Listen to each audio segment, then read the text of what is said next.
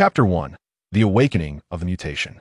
In the residence of the Long family, a magnificent azure pillar of light surged skyward, piercing through the clouds. The commotion was immense. Accompanying it was an ancient, thunderous dragon's roar that resonated through the air. Above in the sky, the clouds were dominated by the ethereal silhouette of a colossal azure dragon.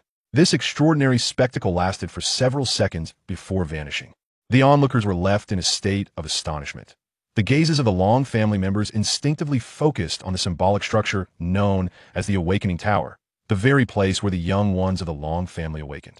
Their martial spirits at the age of 6. This is the Duluwa continent, a realm governed by martial spirits, where strength reigns supreme in a survival of the fittest. Within the Awakening Tower, the atmosphere was hushed, as all present were captivated by the martial spirit of Long Fei, which was nothing short of breathtaking. What kind of martial spirit is this? If it's not the dragon's swift azure python, then it must be a dragon. This is a mutation of a martial spirit. The interior of the tower suddenly buzzed with excitement. The focus of everyone's attention was Long Fei, the most remarkable youth among them, who was also a legendary transmigrator. Long Fei could hardly believe he had traversed into the world of Duluwa continent. At this moment, he emanated an overwhelming dragon might. The aura of the dragon was ancient, noble, and sacred beyond reproach. Just by its essence, it was evident that his martial spirit was undoubtedly a top-tier one, perhaps even surpassing that level, reaching the legendary divine grade.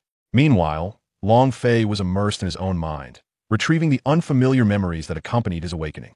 Chaotic Azure Dragon, bloodline of the Chaotic Azure Dragon. Ultimately, he confirmed that he had awakened a bloodline-type martial spirit, named the Chaotic Azure Dragon bloodline. This bloodline, said to exist in a primordial world of unparalleled prowess, had transformed every aspect of his being. That a voice stirred him from his reverie upon opening his eyes. A fleeting azure glimmer flashed within his gaze. He instinctively retracted the manifestation of the Chaotic Azure Dragon bloodline. According to his memories, this peculiar bloodline martial spirit not only allowed him to summon the ethereal form of the Chaotic Azure Dragon, but also possessed other unforeseen capabilities. The voice that awakened him belonged to the very person before him. Long Fei gazed at the middle-aged man who had facilitated his martial spirit awakening, Long Tao, an outer member of the Spirit Hall and a formidable soul master of Overlevel 40. Today, no one must speak of what has transpired. Do you understand? A grave voice resonated, directed at the other 10 children of the Long family. We understand. The 10 6-year-old children, though young, were well-trained. You may leave now. Focus on your training. Yes, after their departure, only Long Fei, Long Tao, and Long Wu remained within the Awakening Tower. Long Wu, Long Fei's father, was one of the most distinguished warriors of the Long family. Long Fei, what exactly is the martial spirit you have awakened? Long Tao inquired with palpable excitement. Uncle Tao, didn't you just guess it? The martial soul I have awakened belongs to the category of corporeal souls. Long Fei felt an exhilarating thrill within, though he consciously masked some of his excitement. In terms of familial hierarchy, Long Tao is one of Long Fei's uncles from the clan. Long Wudao remarked, in our Long family, we primarily embody the dragon's swift green python. As my son, it is only natural that you inherit this legacy. However, based on the recent extraordinary phenomena, your martial soul seems to be evolving in a most auspicious direction. Indeed, this is my martial soul, Long Fei declared, swiftly shedding his upper garment. Upon witnessing this, both men's eyes widened in astonishment, their hearts overwhelmed with shock. They beheld that Long Fei's torso was entirely adorned with a colossal azure dragon totem tattoo. An indescribable aura emanated from him, with the azure dragon tattoo shimmering with an ethereal glow that seemed to pulse with life.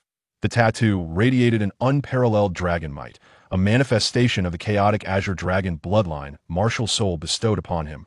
With the emergence of this tattoo, his strength would surge tenfold instantaneously.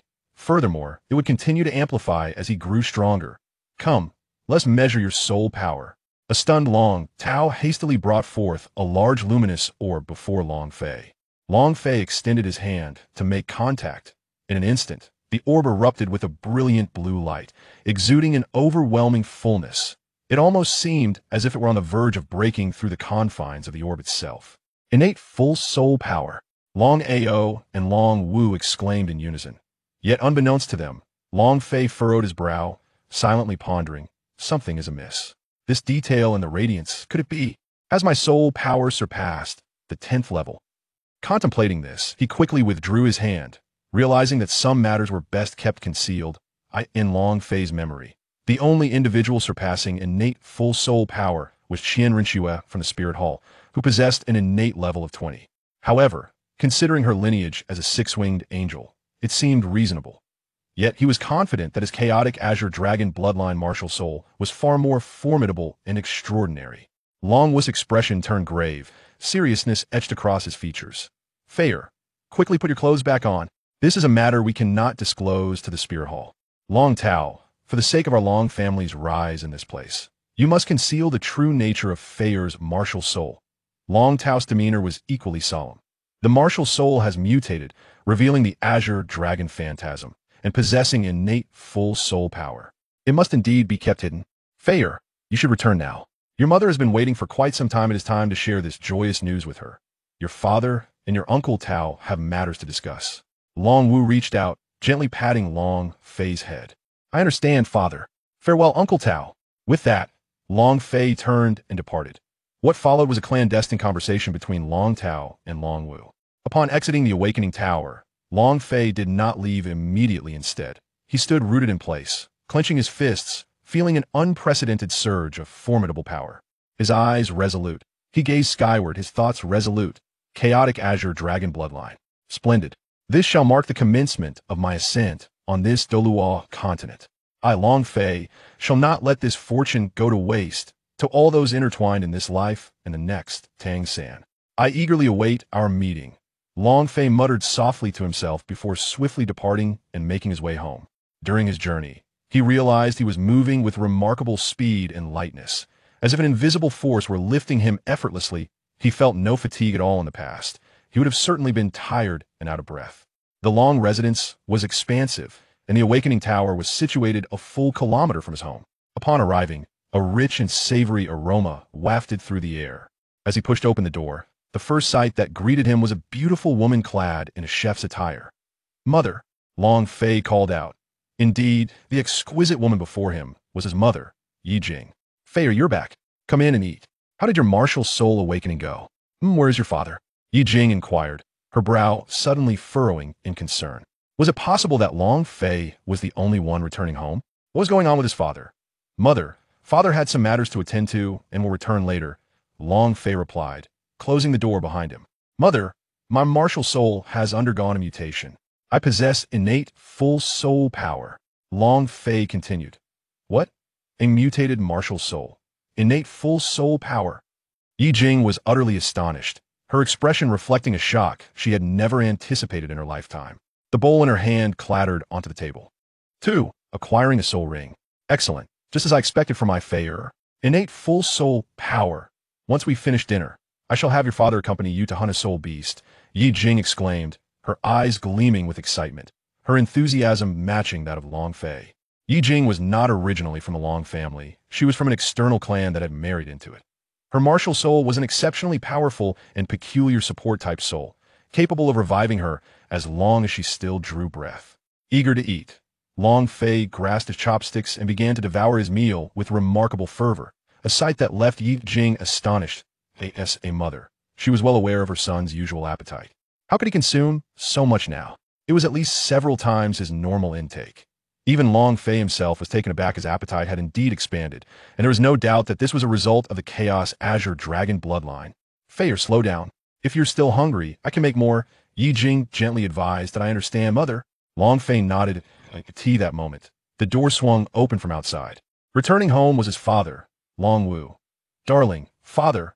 Long Wu approached with a smile, noticing the empty dishes on the table. He exchanged a curious glance with Yi Jing before looking at Long Fei, understanding immediately. Have you eaten your fill?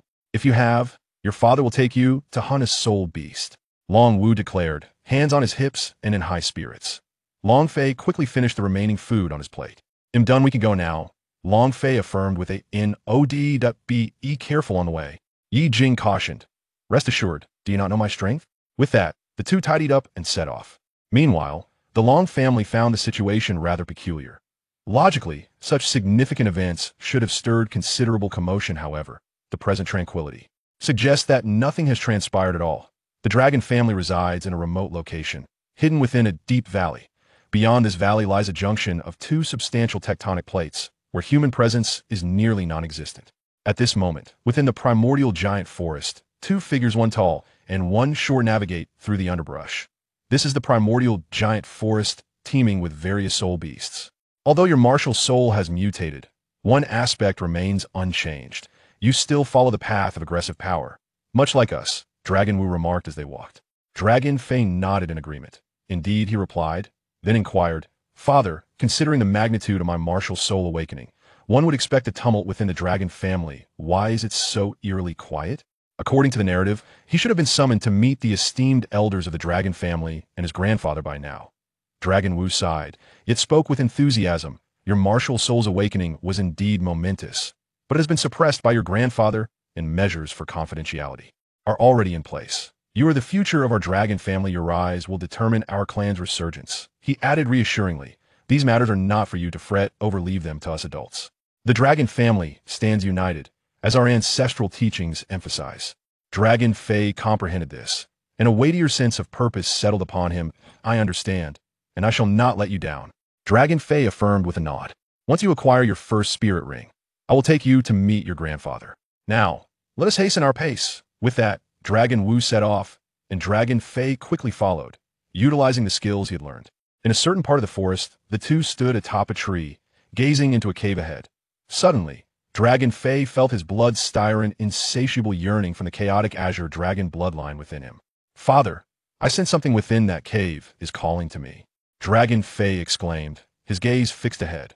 Very well, I shall lead the way, Dragon Wu declared, and with a mighty shout, he leapt into action, unleashing a formidable wave of soul power that manifested 8 distinct spirit rings, yellow, purple, and black, rising majestically from his form. This was the quintessential configuration. Dragon Wu, a formidable soul Daw of level 85, suddenly revealed a colossal azure visage resembling a serpentine dragon, a phantom that epitomized their families. Inherited martial soul. The dragon's swift azure pythona, supreme grade martial soul. A high-pitched chant resonated through the air, and then Dragon Wu charged towards the cave. As time passed, Dragon Fei, waiting outside, began to feel anxious. Why is there no sign of movement? Why has he not emerged? Dragon Fei furrowed his brow, contemplating entering the cave himself. Suddenly, with a thunderous roar, the cave erupted, a resounding crash echoing throughout the forest, causing avian soul beasts to flee in panic. This is bad, Father. Dragon Fei's expression shifted dramatically. If even his father could not handle the situation, then despite his chaotic azure dragon bloodline, he would stand no chance, for he had yet to fully develop his powers. The overwhelming force of the explosion sent him reeling backward. As he was about to rise and rush outside, a beam of azure light suddenly pierced through the dust, cutting through the obscured vision. Long Fei beheld a colossal soul beast soaring directly towards him. Just as he intended to retreat, the beast crashed onto the ground before him, barely clinging to life. What manner of soul beast is this? Long Fei exclaimed in astonishment. At first glance, it bore a resemblance to a creature akin to an earth dragon. This is a violent mountain blaze earth dragon, seemingly around 500 years old. Feier, you are fortunate your first soul ring has presented itself. Quickly, slay it and absorb its essence. At that moment, Long Wu emerged from the dust ahead, his expression filled with joy. However, as your father, I must express my concerns. After all, the limit for a human's first soul ring is 450 years, and this one. Long Wu's worry was palpable. Yet, such a magnificent creature should not be wasted if left to roam free. Long Fei gazed intently at the violent mountain blaze earth dragon, an overwhelming urge to devour it surging within him.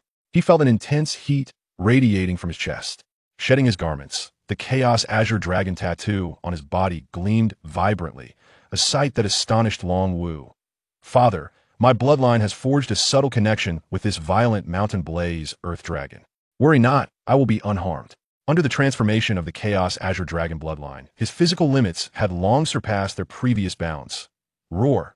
Suddenly, the violent mountain blaze earth dragon let out a roar, its eyes regarding Long Fei with a mixture of reverence and fear. It seemed to perceive not a mere human before it, but a superior being of incomprehensible might. What is happening? Long Wu questioned in confusion, only to be further astonished by the dragon's next action. The violent mountain blaze earth dragon struggled to rise and knelt before Long Fei. In the next moment, its form radiated light, transforming into a crimson beam that merged into Long Fei's being, along with its soul.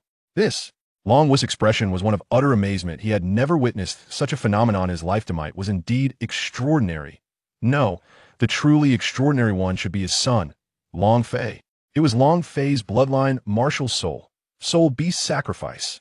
Long Wu observed in awe as the Chaos Azure Dragon tattoo on Long Fei's body became increasingly vibrant and pronounced, his eyes nearly bulging in disbelief.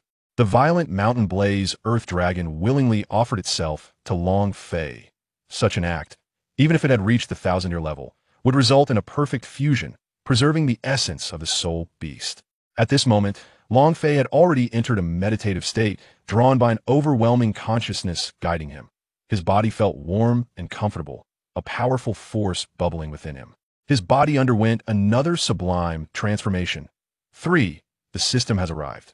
Thus, Long Fei maintained his meditative posture for a full hour, while Long Wu entered his strongest state, unleashing his soul power without reservation, focused entirely on safeguarding his beloved son from any disturbance, not even allowing a single fly to intrude.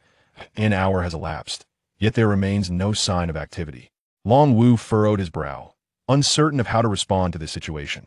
Fortunately, Long Fei's expression did not reflect the agonizing pain typically associated with absorbing a soul ring. Rather, he appeared to be experiencing a profound sense of ease and enjoyment. At least, for the moment, there was no cause for concern in that instant. The previously motionless Long Fei finally stirred.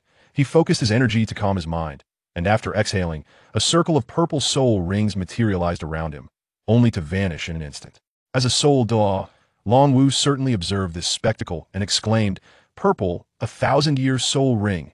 As his excited voice echoed, Long Fei awakened, grasping his hands and sensing the transformation within his body, a smile gracing his face. "Feier, is your soul ring a purple 1,000-year one?" Long Wu, relieved to see Long Fei awake and unharmed, eagerly inquired. "Yes, father, my first soul ring is indeed 1,000-year purple," Long Fei responded, and with a mere thought, a vast surge of soul power emanated from him, accompanied by a grand circle of purple soul rings that ascended from his feet, swirling gracefully. Dragon Wu's dual pupils narrowed, and even though he had mentally prepared himself after the initial revelation, the sight before him now left him swallowing hard. At a loss for words. His son, indeed, was a prodigy. In the next moment, his body stiffened. Something was amiss.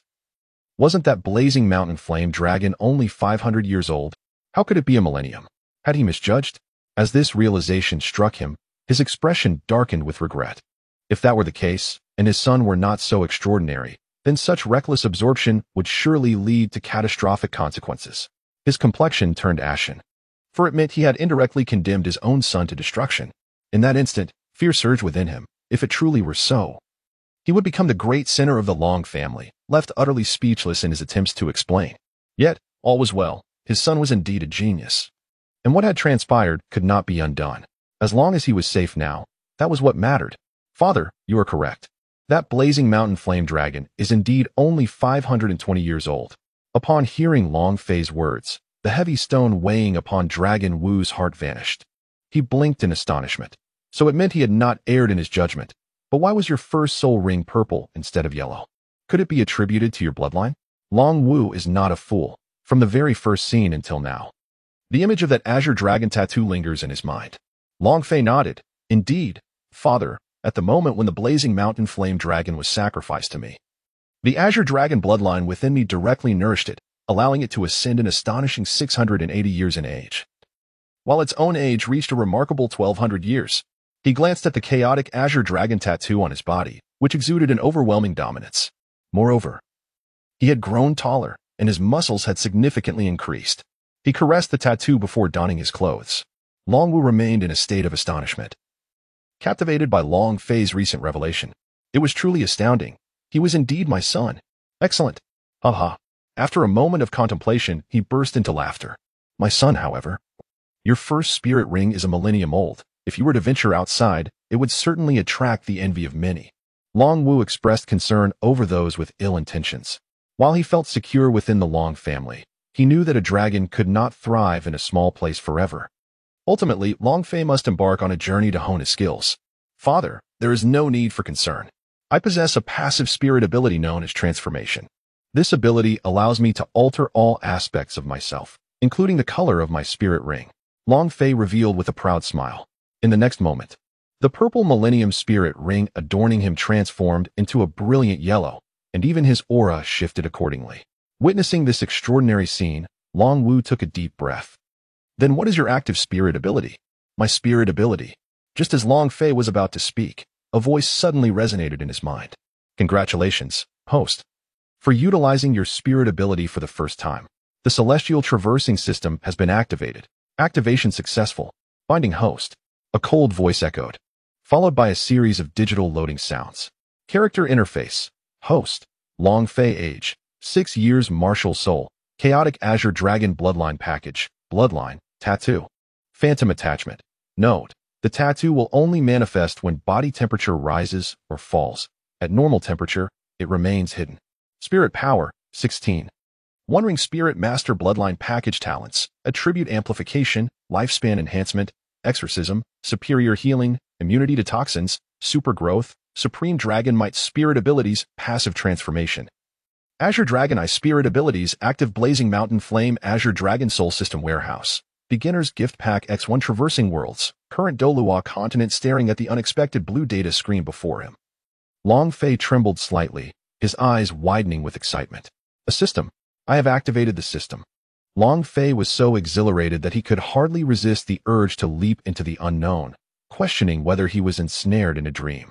The system. The Golden Finger, essential tools for any traveler through realms. Of course, those less fortunate might find themselves devoid of such gifts. Initially, he had lost all hope.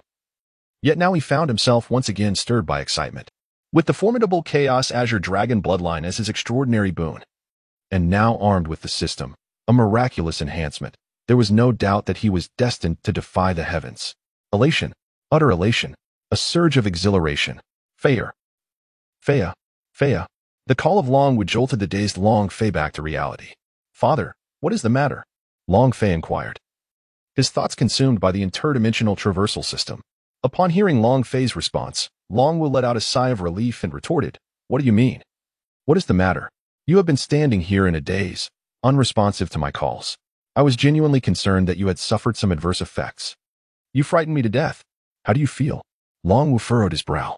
Long Fei set the system aside for the moment, although Long Wu was his father. The matters concerning the system were strictly confidential and must not be disclosed. He hastily shook his head and waved his hand, exclaiming, It's nothing, nothing at all. I was merely daydreaming about the delightful days that lie ahead, with no lingering repercussions. Long Wu, with a serious demeanor, remarked, You indeed possess the credentials to be proud. However, as someone who has traversed this path, I must caution you against allowing pride to obscure your vision. Your talents and future hold boundless potential. Ascending to the rank of a titled Dolua is well within your grasp. If fortune favors you, you might even attain the legendary status of a deity. Should that transpire, the entire Long family will rise to prominence. Every member will take pride in you and hold you in high esteem. Thus, fleeting pride is inconsequential. It is the enduring pride that truly matters. Yes, father, I shall not disappoint you or our family. Long Fei interjected earnestly after a brief pause. Upon returning home, night had already fallen. After dinner, Long Wu took Long Fei directly to the residence of his grandfather, Long Changtian. As they journeyed along the path, Long Fei began to inquire within his heart. System, what functions do you possess? The system replied, I can randomly issue tasks, facilitate dimensional travel, and conduct lotteries. These are my current capabilities. Long Fei, so, does this mean there will be additional features in the future, such as upgrades? System, indeed. Long Fei, do I possess a novice gift pack? System, indeed. Would you like to activate it? Long Fei, activate. He could barely contain his excitement. The novice gift package has been successfully opened. The host has obtained Ancient Blue Dragon Sword X1, Lottery Ticket X1, Chaotic Blue Dragon Essence X1, Swift Thunder Leap Technique, Random Dimensional Travel Scroll X1. All rewards have been deposited into the system warehouse. Upon hearing the system's announcement, Long Fei nodded, secretly murmuring to himself, Not bad, quite satisfactory. I'll set them aside for now and use them later upon my return. Upon entering Long Changtian's residence, Long Fei was not a stranger to this place. After his father closed the door behind them, Long Wu stepped inside and bowed respectfully to the elderly man before him. Grandfather Long Fei winked and said, "My dear grandson, let me see your mutated martial soul." "Of course, grandfather." With a swift motion of his mind, Long Fei summoned a colossal phantom of an azure dragon, which materialized instantly. Accompanying this manifestation was an overwhelming aura of supremacy emanating from the depths of his bloodline. In that moment, Long Cha-Tian and Long Wu were suddenly engulfed by a sense of oppression and discomfort in their hearts. This was the pressure of bloodlines.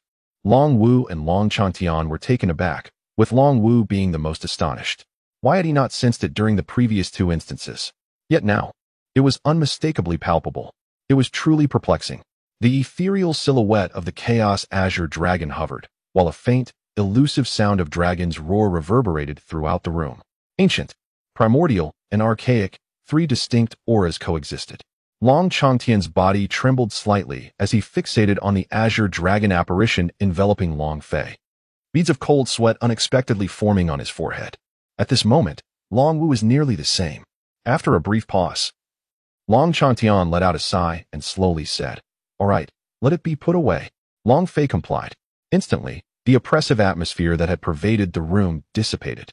Long Changtian earnestly advised, "Indeed, you are my beloved grandson. The future of the Long family rests upon your shoulders. Your martial spirit has evolved into something extraordinarily powerful. A dragon must not remain dormant. As you venture forth, be ever vigilant. Those who harbor ill intentions towards you must be eradicated without hesitation. Should you encounter adversaries beyond your capabilities, do not falter. Retreat without delay. Do you comprehend, my grandson?" The more he spoke, the more fervent he became. The grandson understood. Long Fei nodded, his expression grave. Subsequently, the three engaged in conversation about other matters. After a brief interlude, Long Changtian gestured, "Enough, the hour grows late. You should return now, Fei. Your father and I have matters to discuss." "Understood." Long Fei departed, leaving behind only Long Cha-Tian and Long Wu. At this moment, Long Fei felt a sense of lightness on his journey. "System, I wish to learn the Thunderbolt Leap technique," he fervently exclaimed within his heart. In the next instant, the system responded, and a torrent of memories surged into Long Fei's mind as if he were experiencing a profound awakening. Simultaneously, his limbs and body moved with newfound coordination. When he opened his eyes again, he lifted his feet slowly forward, silently chanting the Thunderbolt Leap. In an instant, he transformed into a blue lightning bolt, vanishing swiftly from his original position, leaving behind a trail of densely packed blue lightning in the air and on the ground. The Thunderbolt Leap comprises 5 stages: initiation, minor mastery, moderate mastery, major mastery, and perfection. It allows for incredible speed, enabling the practitioner to traverse through objects effortlessly. At this moment, Long Fei was at the initiation level. With a mere thought, he summoned the ancient Azure Dragon Blade from the system's repository and began to wield it with vigor. The Azure Dragon Blade felt remarkably weighty, its length equivalent to the span of an adult's arms, and the hilt extended a full 30 centimeters. The blade shimmered with a deep azure hue, adorned with patterns resembling cracks, radiating a chilling brilliance that conveyed its unparalleled sharpness, its razor-like energy terrifying in its potency. As Long Fei continued to swing the blade repeatedly, he gradually grew accustomed to its heft, though fatigue set in. If only it had a scabbard. "I could carry it on my back. That would be truly cool," he murmured while gazing at the elongated Azure Dragon Blade in his grasp. However, he pondered, this blade might serve to mislead outsiders into believing it was his martial soul. It seemed like an intriguing strategy. Although the chaotic Azure Dragon bloodline did not necessitate the summoning of a phantom to wield its power, he could utilize it even without conjuring an image. For what he awakened was not the beast martial soul itself, but the essence of the bloodline. The bloodline was his foundation, as long as he remained silent. No one would discern the true nature of his martial soul. "Return," he commanded, retracting the Azure Dragon Blade. Long Fei swiftly propelled himself towards his home, executing a rapid leap. However, his momentum was abruptly interrupted by the sound of martial training. At such a late hour, was a member of the family still practicing? How diligent. Perched upon a large tree, Long Fei gazed in the direction of the sound, which emanated from the Dragon Clan's martial arts square. There, a young girl was fervently training, her fists clenched and breath labored. She possessed long, light blue hair, stood tall, and was strikingly beautiful. The moonlight cast a soft glow upon her flushed cheeks, and her garments clung to her, drenched in sweat. A dragon-like azure python martial spirit enveloped her, adorned with 2 yellow 100-year soul rings. This young lady was indeed a two-ring great soul master. Suddenly, a sharp crack echoed through the air as if a branch had snapped. The astute girl swiftly detected the source, turning her head to shout, "Who goes there?" Before her lay a dark expanse of garden, obscured by shadows. However, in the next moment, her pupils dilated and transformed, resembling those of a serpent. These were the eyes of a python. Pythons are creatures of the night, and thus, the darkness posed no hindrance to their vision. This was yet another advantage bestowed by the awakening of her martial spirit. The azure serpent's eyes pierced through the darkness, revealing a vision unclouded by shadows. From the murky depths ahead, a youth emerged. "Do not be alarmed. We are the same kin."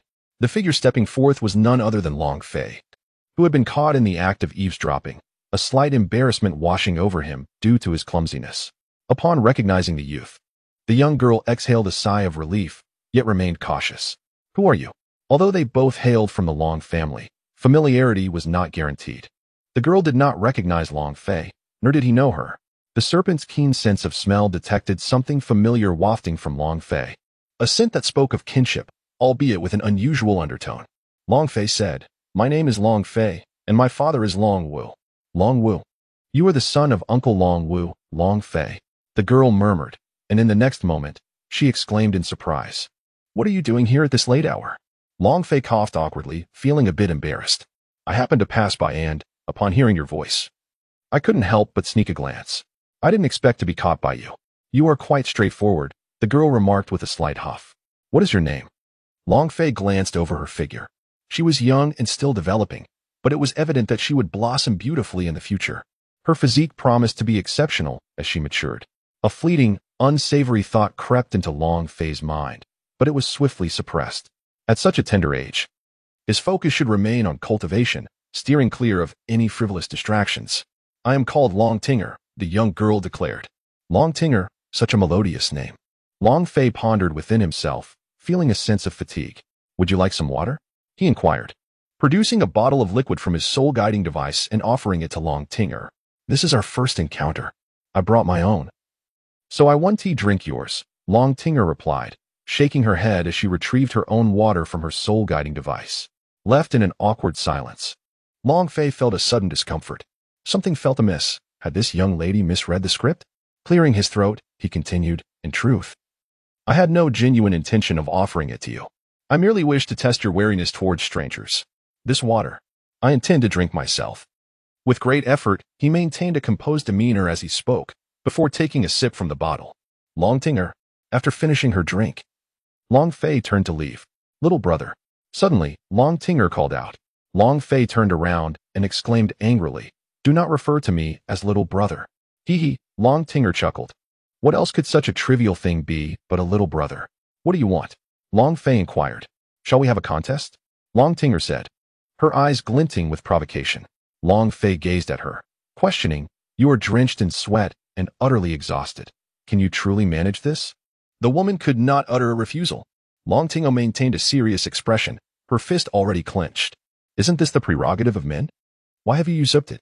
Long Tinger declared with pride. "Moreover, you are merely 6 years old, having just awakened today, right? It is perfectly fair for me to compare myself to you in my current state. I am not bullying you. I will not employ my soul skills. If you are hesitant to come, I shall simply return home." "Come. Of course, I will come.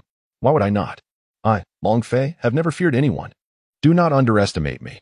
Although I have just awakened today, I do not require your leniency. You are welcome to use your soul skills. In the end, it remains uncertain who will be the bully." Humph. As a man reincarnated, Long Fei could no longer endure this challenge. He must defend his masculine dignity. Tonight, he shall teach this little girl a lesson, imparting to her the harsh realities of the world. Furthermore, having just acquired the soul ring and various skills, he was eager to find an opponent to practice against. "Little girl, among so many in the Long family, you have chosen me. Your luck is quite unfortunate." With that, Long Fei stepped back. Long Tinger slightly curled her lips. "You're even younger than I am, yet you speak with such confidence, little one." She took a deep breath to regain her composure. Long Fei rolled up his sleeves and slightly raised his chin, challenging, "Come on.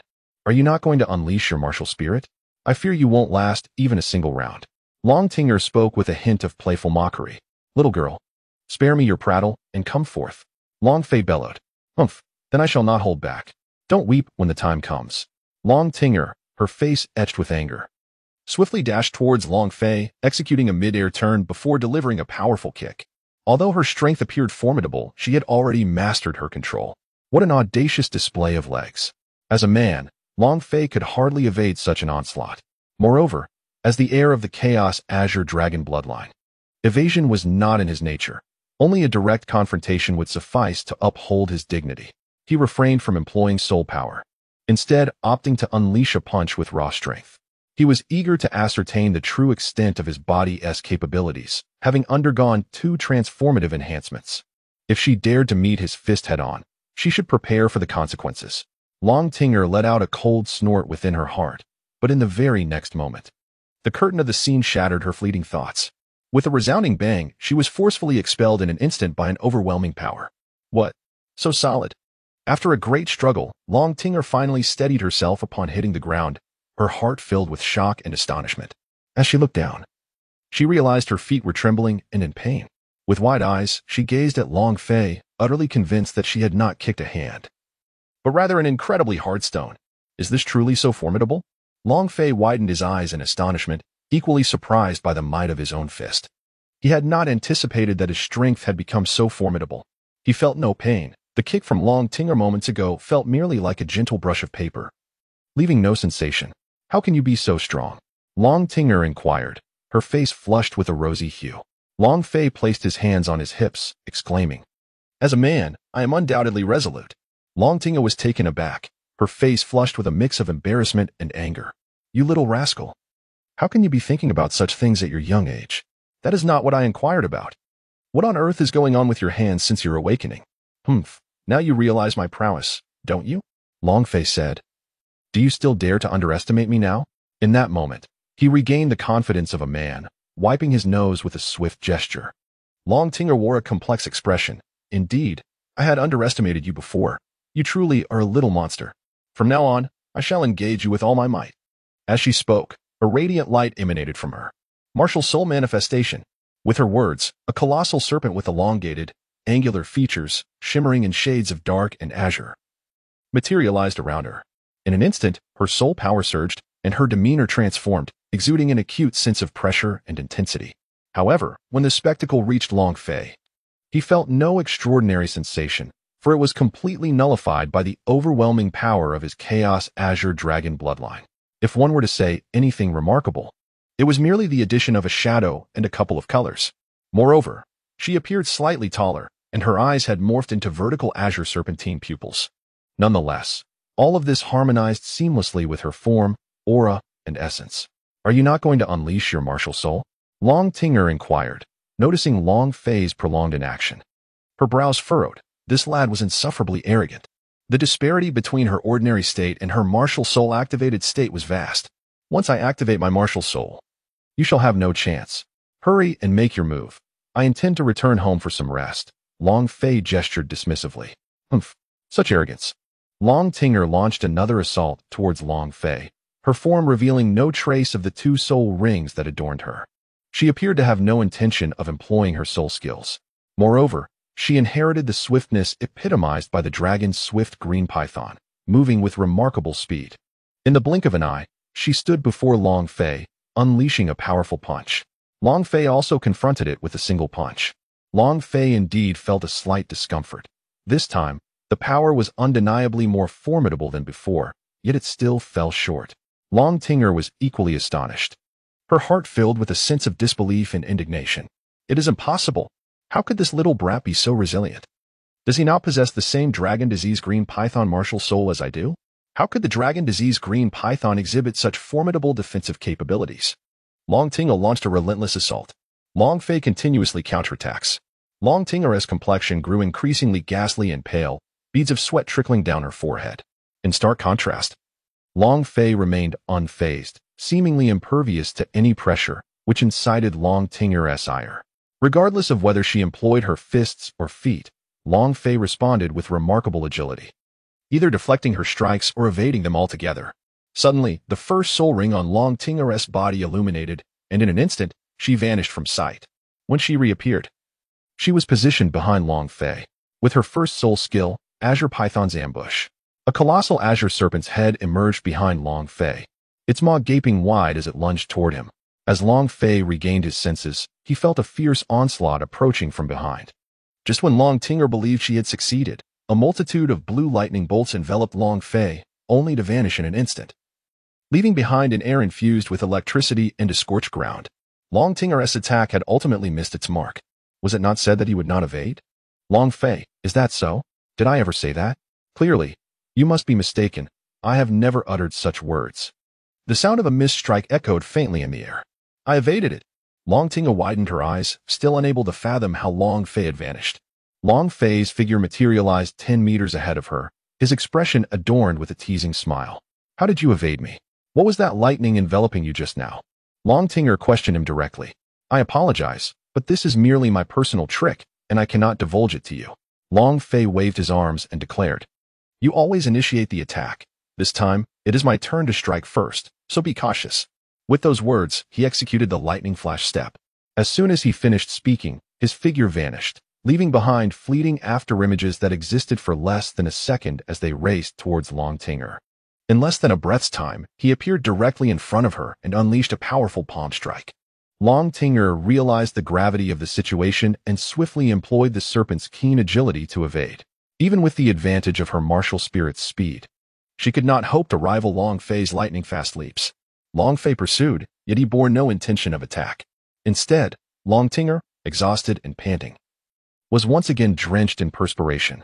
Cackling, you little rascal, since you dare to mock me. Second soul skill, Azure Python Tidal Wave. With a flushed complexion, Long Tinger activated her second soul ring, panting heavily. In the next moment, the ground beneath Long Fei erupted with a tidal wave of assault. As numerous Azure Pythons surged upward, coiling around him with a larger python ensnaring his entire form. At that instant, the other Azure Pythons also launched a collective strike towards him. Long Fei had the option to evade, yet he chose to confront the danger head-on, seizing this opportunity to test his first soul skill. In that moment of peril, a surge of warmth radiated from his skin, and his arms were adorned with azure glowing tattoos. At that instant, the chaotic azure dragon tattoo enveloped his upper body, though his garments concealed the most crucial area at its center. The first soul skill, the violent mountain blazing flame of the azure dragon. A beam of azure light flashed through his eyes as a yellow soul ring ascended from his form. Although onlookers might assume it to be a 100-year soul ring, only Long Fei was aware that it was indeed a 1,000-year one, merely altered in color and aura. With a mighty roar, and under the astonished gaze of Long Tinger, a colossal blaze intertwined with azure, resembling the essence of a soul beast, erupted from Long Fei. The terrifying destructive force instantaneously obliterated her attack. A chilling aura swept through the surroundings, causing trees to sway precariously. The overwhelming pressure and impact rendered Long Tinger pale and sent her sprawling to the ground. Her soul ring vanished, and her martial spirit state was dispelled. Long Fei gazed upon the formidable entity before him. It was the soul of the sacrificial, blazing mountain flame dragon. However, at this moment, it bore an array of azure markings and flames. The transformation of its head was the most pronounced and striking. With this change came an aura of dignity that had not existed before. This mutation was a consequence of the influence of his chaotic azure dragon bloodline, and it was no longer merely the blazing mountain flame dragon. It had evolved into the blazing mountain flame azure dragon soul, aptly named after Long Fei's soul skill. Moreover, a crucial aspect was that as it continued to be influenced, its age would constantly increase, thereby enhancing Long Fei's first soul ring in tandem. It could be described as a soul ring with the potential for perpetual advancement. The magnitude of its power and terrors extended far beyond what was currently visible, as Long Fei had many secrets yet to reveal. Indeed, return now, Long Fei said with a subtle smile, issuing his command. The blazing mountain flame azure dragon soul transformed into a beam of light and entered Long Fei's body. Simultaneously, the soul ring vanished, and upon returning to its normal state, the tattoos concealed themselves. You, how can you have a soul ring? Did you not awaken today? And isn't your martial soul the dragon's swift azure python? Who exactly are you? Long Tinger exclaimed, rising from the ground in astonishment. Long Fei's lips curled slightly as he spoke. I am the son of Long Wu, and my martial soul has undergone a mutation. As for my soul ring, I acquired my first soul ring this afternoon, as I possess innate full soul power. I have now transcended the realm of a mere 10th-level soul master. The mutation of the martial soul, innate, full soul power. Long Tinger's complexion had reached a state of astonishment beyond any conceivable limit. Long Fei approached her. "How old are you, Long Ting?" he inquired. 11. Long Tinger instinctively replied. "That's not much of a difference." Long Fei muttered, then continued, "You are truly beautiful, and as you grow, you will become even more so.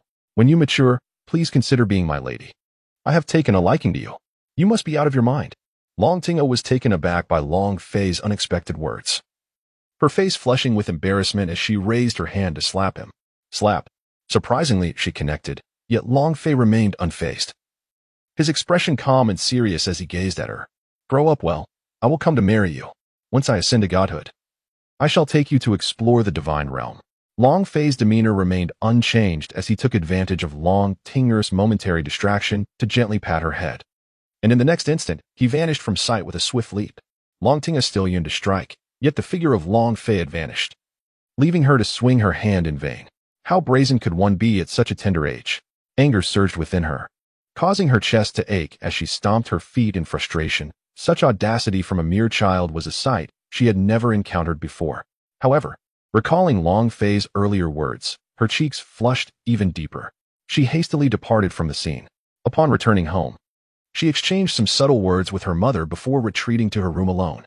After a refreshing bath, she settled onto her bed. In her mind, she communicated with the system, "Show me the essence of the chaotic Azure Dragon's blood." In the next moment, a radiant light illuminated the room as a droplet of crimson blood floated in the palm of Long Fei's hand. The bloodline of the chaotic Azure Dragon within him resonated, causing the intricate totem tattoo of the dragon on his body to glow brilliantly, radiating a dazzling light. Within the blood, Long Fei could sense an ancient aura, imbued with an overwhelming pressure from primordial epochs. He wondered what reactions would unfold should he absorb and refine this precious blood. Anticipation surged within him. Long Fei felt an intense yearning, yet he refrained from hastily utilizing it. He believed that the present moment might not be the most opportune for its use. He intended to wait for a more suitable occasion, even though he might acquire it again in the future. However, this was the essence of the Chaos Azure Dragon, a substance far more potent than ordinary Chaos Azure Dragon blood, containing the very core of its power. He was reluctant to squander it frivolously. Suppressing the insatiable desire to consume it, he returned it to the system's repository. "System, is the lottery opportunity available for use now?" he inquired, taking a deep breath. "Yes," came the response he yearned for. "Then I shall use it now," Long Fei declared. A spinning roulette materialized before his eyes, whirling rapidly. Ultimately, the roulette vanished, and a beam of light surged directly into his system's repository. Accompanying this was the system's voice. "Congratulations, host. You have obtained the Boundless Longevity Technique, which has been added to your repository. Please review it." 7. Cultivation Task. Boundless Longevity Technique. System, please provide me with an introduction to this technique. Long Fei was filled with immense excitement. The Infinite Longevity Technique was a method for body refinement, devoid of any upper limit or rank, utilizing an array of amplifying factors far surpassing the current realm to perpetually elevate the body, ultimately achieving immortality. Body refinement was divided into two components: the external, comprising skin, muscle, bone, and spinal tissues, and the internal, encompassing blood, meridians, visceral organs, neural structures, cellular formations, and organ systems. After absorbing this succinct information, Long Fei inhaled sharply, exclaiming, "What an extraordinary technique! At last, I have unearthed a tremendous treasure." In the next moment, his excitement eclipsed his need for sleep. He hurriedly declared, "System, I wish to learn this Infinite Longevity Technique." "As you wish." At that instant, as the system's voice resonated, a radiant surge of data-like light inundated Long Fei's mind. This time, it was distinct. Not only did his consciousness receive the transmission, but his entire being, inside and out, was also infused with ancient corporeal memories. His physique became more robust and taut, and a profound transformation transpired within and around him. Thus, Long Fei began to meditate and cultivate the Infinite Longevity Technique. As dawn broke and the melodious chirping of birds filled the air, an entire night had swiftly passed. The following day, when Long Fei awakened from his meditative state, he felt rejuvenated, invigorated, and utterly at ease. System, open the character panel. Character Interface Host. Long Fei Age. 6 Technique. Infinite Longevity Technique. Level 1 Martial Soul. Chaotic Azure Dragon Bloodline Package. Bloodline. Tattoo. Ethereal Shadow Affinity. Note: tattoos only manifest when body temperature rises or falls significantly at normal temperature. They remain concealed. Soul Power. 16. Ring 1 Soul Master Bloodline Package Talents. Attribute Amplification, Lifespan Extension, Exorcism, Superior Healing, Immunity to Poisons, Exceptional Growth. Supreme Dragon Might Soul Skills. Passive Transformation, Azure Dragon Eye Soul Skills. Abilities: Active Inferno of the Azure Dragon Soul, Thunderous Leap System Repository, Azure Dragon Ancient Blade X1. Chaotic Azure Dragon Essence X1, Random Dimensional Travel Scroll X1 Current Dimension, Doluwa Continent Ding. The host has successfully cultivated the Infinite Longevity Technique, activating the system's cultivation task. The task is now announced. First cultivation task: the host must elevate their soul power to 26 and advance the Infinite Longevity Technique to the 5th level before the last day of the year. Task completion rewards: a portion of cultivation merit, a cultivation gift pack, skill enhancement. Task failure consequences: level and technique will remain stagnant until the last day for 1 year, and the system will be unusable for a year. Time calculation: the moment the host clicks confirm begins. Confirm task acceptance. Cancel task acceptance. Long Fei gazed intently at the task before him, his eyes igniting with fervor. This presents a splendid challenge, with rewards at stake. Everything else is negotiable. Elevating my soul power to level 26 within a year, given my current standing at level 16, means I need to ascend at least 10 more levels. Moreover, upon reaching level 20, I shall receive an additional 2 or 3 levels with the acquisition of a soul ring. Thus, the challenge appears manageable. A year is ample time. And my Chaos Azure Dragon bloodline possesses extraordinary potential for growth. System: I accept this cultivation task. With that declaration, Long Fei decisively clicked to confirm the acceptance of the mission. Ding. Task confirmation complete. The timer begins now. Best of luck, host. The system's voice resonated. Long Fei finished changing and, after freshening up, made his way towards the hall. Yi Jing had already prepared breakfast, and at that moment, the entire family was gathered together. Long Wu chuckled heartily. My son, you appear to be in good spirits. It seems you had a restful night's sleep. Indeed. Such a momentous occasion surely brought forth delightful dreams. Long Fei replied with a sheepish smile. What plans do you have for today? Son, you must not neglect your cultivation. Yi Jing's gentle voice chimed in. I understand, mother. Long Fei nodded. Father, mother, I wish to venture out and hone my skills. After a moment's hesitation, Long Fei spoke. As soon as the words left his lips, both Long Wu and Yi Jing were taken aback. Had this day arrived so swiftly? Long Wu furrowed his brow and spoke softly. My child, at merely 6 years of age, you have already attained a remarkable level of 16, surpassing your peers by a considerable margin. There is no need to rush out into the world. It would be wise to take a moment to relax. Yi Jing's expression shifted as she added, Your father speaks wisely. It is concerning for me to see you venture out to train at such a tender age. Yet, Long Fei responded with urgency. While you may be able to wait, I cannot afford such luxury. In just 1 year, I must not only advance 10 levels, but also cultivate the Wuji longevity technique to the 5th tier. If it were solely the former, I would gladly embrace a more leisurely pace. However, the trials of the latter are beyond ordinary endurance, and there are still 4 more tiers to ascend. One can only imagine the magnitude of that suffering.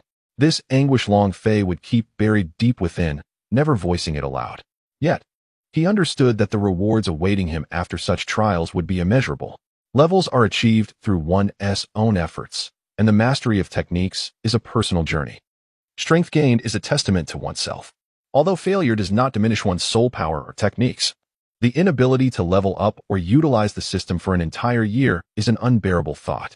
With a swift glance, Long Fei changed his approach and said, Father, mother, I understand your concerns. How about this? You help me enroll in a Soul Master Academy, and I will study there. This should alleviate your worries. Once he was at the academy, he could discreetly slip away. Upon hearing this, Long Wu and Yi Jing exchanged glances and smiled faintly. They replied, We had already planned for you to attend a Soul Master Academy. You have reached the age for schooling, and your martial spirit has awakened. Everything aligns perfectly. Thus, we shall send you to the Soul Master Academy. A glimmer of joy sparkled in Long Fei's eyes as he eagerly inquired, Wonderful. Which Soul Master Academy will it be? Yi Jing, adjusting her chopsticks, revealed the information she had prepared in advance. The nearest one to our Long family is the Royal Academy of Tiando, located about 10 kilometers away. We have decided on that institution. The Royal Academy of Tiando? Quite commendable, Long Fei mused, finding no fault in this choice. He nodded in agreement, confident that, although the characters in the storyline did not appear frequently, under his leadership, they would surely triumph over Shrek Academy. If he were to encounter Shrek Academy, he could join early and test his skills against Tang San.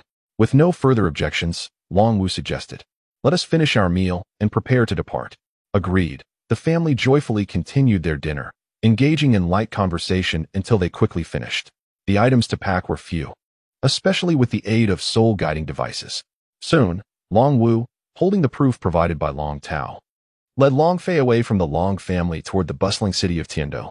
Along the journey, Long Fei chose not to employ his swift movement technique, but instead relied on his innate advantages to advance rapidly. At that moment, Long Wu produced a pouch from the soul-guiding device and tossed it to Long Fei. "Son, this is your living allowance. It contains 50 gold soul coins and 1,000 copper and silver coins. Although our Long family is not short of money, you must not squander it carelessly. Understood?" "I understand," Long Fei replied, stowing the pouch away as he pressed on swiftly. After 2 hours of travel, they finally reached the vibrant city of Tiando. If Long Wu had been alone, he could have arrived in no more than half that time. Inside Tiando City, there was a lively and bustling atmosphere. As they walked, Long Fei took in the sights of this new world, his first venture outside since arriving. The scenery outside was indeed distinct from that of home. Not far ahead lay the Royal Academy of Tiando. Long Wu remarked, "Today is particularly lively. It must be the enrollment day at the Royal Academy of Tiando. How fortunate that we arrived just in time." Soon, the Royal Academy of Tiando came into view. Numerous nobles were present, registering their children. The academy was vast and opulent, boasting advanced educational and simulation facilities.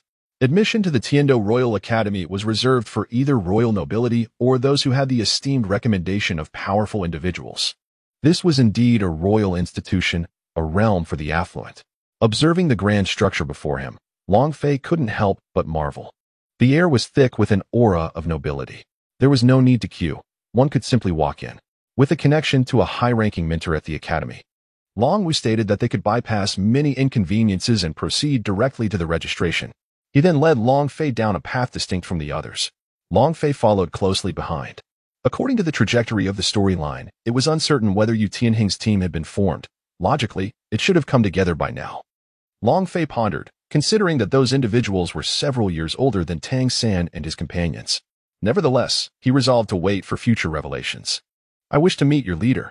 Long Wu approached a guard ahead, stating with a hint of authority as a surge of soul power radiated from him. 8 soul rings materialized in the air. The guard, who had intended to utter a bold remark, was instantly cowed by this display and swallowed his words. "I am acquainted with your esteemed chief," Long Wu added. "Yes, Sol Doloa, please follow me." The guard replied with a respectful bow. "He is my son.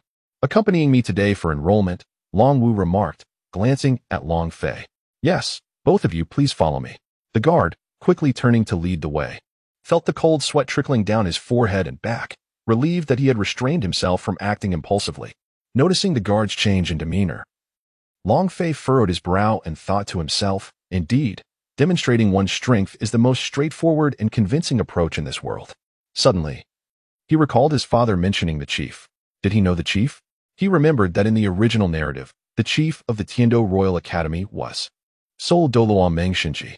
What a surprise. Initially, he had wondered who it could be, but now that they were directly seeking the decision-maker of the academy, matters would be much simpler.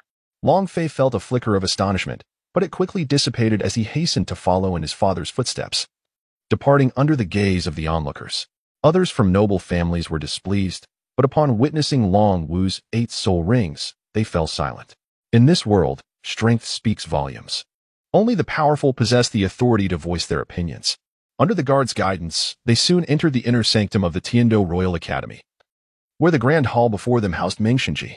Sol Doloa, the chief Mengshinji, and the other 2 committee members are inside. I shall not intrude. The guard respectfully announced, halting at the entrance. Very well, you may leave now, Long Wu gestured dismissively. The guard promptly withdrew. Come, Long Fei, Long Wu beckoned. Striding into the hall. Inside, 3 individuals awaited them. a slender man, a corpulent one, and a person of medium stature seated in the center, with the slender man to his left and the stout man to his right. The chief Meng Shinji, the third seat Jilin, and the second seat by Bao Shan. Long Fei recognized their names immediately upon seeing them. They bore a striking resemblance to foreigners. The first impression of Long Fei is just as such. There are only these three individuals present here. When Long Wu and his companion entered, the three individuals had already noticed their presence. The other two furrowed their brows, while only Meng Shinji fixated intently on the man approaching before him. Suddenly, a cascade of memories was awakened in his mind. Meng Shinji, it's been a long time. I'm Long Wu. I wonder if you still remember me? Long Wu paused his steps and addressed the elder at the forefront. Long Fei naturally followed suit. In the next moment, 8 soul rings ascended around Long Wu's body. The three individuals were immediately taken aback. An 8-ringed soul Doloa. Long Wu. Is that truly you, Long Wu? At that moment, Dream Machine suddenly recalled something and stood up, his face brimming with delight. So it is you, Long Wu. I was wondering who had arrived at the church. Upon hearing Dream Machine's words, the two individuals beside him quickly deduced the truth. Indeed, I am Long Wu. Long Wu declared. Allow me to introduce you too. This is Long Wu from the Long family, a reclusive lineage that seldom makes an appearance. So you likely have not heard of them. Dream Machine enthusiastically introduced the two individuals to Long Wu. Long Wu, these two are respectively Bai Baishan and Jiling, members of our tri-committee. Dream Machine continued with the introductions. Bai Baishan, greetings, Brother Long. Jiling, greetings, Brother Long. The stout and slender committee members both offered their regards. Greetings. Long Wu reciprocated the gestures. Did you come to find me because of him? Dream Machine's gaze shifted to Long Fei. Long Wu chuckled and said, Indeed. This is my son, Long Fei. I wish for him to enroll in the Royal Academy of Tiando, and I hope you can provide him with an excellent class. His talents are beyond your imagination. Long Fei respectfully clasped his hands and addressed the three esteemed committee members. Haha, splendid. His demeanor is remarkably composed.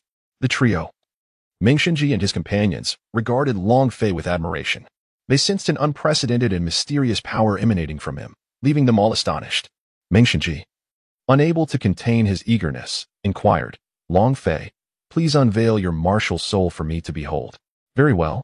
Long Fei nodded, but in the next moment, his expression subtly shifted as a wave of soul energy emanated from him, accompanied by a surge of azure aura. Azure Dragon possession, he murmured, and the ethereal silhouette of the chaotic Azure Dragon appeared above him. A resounding dragon's roar echoed throughout the grand hall of the church.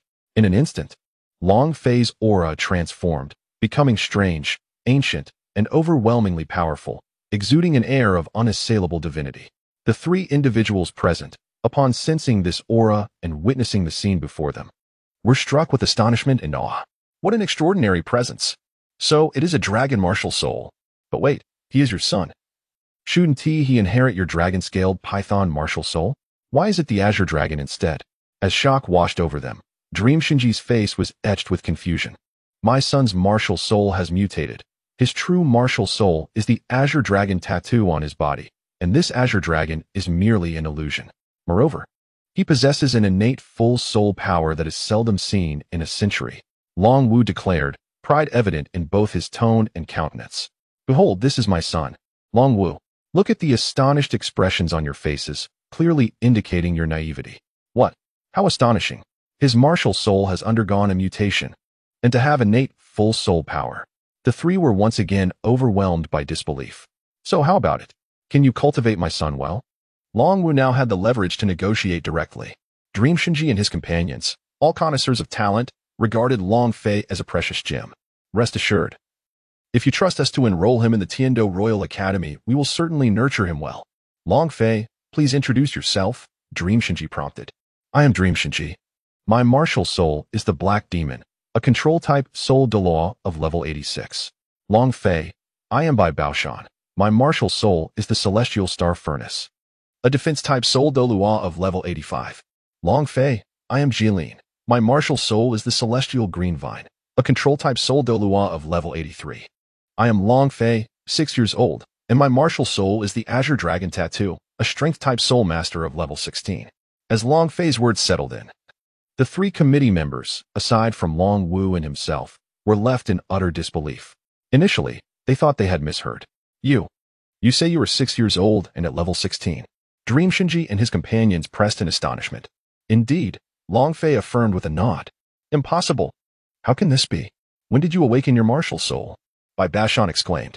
For a child who has just awakened their martial soul, even with innate full soul power, attaining a 100-year soul ring could at most elevate them by 2 or 3 levels.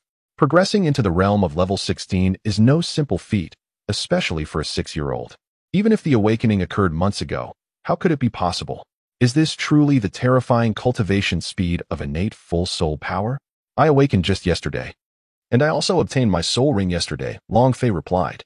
Upon the utterance of Long Fei's words, the conjectures harbored by the 3 individuals were ruthlessly shattered. In merely one day, he ascended to the 16th level. How terrifying. Truly beyond comprehension, a notion too astonishing to even contemplate. At this moment, the trio found themselves at a loss for words, gasping in disbelief, their expressions a vivid tapestry of shock, awe, and incredulity. This reaction was not without reason. Just then, Long Wu spoke up. Oh, what is the reason? Might you be so kind as to enlighten us? This is an occurrence we have never heard of before. The curiosity within Dream Divine Machine was intensely stirred. Bai Bashan and Jilin felt similarly. Long Wu cast a glance at Long Fei, then addressed the 3 individuals. The reason Long Fei has been able to elevate so swiftly lies in the age of the soul rings he has absorbed. The age of the soul rings? Are these not merely century-old rings? What makes them so exceptional? Inquired the trio of Dream Divine Mechanism in unison. At this moment, the aura enveloping Long Fei is undoubtedly a yellow soul ring, symbolizing a century of existence. The 3 individuals are unable to discern any differences. Could it be that the soul ring belongs to a soul beast of its master? To the esteemed members of the Education Committee, I must clarify that my soul ring is not merely a century-old one, but rather a millennium soul ring. As Long Fei's words fell, an immediate transformation occurred in his aura. His soul power surged with an intensity surpassing that of before. To their astonishment, the first soul ring, which had just been a muted yellow, now radiated a brilliant purple. Simultaneously, Long Fei's essence harmonized completely with this newfound strength. A thunderous roar echoed. As an intangible force exploded within the minds of the trio, Ming Shinji and his companions were instantly taken aback, their expressions shifting dramatically, their eyes narrowing in disbelief. They gasped in astonishment, their faces reflecting sheer terror. 1,000-year soul ring. How could the first soul ring, which had only moments ago appeared as a mere 100-year ring, now reveal itself as a 1,000-year one? Indeed, this aura could only emanate from a soul ring of such ancient pedigree. A prodigy. No, a monster. A true marvel. The tremor in their voices betrayed their shock at the extraordinary scene before them. Long Wu briefly recounted the events to the trio, deliberately omitting any mention of the bloodline's contamination. Instead, he attributed the incident to a sudden mutation occurring during the soul ring's absorption process. Even though this explanation was fabricated, it was skillfully crafted, and the 3 did not sense any discrepancies. After a prolonged silence, Dream God Machine sighed, adopting a serious demeanor. Fortune is also a form of strength. Rest assured, we, the Triad Committee, will maintain absolute confidentiality regarding this matter. It shall not be leaked. He continued, leave Long Fei to us. We will ensure he receives our utmost support and cultivation. Who knows? Perhaps one day our Tiando Royal Academy will nurture a title Dolo even younger than the Haoyan Doloa. Furthermore, we can waive his expenses at the academy, taking full responsibility ourselves. Such a prodigy as Long Fei was not something they would easily relinquish. He must be retained and cultivated diligently. Long Fei's accomplishments are boundless, destined to become a title de law in the future. The fact that the 3 of them have nurtured a title de law is indeed a matter of immense pride. Well, since the 3 esteemed educators have spoken so highly, I, Long Wu, shall express my gratitude in advance. Long Wu clasped his hands in respect. He then turned to Long Fei and said, My child, your journey begins here. From now on, it will depend on your own efforts. I shall return home for now and will come to fetch you during the holidays. All right. Long Fei nodded. After exchanging glances with the 3, Long Wu turned and departed. After Long Wu departed, the 3 individuals gazed at Long Fei. Ming Shinji stepped forward with a smile and inquired, Long Fei, are you willing to undergo my pressure test? No problem. Long Fei nodded earnestly. Long Fei once again unleashed the ethereal visage of the Azure Dragon along with the violet soul rings. Although the trio had witnessed this spectacle before, their admiration remained undiminished. They were truly envious. If you find it overwhelming, do not force yourself. After all, you are merely at the 16th level, Meng Xinji cautioned, pausing momentarily. I understand, Senior Xinji. Long Fei replied with a nod. Excellent. Meng Xinji expressed his delight at Long Fei's demeanor. Subsequently, he summoned his own martial soul, revealing 8 soul rings in hues of yellow, purple, and black, emanating a powerful aura akin to that of a soul de law. In the next instant, he extended his hand towards Long Fei, an immense force surging forth. I wish to gauge your capabilities with the 20th level soul power, he declared, initiating the release of his oppressive might. Several seconds elapsed. Long Fei remained remarkably composed, as if unaffected by the immense pressure surrounding him. In stark contrast, the expressions of Meng Xinji and his companions shifted noticeably. Senior Xinji, has it begun? Long Fei inquired, a look of bewilderment crossing his face. How is it that you seem so unfazed? It's astonishing. I have already intensified my pressure to that of a level 30 soul respect. And yet you remain so at ease. It appears I have underestimated you. I shall enhance it further, Meng Xinji exclaimed, his astonishment only fueling his excitement. At that moment, he escalated his soul power to the level 40 soul sect. Long Fei, who had been at ease until then, suddenly furrowed his brow. Here it comes. I can feel it now. Is this what pressure truly feels like? He sensed an invisible force relentlessly suppressing him. However, this force posed little challenge to him. Meng Xinji, taken aback, continued to amplify his power until he reached the level 50 Soul King. At last, Long Fei felt a strain. Simultaneously, he noticed the temperature around him rising rapidly, with the chaotic azure dragon totem tattoo on his skin beginning to emit a faint azure glow. Seizing this opportunity, Long Fei promptly sat in meditation, channeling the infinite longevity technique to refine his body. With the aid of the chaotic azure dragon bloodline and the infinite longevity technique, he found the current pressure to be a mere trifle. Meng Xinji and his companions were again astonished. How is this possible? This is now the pressure of a soul emperor. How can a mere level 16 soul master withstand it? Senior, please join me in elevating your soul power to the soul emperor level. Long Fei felt on the verge of a breakthrough. Meng Xinji's pressure was undoubtedly a boon, aiding him in his ascension and body refinement. Such an opportunity was not one Long Fei would let slip away easily. He intended to fully utilize it. 10. Qin Ming. The three gazed in admiration, and soon thereafter, Bai Bashan and Jilin also took action. As Soul Dolua level powerhouses, they could clearly discern that Long Fei was leveraging this immense pressure to enhance his cultivation. Yet, they remained unaware that Long Fei aimed not only to elevate his cultivation but also to forge his physique. The 3 waves of Soul Emperor level pressure instantly enveloped Long Fei. Long Fei's forehead glistened with beads of sweat as he clenched his teeth and exclaimed, stimulating. Within him, the boundless longevity technique swiftly converted the oppressive forces into strength for refining his physique. Everything, both internally and externally, underwent a profound transformation under the influence of this technique. Despite being merely at the 16th level, he remarkably endured the 3 Soul Emperor level pressures for such an extended duration, leaving the 3 others in awe and astonishment. At that moment, the aura of the Azure Dragon surrounding Long Fei became increasingly pronounced. After amplifying once more, in the next instant, a resonant hum echoed forth. The shackles binding Long Fei's body were shattered. His soul power level surged from 16 to 17. Having successfully leveled up, he hastily resumed his cultivation to calm his mind. We've leveled up, the 3 exclaimed in delight, before gradually retracting their oppressive aura. Long Fei took a deep breath, opened his eyes, and slowly stood up, wiping away the sweat. He returned to his usual self, reflecting inwardly that he still needed to reach the 9th level of soul power. It was essential to diligently cultivate the Wujichang Xingong. Otherwise, once his soul power reached the 26th level without the Wujichang Xingong attaining the 5th layer, it would be problematic. Could you let us see the true martial soul, the Azure Dragon tattoo, on your body? Dream Xinji and the others inquired, their curiosity piqued, having nearly forgotten in the wake of the previous spectral influence. Certainly, Long Fei replied, promptly removing his clothing to reveal a physique characterized by taut muscles and sculpted contours, showcasing an impressive 8-pack abdomen, truly a sight to behold. What a remarkably fit body. The trio noted in unison, recognizing that Long Fei had undoubtedly dedicated himself to rigorous training. This young man was exceptional in every conceivable way. However, there was nothing to behold initially. Open, Long Fei exclaimed, channeling his soul power to elevate his body temperature. In an instant, the pristine white skin transformed, revealing the chaotic azure dragon totem tattoo that enveloped his entire upper body, including his arms. The overwhelming aura of authority in the piercing dragon's breath left Dream Shinji and his companions utterly astounded once more upon their first encounter with it. How exquisite! They marveled. Moments later, Dream Shinji remarked, "All right, Long Fei, you may put your clothes back on." Long Fei donned his attire, returning to his usual self. The ethereal shadow of a Qing Long serves as an excellent disguise for one's true martial soul state. A remarkable mutation indeed.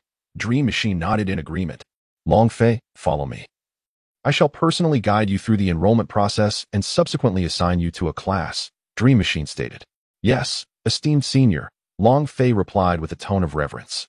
Shortly thereafter, he accompanied Dream Machine away. In the grand hall of the church, Bai Bashan and Jilin exchanged glances. Bai Bashan remarked, "What a prodigy. Truly. The heavens favor our Tiando Royal Academy. I wish to reserve a spot for this young lad in the elite Soul Master competition across the continent 6 years hence. If that is agreeable." Jilin nodded in affirmation. With such a talent, there should be no issue. Having just awakened for a single day, he has already reached level 17 at the tender age of 6. With our utmost nurturing over the next 6 years, he will undoubtedly surpass the Soul Sovereign rank.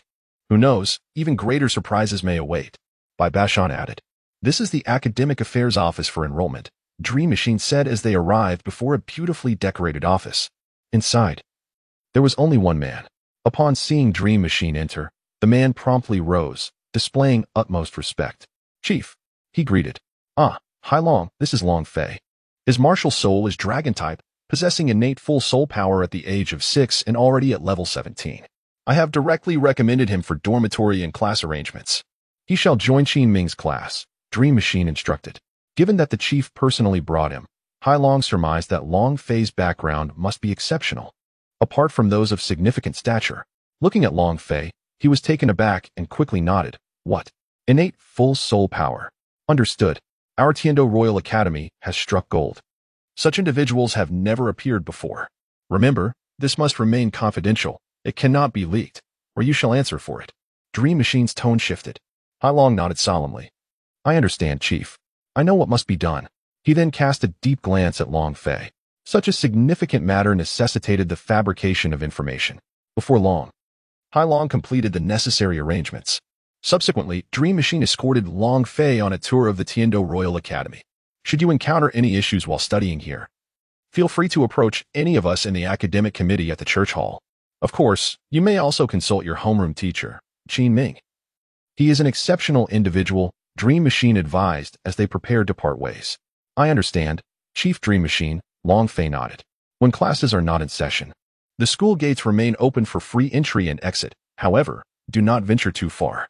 Here, take this. Should you find yourself in danger, remember to crush it. And we shall arrive in time, as it contains my most powerful strike. As Dream Machine spoke, he retrieved a small jade from his soul guide and handed it to Long Fei. Thank you, esteemed senior. Long Fei promptly accepted it, storing it within his soul guide.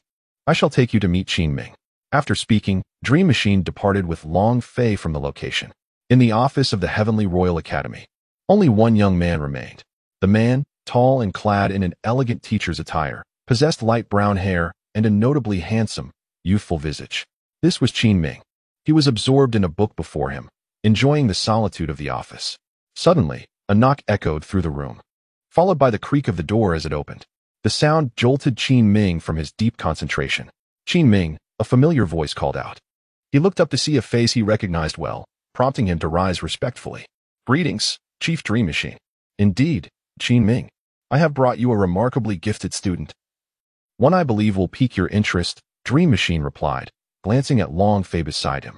Qin Ming turned his gaze toward Long Fei, inquiring, Is this the exceptionally talented student you spoke of? Indeed, Dream Machine confirmed with a nod. Long Fei stepped forward and said, Hello, Teacher Qin Ming. My name is Long Fei, I am 6 years old, and my martial soul is an Azure Dragon tattoo. I am a level 17 Assault-type Soul Master. What? You are only 6 years old. Did you not just awaken your martial soul? How can you possibly be at level 17? Qin Ming exclaimed in astonishment. He possesses innate full soul power. Dreaming of divine machinery said. Innate full soul power?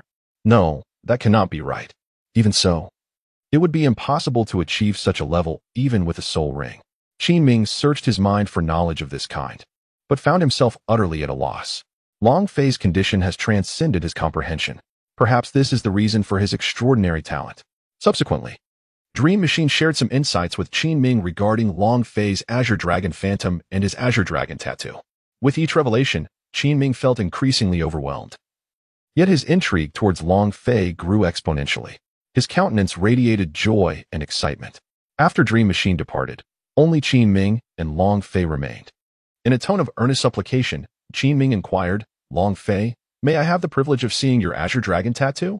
With a sense of resignation, Long Fei once again shed his shirt and resumed his previous actions.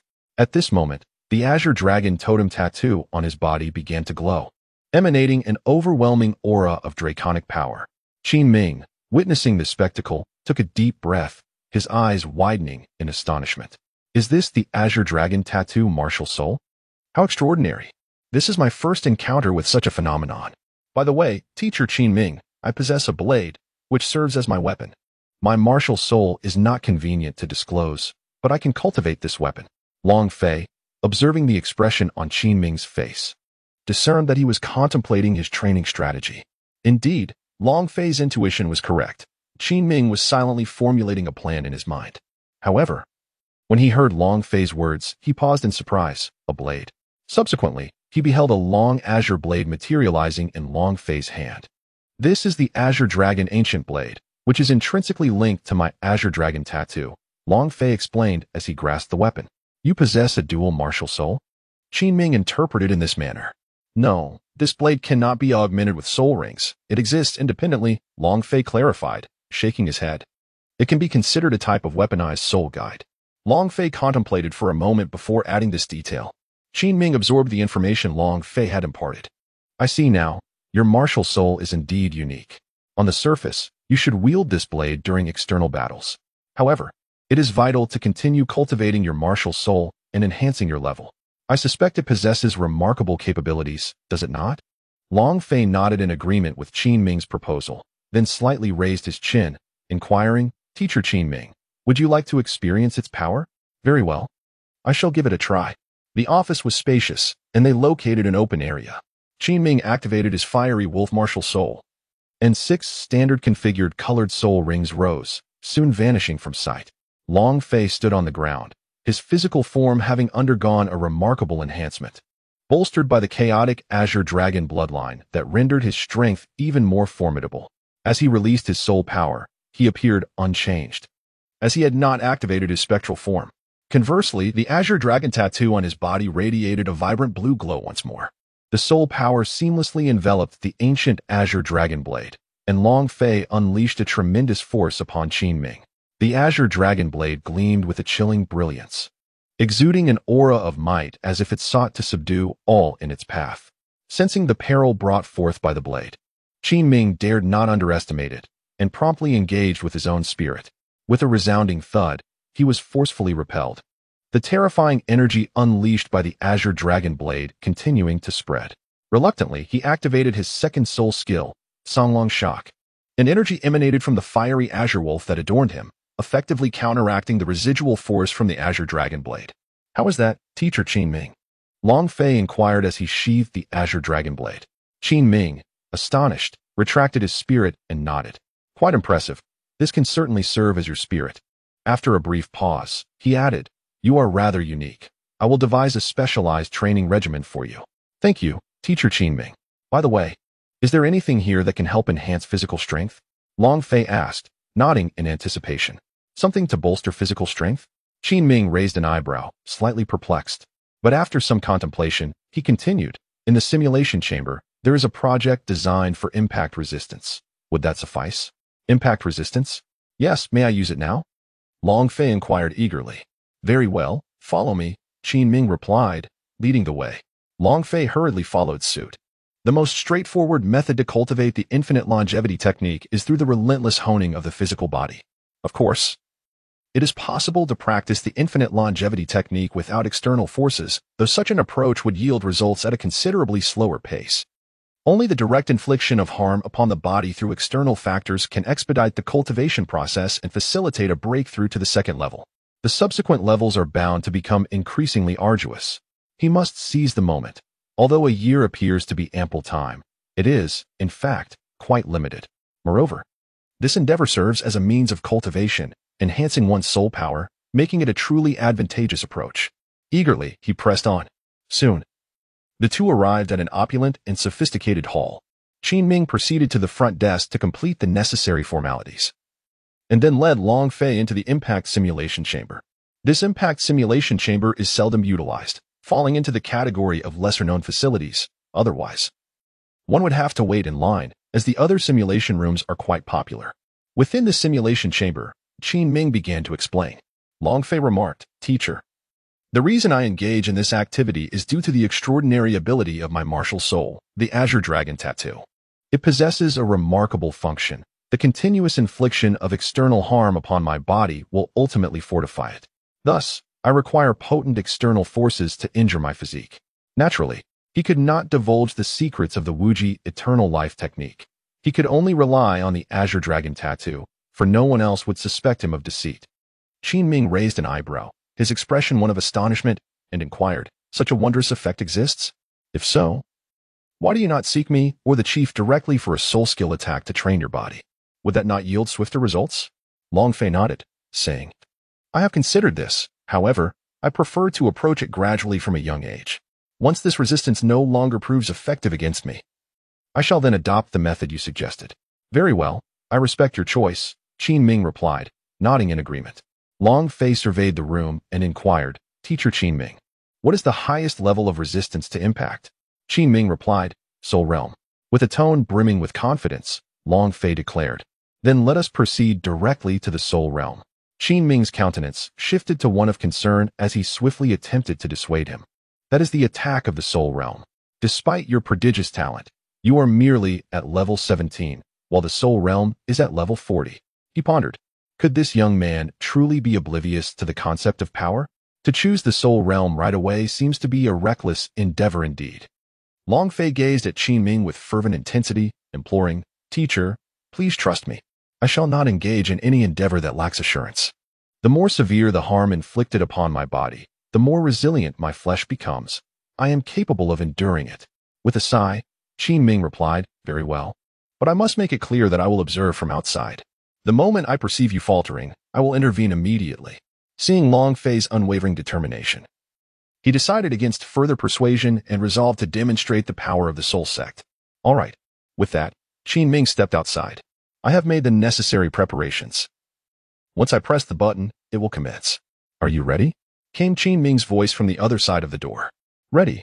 Long Fei let out a piercing shout, prompting Qin Ming to press the button. Suddenly, the simulated room underwent a transformation. A few seconds later, an anguished scream echoed from within the confines of the simulation. Qin Ming observed, Team 12, Yu Tianhing, as the echoes of Long Fei's cries of torment reverberated throughout the simulated chamber. Outside, Qin Ming contemplated whether to halt the proceedings as he watched the scene unfold on the screen. However, the beleaguered Long Fei seemed to anticipate this, exclaiming amidst his cries, "Teacher, do not stop. I can endure." Sensing no imminent danger to life, Qin Ming reluctantly refrained from pressing the button. Such determination was truly remarkable. After all, these were the attacks from hundreds of Soul Sect members. Qin Ming sighed. Thus, Long Fei endured the relentless barrage for a full hour. Eventually, the screams began to subside, not because he had faltered, but rather the opposite. Long Fei had remarkably persevered. His body swayed unsteadily within the chamber, and it appeared that the pain from the Soul Sect strikes had diminished significantly. His flesh had swollen and reddened. Yet he gritted his teeth and activated the Wuji longevity technique within him. The results were indeed impressive, despite the brutal torment his body endured. The restorative and strengthening effects of the technique were heightened. This spectacle caused Qin Ming to gaze in astonishment. Has he adapted? He mused. At that moment, a radiant light emanated from Long Fei's body, a manifestation of the Wuji longevity technique, rapidly healing him, coupled with the super healing and growth of the Azure Dragon bloodline. His injuries began to mend swiftly, and his physical form grew even more robust. All right, let us conclude for today, Qin Ming declared, pressing the stop button. Inside, Long Fei promptly assumed a meditative posture, diving into swift cultivation. A faint, ethereal azure glow radiated from him. It's loosening. It should be soon. Long Fei could sense that he was not far from breaking through to the second level of the infinite longevity technique. After his calculations, he estimated that under such relentless attacks, he would achieve this in approximately a week. Another hour had passed. Long Fei's injuries, both internal and external, have completely healed, and the strength of his physique has undergone a significant enhancement. He is now more robust, taut, and resilient than ever.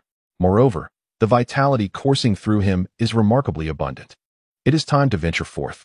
Long Fei rose and walked towards the door. As he stood before it, he heard the sound of conversation outside. There were quite a number of people. As Long Fei gazed over, he noticed 7 individuals accompanying Qin Ming, 2 females and 5 males. This timeline, could it be them? Long Fei furrowed his brow, pondering silently. These individuals bore a striking resemblance to characters from an anime in his previous life. Eventually, he confirmed that these 7 were undoubtedly the first team from the Tiando Royal Academy, led by Yu Tianheng. The sound of footsteps alerted the others to Long Fei's presence. Little guy, you finally emerged. One of them approached Long Fei. This person bore a slight resemblance to Dugu Yin. May I ask who you are? Long Fei inquired. Qin Ming also stepped forward, followed closely by the remaining members. Long Fei, Qin Ming began. Allow me to introduce you to them. These 7 are members of the Tiando Royal Academy's preparatory team and my students. From now on, you will train alongside them. Of course, this will not interfere with your training regimen. Henceforth, you shall be the 8th reserve member of this team. The individual before you is Dugu Yin, and this is the team captain, Yu Tianheng. Qin Ming gestured towards a youth of similar height, standing beside him. Yu Tianheng approached with a warm smile. Hello, Long Fei. My name is Yu Tianheng, and I will be your captain moving forward. Teacher Qin has briefed us on your situation. Your martial soul is the ancient blue dragon blade, correct? Might I see it? Long Fei nodded. Feeling quite pleased with Qin Ming's decision, he then summoned the ancient blue dragon blade from his system backpack, manifesting it seamlessly in the air, resembling his martial soul perfectly. Leaving no trace of anomaly, by deliberately releasing a bit of soul power, he enhanced the illusion further. The onlookers gazed in astonishment at Long Fei wielding the azure longsword. Their expressions filled with wonder, except for Qin Ming, who had seen it once before. Long Fei's ancient Qi longsword was truly stunning, capturing the attention of all present. This is your martial soul, the ancient Qi longsword. How incredibly cool! Exclaimed one among the 7, filled with envy. This individual was Osro. Very well. It can be sheathed now, Yu Tianheng remarked, his eyes glinting with brilliance as he nodded in approval. Yu Tianheng gazed at Long Fei with a complex expression. Your soul power is at level 17, and you are merely 6 years old. Indeed, quite remarkable. However, mere rank is insufficient. It is strength that ultimately matters. I hope you will not hinder us. Of course, as you are merely an alternate participant. Your chances of taking the stage are slim, and we are all significantly older than you. In terms of age, you certainly surpass us, but when it comes to strength, that is not the case. Listening to Yu Tianheng's words, Long Fei did not exhibit any significant reaction. Instead, he smiled gently and replied nonchalantly, Rest assured. I shall soon catch up with you. The substitutes behind will certainly not be me. Humph, such arrogance. Yu Tianheng retorted coldly, then continued, I shall await your arrival. Allow me to introduce our team. I am Yu Tianheng, a level 29 Assault Soul Master, with the spirit of the Blue Lightning Tyrant Dragon. His tone exuded immense pride. Little brother, I am Dugu Yin, the vice captain of the team, currently a level 27 Control Soul Master, with the spirit of the Emerald Phosphor Snake. I am Shurimo, a level 27 Defense Soul Master, with the spirit of the Black Tortoise. I am Shurimo, a level 26 Defense Soul Master, with the spirit of the Black Tortoise. I am Yufeng, a level 26 Agility Soul Master, with the spirit of the Wind Chime Bird. I am AOC Luo, a level 26 Agility Soul Master, with the spirit of the Ghost Leopard. I am Yulingling, a level 25 Support Soul Master, with the spirit of the Nine Hearts Begonia. Note, this is 6 years prior to Tang San's entry into Shrek Academy. Wow, so impressive. All of you are above level 20, second ring Soul Masters. Long Fei feigned an astonished and shocked expression. The others, upon hearing this, swelled with even greater pride and arrogance. Yufeng laughed heartily, saying, Little brother Long Fei, do not worry. You are merely 6 years old and already at level 17. In time, you too shall reach our level. Long Fei said nothing. merely curling the corner of his mouth. What about the future? How long do I have to wait? Forgive me, but I shall reach your level within a year. You are insignificant. Since we will be teammates from now on, can we not consider ourselves friends? Long Fei inquired with curiosity. Logically speaking, that should be the case. However, do you possess the qualifications to be our friend? For reasons unknown, Yu Tianheng seemed particularly hostile towards Long Fei. Even he was perplexed by the sense of oppression he felt upon first encountering Long Fei, which stirred a sense of agitation and discomfort within him. Yu Tianheng, what is the matter with you? There is no need for such hostility, is there? Osro frowned, stepping forward to speak. Furthermore, he is merely a substitute. This is not like you, Yu Tianheng. Indeed, Captain, what is going on with you? The others hurriedly echoed, noticing that Yu Tianheng seemed to have changed. Constantly at odds with Long Fei, Yu Tianheng furrowed his brow, saying, I do not know. I just feel uneasy. The crowd was puzzled. Qin Ming, too, shared this sentiment, and then spoke. Could it be that both of your martial souls are dragon-related, leading to a sense of competitive rivalry? Perhaps, Tianheng, you should suppress your cultivation and have a match with Long Fei to see how it goes? Exactly, teacher, it is precisely that kind of feeling. Yu Tianheng gazed at Long Fei. Long Fei gazed at Yu Tianheng. The Chaos Azure Dragon compared to the blue electric Tyrannosaurus Rex? Is there even a basis for comparison? Before the bloodline of the Chaos Azure Dragon, the blue electric Tyrannosaurus Rex is hardly worthy of carrying its shoes. I am also curious to witness the true might of the blue electric Tyrannosaurus Rex. Long Fei's voice resonated softly. 13. Allow me to refine my body with electricity. In that case, let us engage in a contest. Yu Tianheng felt a surge of anticipation within. It was now evident that Long Fei's dragon-type martial soul made him quite uncomfortable. This feeling of oppression was not befitting the pride of the blue electric Tyrannosaurus Rex. With both parties in agreement, they proceeded directly to the soul fighting platform. On the platform, Long Fei and Yu Tianheng faced each other, while the others observed from below. I will suppress my soul power to match yours for this duel, and should I utilize my second soul skill, consider it my defeat, Yu Tianheng declared. Long Fei's lips curled slightly as he kindly suggested, I believe it would be more advantageous for you to engage me with your full strength. Was this newcomer truly so arrogant as to disregard the captain? The individuals below, including Shi Mo, perceived Long Fei's words as brimming with hubris, leading to a significant decline in their impression of him. Meanwhile, Qin Ming furrowed his brow, believing Long Fei had exaggerated his capabilities. Yu Tianheng, possessing a top-tier beast martial soul and being a level 29 soul master, felt that such arrogance was unwarranted. Since you insist, allow me to demonstrate the disparity in our strengths. Yu Tianheng's expression darkened, the pride stemming from the blue lightning tyrant dragon igniting his arrogance. Teacher, we may commence the match. Yu Tianheng was eager to teach this presumptuous youth a lesson. Let us keep it within limits. The match begins, he instructed. Rest assured, I will not seriously injure him. Upon completing his furious declaration, Yu Tianheng dashed towards Long Fei, delivering a powerful punch. You're not using your martial soul? Then allow me to showcase the strength of my ordinary fist. A trace of disdain flickered across Long Fei's face as he met the punch head-on. Bang! A resounding impact echoed. Ah! A cry of pain escaped Yu Tianheng's lips as he was sent staggering backward. That hurts. How could it be so solid? His strength is formidable. Just from that single exchange, Yu Tianheng's perception of Long Fei underwent a dramatic transformation. His expression shifted, brows knitted tightly, as he felt a sharp pain in his right hand. What? The captain was actually pushed back? The spectators below were left in shock by the unfolding scene, including Qin Ming. It seems Long Fei is even more formidable than I had anticipated, Qin Ming pondered. Long Fei retracted his hand and observed the visibly distressed Yu Tianheng, declaring, although I am only at level 17, there is no need for you to compare your ordinary form with mine. You are bound to lose. Do not underestimate me. At the moment these words echoed, a formidable pressure emanating from the Azure Dragon surged forth from his being. As a dragon, Yu Tianheng immediately sensed the overwhelming aura from Long Fei, causing his expression to shift dramatically. Martial soul manifestation. As he shouted, he leaped backward, retreating swiftly. Yu Tianheng's heart raced with astonishment. How is this possible? Merely the aura emanating from him instills such a sense of dread. My blue electric Tyrannosaurus Rex is the pinnacle of dragon-type beast martial souls. How could another dragon surpass it? What exactly is his martial soul? What is happening? The captain seems unwell, Yi Lingling and Dugu Yin remarked, their brows furrowed. It must be due to Long Fei. This explanation is the only plausible one. I have never seen Tianheng display such a demeanor from the outset. Those observing below directed their gazes towards Long Fei and Yu Tianheng's expressions. Soon, on the stage, Yu Tianheng and Long Fei clashed directly. Both opted for a straightforward confrontation. However, the crowd was taken aback to witness Yu Tianheng being mercilessly suppressed by Long Fei. The martial soul-activated Yu Tianheng was being overpowered by Long Fei, who had yet to unleash his own martial soul. Long Fei is indeed formidable. Shimo and the others were astonished.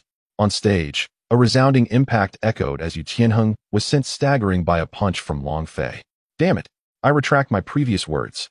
You have earned the right to make me exert my full strength. Soul skill, no eyes. Prepare yourself.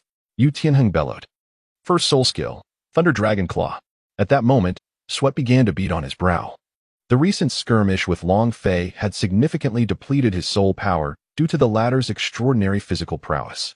He had to conclude this battle swiftly, otherwise, he would undoubtedly lose once his soul power was exhausted. In contrast, Long Fei maintained a calm demeanor, genuinely pleased to engage in a proper fight. To everyone's astonishment, Long Fei showed no intention of evading. Instead, he stood resolutely, bracing his body to receive Yu Tianheng's Thunder Dragon Claw. Bang! Are you insane? Yu Tianheng's expression changed dramatically as he roared in disbelief. Are you seeking death by taking my attack with your flesh? Yet, in the next moment, a shocking scene unfolded. Ah, so exhilarating. Long Fei staggered back, his body crackling with electricity as he shouted, "What a pain! It stings." Such is the tyrannical nature of lightning, possessing the ability to pierce through armor.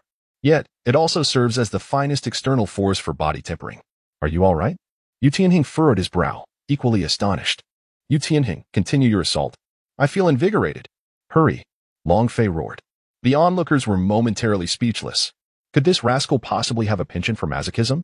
Yu Tianheng and Dugu Yin shared a synchronized thought. Since you court death, do not blame me. Second soul skill, Thunderous Might. First soul skill, Lightning Dragon Claw. Yu Tianheng's figure vanished in an instant, swiftly unleashing his soul skills upon Long Fei. Long Fei swiftly executes the infinite longevity technique. A breakthrough is imminent. A breakthrough is at hand. Hurry. Come quickly. Long Fei silently exclaimed within himself. The infinite longevity technique is on the verge of breaking through to the second tier. Just a little more. Just a little more. At that moment, after an unrelenting output, Yu Tianheng was utterly exhausted, his soul power depleted, gasping for breath. Drenched in sweat, and pale as a ghost. How is this possible? What kind of monster are you? Are you even human? He questioned, bewildered. Why have you stopped? Long Fei raised his brows, gazing ahead as Yu Tianheng spoke up. I have no soul power left. You have one? Yu Tianheng's eyes glowed red as he gritted his teeth and uttered, You monster! With the assistance of the chaotic Azure Dragon bloodline and the infinite longevity technique, Long Fei's injuries inflicted by Yu Tianheng's soul skills swiftly healed. Moreover, his physique underwent remarkable refinement. Yu Tianheng, your lightning is an excellent element for tempering my body. Thank you, Long Fei said with a grin as he felt his body grow stronger once more. Although he had not yet elevated the infinite longevity technique to the second tier, he was close. A few more jolts of electricity would surely propel him forward.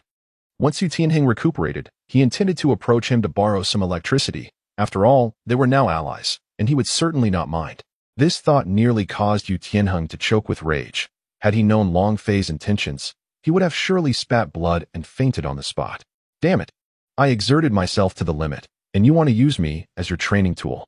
All right, the match is over. Long Fei has emerged victorious. Yu Tianheng, it's time for you to rest, Qin Ming said, equally astonished by Long Fei's performance. This truly is a prodigy. To remain unscathed under such a barrage, and to maintain such an effortless demeanor. Is it all connected to that Azure Dragon tattoo martial spirit of his? It must be. He relishes being struck. It seems that future training regimens tailored for him will be significantly simpler. Qin Ming pondered, having already begun to formulate a training plan for Long Fei. Long Fei and Yu Tianheng had both stepped down from the platform. With Long Fei's prowess now evident, Qin Ming surveyed the remaining individuals.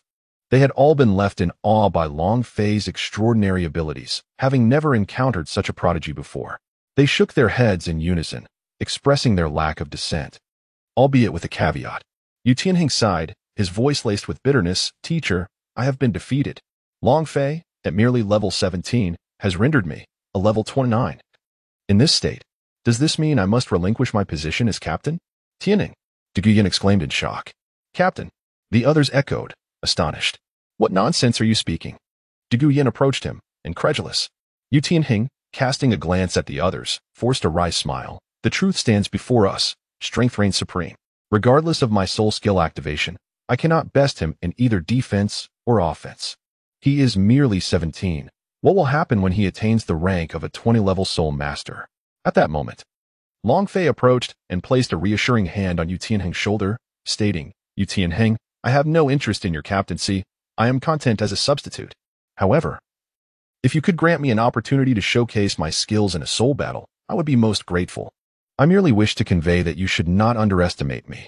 I am not here to create trouble, but to learn and grow stronger. You are all my seniors in age. I should address you as such. I hope we can work harmoniously as teammates moving forward. Upon hearing Long Fei's words, not only was Yu Tianheng taken aback, but the others were equally astonished. They quickly found themselves moved by his sentiments. If even a 6-year-old child could grasp such wisdom, surely they could as well. I acknowledge my previous faults. We shall be teammates from now on. Yu Tianheng nodded solemnly, and the others subtly echoed their agreement. Before long, the group dispersed. Yu Tianheng and his companions escorted Long Fei to the dining hall, where he generously treated them, creating a warm atmosphere among the team. After their meal, Long Fei returned to his dormitory. Upon entering, he discovered that he was not alone. Another young man shared the same room with him. Is this a joke? This is not a luxurious single room? Long Fei felt a twinge of dissatisfaction. Welcome, newcomer. It's just you and me in this dorm. Do tidy up a bit. Disturbing my sleep will have consequences. The other young man lounged lazily on the bed, speaking in a haughty tone, completely disregarding Long Fei's presence. Long Fei immediately scoffed. Still a very arrogant scoundrel. Then I shall teach you a proper lesson. Long Fei approached his bed silently, seizing the young man's head and forcefully lifting him before casting him out. Ah, damn it, you bastard. The boy, having been ambushed, crashed heavily onto the ground, wincing in pain as he directed an enraged shout at Long Fei.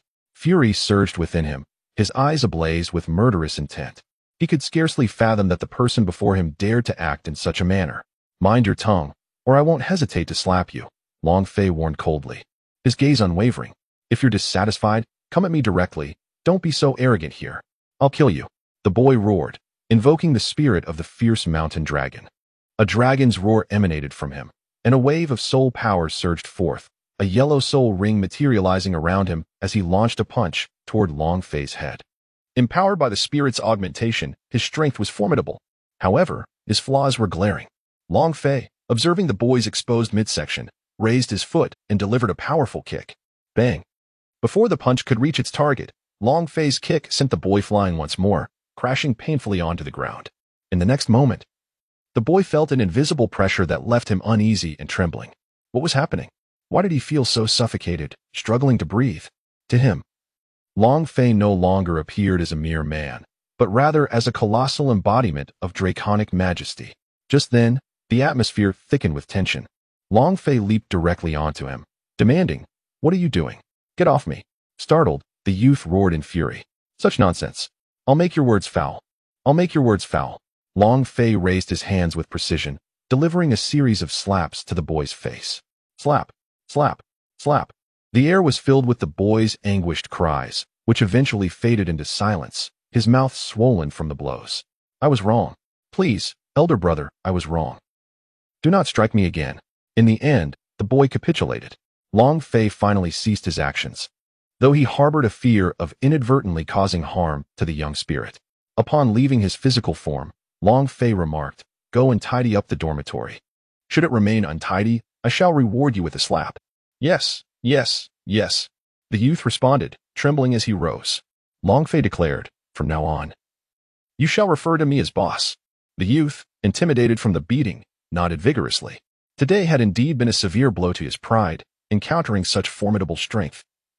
He could only resign himself to misfortune. "What is your name?" Long Fei inquired. "My name is Qin Yu," the boy replied. "Very well, get to work," Long Fei commanded. "Yes, boss." Qin Yu turned, cradling his swollen face, which throbbed painfully. It seems it takes a beating to bring some sense to the youth these days. Long Fei mused as he seated himself on the second vacant bed, simultaneously retrieving bedding and dormitory supplies from the Soul Guide device. Once the bedding and items were arranged, Long Fei carefully surveyed the layout of the dormitory. Both the interior and the exterior balcony were constructed according to the specifications of a two-bedroom apartment from his previous life. Offering ample space, it was quite comfortable for two occupants. Upon closer inspection, the dormitory was rather aesthetically pleasing. Furthermore, aside from the cost of meals, all other expenses at the academy had been covered by the three teaching committees, alleviating any financial concerns. Long Fei noted that his family, the Longs, was not lacking in wealth, and even without the coverage, they would be more than comfortable. Having learned a lesson, Qin Yu became considerably more compliant. After tidying up the dormitory, he hurriedly approached Long Fei, curiosity evident in his voice. "Boss, where are you from?" "I am from the Long family." Long Fei hesitated before responding. "The Long family? I haven't heard of it. Is it a rather small clan?" Qin Yu muttered softly. "Slap. Ouch." Long Fei delivered a resounding slap to his head. Long Fei cast a fleeting glance at him and replied nonchalantly, "There are many things you are unaware of. Our Long family is a rather low-profile hidden clan." "Oh, a hidden clan. I see," Qin Yu said, scratching his head with an awkward smile. He then inquired, "So, what is your martial soul, big brother? You were incredibly formidable just now, without even using your martial soul. You managed to subdue me to the point of impotence, and it seems my martial soul is being suppressed by something emanating from you. I can feel it." In fear, Qin Yu swallowed hard, recalling the aura of invincibility that Long Fei had exuded moments earlier. "Your martial soul is the Flame Mountain Dragon sculpture, which possesses the bloodline of the Dragon Clan. Though perhaps limited, its existence is undeniable. As for mine, it is known as the Ancient Blue Dragon Blade." Long Fei offered a faint smile, and after speaking, he directly retrieved the Ancient Azure Dragon Blade from the system repository. Qin Yu was instantly captivated by the magnificent azure longsword that seemed to materialize out of thin air, imbued with soul energy. "My Azure Dragon Blade suppresses all beast martial souls or entities that stand against me, particularly those related to dragons." Though this was a fabrication by Long Fei, it merely substituted the chaotic Azure Dragon bloodline. The subsequent suppression remained unchanged. "What shall I do from now on?" Qin Yu's expression turned grim. Long Fei casually remarked, "As long as you do not regard me as an adversary, all will be well. For a considerable period in the future, we shall coexist as roommates, and there ought to be no animosity between us." Qin Yu scratched his head in agreement. "You are indeed correct, boss. By the way, what level of soul power do you currently possess?" Long Fei, 17. 17. Qin Yu was astounded. "How is that possible? Boss, aren't we all freshmen? How could you be so much higher?" Through diligent cultivation, Long Fei simply replied, "Do not compare yourself to me, or you will exhaust yourself." "What level are you?" Upon hearing this, Qin Yu responded, "I am merely at level 9. I just enrolled today. Since you address me as boss, I will look out for you from now on. If anyone bullies you, come to me," Long Fei said, patting him on the shoulder. "All right." Qin Yu quickly nodded, convinced he had found a reliable ally. As time passed, under Long Fei's guidance, the two immersed themselves in their training within the dormitory. The next day marked the beginning of the school term. Early in the morning, Qin Yu and Long Fei departed from their dormitory. After completing the enrollment process, they proceeded to their respective classrooms. At the Tiando Royal Academy, Qin Ming was in a class where other students were present, although the 7 members of the Yu Tianhing group were also there. Just then, Long Fei appeared at the classroom door. "Teacher Qin Ming, I have come to report." As his voice echoed, the other students, aside from the 7, turned their curious gazes towards the entrance. "Little brother Long Fei has finally arrived," exclaimed Du Guyan, whose lively personality shone through. "This kid has finally made it." Yu Tianhing chuckled. At that moment, Teacher Qin Ming smiled and said, "Long Fei, please come in." Long Fei ascended the podium and introduced Qin Ming, saying. Long Fei called out, "Greetings, senior brothers and sisters. My name is Long Fei, I am 6 years old, and I am a level 17 Assault System Soul Master. My martial soul is the Ancient Blue Dragon Blade." He seemed entirely at ease, as if he were among friends. My goodness, how has this boy cultivated such prowess? At the tender age of 6, is he not just awakening his martial soul? How has he reached level 17? Hearing Long Fei's words, aside from the 7 individuals who were already aware, the rest of the audience was taken aback. The astonishment on their faces was anticipated by Qin Ming, who maintained a smile as he said, "Due to his exceptional talent, Long Fei has been specially recruited into our class. From now on, we shall be classmates. Moreover, he engaged in a practical battle with Yu Tianheng yesterday, confirming his formidable strength and successfully joining the royal team of Tiando as a reserve member. What? He has become a reserve member of the team. This revelation caused an uproar, and all eyes turned towards the 7 members of the team, eventually focusing on Yu Tianheng. Recognizing that it was his turn to address the crowd, Yu Tianheng quickly stood and nodded, saying, "Indeed, Long Fei's strength is remarkable. Yesterday we fought. To a draw, I suppose. At such a young age, he has proven himself worthy of being a reserve member." When he mentioned the draw, a hint of guilt crossed Yu Tianheng's face. Qin Ming and the team were aware of the truth. Yu Tianheng had been thoroughly defeated. However, for various reasons, and since Long Fei held no objections, this narrative was maintained. The 6 members who knew the truth quickly nodded, suppressing any signs of their unease. Indeed, we were present alongside teacher Qin Ming during that battle. It was overseen by him. Ultimately, they deferred to Qin Ming as the focal point of their discourse. Qin Ming nodded, unperturbed, and stated, "Indeed, that is correct. If you do not believe it, I suggest one of you strongest representatives challenge Long Fei to a duel, and you shall see for yourselves." Having witnessed Long Fei's terrifying prowess, the others realized that the strongest among them, aside from the team, was merely at level 22, hardly capable of inflicting any harm upon Long Fei, especially considering that formidable physique which could withstand blows. Qin Ming recalled Long Fei's astonishing performance in the impact simulation room, as well as the scene in which he endured Yu Tianheng's thunder refinement. It was a feat beyond human tolerance. "All right, teacher, I shall give it a try. I am the strongest in this class aside from the team." A robust young man rose, proclaiming his intent. "Teacher Qin Ming, I accept his challenge," Long Fei responded, nodding slightly with his head held high. Qin Ming agreed. "Very well, let us keep it brief. To avoid unnecessary movement, please shift the tables aside to enlarge this space. And you two shall engage in a simple contest here." The crowd sprang into action. Yu Tianheng, leading the team, commenced the rearrangement of the desks.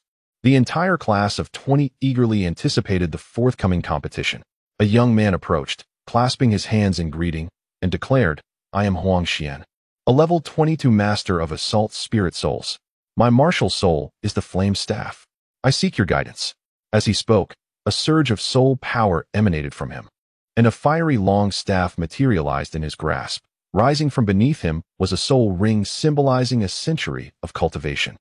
Long Fei maintained an impassive expression as he stepped forward, clasping his hands in a gesture of respect. "I am Long Fei, a 17th level weapon soul master, wielding the ancient blue dragon blade. I welcome your guidance." After speaking, he lowered his hands. Huang Xian furrowed his brow, questioning, "Are you not going to summon your martial soul? Just attack as you wish." Long Fei's tone remained calm. However, to Huang Xian, it came across as arrogant and presumptuous, causing his demeanor to darken. "Then be cautious," Huang Xian exclaimed as he lunged toward Long Fei, his fiery staff spinning in his grasp.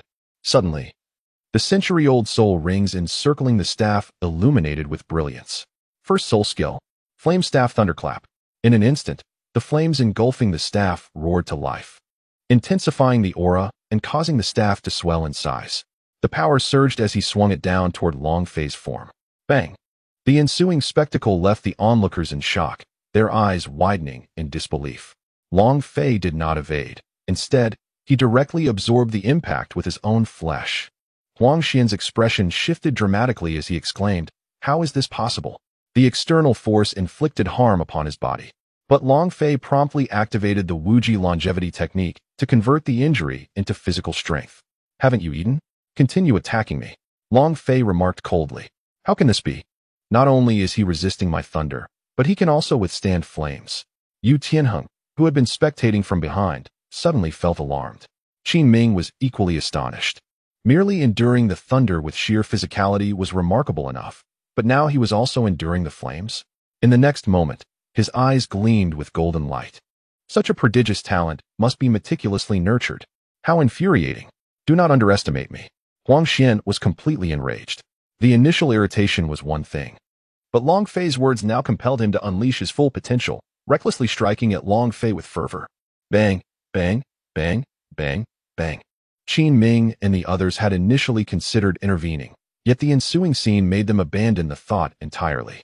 Long Fei stood resolutely, occasionally being forced back a step or two, Yet his posture remained unyielding against Huang Xian's relentless assaults. With his eyes closed, the chaotic bloodline of the Azure Dragon and the boundless longevity technique within him were both at work. To claim that the incessant strikes were painless would be a lie. However, in comparison to the Soul Sect's simulated attacks, they were trivial. Suddenly, a radiant glow began to emanate from within him, intensifying with each moment. It was the boundless longevity technique. He was elated to discover that the long-anticipated technique had finally broken through its final barrier. Ascending from the first level to the second, an unparalleled warmth surged swiftly throughout Long Fei's entire being. Boom! In an instant, a terrifying force erupted from Long Fei, propelling the already fatigued Huang Xian, who was struggling to catch his breath, backward without warning. He crashed to the ground, his complexion pale and filled with disbelief. Long Fei opened his eyes, clenched his fists, and a smile graced his lips. Long Fei pondered, is this the power of the second layer of the Wujichangshan Gong? Indeed. It feels far more comfortable compared to the first layer. I wonder how much my strength has increased, perhaps to an astonishing degree. Meanwhile, Huang Xian, lying on the ground, widened his eyes in terror, fixating on Long Fei. How is it that this person becomes increasingly formidable with every strike?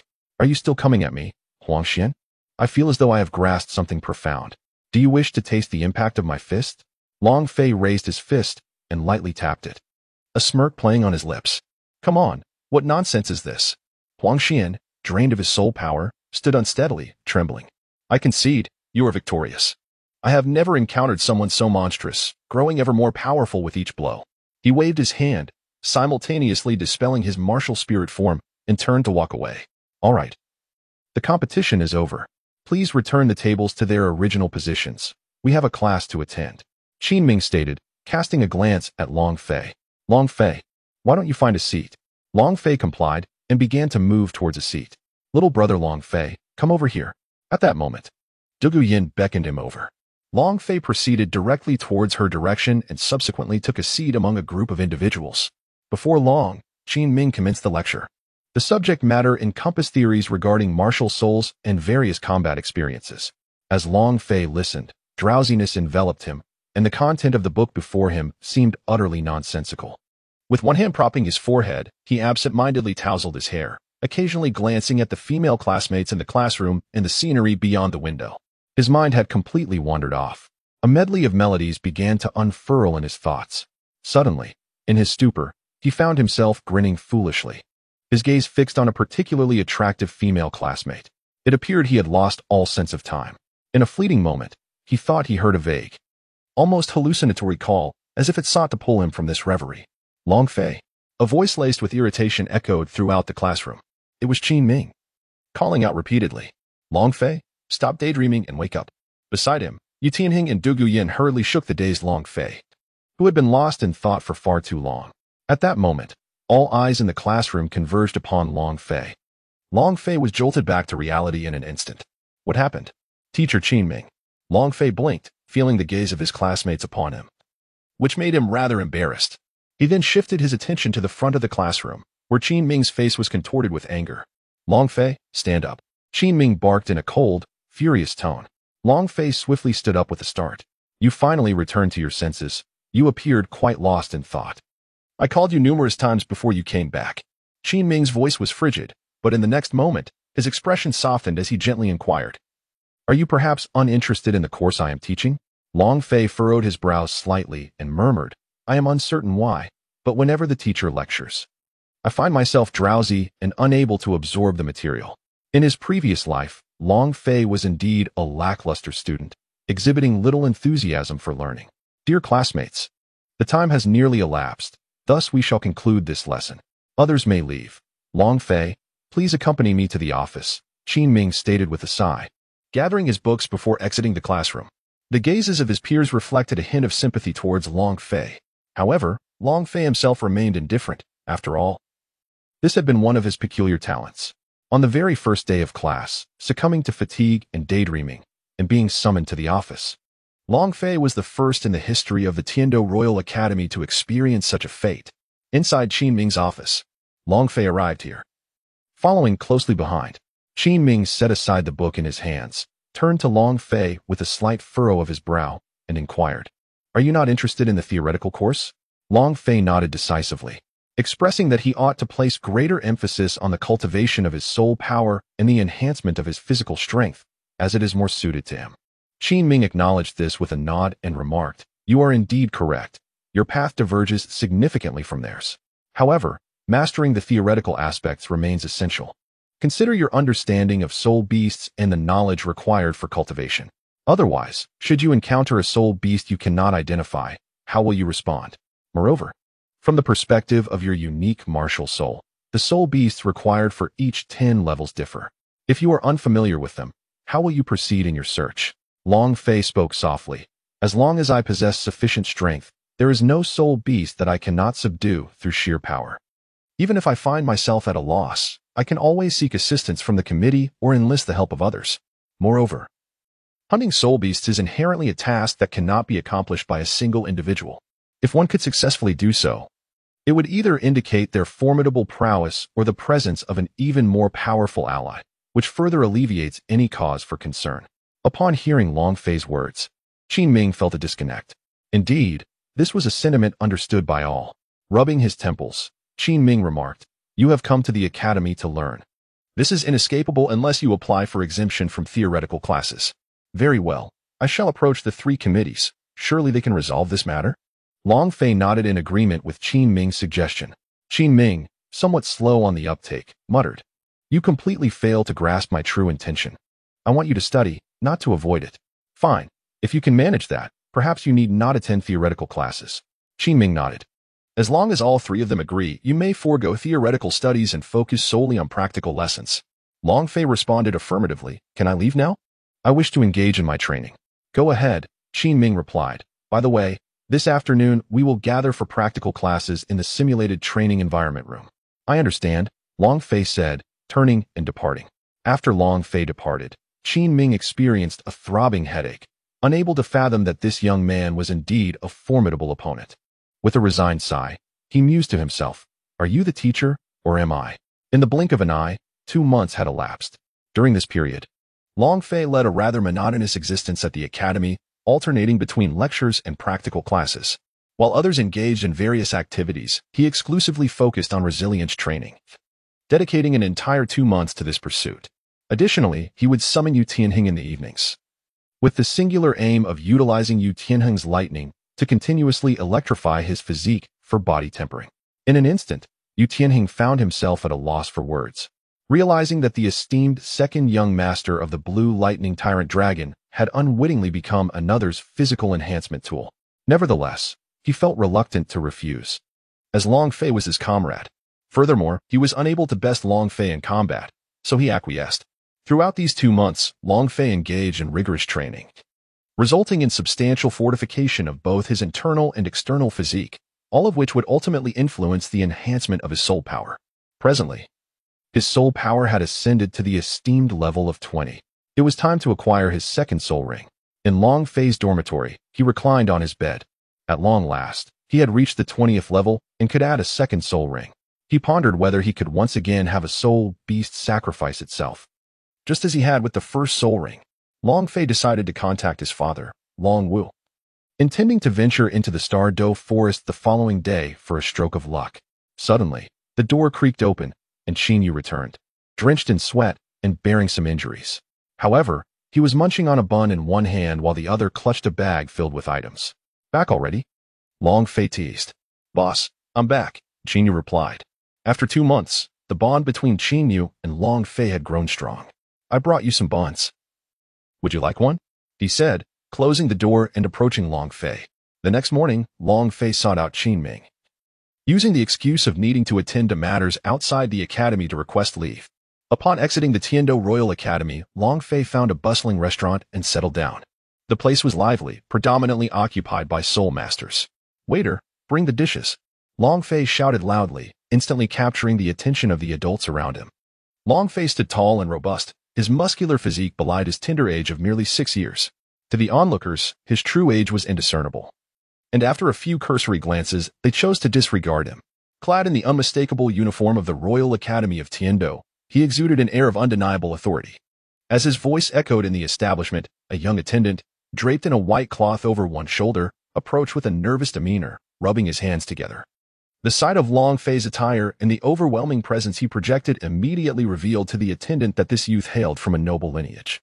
One that was not to be trifled with, and most importantly, undoubtedly affluent. Though these aristocratic youths could be obstinate, they constituted a coveted clientele for the proprietors of such establishments, making them a desirable presence. Observing the attendant's sheepish grin, Long Fei commanded, "Bring forth your finest wines and dishes, and ensure there are ample peanuts to accompany my meal. My appetite is quite substantial." He added with emphasis, "Money is no object." With that, he nonchalantly tossed a gold soul coin into the air, catching it with ease. The attendant's eyes gleamed with greed as he fixated on the coin. Eagerly, he nodded and bowed, exclaiming, "Yes, yes, young master. Please allow me a moment to prepare." Long Fei placed the golden soul coins upon the table with a decisive gesture. "Go," he instructed calmly. The waiter promptly turned and departed. As the saying goes, one must not reveal their intentions, for it may invite peril. Within the restaurant, several individuals cast dangerous and avaricious glances towards Long Fei. Soon, the waiter returned, serving wine and appetizers, and Long Fei swiftly poured himself a drink, savoring the delicacies with an expression of sheer delight and satisfaction. Within a mere 10 minutes, a succession of delectable dishes arrived, filling the air with an enticing aroma. Long Fei deliberately abstained from dining at the Academy's cafeteria today, saving his appetite for this moment of indulgence. Having ventured out with great anticipation, he was determined to savor every bite. With a hearty laugh, he began to feast, casting aside any semblance of decorum. Those around him felt as though they could forego their own meals merely by observing his voracious appetite. Half an hour passed. Long Fei single-handedly polished off all the food, wine, snacks, and rice on the table. After letting out a delightful burp, he finally felt satisfied. Long Fei rose from his seat, and the attendant, who had been waiting from a distance, hurried over with a sheepish smile, rubbing his hands together. "Is my lord satisfied?" he inquired, picking up a toothpick from the table to clean his teeth. "Indeed, quite satisfied. How much do I owe you?" Long Fei responded. "The total cost for your meal is 30 silver soul coins," the attendant replied cautiously. "How remarkably inexpensive," Long Fei exclaimed, grinning as he tucked away a gold soul coin. He then produced 30 silver soul coins from his soul guide and scattered them into the attendant's outstretched palm. Moreover, he tossed an additional silver soul coin, stating, "Your service was commendable. This coin is a reward for you." With that, he strode towards the entrance, while the attendant beamed with joy, expressing his heartfelt gratitude. After Long Fei's departure, the group that had been keeping an eye on him in the restaurant finally made their move and left. The starry forest is neither too far nor too near from this place. Long Fei hastened his journey and soon arrived at a bustling marketplace reminiscent of a gathering place for soul masters. The air was filled with the cacophony of voices, all enticing individuals to join their ranks in the hunt for soul beasts within the forest. "Hey there, handsome. Would you be interested in teaming up with me to hunt soul beasts?" As Long Fei absorbed the atmosphere, a striking woman in a crimson qipao emerged from the side, her presence accompanied by an intoxicating fragrance that wafted through the air.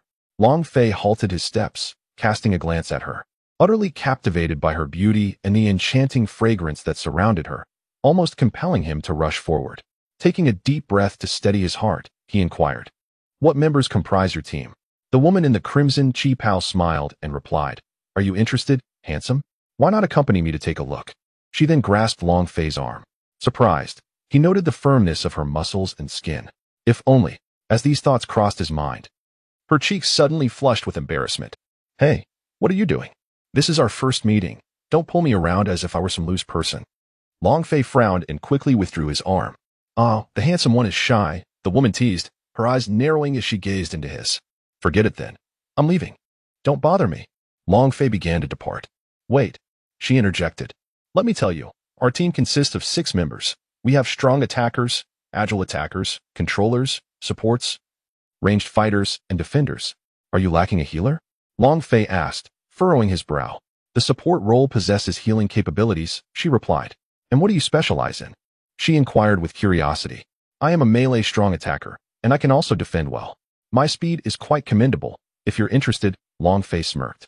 This time, he did not call upon Long Wu, as he was eager to test his own strength after contemplating the previous night. He believed he could hunt a soul beast aged 1 to 2,000 years. If necessary, he could always summon assistance later. He could indeed join a team for the hunt, yet he feared that his initial misgivings might resurface. If a soul beast was sacrificed and a Millennium Soul Ring revealed, it would undoubtedly attract the attention of ill-intentioned individuals. In such a case, he would either need to eliminate the threat or escape with all his might. He still possessed a registration card gifted by the Dream Machine, which he would refrain from using unless absolutely necessary. Joining a team was feasible. He could find an opportunity to discreetly disengage when the time was right. Long Fei pondered, his determination already solidified in his heart. Of course, you may accompany me. As long as you agree to join, we can set off, the woman declared. A temporary dungeon quest was issued. Join the team and enter the Starry Forest. Completion rewards. Enhancement of soul power, soul ring plan. Failure penalty, none. At that moment, the long-awaited system interface appeared before Long Fei's eyes. A temporary dungeon quest? How timely. After more than 2 months of silence, I thought you had vanished. This soul power, along with the soul ring plan. It's fortuitous indeed. Long Fei mused, nodding at the woman. Let us go. Take me to meet your team. Excellent. What about the rewards? Upon the successful hunt of the soul beast, I shall give you 5 gold soul coins. The offer of 5 gold soul coins did not stir any reaction from Long Fei. For a family like the Longs, who were not in want of wealth, he hardly regarded the value of those coins. Perhaps this was a sentiment characteristic of a youth raised in affluence. Moreover, his soul guide already contained nearly 60 gold soul coins, along with his own savings. The woman swiftly led Long Fei in search of her companions. Along the way, Long Fei inquired with curiosity, "What mission does your team undertake?" "Indeed, our current task is to hunt a 2,000-year-old Xuanjia rock spider," the woman responded, her tone revealing the weight of the challenge. A 2,000-year-old Xuanjia rock spider. Long Fei's brow furrowed as he pondered. By the way, what is your soul power level? The woman suddenly remembered, having been so focused on recruiting that she had overlooked this detail. I am precisely at level 20. A one-ring battle soul master, Long Fei replied. The woman's pace faltered, and she exclaimed in astonishment, "What? You are only at 1 ring, and just level 20?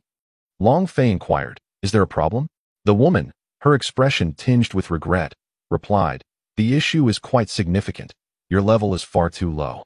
The 2,000-year-old Xuanjia rock spider we are hunting is exceedingly perilous, and you may very well become a liability to our team." Long Fei furrowed his brow, scrutinizing her. He was indeed a unique entity, not easily measured by soul power levels. Presently, his physical strength, power, speed, and combat experience were all commendable. The woman fluttered her alluring eyelashes and continued, "Our capabilities are quite balanced, with all of us reaching the 40th level of Soul Sect. The strongest among us is a formidable attacker, having achieved level 43. The Stardow Forest is more treacherous than any other woodland. And we are only operating in the periphery." She added, "If you had already acquired the 2nd soul ring as a Grand Soul Master, there would be hope. But as it stands, with only 1 ring, the disparity is too vast. Should you desire our assistance in the hunt, additional fees will be required." Long Fei pondered for a moment, speaking in a calm and measured tone. "You 6 soul masters at level 40 can surely manage to accompany me. A mere level 20 soul master, against a soul beast that has existed for 2 millennia, can't you? I do not intend to hunt soul beasts for soul rings on this outing. Rather, I seek to gain experience. It is best to form a team of 7 to enter the Stardow Forest. Since fate has brought us together, why not allow me to join? What do you think?" His sudden change of heart stemmed from a desire to explore the soul ring option provided by the system, delaying any thoughts of hunting soul beasts. He wished to join the team first. The woman appeared slightly surprised. "You do not plan to hunt soul beasts for soul rings?" Long Fei nodded. The woman hesitated. "What a peculiar individual you are. However, it is fortunate that you are a formidable attacker. We 6 soul masters can indeed accommodate you, but you must follow our lead." "Certainly." Long Fei nodded, inwardly delighted, for joining them to complete the system's task was paramount. "Follow me." The woman turned, her voluptuous form swaying as she took the lead. Long Fei followed closely behind, observing the scene. "By the way, I am Lan Dai. You seem rather young. What is your name, little one? How old are you this year?" The woman suddenly inquired as she navigated through the crowd.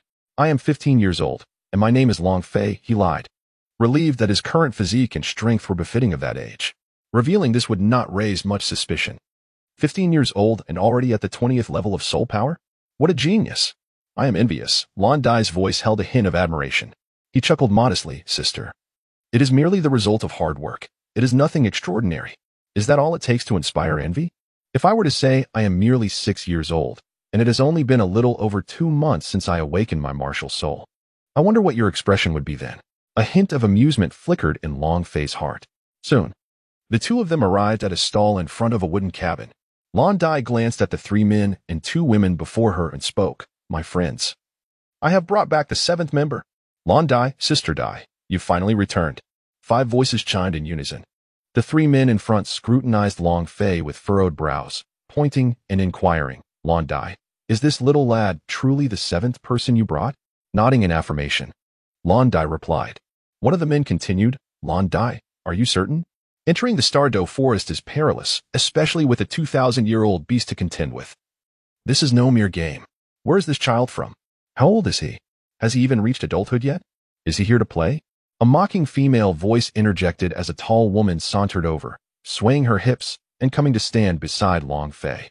Long Fei furrowed his brow and addressed the crowd, saying, let us dispense with the trivialities. If you wish to ascertain the extent of my prowess, simply send forth a challenger for a duel. Upon hearing this, the onlookers exchanged glances and then erupted into laughter. How amusing, such candor suits my taste. The burly man chuckled heartily. Very well, young lad, what is your name? How old are you? What is the level of your soul power? The muscular man inquired.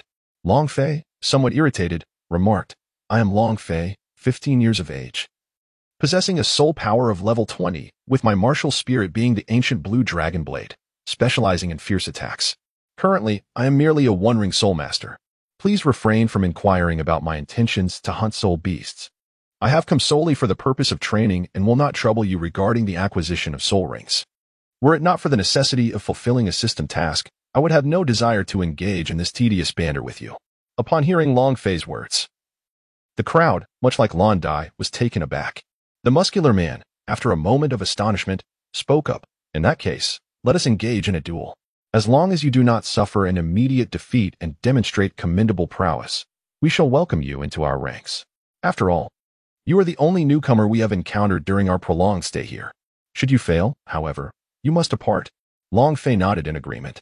The muscular man continued, since you also specialize in fierce attacks, let us battle directly. I will harness the strength of a level 20 soul master and will solely employ my first soul skill, ensuring I do not unfairly overpower you. Should you manage to surpass me despite this limitation, it would serve as proof of your victory. Long Fei remained silent upon hearing this.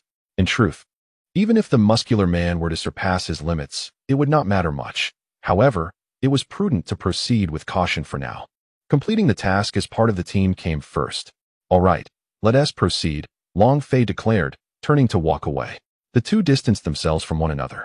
Subsequently, the other team members also cleared the area to observe the match, engaging in discussions that hinted at their anticipation of a spectacle. Do you think that kid can last a few rounds with Bin Shan? I reckon 3 rounds would be generous. 3 rounds is already quite flattering. Meanwhile, Long Fei had adopted a combat stance. Bin Shan, observing him without the release of his martial spirit, furrowed his brow and remarked, Kid, aren't you going to unleash your martial spirit? No rush. Let's exchange a few moves first, Long Fei replied with a slight curl of his lips. All right then. I shall engage you. Let us see what you're capable of. Bin Shan, feeling a tinge of irritation at the audacity of these youngsters, charged directly at Long Fei. Long Fei sprang into action, launching himself forward and delivering a powerful punch. Bang! The impact reverberated, and Cheng Shan's expression shifted dramatically. No, this lad's fist is remarkably hard. Such formidable strength. In the next instant, Cheng Shan's body was forcefully knocked back. How about that? My strength is quite impressive, isn't it? Long Fei declared while continuing his relentless assault. His speed was astonishing. However, Cheng Shan swiftly emerged from his astonishment, drawing upon his extensive experience to evade and counterattack with agility. Meanwhile, those who had initially gathered to witness the spectacle were now rendered speechless. Could it be that Cheng Shan could not gain the upper hand against this young man? Instead, he found himself on the back foot? How could this be possible? The 5 observers gasped in disbelief. 19. A terrifying strike. In midair, Long Fei executed a swift kick. Cheng Shan's eyes narrowed as he hastily raised his arm to block. The force was overwhelming, causing pain to shoot through his arm, and he closed his eyes as he staggered back. At that moment, the onlookers were astonished. Are you not going to summon your martial spirit? Under normal circumstances, you are no match for me, Long Fei stated calmly, firmly grounding himself. Shaking off the impact, Cheng Shan took a deep breath and said, "You are impressive, young man. I retract my earlier disdainful remarks. I truly did not expect this. Now that I am warmed up, I shall summon my martial spirit. You would do well not to underestimate me. There is a significant difference between my unawakened state and when my martial spirit is unleashed," Cheng Shan declared. To his surprise, this young man was remarkably formidable. Cheng Shan, a powerful assault spirit master, possessed considerable combat prowess even without his martial spirit, yet he found himself unable to gain the upper hand against Long Fei. "Indeed, Lan Dai, you have discovered an extraordinary young talent," remarked one astonished onlooker, turning her gaze towards the equally stunned Lan Dai. Little did she know that Lan Dai herself was taken aback by the unexpected prowess of an ordinary young man she had casually encountered. Long Fei gazed at Cheng Shan with a slight elevation of his chin and said, "Senior, let us commence." With a resounding roar, Cheng Shan underwent a remarkable transformation. Enveloped by the essence of the snowstorm bear, he manifested a formidable presence. The bear, predominantly cloaked in pristine white fur, bore several striking red stripes, its head exuding a fierce demeanor and its eyes gleaming with an ominous light. As the snowstorm bear's spirit enhanced him, Cheng Shan's physique became notably more imposing, his muscles swelling with newfound strength, radiating an aura of formidable ferocity. With a thunderous roar, the surrounding flora trembled in response. "Be cautious." The ferocious Cheng Shan charged directly toward Long Fei, his martial spirit awakened. Even without the utilization of soul ring abilities, he was undeniably a formidable soul master. His prowess in strength, speed, defense, and damage was exceedingly potent. A strike came forth, accompanied by a gust of forceful air. Long Fei raised his hand, eager to test the formidable power of the Soul Clan. This lad has lost his mind, daring to confront the might of the collapsing mountain with sheer normalcy. Lan Dai furrowed her brow, alarmed. No one present would dare to receive a punch from a Soul Clan member empowered by their martial spirit in a conventional manner, for the consequences would be unimaginable.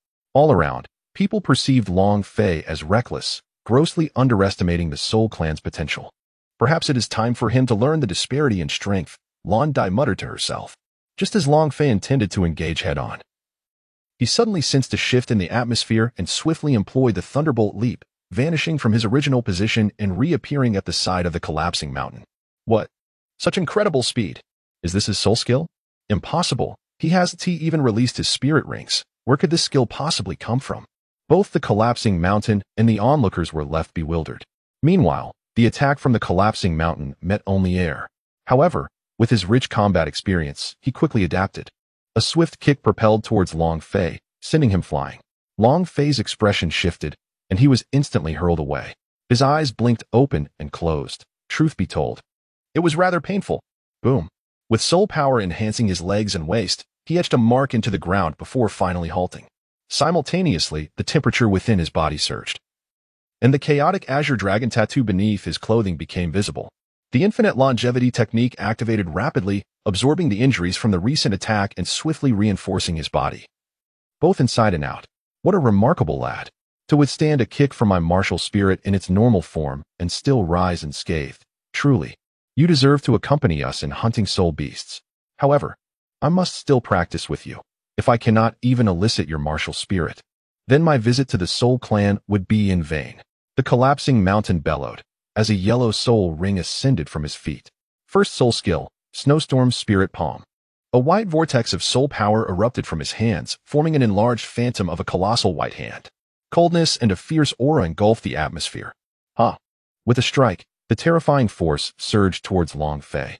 Witnessing the impending attack, Long Fei suddenly relaxed, a smile tugging at his lips. He spread his arms wide, embracing nature, leaving the onlookers in shock. What is this fool doing? Does he seek death? Quickly, unleash your martial spirit, or evade. Lan Dai and the collapsing mountain's expression shifted dramatically, their eyes narrowing in alarm. At this moment, it was too late. The launched attack could not be retracted. The momentum was too swift. Before their warnings could fully resonate, the entire Snowstorm Spirit Palm engulfed Long Fei. The terrifying energy detonated instantly. A thunderous roar erupted. The ground cratered. In the face of this scene, no one believed Long Fei could survive. This foolish boy. Idiot. Lan Dai gritted her teeth. The collapsing mountain stared wide-eyed at the dust cloud from the explosion. Buzz. Suddenly, at that moment, a surge of azure energy erupted forth. The astonished onlookers turned their gaze, revealing only a breathless figure. It was none other than Long Fei. However, his attire was tattered, and upon his robust physique, azure stripes glimmered upon his arms, chest, and back. Aside from a few areas concealed by the remnants of his clothing, the rest of his body, especially his arms, bore striking azure tattoos. What magnificent muscles! Such an alluring physique. How exquisite, how cool the patterns. The women, including Lan Dai, blushed fiercely at this sight, their eyes fixated on Long Fei's form. Akin to a tiger stalking its prey. Swallowing hard, they could not contain their admiration. At that moment, an overwhelming ancient pressure emanated from Long Fei. A flash of azure light flickered in his intense gaze, sharp as a blade. In rapid succession, his injuries began to heal. The boundless longevity technique within him and the chaotic azure dragon bloodline were swiftly absorbing energy. Simultaneously, a long ancient azure dragon knife manifested in his hand, into which he channeled his soul power. In the next instant, he sprang into action, charging toward the collapsing mountain with incredible speed. With a swift leap, he closed the distance in a mere breath's time, standing before the mountain with unparalleled swiftness. At this moment, Long Fei's body was suffused with heat, his breath escaping in fierce bursts, his piercing gaze reminiscent of a dragon's fiery exhalation. The formidable Chongshan, realizing the impending danger, underwent a drastic change in expression.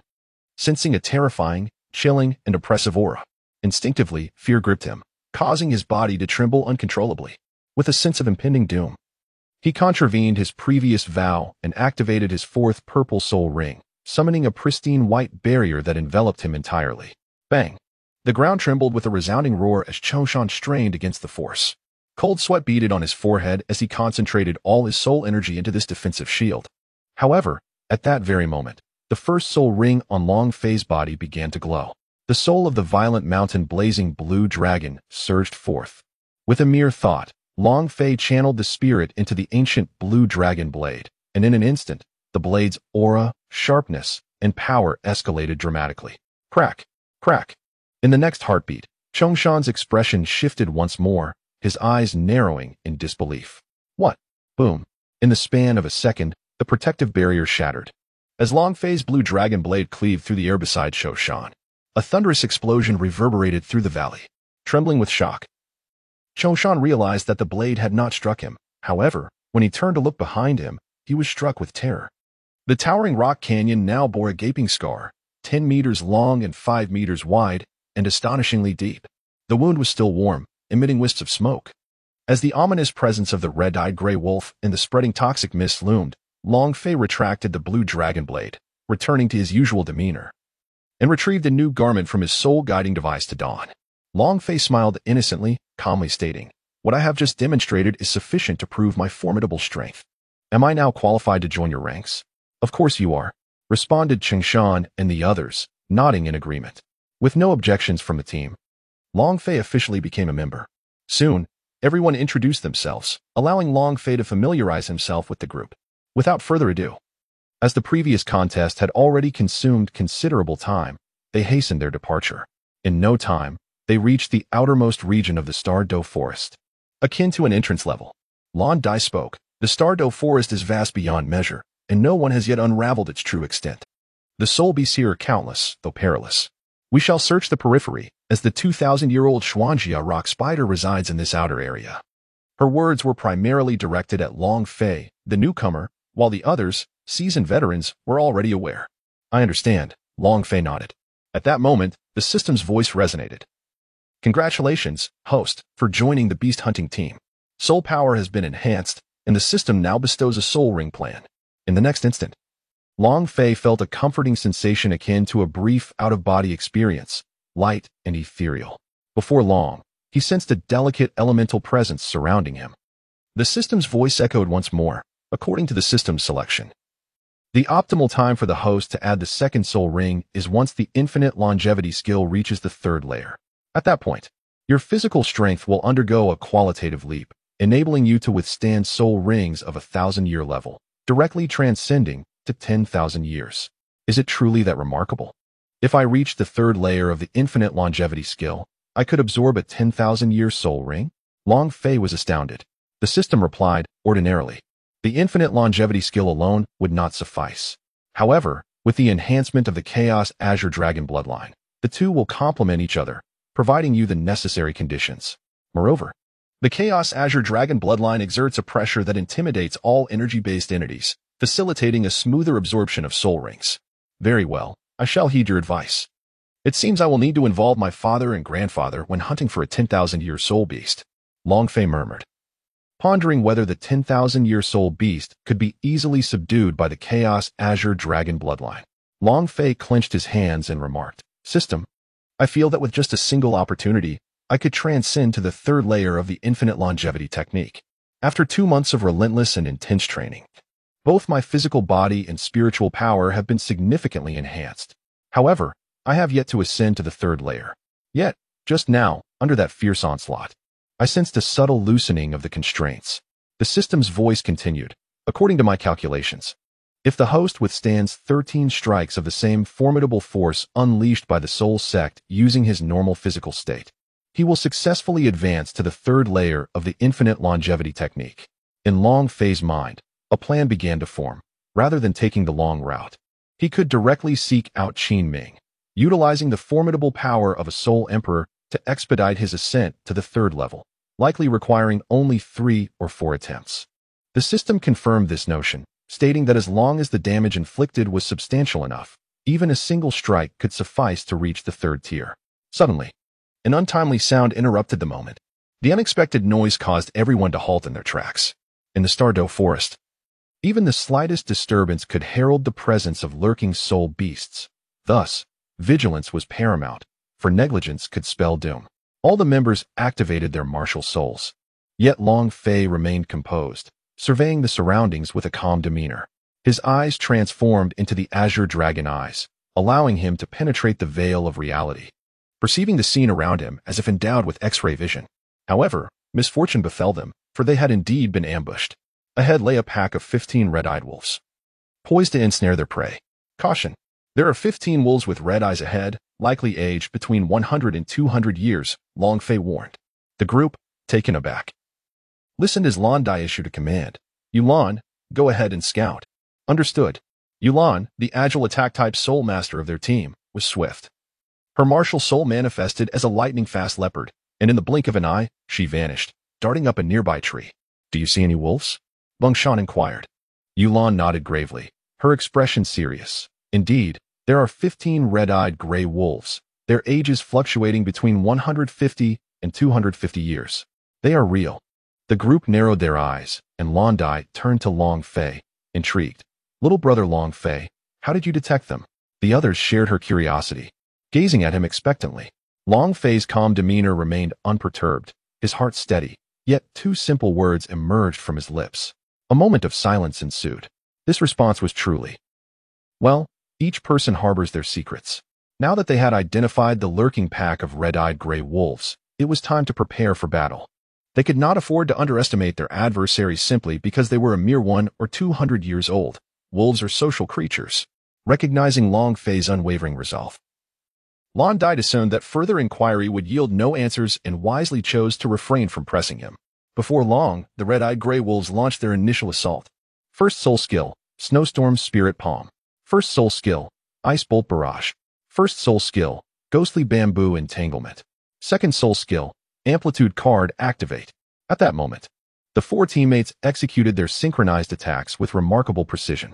An explosion of visual effects erupted before them, accompanied by a thunderous cacophony that resounded through the air. The scent of gunpowder hung heavily in the air, and dust swirled about. The crowd watched intently as the scene unfolded.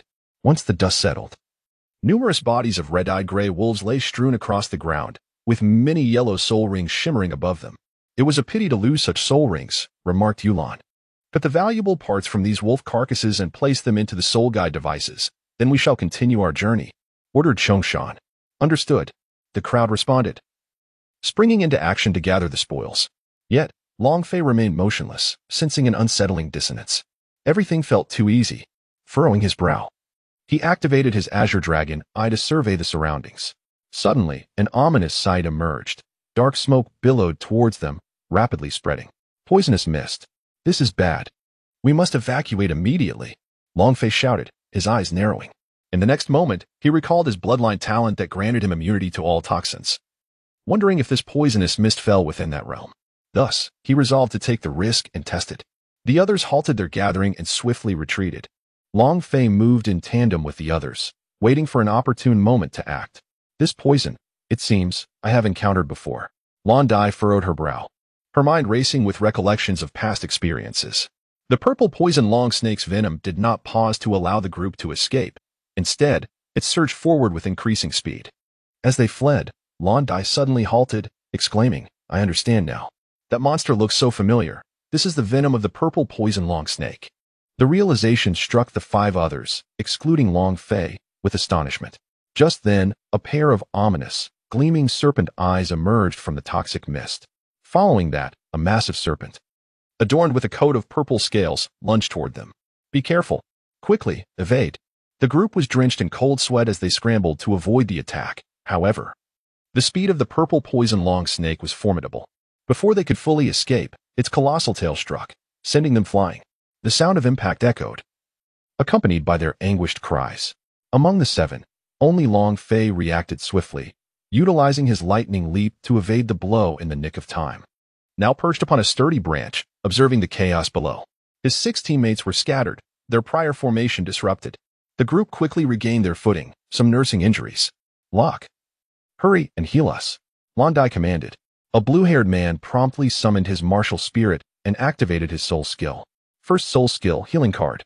Locke served as their support, possessing healing abilities in addition to his amplification powers, making him a well-rounded soul master despite lacking offensive capabilities.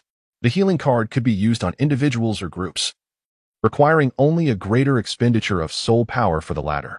A green light enveloped everyone, including Long Fei, and in the next moment, they felt significantly lighter, the pain of their wounds receding rapidly. Is this healing? Truly remarkable, Long Fei mused, observing the changes in his body. By the way, where's that kid Long Fei? Fengshan inquired. Let us not worry about him for now. We must first deal with the imminent threat before us. Locke pointed toward the advancing purple poison long snake. The group steeled themselves, their expressions grave. Quickly, activate your defenses. The poison mist is about to engulf us, Lan Dai urged. Everyone initiated their defensive soul skills and struck out to disperse the toxic fog. However, the purple poison long snake was not so foolish. It coiled around a large tree, poisoning the vegetation beneath it. This serpent was extraordinarily long, while a typical 10-year-old purple poison long snake measures around 2 meters. This one appeared to stretch at least 100 meters. It was undoubtedly of 1,000-year caliber. In the team, the 3rd woman, Yu Yun, pondered aloud. Upon hearing her words, the others grew increasingly solemn, collectively adopting a serious demeanor. Everyone exerted their abilities, adhering to their customary order of combat. Lan Dai spoke up. What about me? At that moment, Long Fei interjected. The group turned their gazes towards him. So, you are here. Fengshan furrowed his brow and remarked. You possess but a single soul ring, yet your strength is formidable. Would you be interested in collaborating with Yulan and me to assail this creature? No problem. Long Fei replied nonchalantly. My speed is also quite remarkable. You attract its attention while I launch a surprise attack from behind. Excellent. Let it be so. With Cheng Shan's declaration, the battle commenced. As his words resonated, everyone sprang into action. Soon, they found themselves engaged in combat with the purple poison long xiang snake. Their coordination was commendable. Those at the forefront charged ahead, the support units provided assistance, defenders held the line, and ranged attackers unleashed their projectiles, each person striving to the best of their abilities. Long Fei adeptly employed the thunder flash step, weaving through his surroundings as he sought an opportune moment to strike. The purple poison long serpent, a soul beast of a millennium, was not only swift but also boasted formidable defense due to its serpentine scales. It would not foolishly remain stationary to be struck. Instead, it executed a counterattack, utilizing the terrain to its advantage with its agile form. Its venom was exceedingly lethal, and to be infected or struck by its abilities could prove fatal. During the fray, some had succumbed to poisoning. Fortunately, Locke's 4th soul skill was antidote, albeit not instantaneous. It required time to suppress the toxins before proceeding to decompose the venom, a process that would take at least half an hour. As over 20 minutes elapsed, the battle escalated to a fever pitch, with the serpent sustaining injuries from the collective onslaught of the group, inciting its wrath. Countless droplets of venom swiftly spread, transforming into needles that shot towards the gathered individuals from both the ground and the air. The ground's flora withered under the assault. At that moment, Long Fei, who had been lying in wait, emerged, wielding the ancient azure dragon blade that radiated a fierce azure luminescence, imbued with an aura of lethal intent. With a sudden flash, he struck the purple poison long serpent, his form crackling with lightning. Azure Dragon Slash, he declared, naming his self-invented technique, as he fervently channeled his soul power into the blade, amplifying its terrifying potency. The blade, inherently possessing exceptional penetrating capability, was further augmented by his concentrated soul energy, allowing Long Fei to move with incredible speed and decisiveness. He cleaved downward from the serpent's head, producing a resounding thud as the creature was brutally severed in two, accompanied by its agonized shriek. Blood gushed from the serpent's body, and in its final moments, it unleashed a last, venomous mist that rapidly enveloped Long Fei. "Long Fei!"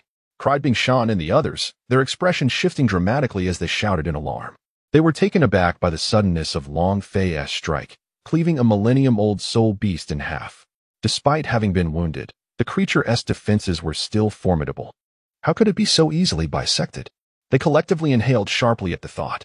Yet, amidst the enveloping toxin, Long Fei maintained an air of calm. The venom clung to him, yet he felt no discomfort. A verdant glow enveloped him, accompanied by an aura of dragon might. His bloodline talent, immunity to all poisons, was activated. At that moment, the infinite longevity technique within him surged into action, rapidly operating to counter the damage inflicted by the poisonous mist. While the chaos of the Azure Dragon bloodline mitigated harm, it also absorbed the venom to refine his physique. In the next instant, a miraculous scene unfolded. The toxic mist was absorbed into Long Fei's body. At that moment, a transformation occurred within his infinite longevity technique, shattering the shackles that had once bound him. Dragon Fei's countenance radiated with astonishment as he promptly immersed himself in cultivation. In an instant, his mastery of the infinite longevity technique ascended from the second to the third level. A golden light emanated from his being. Meanwhile, outside, the onlookers, including Bing Shan, were left in a state of bewilderment, utterly confounded by the spectacle before them. What manner of creature is this? Has he absorbed the toxic mists? Bing Shan, astonished, wore a peculiar expression, mirrored by the others present. It seems this individual harbors a great secret, Locke suddenly declared. A great secret. At that moment, a stir of desire flickered within the hearts of the crowd. However, just then, Lan Dai interjected, "Do not entertain thoughts of coveting him. He was invited by me. Even if he possesses secrets, they belong solely to him. Furthermore, his uniform is from the Heavenly Royal Academy, indicating an extraordinary status." Upon hearing this, the crowd fell silent, suppressing their burgeoning greed. Just as Lan Dai's words settled, Dragon Fei awakened. 22. Serpent Skull, rest. Long Fei noticed that the crowd was observing her as if she were a monkey, and thus she spoke up, inquiring, "How is the poisoned individual faring?" Her intention was to divert the conversation. "Her condition has stabilized," came the response. As the gazes of the onlookers shifted towards the woman lying beneath the tree not far away, Long Fei cast a fleeting glance and chose to disregard the individual entirely. The fate of that person bore no significance to him, and he had no intention of playing the benefactor. Subsequently, his gaze shifted towards the lifeless body of the purple poison Longxiang snake, and he approached it. "What a pity for this soul ring," he murmured. The others shared his sentiment, for this was a millennium-old soul ring. They were all aware that he was the only one present capable of absorbing it. Yet they doubted that his second soul ring could harness the power of a millennium soul ring. The various parts of this serpent also held considerable value. "You might as well gather them for sale," Long Fei remarked indifferently. "You killed this creature, thus you have the priority," Lan Dai interjected. Locke detached himself from the group and approached the poisoned woman to utilize his soul skills in her treatment. Now, only 5 individuals remained. As for the items, Long Fei murmured softly, suddenly activating the Azure Dragon's eye to scan the serpent's body for any valuable items. He held little interest in bones or skin. Yet the venomous blood could potentially serve as an effective material for body tempering. As he continued his examination, he discovered a round object the size of a thumb nestled within the creature's insides. What could this be? His brows arched in curiosity. Without hesitation, he drew the ancient Azure Dragon blade and aimed to strike, only to be halted by Lan Dai's urgent intervention. "No. If you attempt to retrieve it with your bare hands, you will come into contact with the toxic blood and risk poisoning yourself," Lan Dai cautioned hastily. My martial spirit is unique. I am impervious to this serpent's venom, Long Fei replied nonchalantly. You all witnessed the preceding events. Had any one of you attempted to do so, you would likely have been reduced to a puddle of blood by now. Gulp. Upon hearing Long Fei's words, the 5 companions found his reasoning compelling. Your martial spirit is truly formidable. Just be careful, Lan Dai sighed, relenting in her efforts to dissuade him. Long Fei directly extracted a thumb-sized purple orb from within the serpent's belly. What is this? The 5 individuals, possessing a fair amount of knowledge, found themselves at a loss, for they had never encountered the peculiar object held in Long Fei's hand. Dragon Fei felt a surge of curiosity. Could this possibly be an internal elixir? He inquired within. System, what is this substance? The system's voice resonated.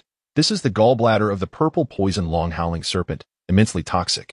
Even a mere touch would result in a swift demise.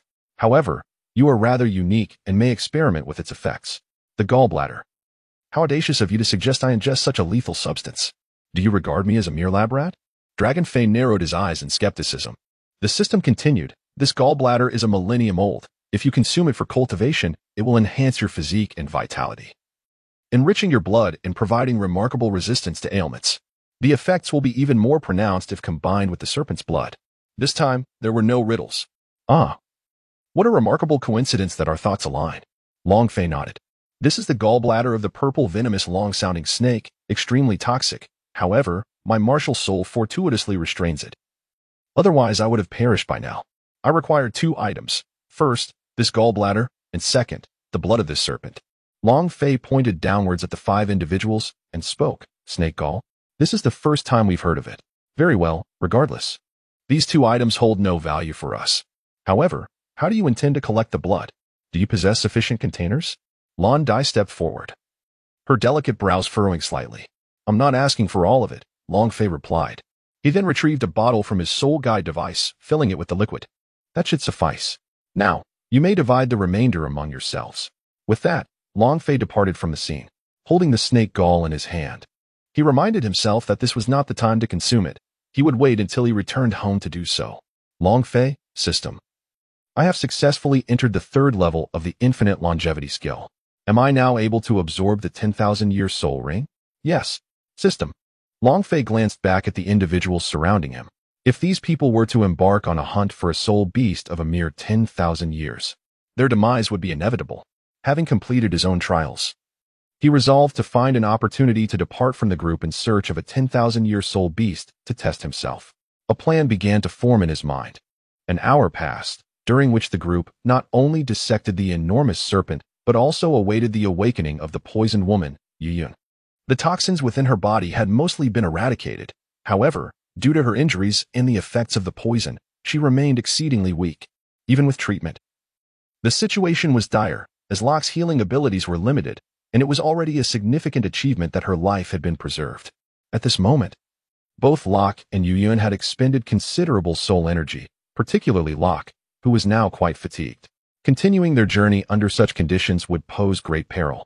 Lan Dai, displaying concern, suggested, let us take a moment to rest. Given your current state, continuing on our path could prove extremely dangerous should we encounter another soul beast ambush. The others readily agreed. Having just fought and harvested, they were utterly exhausted. They seized the opportunity to recuperate their soul energy. Come, let us partake in some sustenance, said Beng Shan, distributing provisions to the group. Long Fei took over, retrieving water from the soul guiding device and slowly consuming it.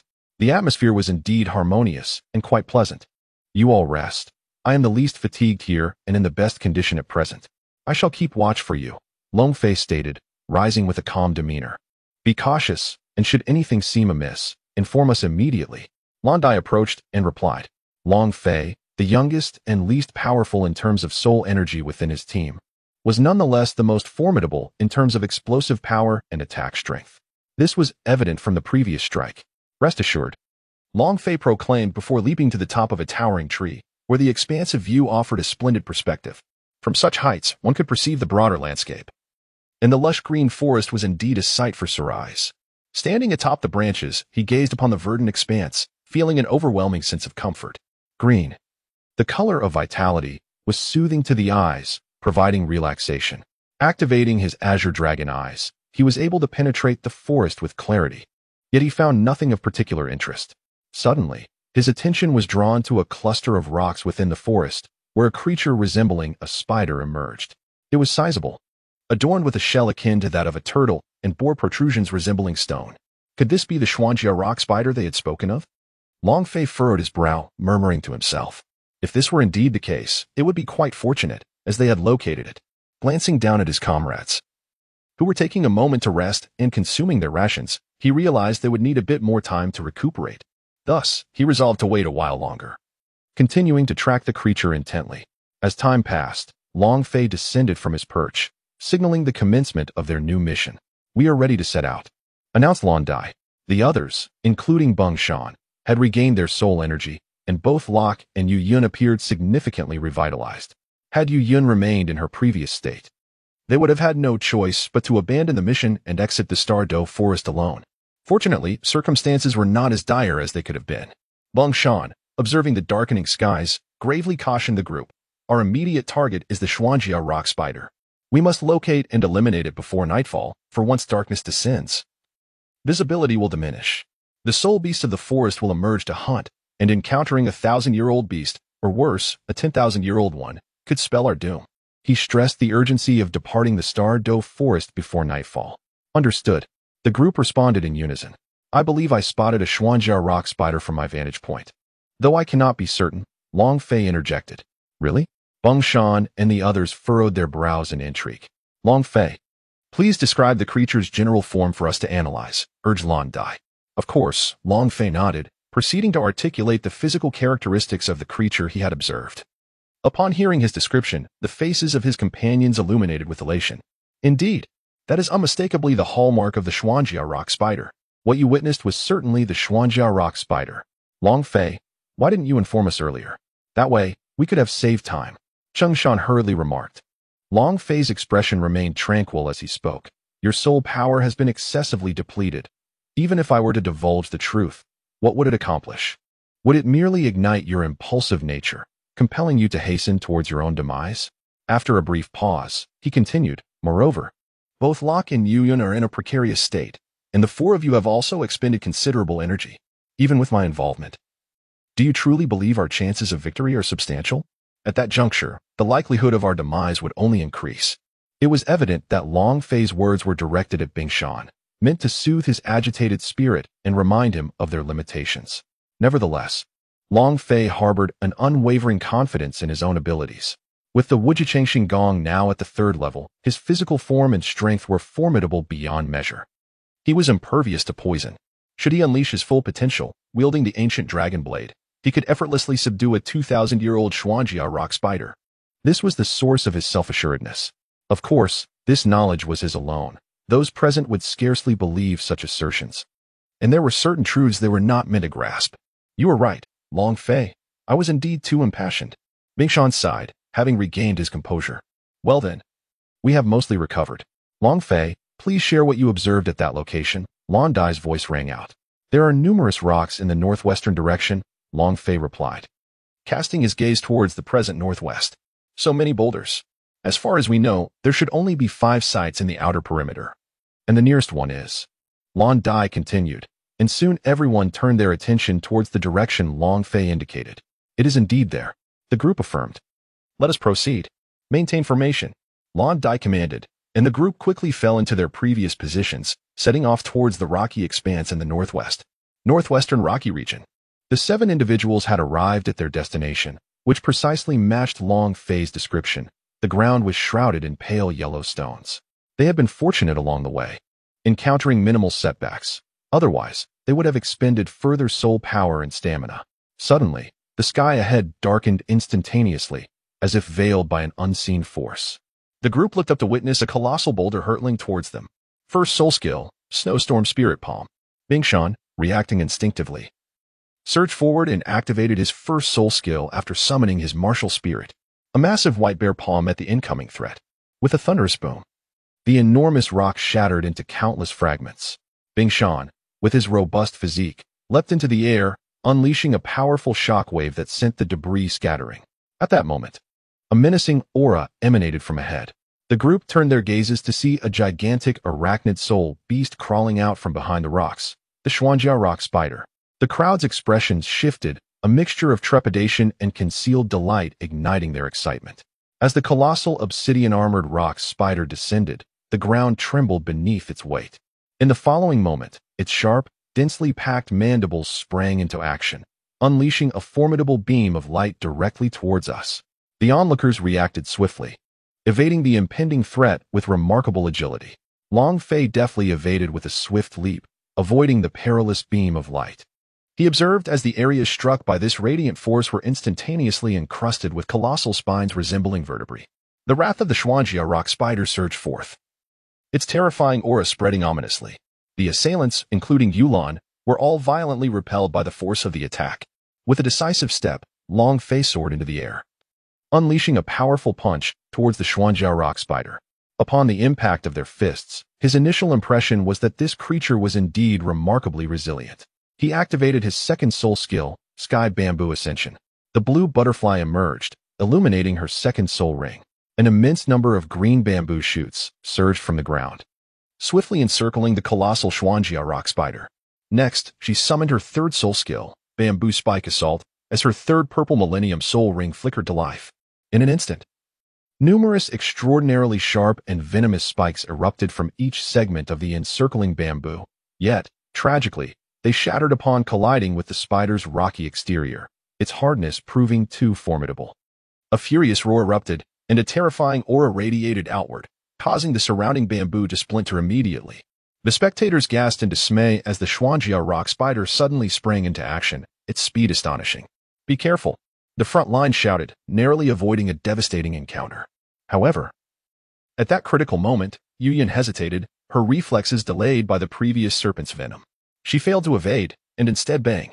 The Xuanjia rock spider struck her directly.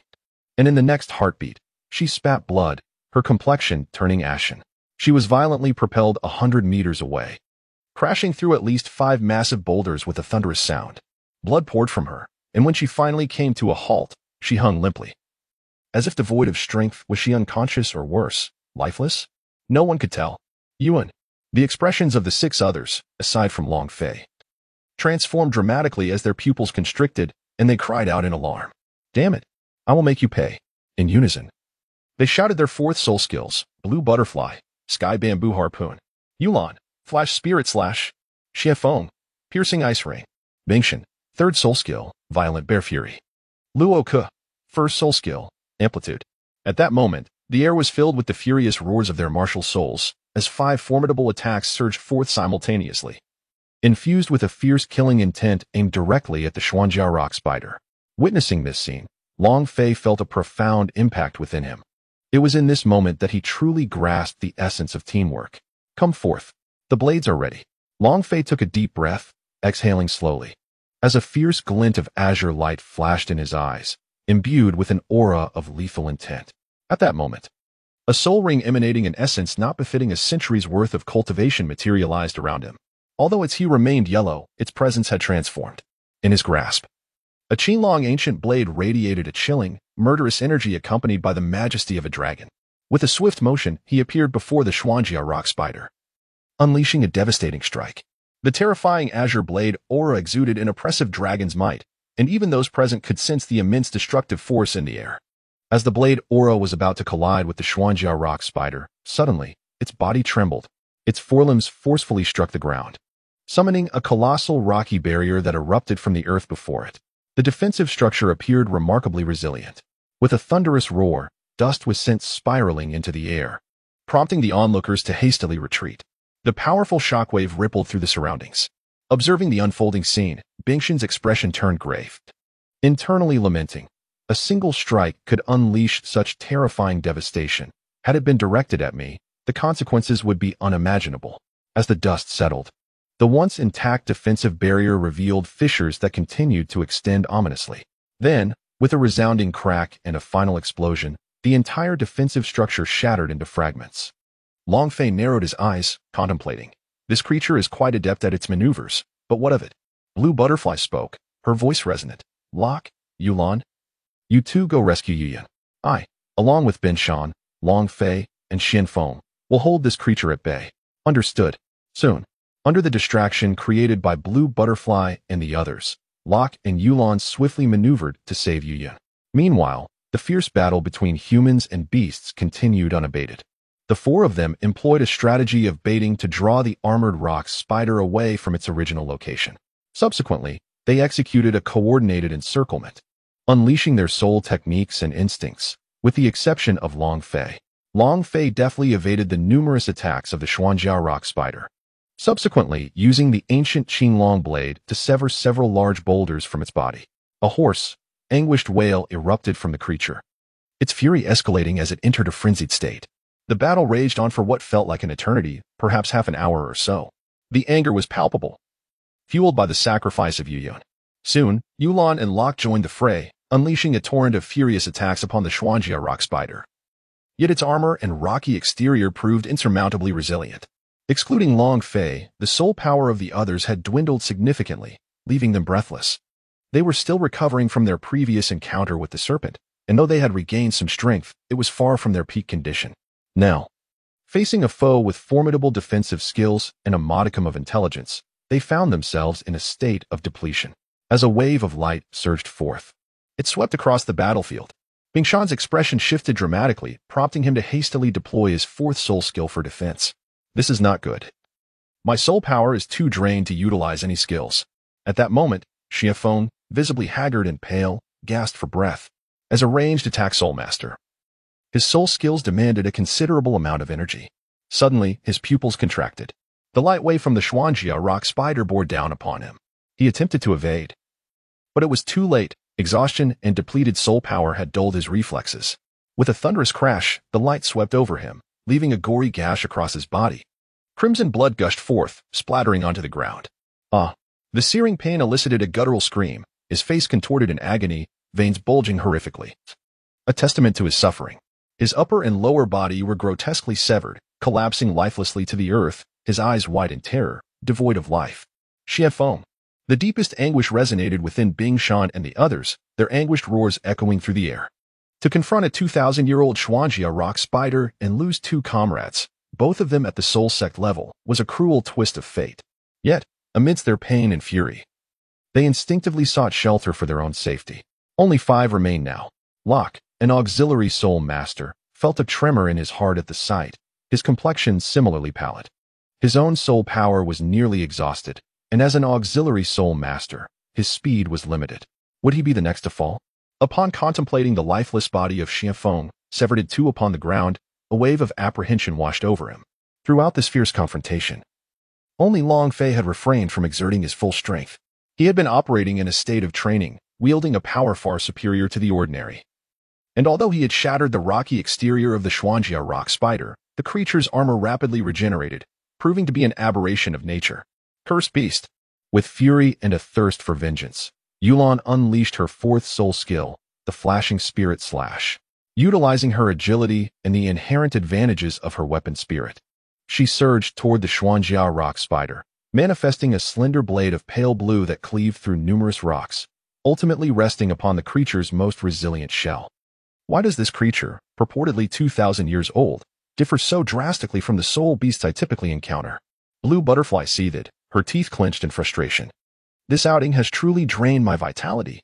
Had I known the disparity between a century-old and a 2,000-year-old Xuanjia rock spider would be so catastrophic, I would never have undertaken this mission. As the radiant waves cascaded, the ground fractured and crumbled, with portions of the rocky terrain collapsing under the pressure. Suddenly, Long Fei dashed toward the luminous wave, his ancient Qi-Long saber swirling in his grasp, a verdant energy enveloping him. His eyes glimmered with a cold light as he thrust the Qi-Long saber forward to collide with the radiant wave. Long Fei, are you mad? Bingshan and Blue Butterfly exclaimed in shock, realizing the peril of his reckless confrontation, given that he was the weakest among them. The Qi-Long saber unleashed its formidable power, erupting in a blaze of azure flames. With a surge of strength, he cleaved the luminous wave in two, the sound resonating like thunder. Take their bodies and retreat. I shall handle this creature, Long Fei declared solemnly, his voice resolute as he set aside his previous levity, now fully committed to the battle. Activating his first soul skill, the mountain-destroying fiery blue dragon spirit, he swiftly directed it against the advancing Xuanjia rock spider. A colossal dragon spirit, imbued with the chaotic bloodline of the Qinglong, erupted forth from him, colliding with the spider in a tremendous explosion. The Xuanjia rock spider was instantly propelled backward, several meters. The mountain-destroying fiery blue dragon spirit stood before Long Fei, the scene reminiscent of two titanic soul beasts locked in a fierce standoff. With a thunderous roar, the dragon spirit unleashed its power, its ancient royal aura descending upon the Xuanjia rock spider, which struggled to rise under the immense pressure, cracks appearing upon its once impenetrable shell. System, is it possible for me to absorb the soul ring of this Xuanjia rock spider? So resilient and formidable, Long Fei felt an inexplicable stirring in his heart. This creature might very well bring him unexpected delight. At that moment, Lan Dai and her companions were rendered speechless in astonishment. Suddenly, a look of hate and fury crossed Lan Dai's face as her gaze fixed upon Long Fei. Just then, the Xuanjia rock spider began to undergo a metamorphosis. The shattered strands of silk left Long Fei with an uncanny sensation. What could this possibly mean? Simultaneously, a surge of warmth, emanating from his bloodline, coursed through him, and the chaotic azure dragon tattoo on his body began to manifest. As Long Fei cast his gaze once more upon the Xuanjia rock spider, his expression shifted dramatically. An explosive surge of what seemed to be energy erupted from the creature. A force more terrifying than before surged forth. In an instant, a formidable power exploded from the pupating Xuanjia rock spider. The intense shockwave, save for Long Fei, who remained steadfast due to the defense of the violent mountain flame azure dragon soul, sent the others, Bingshan, Lan Dai, Yulan, and Locke, reeling. Their souls were drained, and their bodies weakened and fatigued, rendering them incapable of withstanding the onslaught, and they were simultaneously hurled backward. Damn it! What could possibly be the matter with this Xuanjia rock spider? Why is it so fearsome? Yulan gritted her teeth as she struggled to rise from the ground. The eyes of the four narrowed in disbelief as they beheld the Xuanjia rock spider emerge from its cocoon, now even more colossal. It radiated an aura that transcended and surpassed a terrifying 2,000 years. How could this be? Long Fei furrowed his brow and spoke. 6,000 years. Indeed. At this moment, he sensed the aura emanating from the Xuanjia rock spider before him, an aura characteristic of a soul beast aged 6,000 years. Just then, a voice from the system echoed in his mind. The Xuanjia rock spider before you is quite extraordinary. Its true cultivation has been concealed by a certain force. Its authentic age is actually 6,900 years. You may consider absorbing it as your second soul ring, as it may yield unforeseen rewards. How could such a force exist? Does this world harbor secrets yet to be unveiled? Long Fei was taken aback. Since the Xuanjia rock spider was indeed a soul beast of 6,900 years, it was no wonder that several soul sects had struggled for half a day without success. It was entirely beyond their limits. The outwardly perceived aura was that of 2,000 years, yet its intrinsic strength and defensive capabilities were equivalent to those of a 6,000-year beast. Taking a deep breath, Long Fei smiled. Very well, I shall claim this soul beast as my second soul ring. System, what exactly is that mysterious force? Long Fei inquired with curiosity. The four characters' world rules resonated from the system's voice, evoking a profound reaction within Long Fei. Regardless, this soul beast's soul ring was destined to belong to Long Fei. What followed would be a battle of my own. As Long Fei declared this, an overwhelming dragon might radiated from him. The Xuanjia rock spider displayed a wary expression, its body trembling. This was the suppression of a supreme being over a lesser entity. Submit or be utterly obliterated. The choice is yours. Long Fei stepped forward, his eyes transforming into those of an azure dragon, and a colossal, chaotic azure dragon phantom manifested around him. The four individuals behind him were rendered speechless by this spectacle. Long Fei is truly enigmatic, they thought. Let us observe for now, Mountain Crusher said, his expression grave. The enraged blue butterfly gritted her teeth, clenching her fists. Why did you not reveal such formidable power sooner? If you had, Yuyun and Xianfeng would not have perished. In that moment, her heart brimmed with resentment and anger toward Long Fei, alongside a profound sense of injustice. At this juncture, the chaotic azure dragon phantom emerged, and Long Fei directly fused the violent mountain flame azure dragon soul with his own. His very aura and demeanor underwent a cataclysmic transformation. Submit and become my soul ring, or face obliteration. Choose one. The voice of Long Fei resonated with unparalleled authority and echo. The ancient armored rock spider, with its existence spanning 6,900 years, quivered in terror. The overwhelming pressure of bloodline supremacy and the disdain of ultimate strength compelled it to kneel. A surge of energy emanated from it, coalescing around Long Fei. The soul beast offered itself in sacrifice. The spirit of the violent mountain flame azure dragon materialized beside Long Fei. "Protect me," Long Fei commanded, subsequently entering the soul ring to absorb the essence. "This is his secret. Now that we are aware of it, will he eliminate us?" Yulan voiced her concerns suddenly.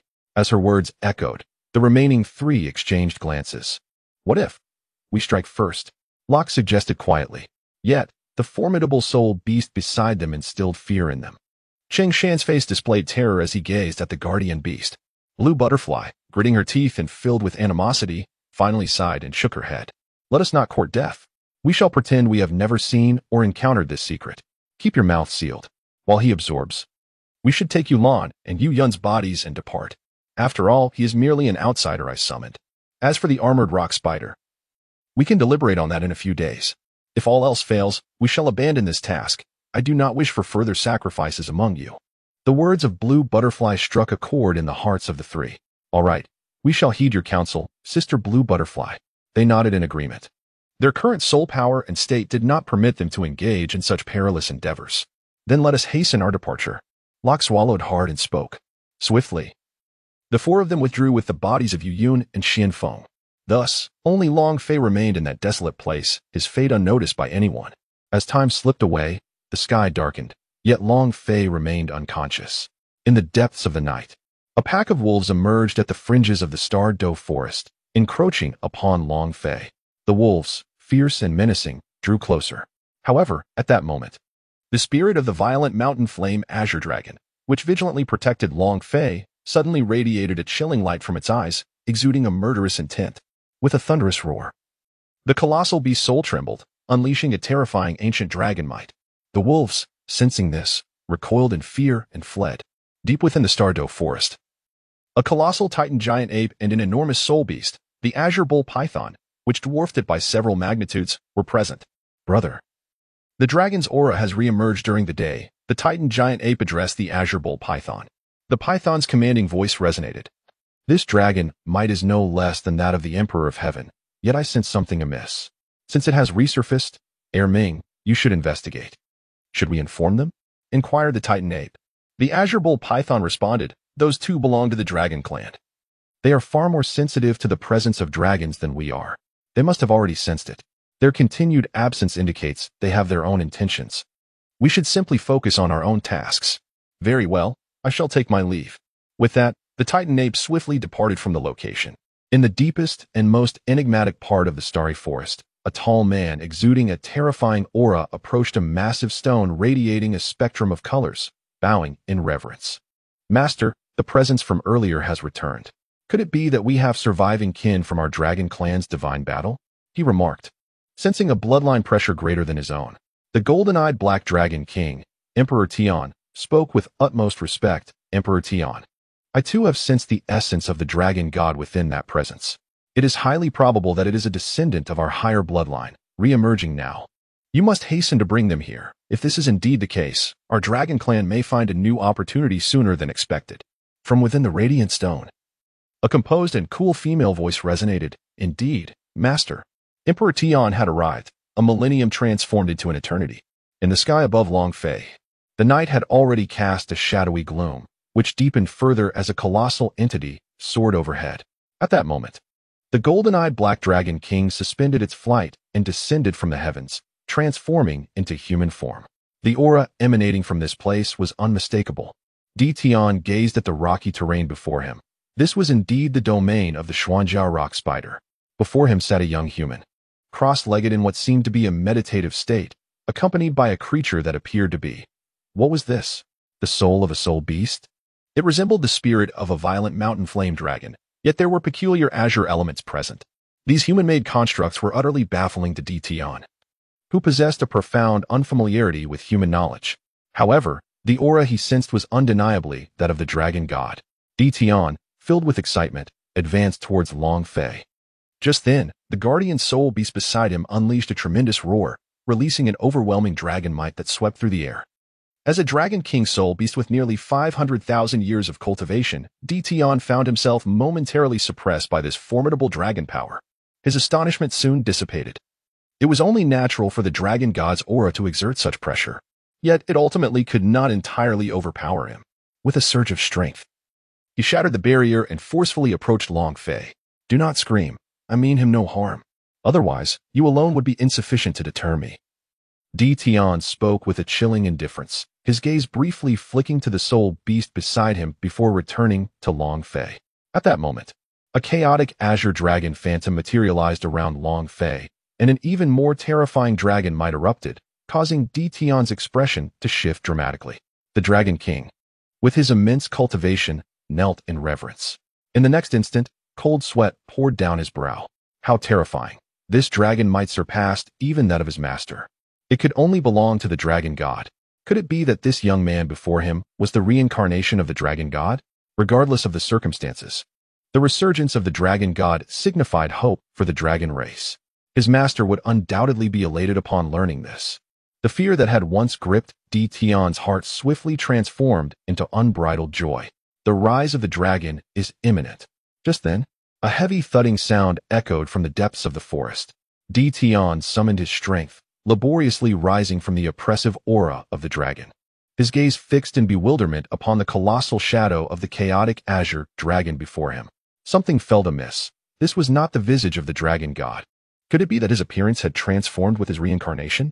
Ditian was perplexed, realizing he would need to bring Long Fei back to his master for further insight. This current manifestation of the dragon seemed even more imposing and authoritative than the previous incarnation of the dragon god. This, perhaps, was not entirely unfavorable. His attention shifted to another direction, where a massive figure emerged.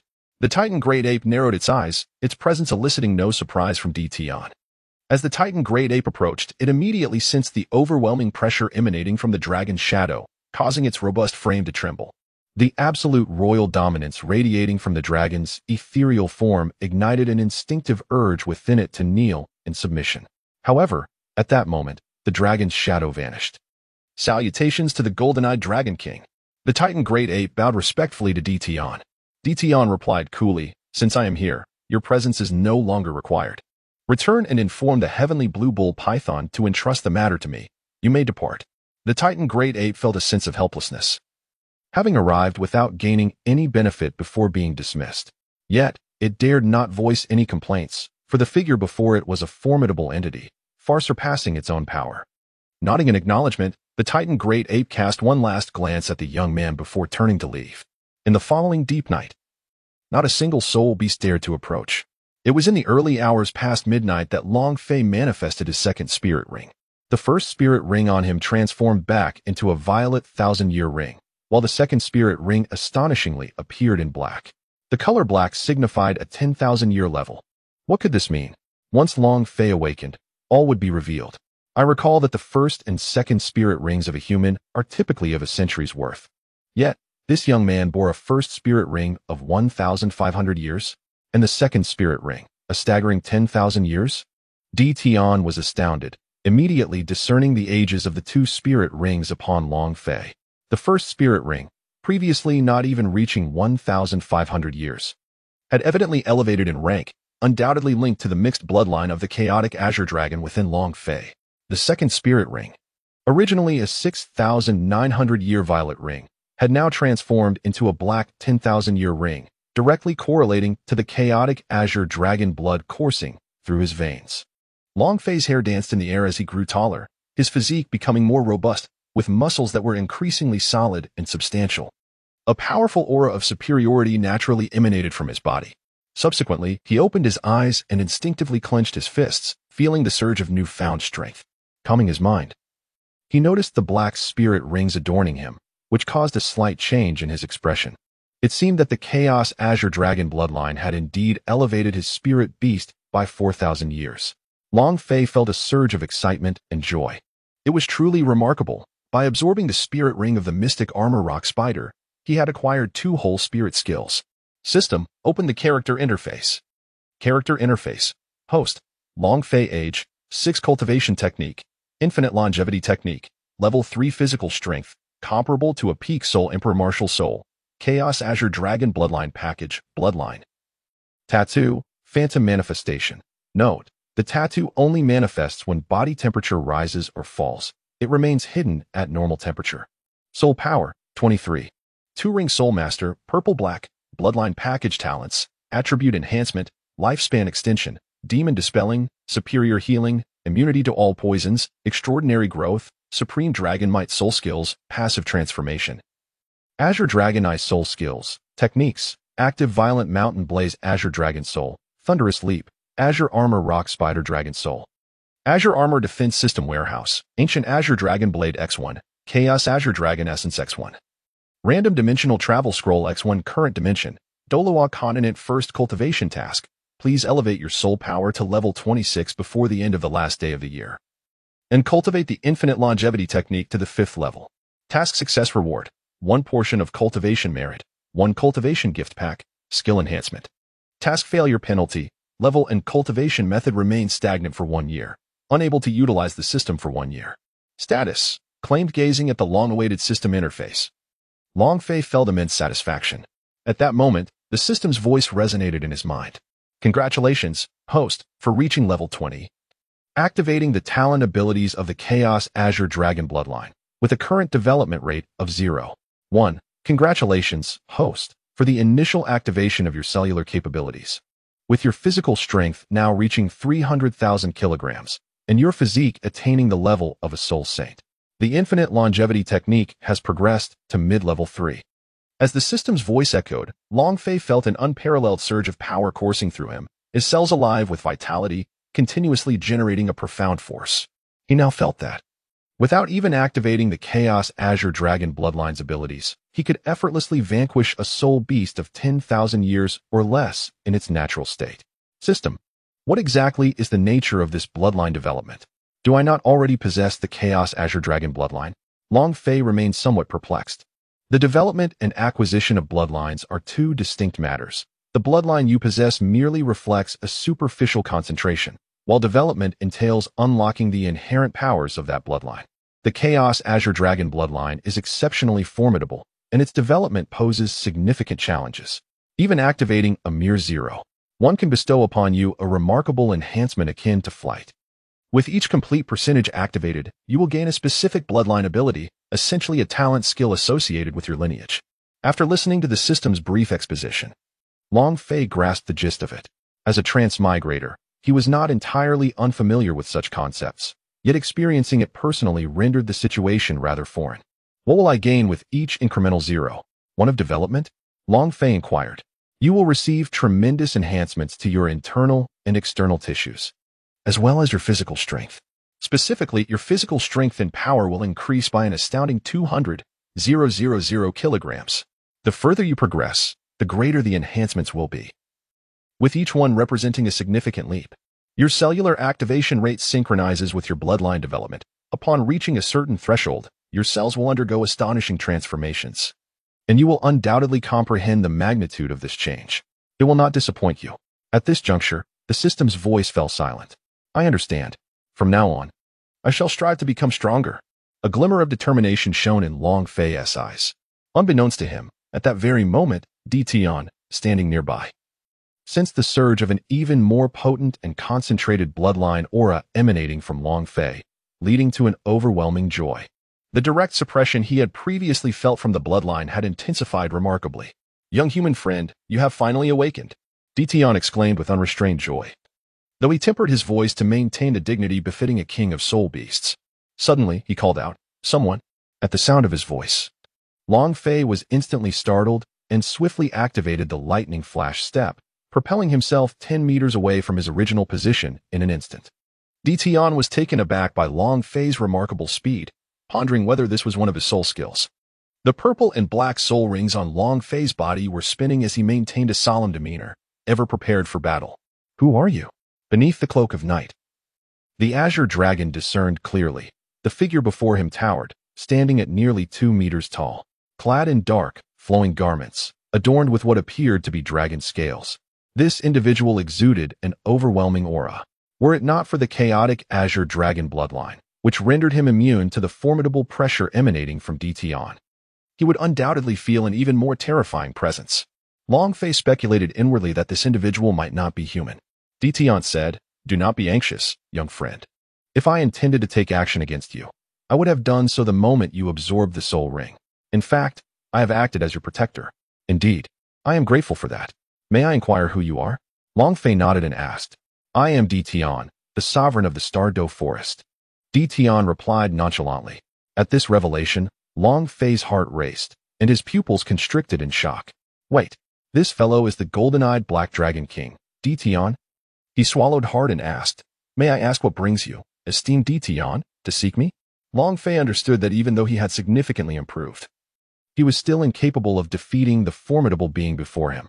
After all, in the world of Doluo, this creature possessed nearly 500,000 years of cultivation. Although he inquired verbally, Long Fei had already surmised the reason. It was undoubtedly drawn by the aura of the Chaos Azure Dragon bloodline that emanated from him.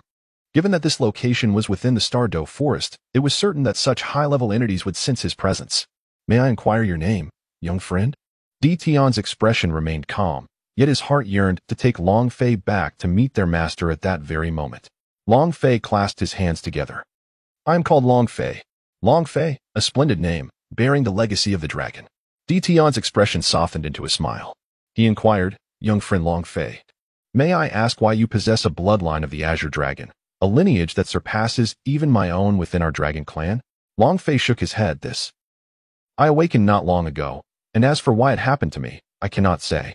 I recall that humans typically awaken their martial spirits at the age of 6. How old are you?" Ditian fixed his gaze upon Long Fei. "I am 6 years old this year, having just awakened my martial spirit a little over 2 months ago," Long Fei replied earnestly. Upon hearing this, Ditian was taken aback. In an instant, he appeared before Long Fei, startling him with his incredible speed. "Goodness, what swiftness!" Long Fei thought to himself.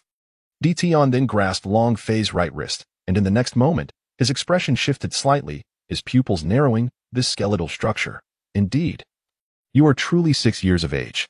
A 23rd rank Great Soul Master at 6, with 1 purple and 1 black soul ring. You are the first I have encountered among humans." After speaking, Ditian released his grip. "Is there anything else, Senior Ditian? If not, I shall take my leave." Long Fei inquired cautiously. He understood that if this formidable figure were to oppose him, escape would be impossible unless he used a spatial scroll to depart from the Doluo world. Ditian's tone was courteous. "Long Fei, due to the uniqueness of your martial spirit, I wish for you to accompany me to a certain location where someone wishes to meet you. Do not worry. We will not harm you." "Someone wishes to meet me? It cannot possibly be the Silver Dragon King, Gyuna, could it?" "No, it must be her." Long Fei pondered. "When may I return? I need to be back at school tomorrow." His brow furrowed in concern. "It will not take long. I shall personally escort you out of the Star Do Great Forest tomorrow morning," Ditian assured, seizing the moment as Long Fei appeared inclined to agree. "Very well. I shall come to see," Long Fei nodded. In the deepest part of the Star Do Great Forest, a massive golden-eyed Black Dragon King descended from the heavens, accompanied by Long Fei. Just moments ago, he had been riding upon Ditian's back, a tale that would surely evoke envy if revealed, one that could be boasted about for ages. In midair, Long Fei beheld the radiant, multicolored stones that appeared before him. Surrounding this profound forest were other soul beasts that had taken on human forms, including the dark golden terror claw bear and other formidable creatures from the original narrative, all waiting below for Ditian's arrival. "Ditian, is this little brat truly the source of the dragon god's aura?" the dark golden terror claw bear inquired, pointing at Long Fei. The other fierce beasts shared in the curiosity. "We shall find out soon enough." Ditian replied calmly to the bear before leading Long Fei towards the resplendent stones. "Master, I have brought the person back," Ditian declared respectfully. Long Fei gazed upon the raw stone before him, pondering to himself, "Is the essence within this stone truly the Silver Dragon King Gyuna?" "Long Fei, unleash your martial soul completely," Ditian urged him. Long Fei nodded in agreement. After all, he had arrived at this juncture. There was no need for concealment. Once his Chaos Azure Dragon bloodline was fully revealed, the expressions on the faces of those around him would undoubtedly be most entertaining. Long Fei is already filled with anticipation. 28. Selection. Long Fei shed his garments, revealing the extraordinary effects bestowed by the Chaos Azure Dragon bloodline. A colossal phantom of the Chaos Azure Dragon loomed, exuding an overwhelming sense of oppression. The immense tattoo of the Chaos Azure Dragon totem bore an ancient and unparalleled essence. Ultimately, he radiated a verdant luminescence, his eyes transforming into those of the dragon, and his bloodline unfurled in its entirety. He embodied the epitome of supremacy, nobility, and inviolability, the ultimate sovereign of the dragonkin. In his heart, Long Fei pondered, system, who was mightier, the Chaos Azure Dragon or the Primordial Dragon? The system responded, the path of the Primordial Dragon is the sacred way, while the Chaos Azure Dragon traverses the path of the Chaos Origin.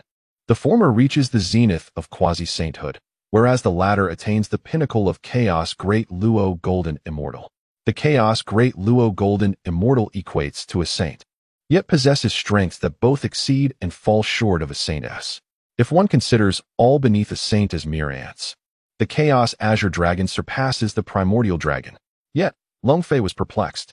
But I have not heard of the Chaos Azure Dragon's existence in the wilderness of antiquity.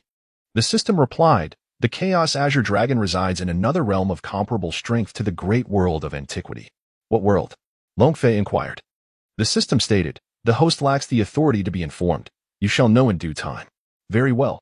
At that moment, feeling the unparalleled dragon might emanating from Long Fei, the ferocious beasts present suddenly felt as if an immense boulder, stronger than themselves, was pressing down upon them, causing considerable discomfort.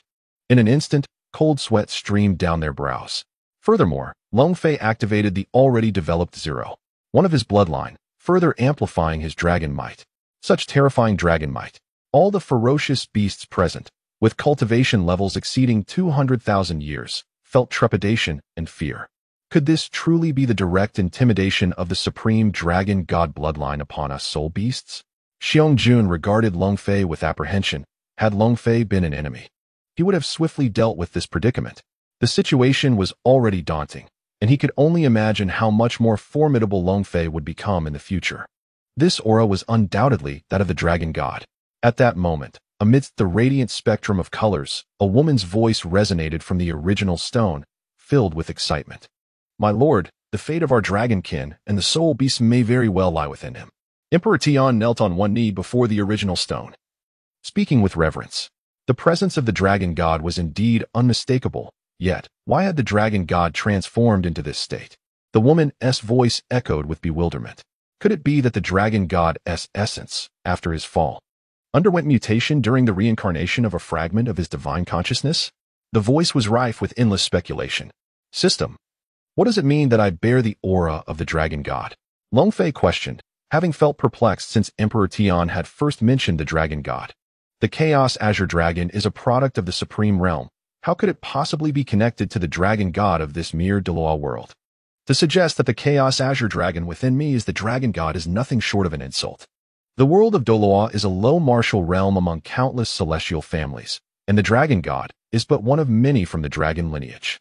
The reason you perceive its aura within the Chaos Azure Dragon is that the dragon god of this realm is a manifestation of a mere fragment of its bloodline, derived from the myriad bloodlines of the Chaos Azure Dragon.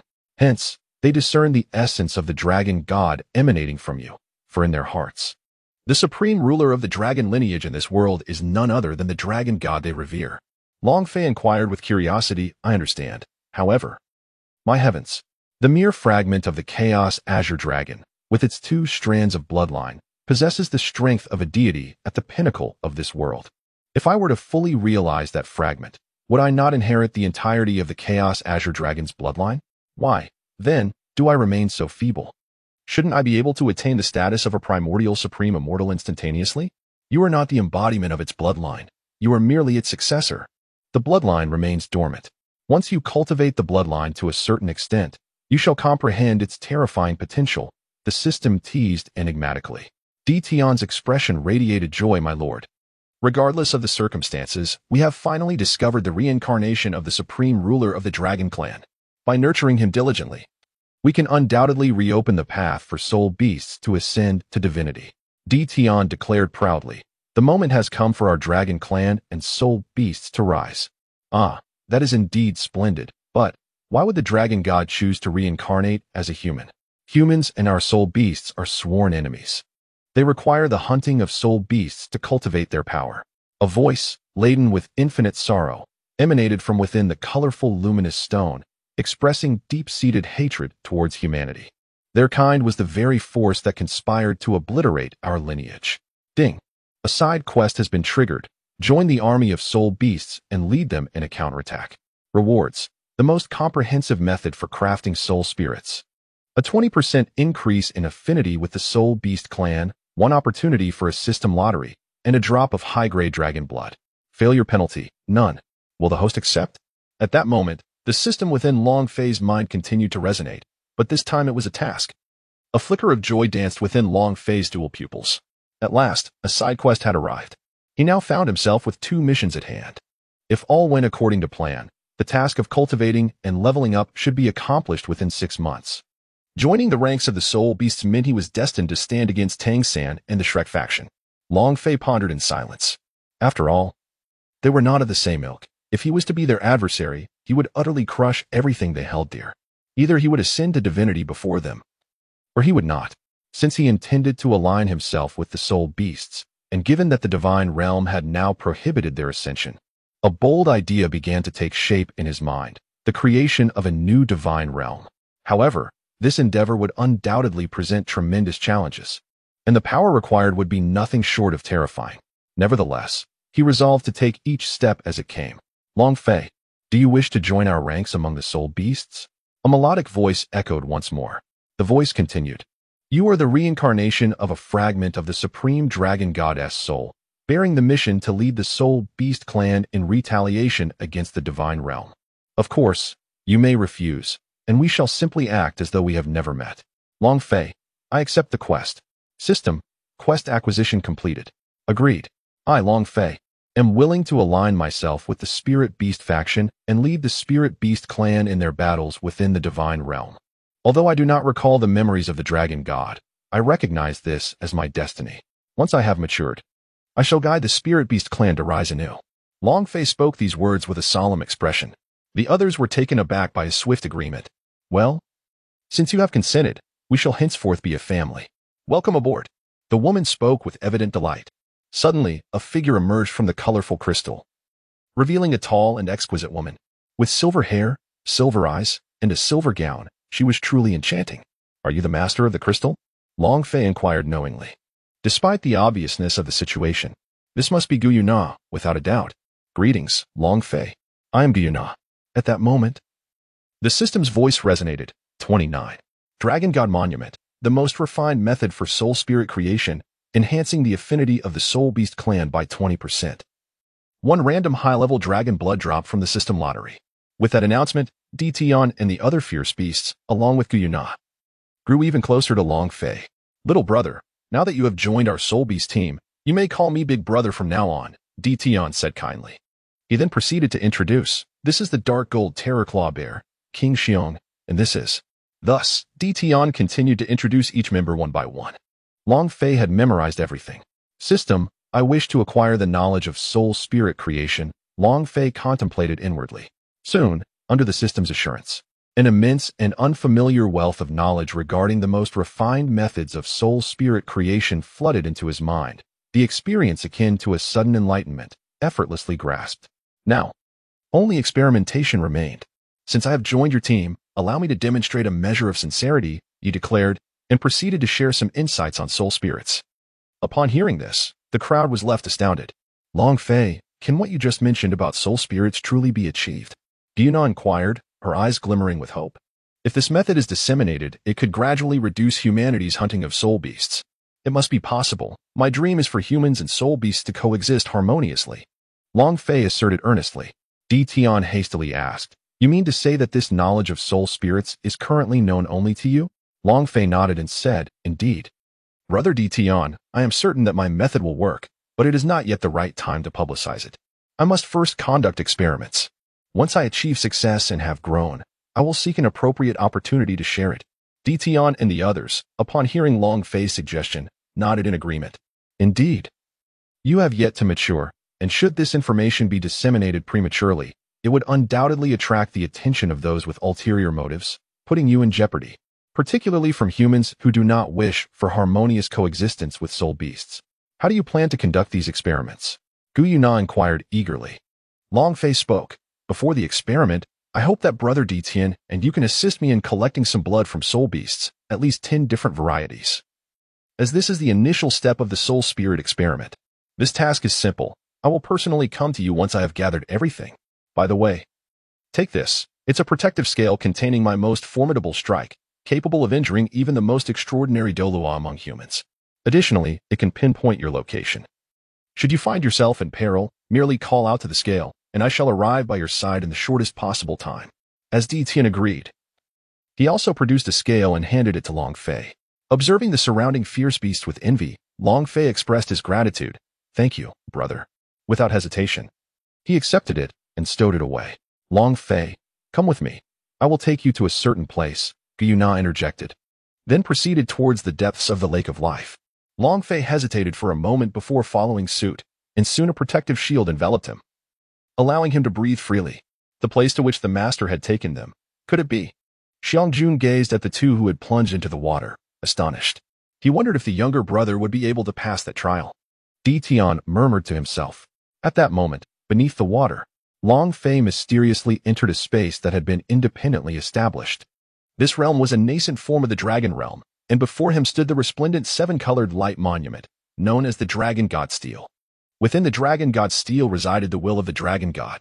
Gu Yuna spoke as she led Long Fei to the Dragon God Steel before them. Stand still and wait for a moment, she instructed as she approached the monument. The Dragon God Steel. Long Fei murmured, a flicker of doubt crossing his mind. Could this be the divine test of the Dragon God? Just then, Gu Yuna called out, Long Fei, come over and place your hand upon the Dragon God Steel. Long Fei nodded in acknowledgement, then approached and placed his hand upon the Dragon God Steel.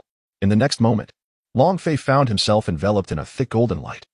As if his very consciousness was being extracted in an instant, swiftly transporting him to another realm. This space was awash with a brilliant golden glow, resembling the chaotic void. Here, Long Fei furrowed his brow, murmuring to himself.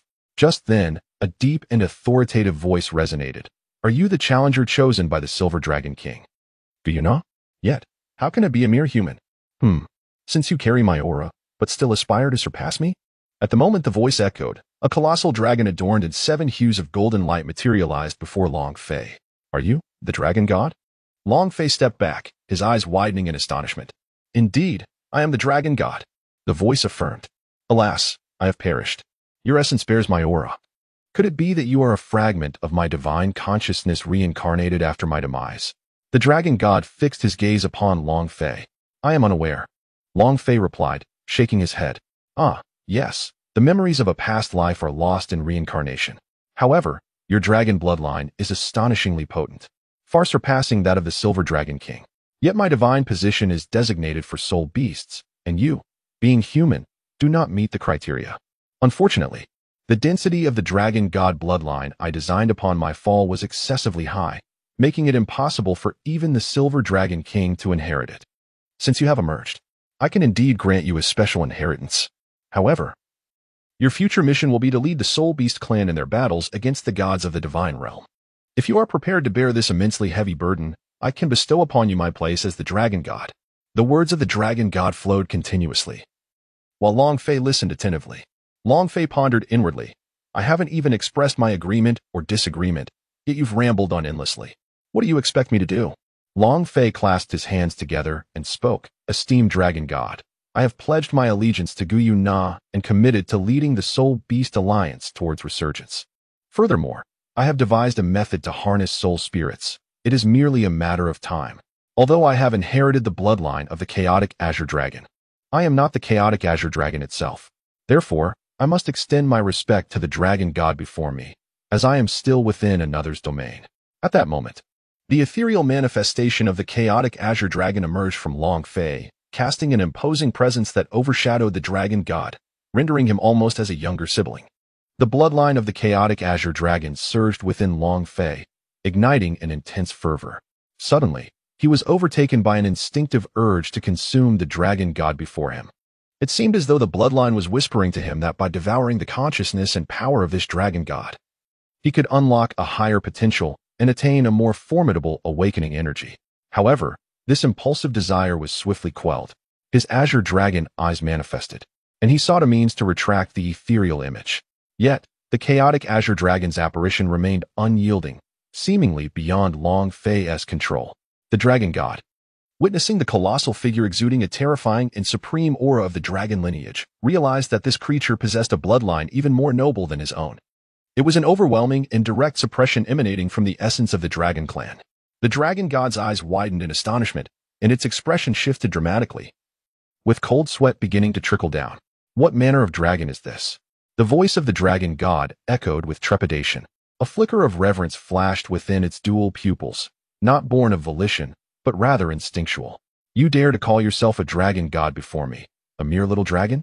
Today, I, the Azure Dragon, shall consume you. Suddenly, an astonishing spectacle unfolded that left Long Fei in shock. The ethereal manifestation of the chaotic Azure Dragon spoke of its own accord. What? You can speak? Long Fei exclaimed in disbelief. In the next moment, he witnessed the fabric of the void shatter, unleashing an overwhelming draconic might. The chaotic Azure Dragon's phantom opened its colossal maw, poised to devour the dragon god. No, do not consume me. What manner of dragon are you? The dragon god cried out in terror, yet it found itself utterly immobilized, suppressed by the supreme Azure Dragon before it. In a moment of sheer panic, the Chaos Azure Dragon devoured it whole. Suddenly, a radiant array of seven-colored light erupted from Long Fei's body. By consuming the dragon god, the bloodline of the Chaos Azure Dragon was enhanced by 2%, undergoing a transformation and fortification.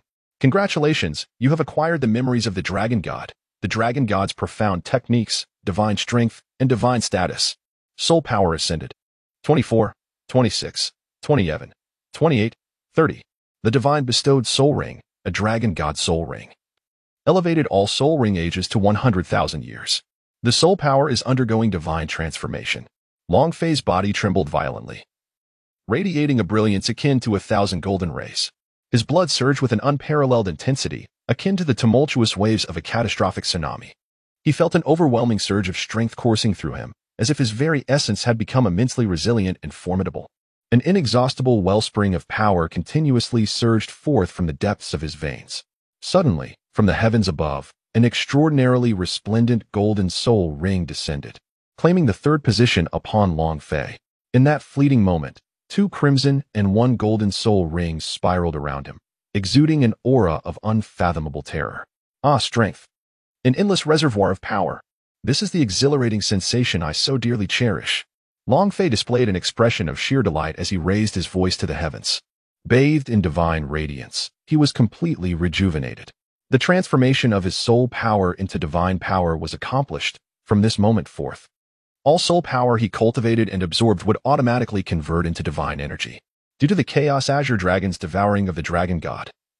For every 10 levels the host ascended, he would be granted a divine soul ring, along with the authority to designate a soul beast to become the spirit of this soul ring, which would subsequently undergo deification. As he absorbed the system's words, Long Fei's mind continually processed the vast knowledge of the dragon god. His stature soared to an impressive height of 1.80 meters. The irises of the Azure Dragon's eyes glimmered with 7 hues of golden light, enhancing both his spiritual and soul powers significantly. His vision extended to extraordinary distances. From this day forward, the world of Doloa continent would no longer recognize the dragon god. Only the inheritor of the Chaos Azure Dragon, Long Fei, would remain. At that moment, a third soul ring manifested, revealing a spirit. Is this the dragon goddess spirit? Long Fei exclaimed in astonishment. In his hand appeared a soul beast identical to the dragon god, albeit considerably smaller. From now on, this spirit would provide for all of Long Fei's future soul rings. With the addition of his third soul ring, he had now ascended to the rank of a 34th level soul master at the tender age of 6. One must wonder, is there anyone else in this world who could compare? Long Fei laughed heartily. Congratulations to the host for completing the cultivation task. The reward has been dispensed. System. Utilize the merit of cultivation, Long Fei murmured. As soon as the words left his lips, a surge of merit power descended from the heavens, enveloping Long Fei entirely. In an instant, everything within him seemed to awaken as if imbued with self-awareness, pulsating with vitality. Moreover, his divine power surged, ascending once more to a higher tier.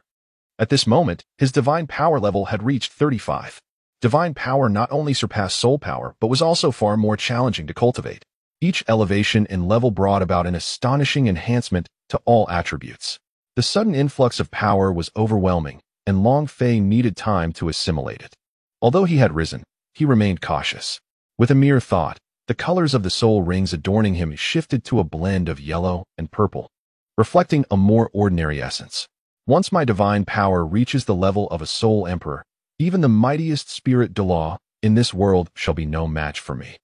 When I ultimately dominate this realm, the day of my creation of the divine realm shall dawn. Long Fei inhaled deeply, filled with insatiable ambition. At present, the strength of his physical form had attained an unimaginable pinnacle. In the Doluo continent, unless one ascended to godhood, no one could breach his corporeal defenses. From the perspective of physical prowess, he was already invincible within the Doluo continent. Then, with a mere thought, he vanished from that space, asserting his dominion over it.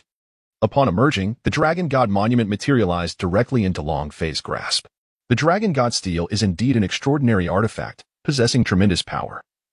It shall be set aside for the moment. This scene left Gu Yuna in utter astonishment. Have you obtained the legacy of the Dragon God?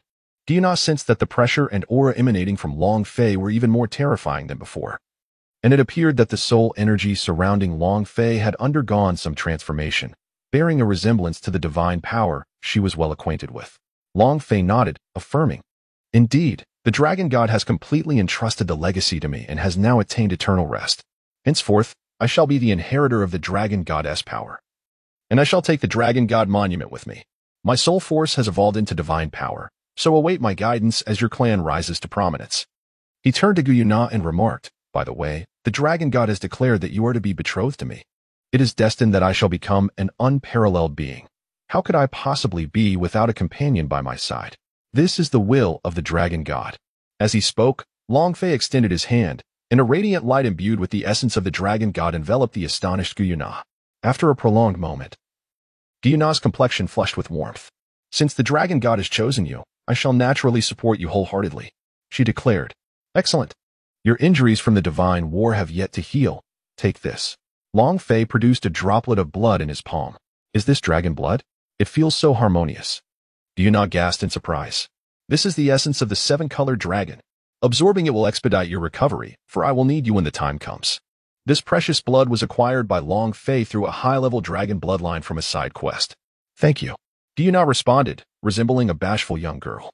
Then, Long Fei possessively embraced Gu Yuna, his overwhelming power rendering her momentarily unable to escape. He then pressed his lips against hers, declaring, "This is proof of you being my woman." As dawn approached, he stated, "I must return now, but I shall visit you again." Gu Yuna's face turned crimson, and she hastily accepted the dragon blood before departing with Long Fei. The truth was forever concealed, aside from Long Fei. No one knew that the true spirit of the Dragon God had become the third soul ring of Long Fei. Sensing the terrifying pressure of the Dragon God emanating from Long Fei, Di Tian and the others knelt in reverence. "We pay our respects to the son of the Dragon God." Subsequently, Long Fei mounted Di Tian and departed from the Star Do forest. The path ahead was traversed by Long Fei alone. Just a kilometer outside the forest, the sky had turned to twilight. At that moment, Long Fei felt three murderous auras locking onto him. Not far ahead, three figures of men emerged, each adorned with 5 soul rings of yellow and purple hues. Soul Kings. 3 Soul Kings at the 50th level. One man spoke in a mocking tone, well, young lad, since you ventured into the Star Do forest. It's fortunate we waited for your emergence. We 3 brothers have been eagerly anticipating this moment." Each of the 3 men brandished a battle axe, their faces twisted with ferocity. These 3 were the nefarious individuals who had followed him from that restaurant. Long Fei displayed a peculiar smile, exclaiming, "Ah, splendid. Your timely arrival presents the perfect opportunity for me to test the powers I have recently acquired. Since you are here to offer your heads, then." At that moment, the 4 of them stood alone in the vicinity. Subsequently, 2 red and 1 golden soul rings emerged around him, emanating a terrifying aura as divine power surged forth towards the trio. The 3, upon witnessing this scene, were instantly struck with terror. "Allow me to demonstrate the might of the Dragon God." The Dragon God's soul within Long Fei awakened, accompanied by the illumination of a golden soul ring. The Dragon God unleashed a strike. Roar. Boom. The ground crumbled, the sky fractured, golden light descended, and an overwhelming aura of terror surged forth. In an instant, Long Fei's figure vanished, only to reappear before the 3 individuals. His speed was so swift that it eluded capture. "Ah, help. Do not kill me. Ah." In the next moment, blood splattered, and the anguished cries of the trio soared into the heavens. P.S. From this point onward, the manifestation of the dragon god will primarily be reflected in the aspects of soul rings and aura, while the Chaos Azure Dragon bloodline will mainly pertain to the development of the bloodline and cellular structures. This distinction should prevent any confusion. Consider it as two states, one weak and one strong. Ultimately, the Chaos Azure Dragon bloodline serves to mask one's true strength, and as you continue reading, the purpose will become clearer, though it is difficult for me to articulate fully. 31. Cultivation points, 5 colored gemstones, within the Tiendo Royal Academy. Long Fei had returned. He made his way directly to a room designated for testing strength. Clenching his fist, he delivered a powerful punch. A tremendous crash reverberated throughout the chamber. Fortunately, the room possessed soundproofing capabilities. Otherwise, such a commotion would surely attract the attention of those outside. The instructor accompanying Long Fei to assess the results stood aghast, eyes wide with disbelief. Before him lay the shattered remnants of the strength testing device, obliterated by Long Fei's single blow. How could this be possible? This state-of-the-art strength testing apparatus had a maximum tolerance of 100,000 kilograms. You shattered it with a single punch? Surely, there must be a malfunction with the machine. The instructor exclaimed in astonishment. This apparatus was worth a staggering 150,000 gold soul coins. For instructors like them, it would take at least a decade of relentless toil to afford such an expense. Perhaps the machine malfunctioned and exploded. Long Fei suggested with a nonchalant smile as he examined his fist. Why not procure another one for a retest? This will take some time. I must seek approval from the 3 committee members, the instructor replied. Very well, I shall take my leave. By the way, it would be prudent to request a device with an even higher threshold. Otherwise, I fear it may meet the same fate as this one, Long Fei remarked, glancing at the shattered apparatus with concern. He was eager to ascertain the extent of his current strength, knowing he had already surpassed 100,000 kilograms. All right. You may return and await further notice. Long Fei returned to the dormitory, finding it devoid of any presence. That rascal Qin must have gone to class, he murmured, making his way to his bed to rest for a while. After a day of exhaustive toil yesterday, he certainly needed a good respite. Within his consciousness, Long Fei communicated with the system. I wish to utilize that lottery opportunity. The announcement of the lottery echoed. Congratulations, host. You have acquired the perfect control technique of power. A new and unfamiliar piece of information surged into Long Fei's awareness. This perfect control technique of power arrived most fortuitously. Long Fei was genuinely apprehensive that he might inadvertently unleash a devastating blow, extinguishing his opponent with a mere punch. His physical form lay in slumber, while his consciousness diligently absorbed and refined the information acquired earlier that morning. Is the enhancement of this skill applicable to all my abilities? Long Fei inquired within his mind. The skill enhancement pertains solely to skills. Soul Ring abilities and bloodline talents cannot be elevated in this manner. In simpler terms, it equates to an upgrade. Currently, the skills eligible for enhancement include the Thunderflash step. Would the host like to proceed with the enhancement? Upon hearing the system's words, Long Fei mused to himself that the system was indeed providing him with exceptional assistance. Yes, Long Fei affirmed with a nod.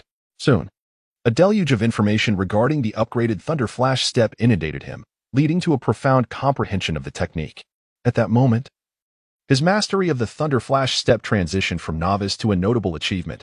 What was once a 10-meter stride had transformed into a 100-meter leap. I shall now activate the cultivation package, Long Fei commanded. The activation of the cultivation package was successful, and the host was congratulated with the acquisition of 10 cultivation points, 100,000 gold soul coins, and a 5-colored gemstone. What purpose do these cultivation points serve? Long Fei inquired, both puzzled and intrigued. The system responded. Each cultivation point can be exchanged for 1 year of cultivation power. 10 points can be redeemed for 10 years of cultivation power. However, the power is not derived from the host, but is instead drawn from the vast cosmos. Its strength or weakness depends on the host's fortune. I see. Then I shall utilize all 10 points, Long Fei declared. Upon the execution of the exchange, the host was congratulated for acquiring 10 years of cultivation power from the sect leader of the Shumi Small World. At the moment the system's voice faded, a resonant hum filled the air. A radiant light enveloped Long Fei, instilling within him an indescribable sense of profound mystery. His divine power ascended from level 35 to 36. System, what kind of realm is the Shumi Small World in terms of strength? Long Fei inquired with curiosity. Has a decade of cultivation merely granted me a single level of increase in divine power? Is it truly that difficult to cultivate divine power? Yet, this is a span of 10 years.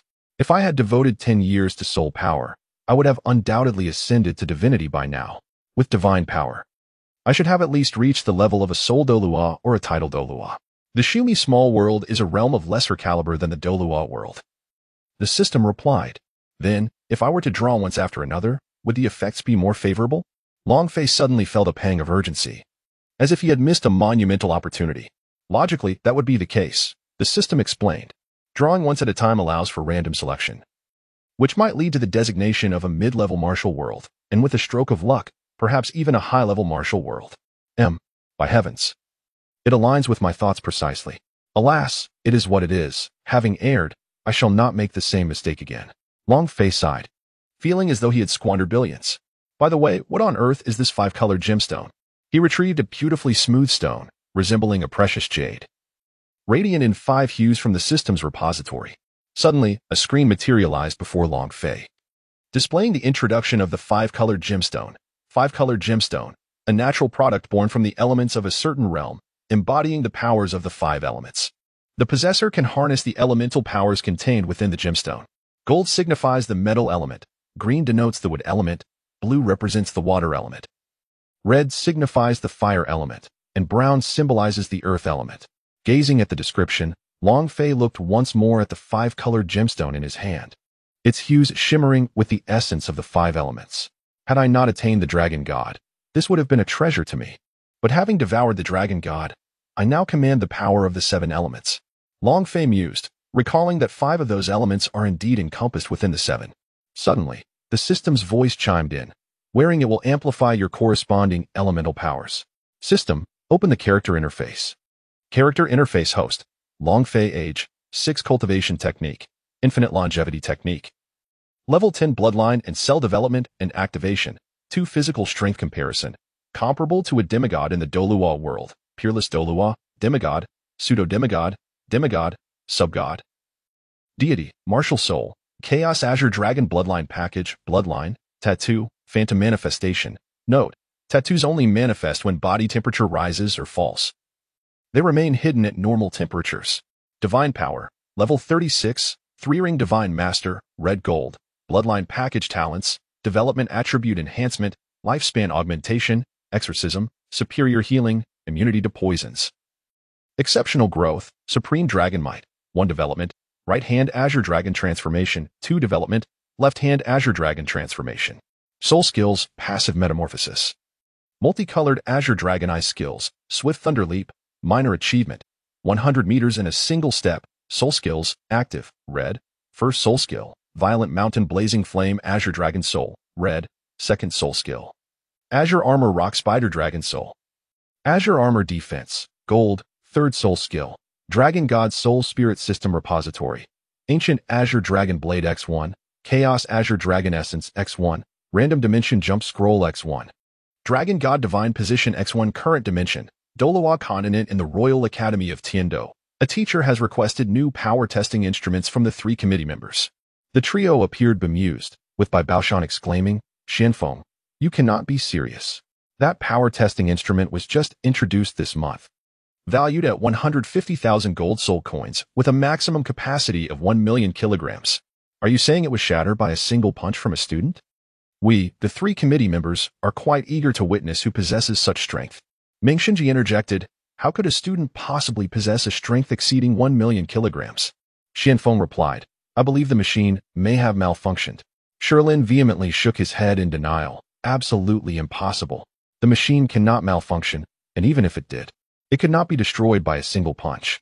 Moreover, has there been any issue during your usual tests? Xianfeng decisively responded, none. Then it is clear. The issue lies not with the machine, but with that individual. Xianfeng, who is that person? Sherlin inquired, his curiosity piqued, mirrored by the other 2. Esteemed committee members. Here is the information on that student, Xianfeng said, handing over a document to Meng Xinji. Meng Xinji quickly accepted it, while Sherlin and Bai Baoshan leaned in to examine it. Long Fei, it's him? Upon seeing the name, the 3 gasped, their eyes widening in astonishment. Did the esteemed committee members recognize this student?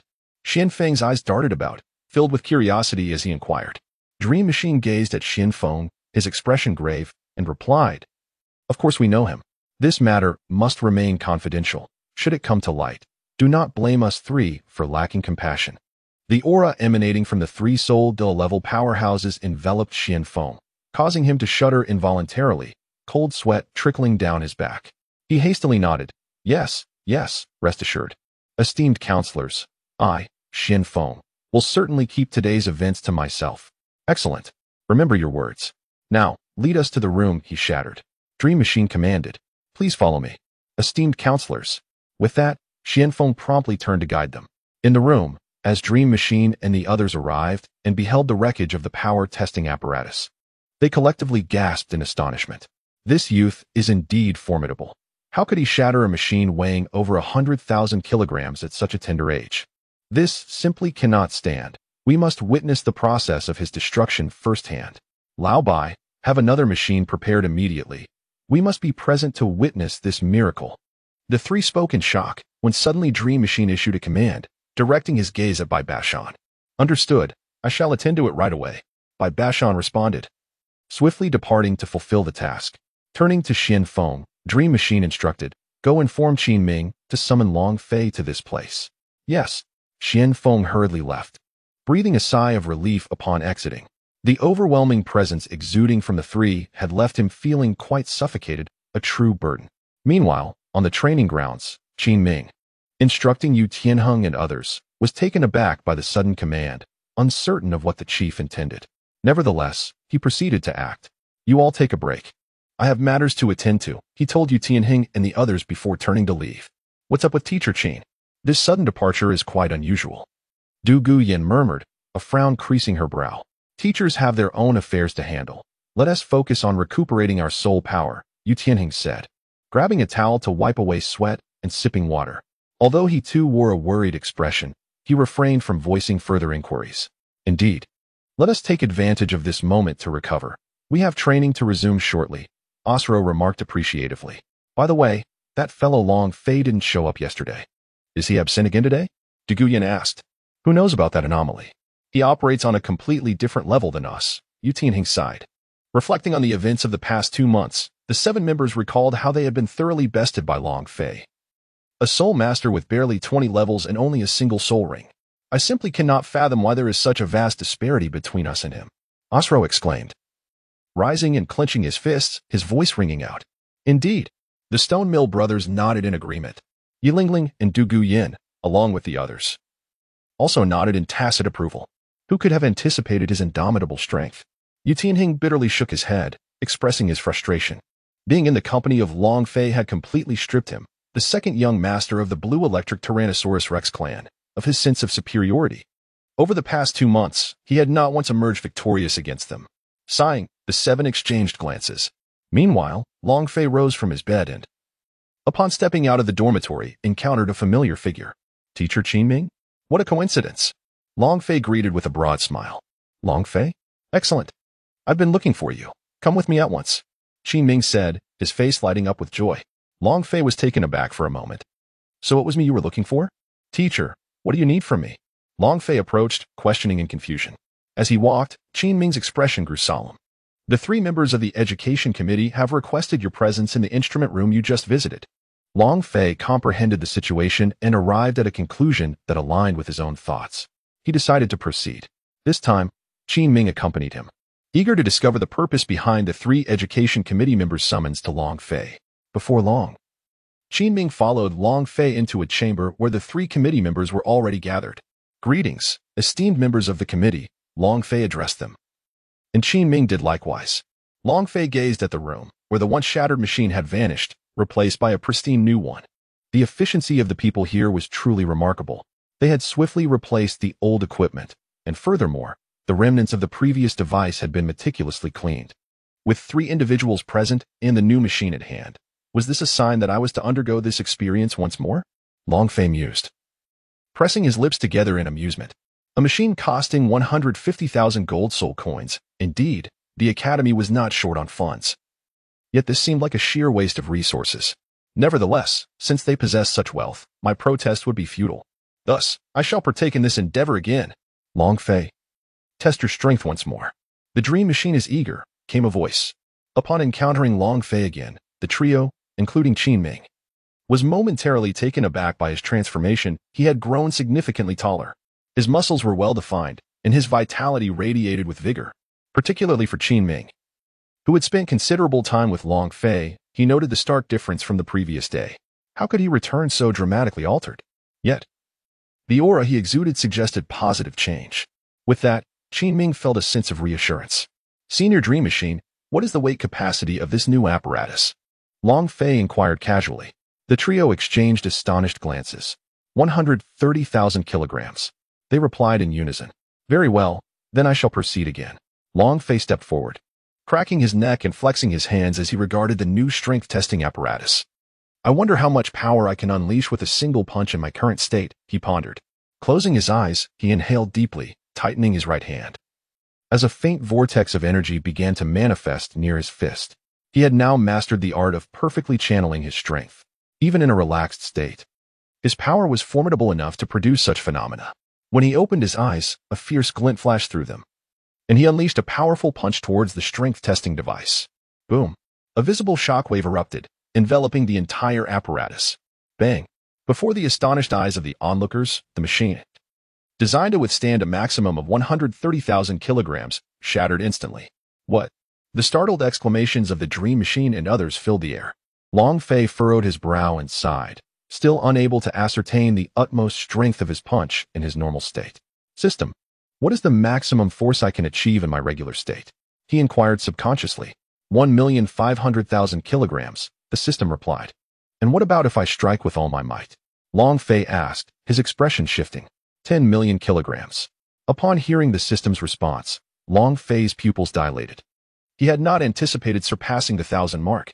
The distinction between 1,000 kilograms and 10 million kilograms is nothing short of astronomical. With such a force, what caliber of person could withstand a punch? He inhaled sharply and asked again, what level of soul fighter would that be capable of enduring? Level 89 Soul Dolua. The system answered.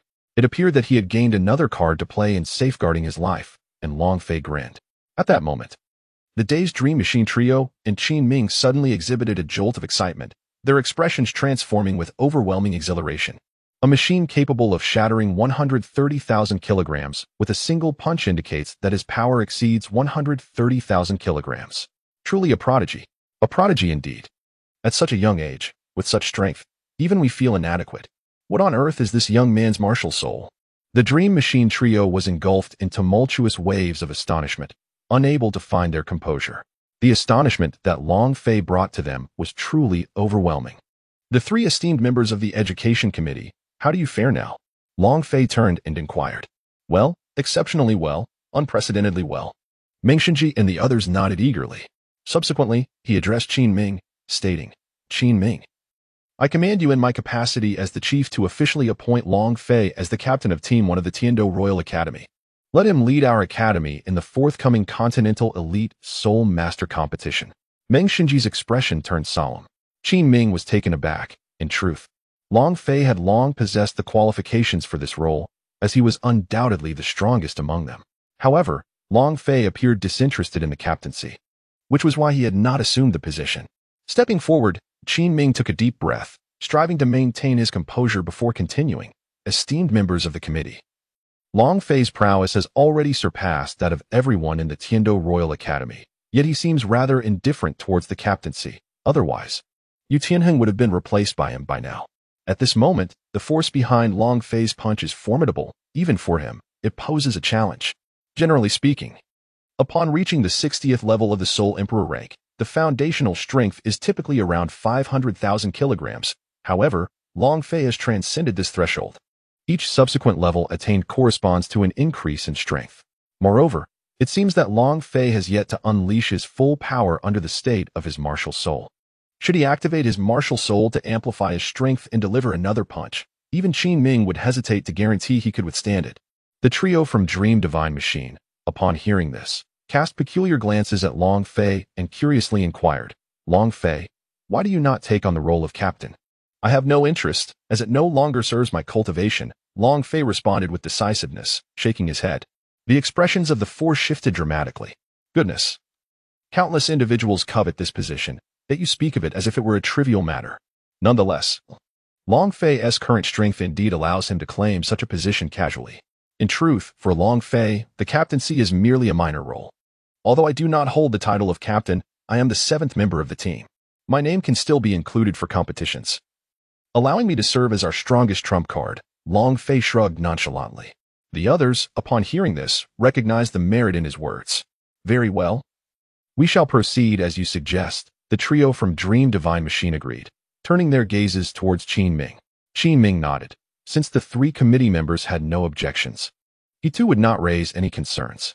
All right, the meeting is adjourned, Dream Divine Machine declared, gesturing with his hand. Subsequently, Long Fei accompanied Qin Ming as they departed. Along the way, Qin Ming remarked, your current soul power has reached level 19. You should be nearing level 20, correct? I will lead the team to hunt a soul beast for you. The mention of hunting soul beasts caused Long Fei to furrow his brow. Currently, he stands alongside the soul beasts, and this suggestion necessitated some contemplation. After all, the task of hunting soul beasts also involves individuals like Yu Tianheng. It appears that I must hasten the cultivation of my soul spirit. At present, while I may not be able to vanquish a titled Dolua, my physical strength is certainly beyond that of the current peerless Dolyuos. Previously, I intended to wait until I had matured before making any announcements, but now that is unnecessary. Once Tian procures blood samples from the 10 types of soul beasts, I can commence my endeavors. In the depths of Long Fei's thoughts, he found himself in a moment of solitude, accompanied only by Qin Ming. Suddenly, Long Fei called out to Qin Ming, who regarded him with a look of bewilderment. Teacher, I have acquired my 2nd soul ring. Just yesterday, Long Fei proclaimed. What? I see. No wonder you requested leave yesterday. So, you have indeed surpassed the 20th level. Why did you not inform me? I could have guided you in hunting soul beasts, Qin Ming responded, momentarily taken aback, before quickly regaining his composure and inquiring further. Long Fei casually fabricated a lie. I have already contacted members of our family, and they have prepared the most suitable soul beast and soul ring for me. There are some matters I cannot disclose. So I kindly asked Teacher Qin Ming not to inquire further. Upon hearing this, Qin Ming furrowed his brow and sighed. Very well. Since your family has charted a path for you, I shall refrain from intervening. The two continued their journey and soon arrived at the training group of 7. Upon seeing Long Fei again, the 7 were warmly enthusiastic. Qin Ming addressed them. Everyone, in order to enhance your strength, starting tonight, in addition to your regular foundational training, we will be introducing a new primary training course. Except for Long Fei, it seemed he had already anticipated what was to come. The 7, however, were intrigued. Teacher, what course is it? Time swiftly passed. The 9 figures appeared before the gates of the Soul Battle Arena in Soto City. This will be your new course, the Practical Soul Battle Arena, Qin Ming announced as he led the group inside. Excitement surged among them, particularly in Yu Tianheng, who, being a dragon, relished combat. His blood was now surging with fervor. Long Fei raised his head, gazing at the Soul Duel Arena before him, murmuring, indeed, it is here. There are still 6 years remaining. As for the matter of power, due to the author's oversight regarding the original text, the specifics remain somewhat unclear. Many readers have expressed their opinions. However, the established framework is already in place, and any alterations at this point would lead to confusion. The measurements of power shall adhere to what is written in this book, and let it be regarded as my overestimation of their capabilities. Readers, please do not dwell too much on this aspect. The enjoyment of the narrative suffices. Lastly, I kindly ask for your support through recommendations and comments. Thank you for your encouragement. The Soul Duel commenced. The competitions within the arena are categorized into 1-on-1 duels, 2-on-2 matches, and the final group battles. Participants may freely form teams, but it is mandatory to engage in a group battle each day. In this regard, Long Fei is an exception. The solo competitor Yu Lingling is not required to participate. For the 1-on-1 and 2-on-2 contests, I welcome those willing to partake in 3 or more, provided they have a firm grasp of their soul power status. I must mention the levels of the rank badges, which range from low to high as follows: iron, copper, silver, gold, purple gold, sapphire, ruby, and diamond. Upon entering the Soul Duel Arena, Qin Ming meticulously explained the circumstances and rules to everyone. The group found themselves in a room, and due to Qin Ming's esteemed status, they were afforded special treatment. Sitting on the sofa, Qin Ming addressed the 8 individuals before him. Your objective is to obtain the Silver Soul Badge before the Elite Soul Master competition across the continent in 6 years. The Silver Soul Badge? That ranks third in the hierarchy, which is quite respectable. It should not be overly difficult. Do not underestimate the individuals here. It is not as easy as you might imagine, Qin Ming remarked, observing the seemingly nonchalant expressions of those present, his face adorned with a profound and enigmatic smile. Regardless, we shall give it our all, exclaimed Yu Tianheng, rising to his feet. Qin Ming also stood, stating, now, you may proceed to register for personal titles, duo titles, and a team name for your group. Subsequently, everyone exited the room, discussing the arrangements for their duo combinations along the way. Yu Tianheng halted. Turning to address the group, we happen to have 8 individuals, which allows us to form 4 duos. However, our team consists of 2 defensive types, thus, Shimo brothers. You must be separated. One of you needs to partner with a soul master possessing offensive capabilities. The footsteps of the group came to a standstill. At that moment, all gazes turned towards Long Fei. Long Fei blinked his eyes. Whoever joins forces with Long Fei will undoubtedly experience great comfort. Shall I take the liberty of assigning teams? Long Fei proposed. The crowd exchanged glances, and then Du Guyan spoke up. Long Fei, I wish to team up with Yu Tianheng. Very well, Long Fei replied. What about the rest of you? Have you made any decisions? You 2 provide defense, while the other 2 are attackers. That would be Shimo and Yufeng, along with Shimo and Osro, correct? As for Yilingling, lacking both defense and attack, she shall join my team. Long Fei observed as several individuals proposed suggestions. Of course, these are merely my personal recommendations. If you prefer, you may seek alternatives, he remarked with a shrug. Upon hearing that she could team up with Long Fei, Yilingling felt a surge of joy within her. All right then, let us proceed as you suggest. Seeing that no one opposed, Yu Tianheng consented on their behalf. Subsequently, they went to register with their respective teammates. Just stay back for now. I will take you under my wing and ensure that leveling up the soul badge and hydrating will be a breeze, Long Fei said to Yilingling, who was watching their companions register for individual and duo titles. Yilingling paused for a moment, then smiled, replying, just don't end up in a predicament later on. Long Fei cast a sidelong glance at Yilingling and scoffed, flip the table? You underestimate me far too much. If I were to tell you that my current strength could easily dominate the entire arena, would you believe me? There is no need to consider the levels of others. None can possibly surpass my prowess. Yilingling rolled her eyes and replied, though you are indeed formidable within our team, this is the soul arena, where uncertainties abound. It would be wise for you to refrain from boasting. Long Fei puffed out his cheeks, silently contemplating. What a curious situation. They simply refuse to believe in me. Soon, I shall demonstrate what true strength entails. Just wait and see.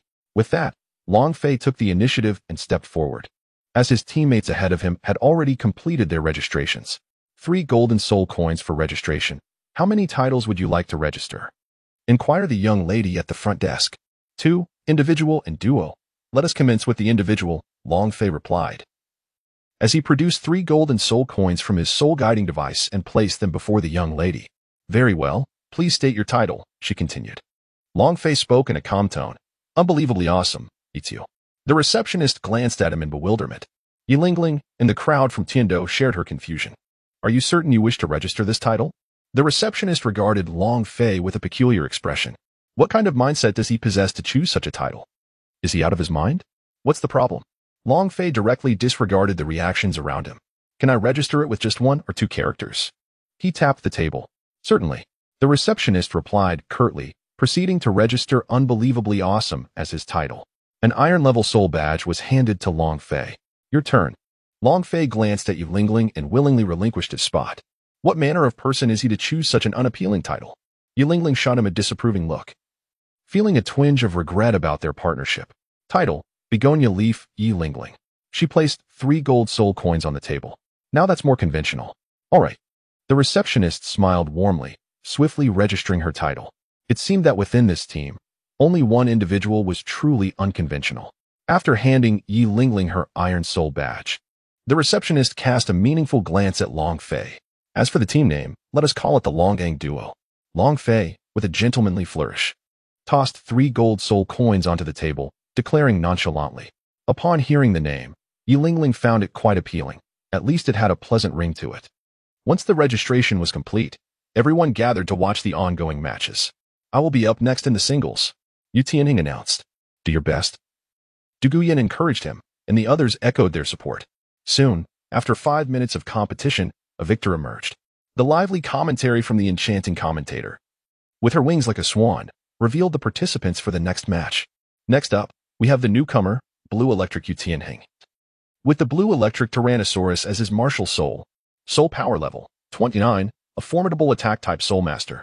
On the opposing side, we have the seasoned competitor, Fire Dragon Xiao Wuguan, wielding the Fire Dragon Blade, also at soul power level 29, an experienced attack-type weapon soul master. I'm going. Upon hearing his name, Yu Tianheng clapped the railing and turned towards the corridor. The Blue Electric Tyrannosaurus represents the legacy of the Blue Electric Tyrannosaurus family. Fire Dragon Xiao Wuguan is a veteran of the soul fighting arena, with numerous victories and defeats under his belt. How will this match unfold? Let us await the outcome with bated breath. Under the narration of the Swanwing announcer, both parties have arrived at the soul fighting platform.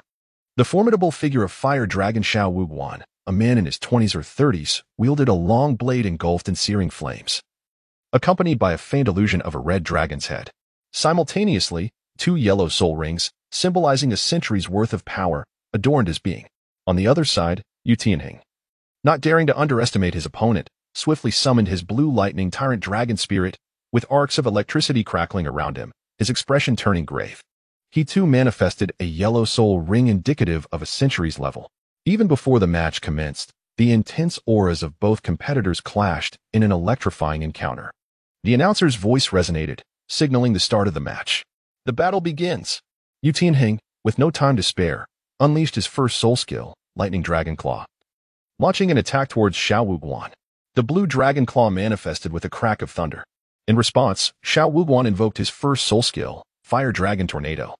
Despite his extensive combat experience, he recognized that his youthful adversary also possessed a soul power of level 29, and thus remained vigilant. The initial exchange of soul skills demonstrated the overwhelming might of both contenders, leaving the audience in eager anticipation of what would unfold next. Just then, the announcer's voice rose once more, soaring high above. Below, Fire Dragon Xiao Wuguan unleashed a terrifying fiery tornado from his blade, aimed directly at Yu Tianheng.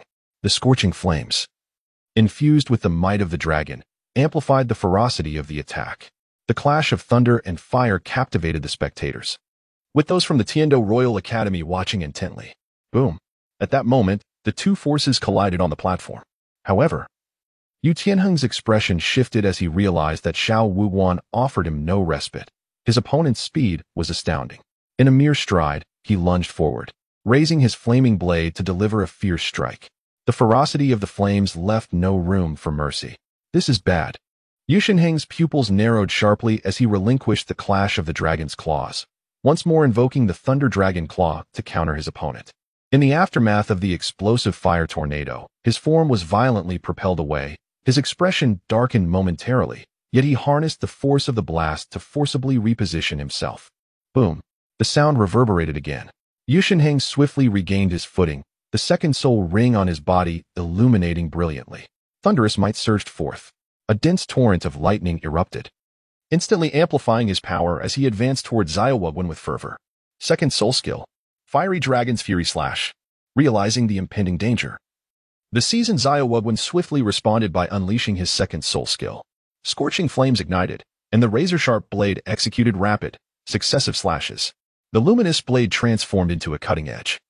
And even as Yu Tianheng attempted to defend with his attack, he was quickly engulfed amidst the cacophony of explosions. Tianheng, Captain, the members of the Tiando team, save for Longfei, exclaimed in alarm, their expressions drastically altered. Below, on the soul fighting platform, the smoke began to dissipate. Yu Tianheng's form, adopting a defensive stance, was forced back. At this juncture, the battle had escalated to a fever pitch, with both sides expending considerable soul power.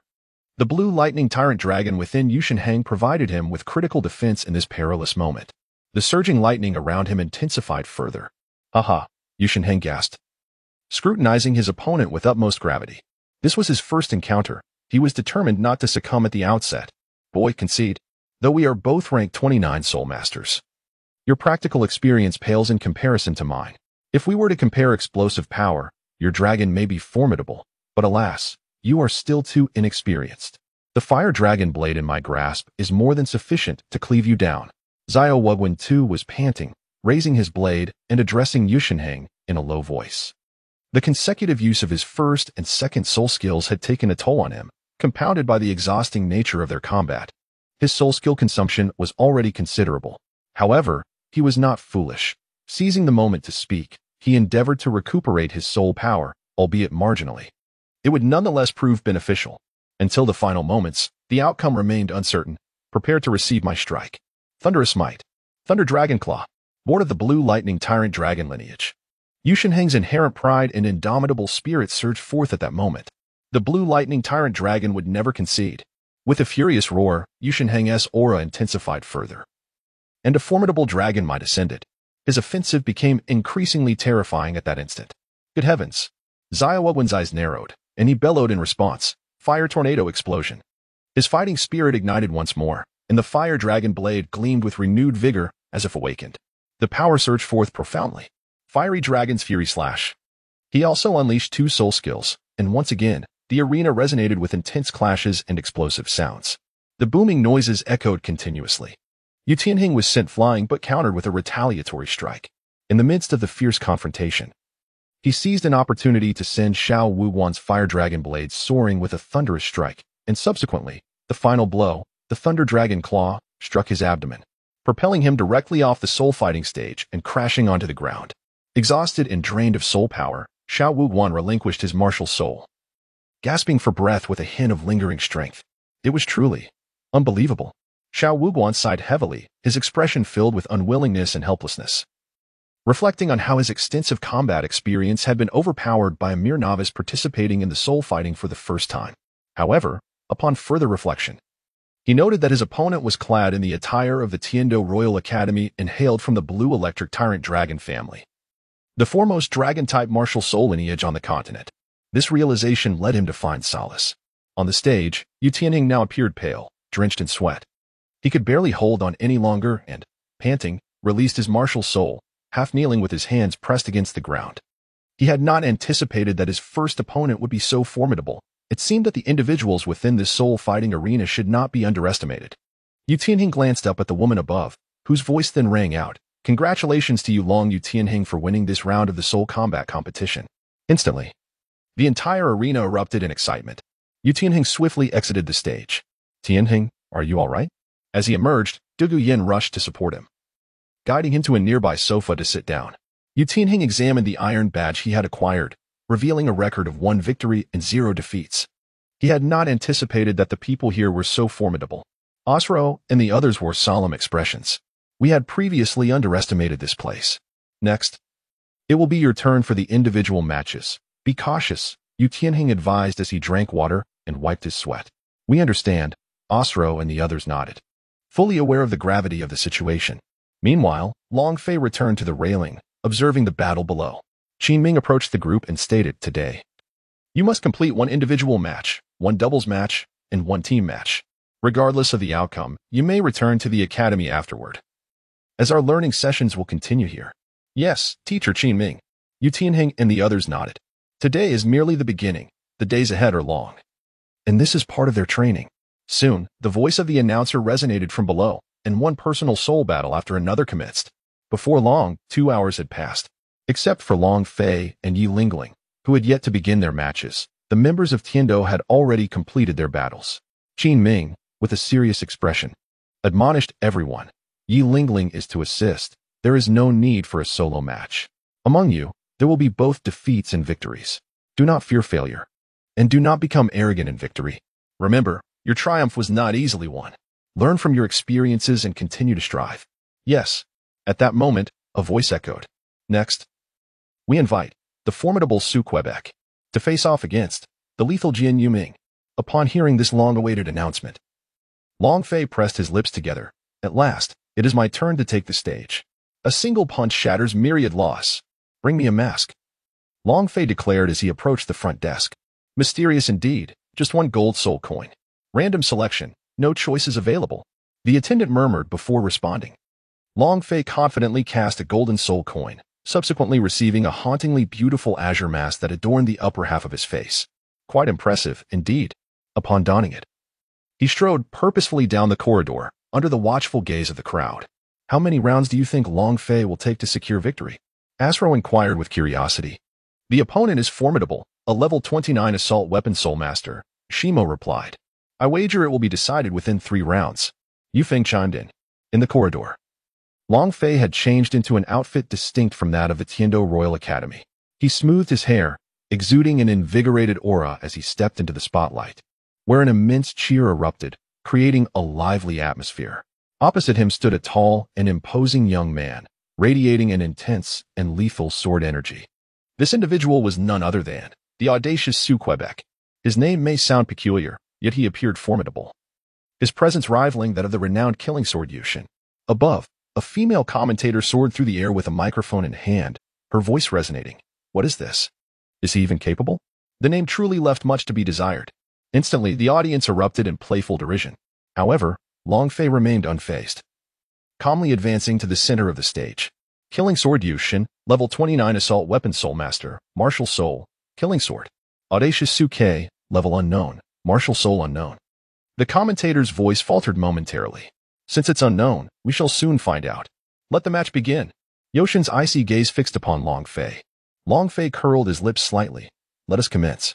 With both sides in position, the competition officially began. No sooner had the commentator's words faded than a long silver sword materialized before Yuan, emanating an unparalleled aura of lethal intent. Without uttering a word, he stepped forward, propelling himself with remarkable speed, wielding the deadly sword as he lunged directly towards Long Fei.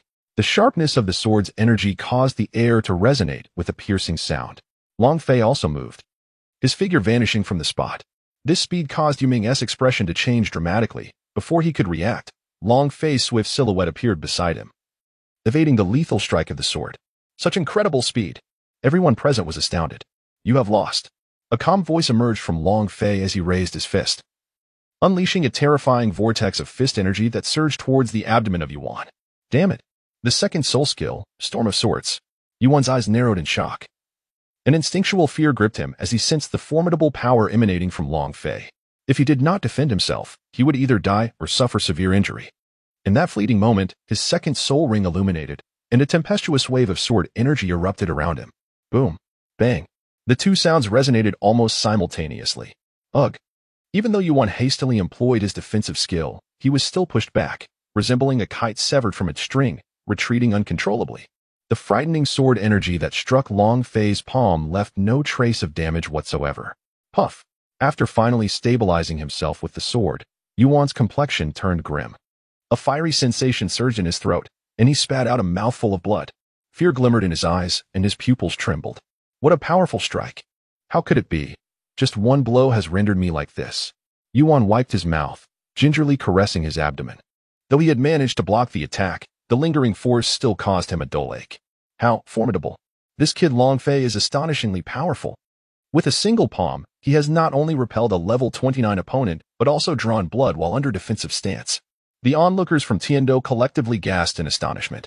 The aura emanating from this individual is even more fierce and potent than mine, particularly that chilling killing intent. Under the same level, I might not be a match for him, and yet, here I am, reduced to this state by a single blow from Long Fei. Despite being aware of Long Fei's terrifying strength, witnessing this scene again left Yu Tianheng struggling to comprehend. Indeed, in this condition, Tianheng, you are not his opponent. At that moment, Qi Ming, who had been observing the battle, nodded and remarked, let us continue to watch. The spectators' gazes were fixed intently on Long Fei. Among them, Yu Lingling was particularly fortunate to team up with such a monstrous talent as Long Fei. The upcoming competition would surely be akin to riding a rocket to victory. Long Fei remarked, not bad, since you could withstand my punch. The recent blow was delivered with restraint. Otherwise, even with Yuan's defense, he would be lying down rather than standing, and in a more serious scenario, he could have faced fatal consequences. It is worth noting that his ordinary punch, when exerted to its fullest, can reach an immense force of 1,500,000 kilograms. By this measure, even a simple focus strike without full power could still yield a force of 200,000 kilograms. Although Yuan had utilized his second soul skill to endure it, he was now significantly injured. An offensive spirit master inherently possesses weaker defenses. This represents the most critical and lethal vulnerability of such practitioners. Do you concede? Long Fei inquired nonchalantly. How could I concede when I have yet to compel you to unleash your martial spirit? Yuan's tone revealed his unwillingness. His complexion was grim, realizing that he had encountered a terrifying opponent in the very first match. He grasped the Zhu Sha sword, emanating an aura of lethal intensity even greater than before. He showcased an indomitable will. First soul skill, sword break. Yuan, sword in hand, bore the pain and struck directly at Long Fei. Under the fierce blade, the entire stage underwent a remarkable transformation. Waves of sword energy manifested around him. Your futile struggles will serve only to reveal the true disparity in our strengths. As for forcing me to use my martial spirit, that shall never happen in your lifetime. Long Fei shook his head and, with a swift leap, vanished from his original position. Damn it, just like before. Yu Yan, after much effort, decisively activated his second soul skill for defense. 2 yellow century-old soul rings spiraled around him. Taste my self-created strike. One fist shatters all techniques. At that moment, as Long Fei's voice echoed, his figure materialized in mid-air above Yu Yan, raising his hand to deliver a powerful punch. The terrifying force instantly shattered the sword energy of Jian Yuming. Yu Yan's expression shifted once more. He hastily transformed his killing sword's thrust into an upward stab to counter the attack. However, this was more of a defensive maneuver than an offensive one. Bang, boom, ft. Yet, it proved utterly futile. As Long Fei's formidable punch obliterated it in an instant, the immense punch unleashed a dreadful pressure, causing the ground beneath Yu Yan to crack in a spiderweb-like pattern. How terrifying. Everyone present gasped in shock. From beginning to end, Long Fei had not utilized his martial soul or soul skills. He merely overwhelmed a 29th level Grand Soul Master with sheer physical prowess. At this moment, Yu Yan, propelled backward by the impact, coughed up blood, his complexion pale and haggard. His martial soul dissipating as he soared off the battle stage. This round was unequivocally a thorough and unrelenting domination. As time passed, the numerous matches progressed into their latter stages. Following the conclusion of the individual competitions, the duel matches commenced. Aside from Long Fei and Yi Lingling, who had yet to begin, the other teams from Tiando Academy had already completed their contests. The expressions of the crowd shifted dramatically. The strength of their opponents surpassed their expectations. Fortunately, those who won did so convincingly, while those who lost did not suffer an utterly disgraceful defeat. It's our turn now. Yi Lingling gazed at the screen, which displayed the Long Tang duo. Let's go. I'll take you to new heights. Long Fei had changed back into the Tiando Academy uniform, donning a different mask that still covered the upper half of his face. Yi Lingling wore a mask as well. As Long Fei set the pace with his mask, Qin Ming encouraged the other students to don theirs too. As for the attire, they could choose freely if they did not mind the hassle. On the stage, the Long Ang duo faces off against the Double Axe duo. Opposite Long Fei stood 2 imposing figures, their muscular physiques evident, each wielding a hefty battle axe. The blades of the axes gleamed with a sharp radiance. Both individuals were adorned with 2 golden soul rings, signifying their century-long prowess. Behind them, I, the young master, would personally engage with these 2 brothers. Long Fei stepped out from beside Yu Lingling. The competition commenced, with the announcer's voice fading. The 2 brothers in front shifted their stances, one of them utilizing the strength of the other to launch himself forward. At that moment, the first soul ring on his body ignited. The first soul skill, Iron Axe Slash. Observing the impending assault before him, Long Fei's lips twitched slightly. Then, he clenched his right fist and opened it, raising his hand. Bang! He seized one end of the axe. Wu Ling's expression shifted dramatically as he struggled, yet found himself unable to move. Such immense strength. His countenance became increasingly grim. One palm to shatter myriad laws. With a mere exertion of his hand, Long Fei sent the axe in Wu Ling's grasp soaring through the air. Following this, he delivered a powerful palm strike to Wu Ling's body. The impact elicited a gasp from him, causing him to arch his back and foam at the mouth as he was propelled backwards. His brother, Wu Ling, attempted to catch him but was also knocked away by the force of the blow. Observing the scene from a distance, Yi Lingling's pupils constricted in astonishment. How formidable! She marveled inwardly. It is over.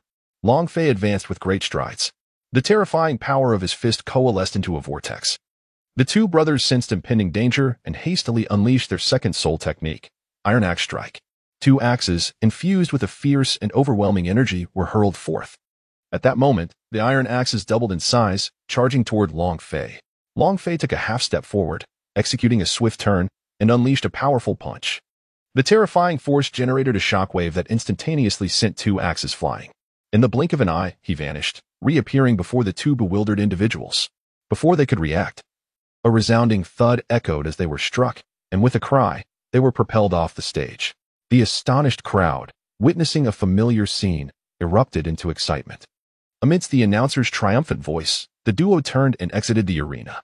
A complete domination. If we were to confront Long Fei, defeat would be inevitable. Osro and the others exclaimed in awe. Now, it is time for you to participate in the team battle. I have already named your group the Heavenly Do team. This time, Long Fei will not participate, as there are only 7 positions available. Long Fei is indeed your strongest trump card. Qin Ming approached and advised the group. Long Fei sat quietly to the side, sipping his drink with an air of indifference. He clenched his fist, pondering to himself that cultivating divine power now required an immense accumulation of soul energy, making it evident that such competitions would yield little benefit for him. It seemed that a visit to the Eye of Ice and Fire was necessary. His murmurs were meant solely for his own ears, as he had long been eyeing the celestial herbs within. At this moment, he found himself devoid of the previous expectations he held for Tang San. After all, his current strength was formidable. Even though Tang San was favored by the realms and possessed techniques like the Xiantian skill, they appeared as mere embellishments in his presence. Yes, we understand. Yu Tianheng and the others nodded in agreement. Qin Ming suggested, you should return to the guest area and discuss your strategies. After all, there are still 5 team battles before it's your turn. Here is the information regarding your opponents. Take the time to study it thoroughly. Yu Tianheng and his companions glanced at the materials Qin Ming had presented, promptly taking them and heading towards the guest room. Qin Ming observed as Long Fei approached, astonished by the remarkable growth he had undergone in just 2 months. What is it? Qin Ming inquired, a blend of curiosity and confusion evident in his tone. Long Fei proclaimed, battles among equals no longer foster my growth. I yearn to challenge the soul respecters, soul masters, soul kings, and even the soul emperors. Qin Ming was taken aback, for he was entirely unaware that Long Fei had already reached the 36th level. Although your power is indeed formidable, it is merely one facet. Those of higher rank, particularly in this realm, possess not only superior combat experience, but also exceptional innate qualities. Strength alone does not suffice, Qin Ming cautioned. I understand, Long Fei replied. Long Fei allowed words to enter his right ear and exit through his left. I am determined to challenge the soul sovereign level. I have no adversaries below that rank. Long Fei stepped forward, observing the collective soul combat competition below. Very well, you may begin with those beneath the soul sovereign level. If you perform admirably, I shall grant you the opportunity to challenge the soul sect. Seeing Long Fei's unwavering resolve, Qin Ming found it difficult to extinguish his fervor and nodded in agreement. Thank you. Long Fei turned and made his way to the registration desk. In truth, he had no obligation to seek Qin Ming's approval. Regardless of Qin Ming's dissent, he would not adhere to his counsel. Within the arena of combat, there existed 3 distinct areas, one for solitary battles, another for duos, and the last for team confrontations. Previously, due to various circumstances, these contests were held in a single space. Now, Long Fei strode towards the solo competition, clutching his pre-registered entry ticket. By challenging opponents of a higher rank, should he emerge victorious, the rewards in terms of points would be substantial. In this battle, Long Fei faces a formidable opponent, a woman known as Blazing Fire Dance of the Sky, whose martial spirit is the Flame Tyrant Dragon. She is engulfed in flames yet remains unscathed, embodying the fierce image of a strong woman. Upon seeing Long Fei enter wearing a mask, Blazing Fire Dance of the Sky scoffs, "Are you hiding behind a mask, coward? So, you dare to challenge me beyond your level? What is your rank?" Long Fei inquires casually about her level. I am a level 36 Assault Soulmaster. Blazing Fire Dance's ample chest heaves with pride as an aura radiates from her. As for my martial spirit, I don't think you'll even get the chance to see it, so I won't bother telling you. Long Fei's tone is calm. Yet within that calmness lies a hint of indifference. How dare you underestimate me? Blazing Fire Dance's eyes blaze with fury, her anger palpable as she yearns to crush Long Fei. 3 soul rings, 2 yellow, and 1 purple, ascend around her.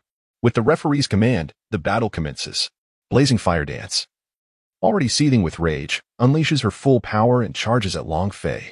Martial Spirit Manifestation. You think so little of me? I shall show you my strength. With a roar, she activates her second soul skill, Raging Tyrant's Fury.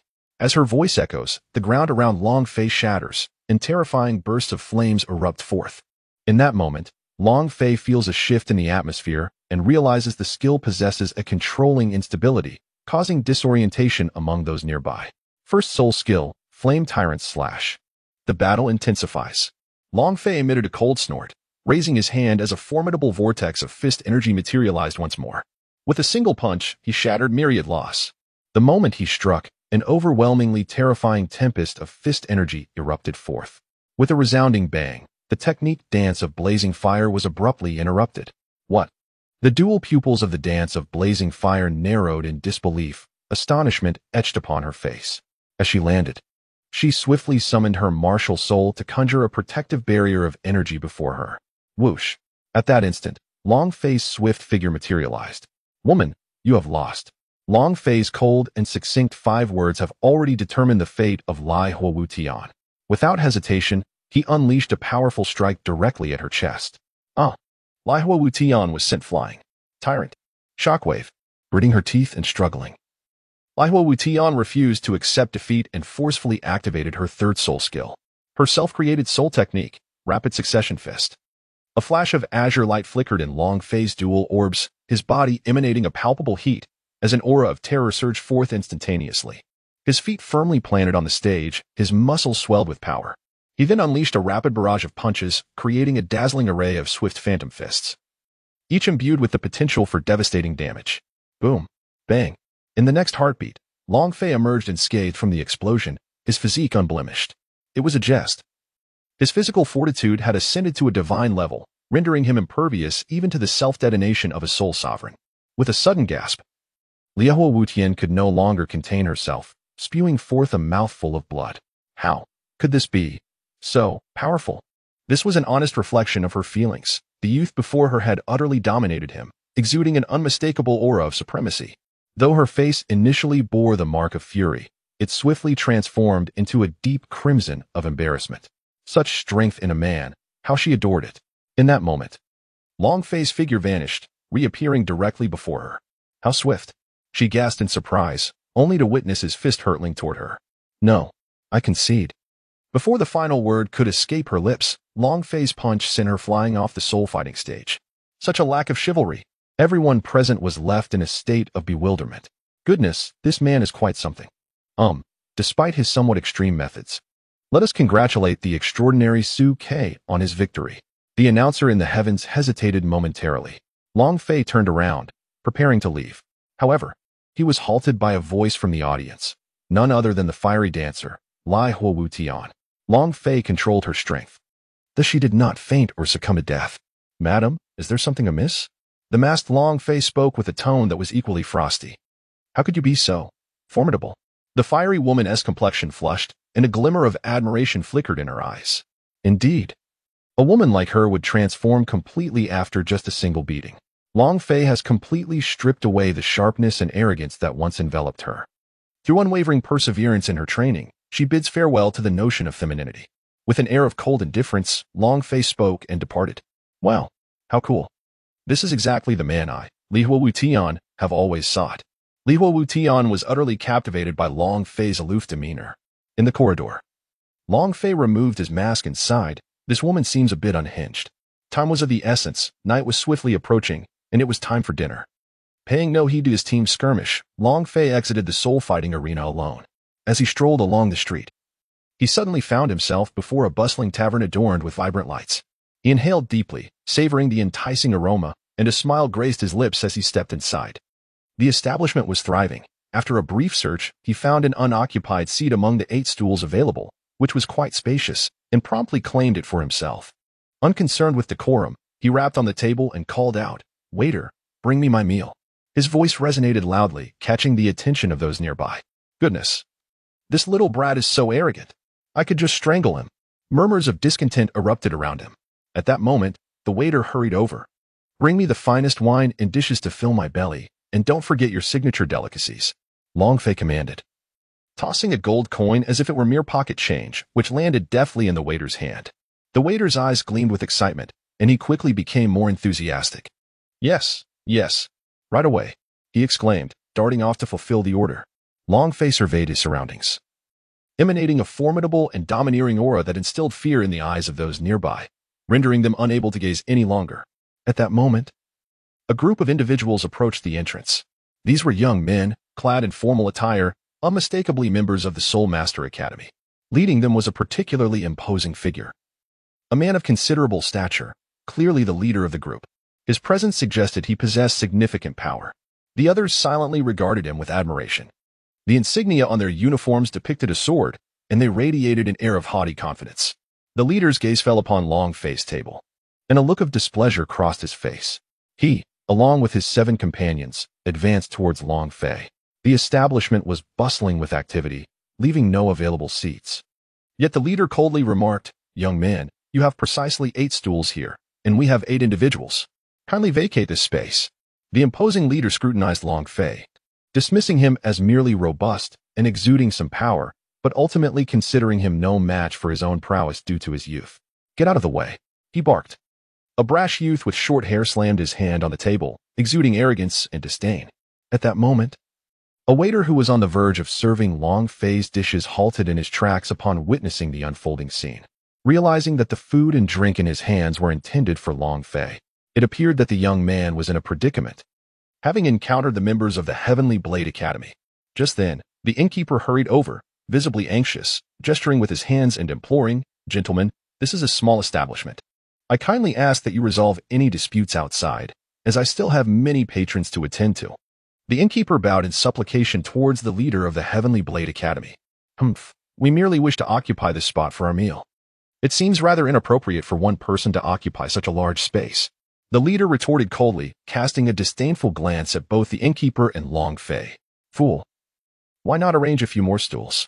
Long Fei mockingly scoffed at the innkeeper's intelligence. "However, I have no desire to share this space with you. You should find another establishment." Long Fei's voice rang out, laced with icy sarcasm.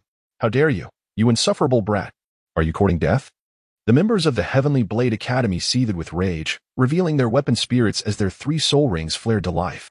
It was evident that they were all soul sovereigns, with the man before them undoubtedly even stronger. "Ah, young master, perhaps it would be wise to refrain from speaking further.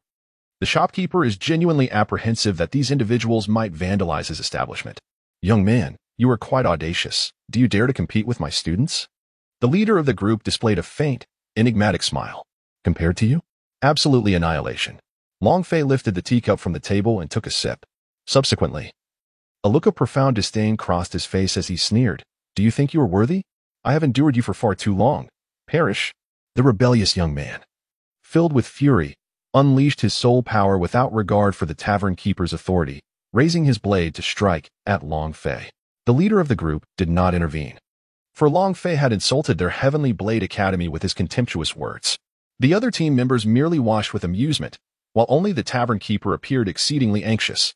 Yet, Long Fei remained unfazed, his disdain unwavering. He raised his hand, showing no intention of holding back, and boldly grasped the descending blade. Witnessing this, the members of the Heavenly Blade Academy scoffed in derision, thinking him a fool for attempting to catch it barehanded. In their eyes, Long Fei's hand was destined to be severed. What a foolish imbecile. Suddenly, a sharp, crisp sound of shattering resonated in the air. At that moment, the mocking expressions of the Heavenly Blade Academy members vanished entirely. They beheld in disbelief as Long Fei crushed the young man's sword with his bare hands. "What?" gasped. "Ah." The weapon spirit shattered, resulting in a backlash that caused the young man to vomit blood, his face contorted in pale agony. Nevertheless, Long Fei maintained his contemptuous smirk, his hand that had crushed the sword appearing unyieldingly strong. He continued his advance toward the young man. "You dare. Stop this at once." The leader sensed the gravity of the situation and bellowed, brandishing a blade of his own and decisively striking down towards Long Fei's hand with unrestrained ferocity. Long Fei let out a disdainful snort, unleashing a formidable dragon's might that sent a terrifying aura coursing through the air, causing the knife in the man's hand to be flung away. With a simple, yet overwhelmingly powerful strike, he struck the young man's chest. Crack! Ah! Uffed! Simultaneously, a sharp sound of shattering bones echoed from within the young man's body as he coughed up a torrent of blood. The sheer force of the blow caved in his chest, obliterating his internal organs and bones, sending him hurtling out of the restaurant like an arrow released from a bow, crashing violently onto the ground.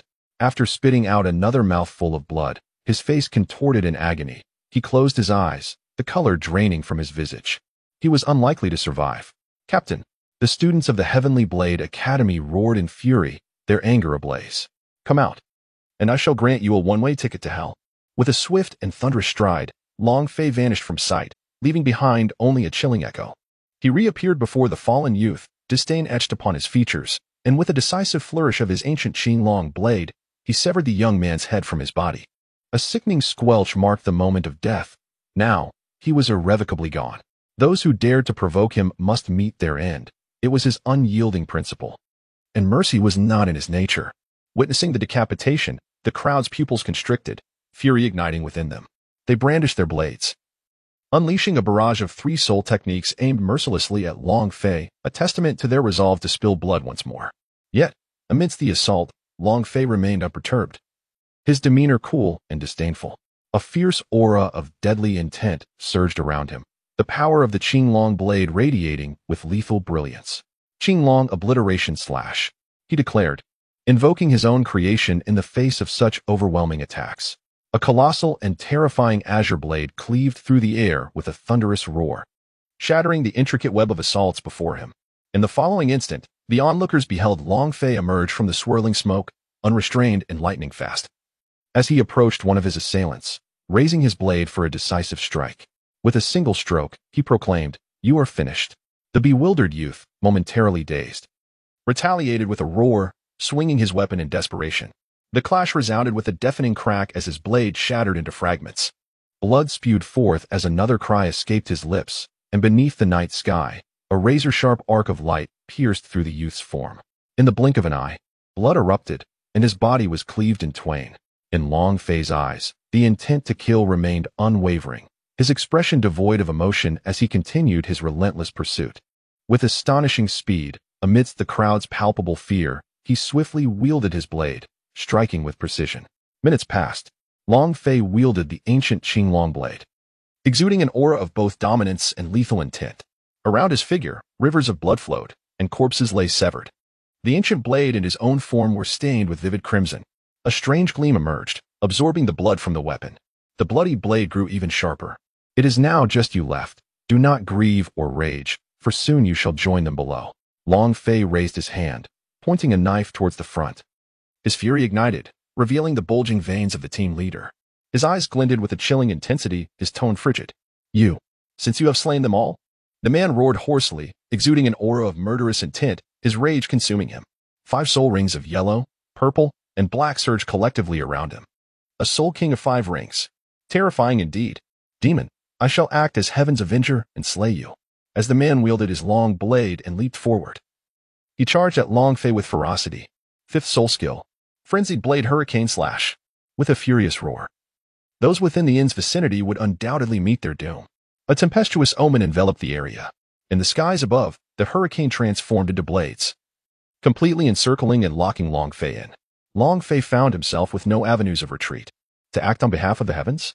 Is that even possible for you? Absurd. In the face of such a terrifying predicament, others would undoubtedly be filled with dread and anxiety.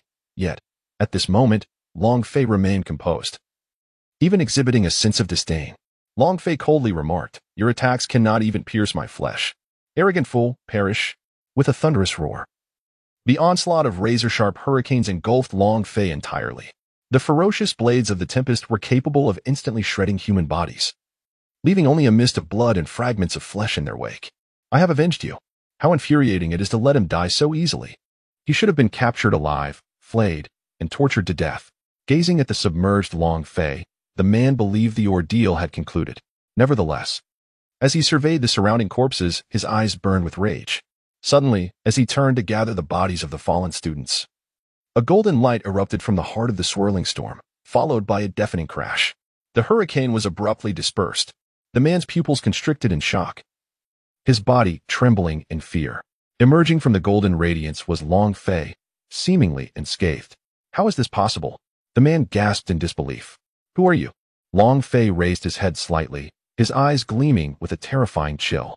Then, descending from the heavens, 3 soul rings appeared, 2 red and 1 larger golden ring. 2 red and 1 gold. A 3-ring soul master? The man's entire being quaked with terror, the overwhelming aura of absolute domination rendering him utterly weak. A mere 5-ring soul king is as insignificant as a grain of sand in the eyes of a divine being. "You may now perish."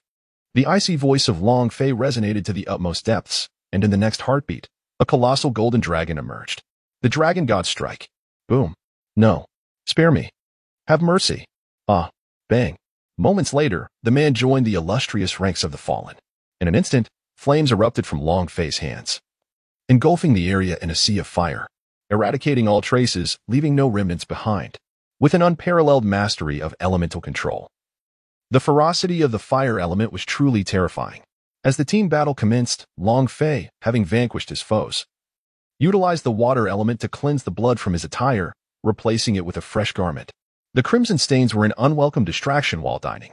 Within the inn, patrons gazed in astonishment at the sudden blaze that ascended into the sky.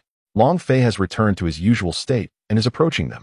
The fierce aura emanating from him sent shivers down the spines of all present. How terrifying! The crowd silently mused, ignoring the gazes directed at him. Long Fei strode purposefully to his designated seat and sat down. With a calm demeanor, he addressed the respectful innkeeper. I took some time to resolve a minor complication. Innkeeper, why has my order not yet arrived? Startled by his words, the innkeeper quickly replied, Rest assured, young master, it is prepared. However, seeing as you were busy outside, we took the liberty of warming it in the kitchen. It shall be brought to you immediately. With a nod, Long Fei picked up the teapot and poured himself a cup of tea. At that moment, he found himself reminiscing about the taste of the wine.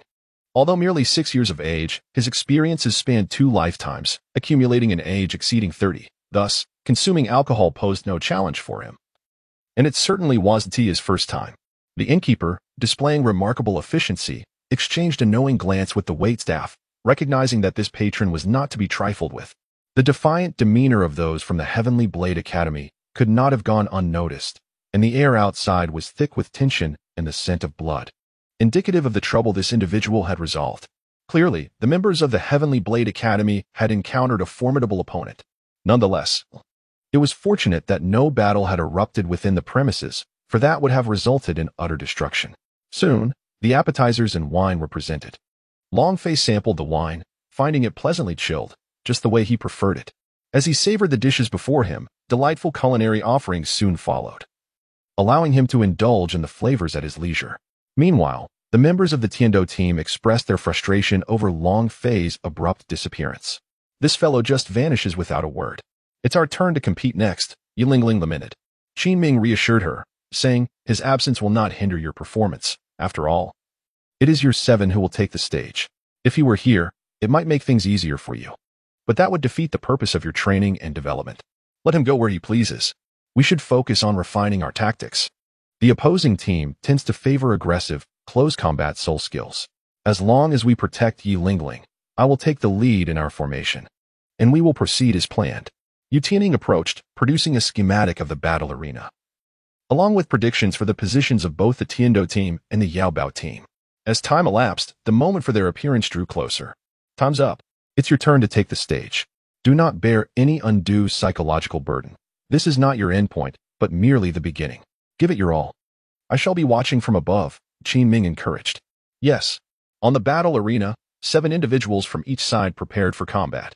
As the announcer's voice rang out, the match between the Tiando Royal Team and the Yao Bao Frenzy Team officially commenced. The crowd greeted the competitors and introductions began. Starting with Yu Tianheng from the Tiando side. Team Captain of Tiando, Yu Tianheng, a level 29 Assault-type Soul Master of the second ring. With the soul of the Blue Lightning Tyrannosaurus. Tiando's Vice Captain, Du Guyan, a 27th level Control System Soul Master, wields the soul of the Phosphorescent Snake. Tiando Team member Shi Mo, a 27th level Defense System Soul Master, possesses the soul of the Xuanwu Turtle. Tiando Team member Shi Mo, also a 27th level Defense System Soul Master, shares the same soul of the Xuanwu Turtle. Tiando Team member Yu Feng, a 26th level Agility Attack Soul Master, commands the soul of the Windchime Bird. Tiando Team member AOC Luo, a 26th level Agility Attack Soul Master, harnesses the soul of the Ghost Leopard. Tiando Team member Yilingling, a 26th level Support System Equipment Soul Master, wields the soul of the Nine-Heart Begonia. As their voices resonated, their respective soul rings manifested, and simultaneously their martial souls activated. Among them, Yilingling and Shi Mo both advanced a level. In an instant, the atmosphere surged. Captain Yao Bao, Xin Mo, a 29th level powerful attack 2-ring soul master, wields the soul of the Blazing Leopard. Vice Captain Yao Bao, Teng Zi, a 20th level powerful attack 2-ring soul master, commands the soul of the Howling Leopard. With each introduction of the Yao Bao team members, Soul rings of identical hue and configuration to those of the Tian-Do team emerged, and their leopard-type martial souls manifested, elevating the entire team's presence to rival that of the 7 from Tian-Do. The clash of energies ignited excitement among the spectators. Soon, bets were placed, with many wagering on Yao Bao, while the Tian-Do royal team garnered only a modest number of bets. After all, as the first competing team, their authority was still insufficient. In contrast, the Yao Bao team had participated multiple times. Although not victorious every time, their strength was evident, prompting more spectators to favor the tangible over the intangible.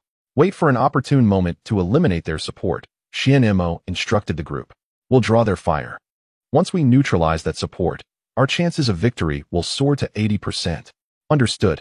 At that moment, Yu Tianheng took the lead, leaping forward with a mighty shout, directly unleashing his first soul skill, Thunder Dragon Claw. Here it comes. Xian Mo, with a broad smile, charged forth as well, employing his first soul skill, Blazing Light Wave. In an instant, a searing wave of light erupted from his martial soul. Boom. Thunderous sounds reverberated. In the first round, both sides retreated to their respective teams. Captain, how is it? Ting Zi inquired hastily. Xian Mo furrowed his brow, very strong. The Yu Bao team members grew solemn. Tianheng, are you all right? In the Heaven Do royal team, Du Guyan hastily approached Yu Tianheng and inquired. From their recent clash, it was evident that both showed comparable prowess in terms of explosive power and offensive capabilities. Not to be underestimated, however, at this level. My blue electric Tyrannosaurus Rex is the pinnacle of beast martial souls. His leopard cannot rival me.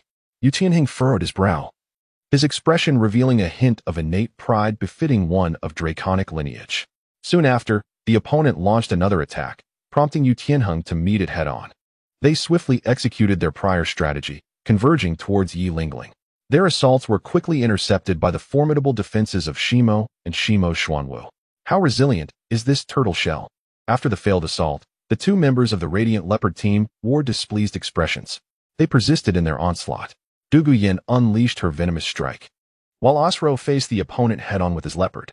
Meanwhile, Yu Feng took to the skies to distract their adversaries, buying time for Yu Tianheng and the others. Yi Lingling began utilizing the Nine Hearts Begonia to restore her teammates' vitality.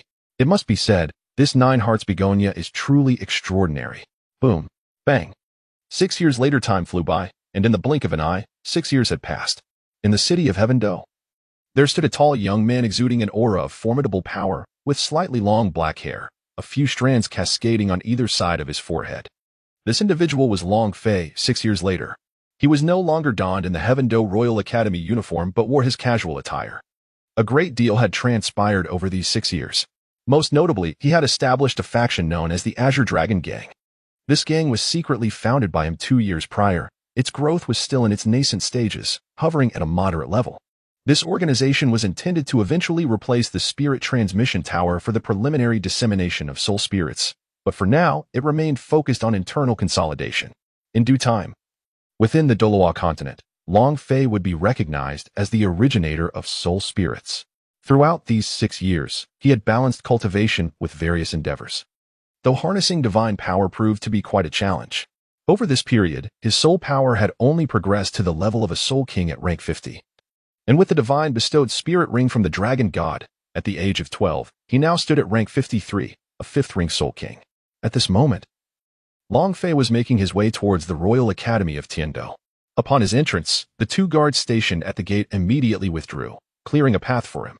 For 6 years, Long Fei has risen to prominence as the unrivaled leader within the Royal Academy of Tian-Do, a figure whose name resonates with all, domineering, formidable, and an embodiment of strength. Young Master Long Fei, have you returned from your journey? A guard inquired cautiously. Is Master Qin Ming present in the academy? Long Fei's voice exuded a naturally cool and magnetic aura. During these 6 years, aside from demonstrating his prowess within the academy, Long Fei maintained a relatively low profile outside, all in pursuit of a grander scheme set for 6 years hence. Though he currently stands as a level 53 Soul King, he could still contend against even the most formidable title Doloa, should that Doloa possess a martial spirit linked to dragons. Even the slightest hint of it would be effortlessly obliterated before Long Fei. His physical strength has ascended to an unimaginable level. Unless a deity from the divine realm descends personally, none could breach his defenses. Young Master, Master Qi Ming has taken Team 1 to the Soul hunting grounds and has not returned for several days, the guard reported truthfully. Are the 3 members of the teaching committee present? Long Fei inquired. They are. The guard affirmed. Very well. With that, Long Fei proceeded into the academy. While the 2 guards wiped the cold sweat from their brows, having been momentarily overwhelmed by Long Fei's intimidating presence. It was truly terrifying. At merely 12 years of age, he had become even more formidable than a year prior. He was indeed a prodigy. No, the term prodigy no longer suffices to describe him. The 2 guards finally exhaled in relief, feeling a mix of exasperation and envy. A year had passed since his last return. Long Fei gazed upon the familiar surroundings, marveling at how swiftly time had passed. In the blink of an eye, 6 years had elapsed, and the journey in the world of Doluo was nearing its conclusion. At that moment, the plaza within the academy bustled with activity as a young man with brown hair and a group of students behind him displayed an air of arrogance, engaging in a heated debate with another group. After all, this was an academy for the nobility, and it was only natural that the attendees would exhibit such demeanor. Moreover, the institution had welcomed numerous students from noble and royal backgrounds, and those endowed with power and status often behaved with great audacity. Long Fei made his way through the crowd. What the hell, who is this kid? Get lost. Can't you see we're fighting? Hurry up and scram. The leaders of both sides, upon witnessing Long Fei disregard their presence and walk through, were instantly enraged. These newly arrived students did not recognize Long Fei personally. They had merely heard of him. Long Fei came to a halt, an aura of terror emanating from his being. In an instant, this formidable presence enveloped everyone present, as if time itself had come to a standstill. Gulp. Both sides struggled to swallow, their throats constricted. Who are you, kid? Do not pretend to be something you are not. The leader stubbornly pointed at Long Fei. Long Fei's eyes narrowed slightly, a glint of coldness flashing within them. In the next instant, he appeared directly before the man, grasping his hand. With a sharp crack, he shattered the bone within the man's outstretched finger. Ah! The man let out a wretched scream, his body trembling in response to the terrifying aura emanating from Long Fei. His face contorted in agony, drenched in cold sweat. He was in a state of unbearable torment. Long Fei coldly remarked, "Has no one in your family advised you against pointing fingers at others? Such behavior is most disrespectful. Consider this a minor punishment. Should you dare to provoke me again, I shall take your life." With that, Long Fei abruptly released his grip, leaving the young man to clutch his injured hand in agony. The others stood in stunned silence, too intimidated to utter a word. A formidable individual. They could not hope to contend with someone like him. Long Fei coldly commanded, "Return to your lessons." "Yes, yes, yes." The others swiftly turned and fled. The youth with the broken finger was hastily escorted away by his companions. "Just wait. No matter who you are, I will ensure your demise." He grimaced in agony, his pallid and sullen expression betraying his malice. At this moment, Long Fei had arrived at the church, making his way inside. It was still the same trio of committee members. Upon seeing Long Fei, the 3 were momentarily taken aback, then quickly rose to greet him.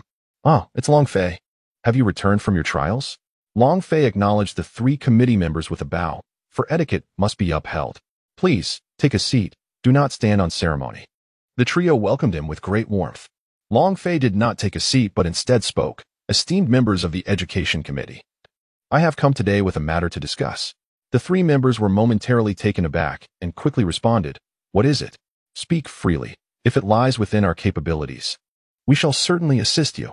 "Very well," Long Fei replied. "Since you have expressed such willingness, I shall not hold back. I am here to formally apply for graduation." Upon hearing this, the 3 felt a pang of concern within their hearts. They exchanged glances, and Meng Shenji sighed. "What is meant to happen has indeed come to pass. Your unparalleled talent has reached a point where the Academy can no longer provide you with further opportunities, and according to the graduation regulations, you have indeed met the requirements. However, we hope that you could represent the Tiando Royal Academy in the Continental Soul Master Elite competition. We wish for you to defeat." "Is it the Wuhuan battle team?" Long Fei interjected, preemptively stating the latter part of the sentence. The Wuhuan battle team is the most formidable and illustrious seed team of the Spirit Hall. Throughout the years, it has consistently claimed the championship title. Many harbor discontent, yet the reality of strength remains undeniable. The Tiando Royal Academy, representing the Young Soul Master Brigade of the Empire, naturally aspires to vanquish the Spirit Hall. Indeed, the 3 members' expressions turned serious, tinged with an earnest plea.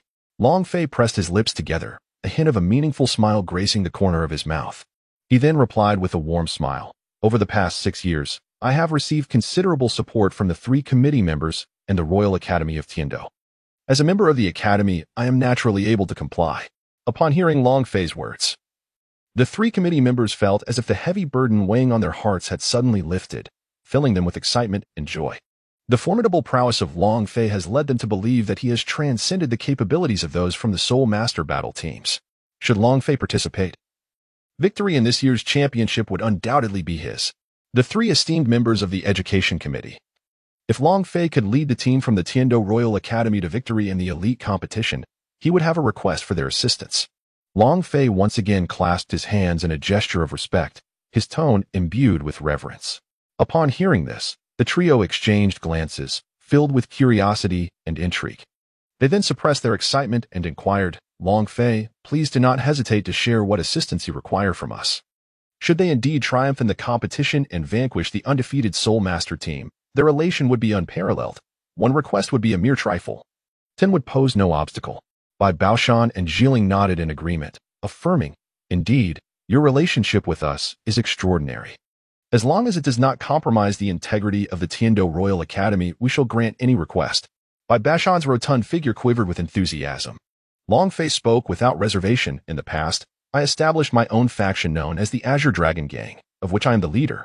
Should I, Long Fei, lead the Heavenly Royal Academy to victory in the Elite Soul Master competition, I hope that you 3 esteemed elders will consider joining my Azure Dragon Gang. Here, Long Fei merely mentioned joining the Azure Dragon Gang, while the specifics of their status within the gang were an entirely different matter. Azure Dragon Gang. The 3 individuals reacted with shock, their expressions soon tinged with hesitation. After all, their identities were somewhat unique. The reason Long Fei extended this invitation to them was due to careful consideration. These individuals were all of Soul Dolua caliber. Although they may not currently surpass him, they still held considerable prestige in the eyes of the outside world. With Long Fei's assistance, their breakthrough to title Dolua was within reach. By obediently following his lead, they could easily join the ranks of those destined for divinity. The Azure Dragon Gang, founded merely 2 years ago, had a limited number of members, consisting solely of Gu Yuna, Di Tian, Xiang Jun, Bai Ji, Qi Wang, Wan Yao Wang, Ziji, and himself, Long Fei.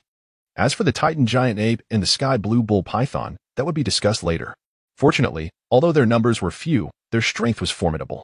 In a certain sense, the Azure Dragon Gang was backed by the entire Soul Beast force of the Stardow Forest, as these individuals were among its most powerful entities. Naturally, the Stardow Forest harbored many more formidable beings yet to emerge. These individuals represented the pinnacle of the Azure Dragon Gang's hierarchy, with the leader at the top, followed by the Law Elders, then the Elders, and the Stewards, leading down to the Hall Masters and other ranks. The 7 members served as Law Elders, all under Long Fei's command, actively managing the development of soul spirits and other ventures within the Azure Dragon Gang. As the saying goes, quietly develop and grow, then astound everyone. This embodies the ideal of Long Fei, the time traveler. Long Fei chuckled lightly and said, Honorable seniors, I understand your reservations. If possible, I hope the 3 of you will engage in a battle with me. Very well, let us witness how much stronger you have become over the years. The trio of Dream Divine Mechanism were just waiting for a spark to ignite their hearts. Long Fei's prowess will undoubtedly meet the expectations of the 3 esteemed elders. Soon, the 4 departed from the church and arrived at a spacious, deserted area. Long Fei held a peculiar hand gesture, from which an energy array emanated, enveloping the surrounding area within 100 meters. What is this? The 3, with their limited knowledge, were once again taken aback. Long Fei slowly lowered his hands, a faint smile gracing his lips as he addressed the 3 elders, esteemed seniors. What you see before you is an array, one of the unique techniques conceived by our Azure Dragon Gang. This is a formidable isolation formation, impervious even to the most powerful Dolua, who would neither detect nor breach it. Should you choose to join our Azure Dragon Gang, you may learn its secrets. This array is a reward from the systematic tasks I have undertaken over the past 6 years. In truth, this formation possesses the ability to obscure even the heavenly secrets, rendering it undetectable even to divine beings. However, for now, it suffices as it is. A product of the system is invariably of exquisite quality. Nonetheless, Long Fei spoke no falsehood. The 3 could indeed learn this technique upon joining the Azure Dragon Gang. One must concede, your Azure Dragon Gang is truly remarkable. And this formation is indeed alluring. Before we proceed, allow me to demonstrate my prowess against you. With that, Jilin stepped forward. His martial spirit was the celestial green vine. And after 6 years, his level remained unchanged at the 83rd rank, an 8-ring Soul Dolua. The formation had been established, completely isolating the exterior. At this moment, Long Fei was unreserved, stating, "Seniors, I urge you 3 to confront me together. Otherwise, you stand no chance of victory, not even as a trio." He added this thought in his mind. Just as the 3 felt that Long Fei was being arrogant and reckless, their expressions suddenly shifted dramatically, their eyes widening in shock, fear, and disbelief. At this juncture, a terrifying transformation engulfed Long Fei's aura. The 7-colored azure dragon pupils manifested in his gaze, a piercing light flashing momentarily. From his being, 5 soul rings descended, red, red, gold, gold, gold, each surpassing the last in magnitude, exuding an aura that instilled dread and terror. Moreover, both the red and gold soul rings were adorned with several azure patterns, seemingly amplifying the terrifying essence of these rings. In that instant, the aura and temperament emanating from Long Fei underwent a breathtaking and unprecedented transformation. Supreme, noble, and immensely powerful, it bore an ancient essence, embodying all the ineffable terms that could reflect its astonishing magnificence. Golden light shimmered, exuding an unparalleled dragon's might. How could this be? 100,000-year soul ring? A golden soul ring? What on earth is this? In the next moment, the 3 individuals, overwhelmed with dread, could no longer contain their astonishment. Their eyes nearly popped from their sockets, their jaws agape to an exaggerated extent, wide enough for 2 eggs to fit within. One might wonder, wouldn't either jaws dislocate or cramp? This scene was something they had never witnessed in their lives. Long Fei. What on earth is happening? Dream Machine desperately tried to calm himself, taking a trembling step forward, raising his quaking hand to inquire. The aura emanating from Long Fei has completely overwhelmed the 3 of them, rendering their breaths labored and difficult. Cold sweat has begun to trickle down their foreheads. The sheer terror of this presence, it is indeed a genuine 10,000-year soul ring. And what of that golden soul ring? How many years must it signify, surpassing even the 10,000-year soul ring? Long Fei's voice was notably indifferent, yet devoid of hostility. This is my secret, and I cannot disclose it to you 3 seniors.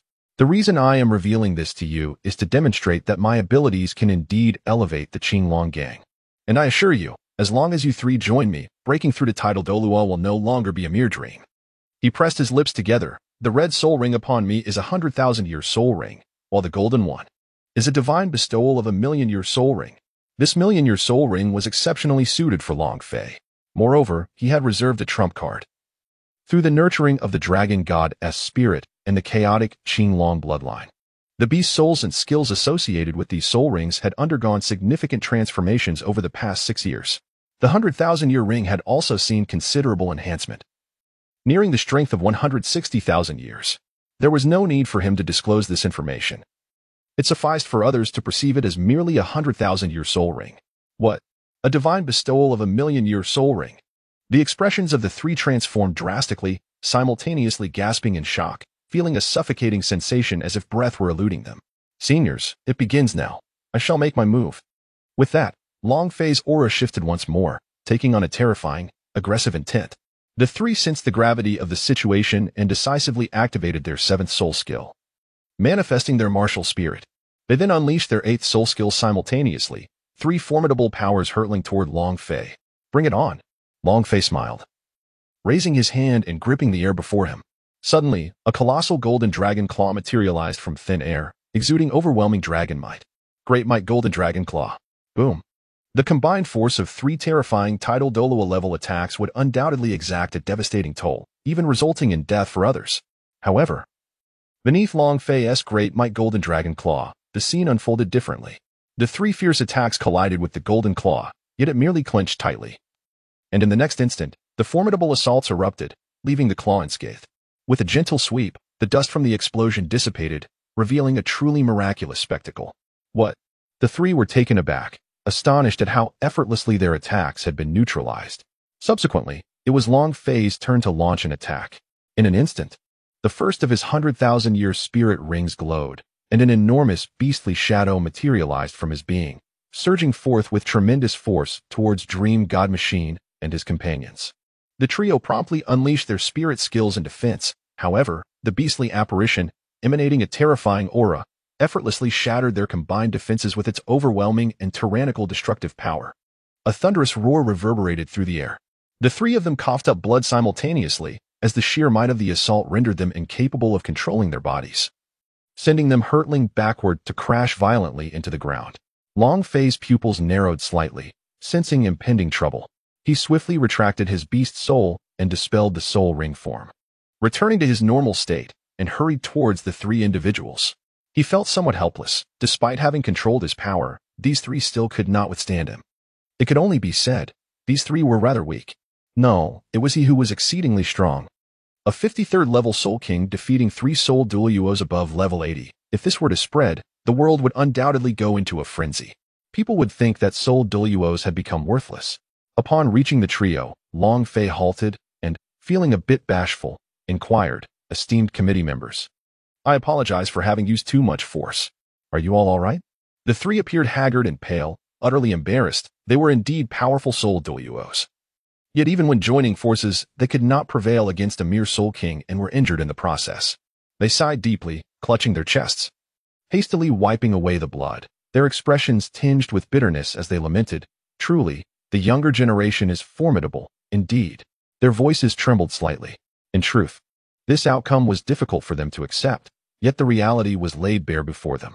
However, considering such terrifying strength, the members of the Wuhuan battle teams would undoubtedly be defeated, and this time, the Tiando royal family could secure a victory.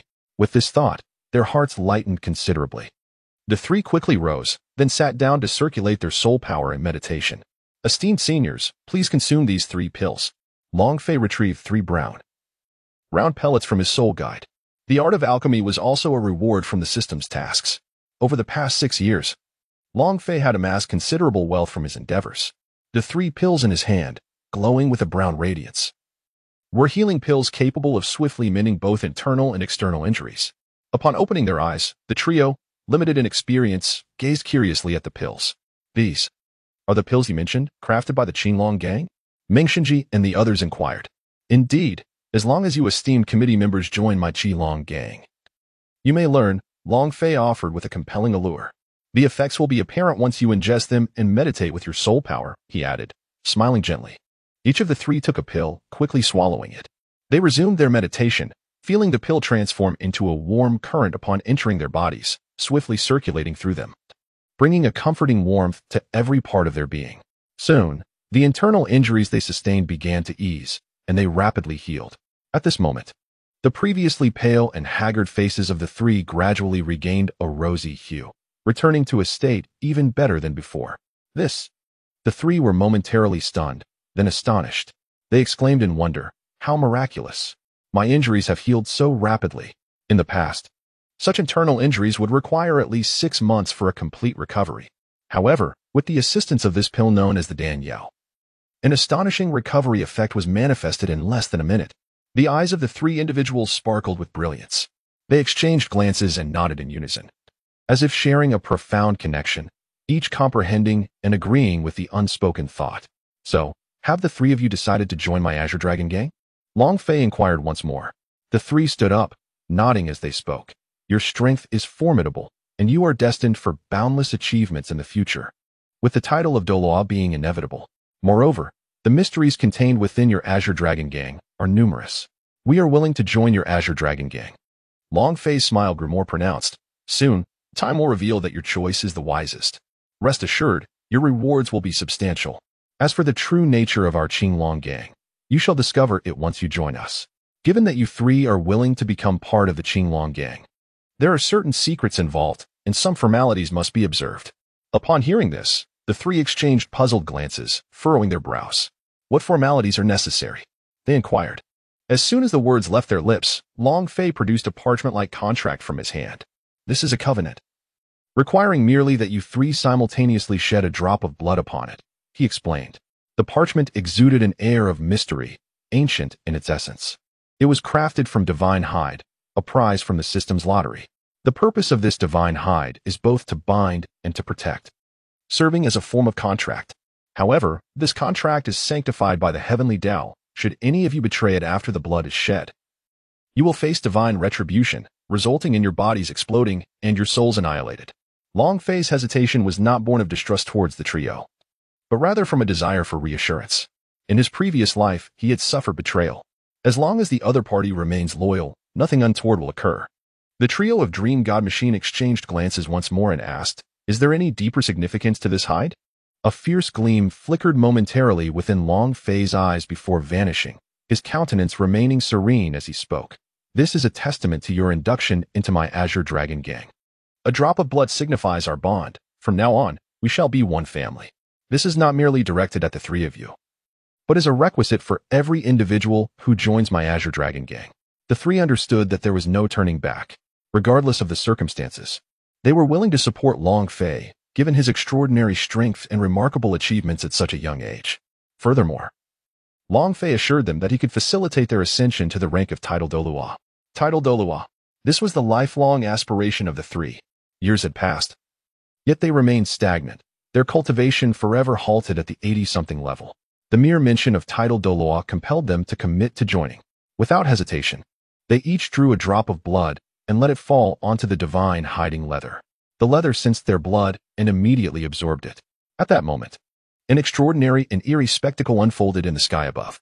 A resounding thunderclap echoed, signifying that the contract had come into effect. Witnessing this, Long Fei felt a surge of joy. They were now truly one family. Having boarded a ship, there would be no possibility of disembarking.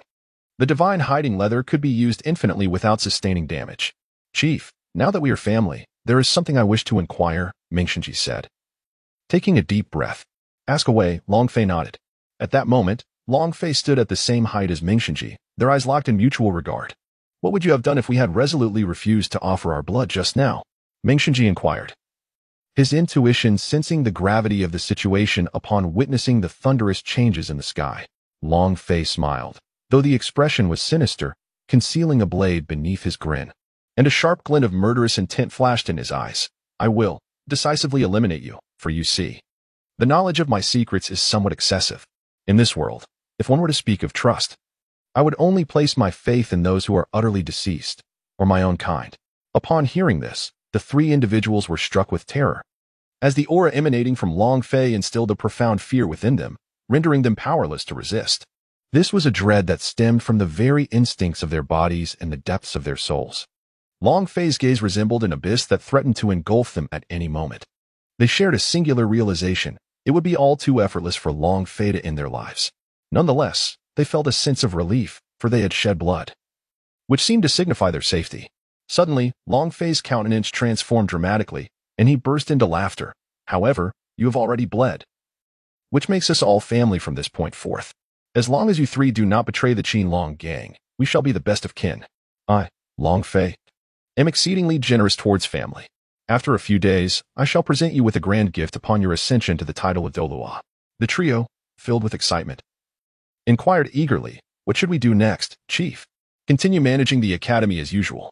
After the competition, I shall escort you to the headquarters of the Qin Long gang," Long Fei instructed.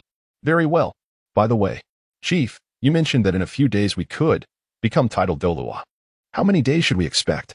Dream God Machine asked, his face slightly flushed with embarrassment. "Just a few days, though I cannot be entirely certain," Long Fei replied, furrowing his brow in contemplation. "All right, we shall await the good news from the chief here." Dream God Machine and the others ceased their inquiries. Subsequently, Long Fei wandered around the academy for a while before heading towards the soul hunting grounds. On the journey, the Long Fei summoning system activated, revealing the character interface. Character interface. Host, Long Fei. Age, 12. Cultivation technique, Wujichang Shinggong. Level 20 bloodline and cellular development. 5% physical strength comparison. Level 3 deity maximum explosive power. 800 million kilograms soul force and mental power. Divine origin realm martial soul. Chaos Azure Dragon bloodline package bloodline. Tattoo, ethereal avatar. Note: tattoos manifest only when body temperature rises or falls, remaining hidden at ambient temperature. Divine power, level 53. 5-ring divine master, crimson and gold, bloodline package talents. Development attribute enhancement, longevity increase, exorcism, exceptional healing, immunity to poisons, super growth. Supreme Dragon Might, 1% development. Right hand Azure Dragon transformation, 2% development. Left-hand Azure Dragon Transformation, 3%. Azure Dragon Body Transformation, 4%. Azure Dragon Front Transformation, 5%. Azure Dragon Armament. Soul Skills, Passive Metamorphosis.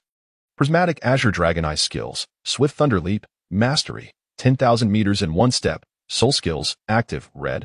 First Soul Skill, Golden Azure Explosive Dragon Soul.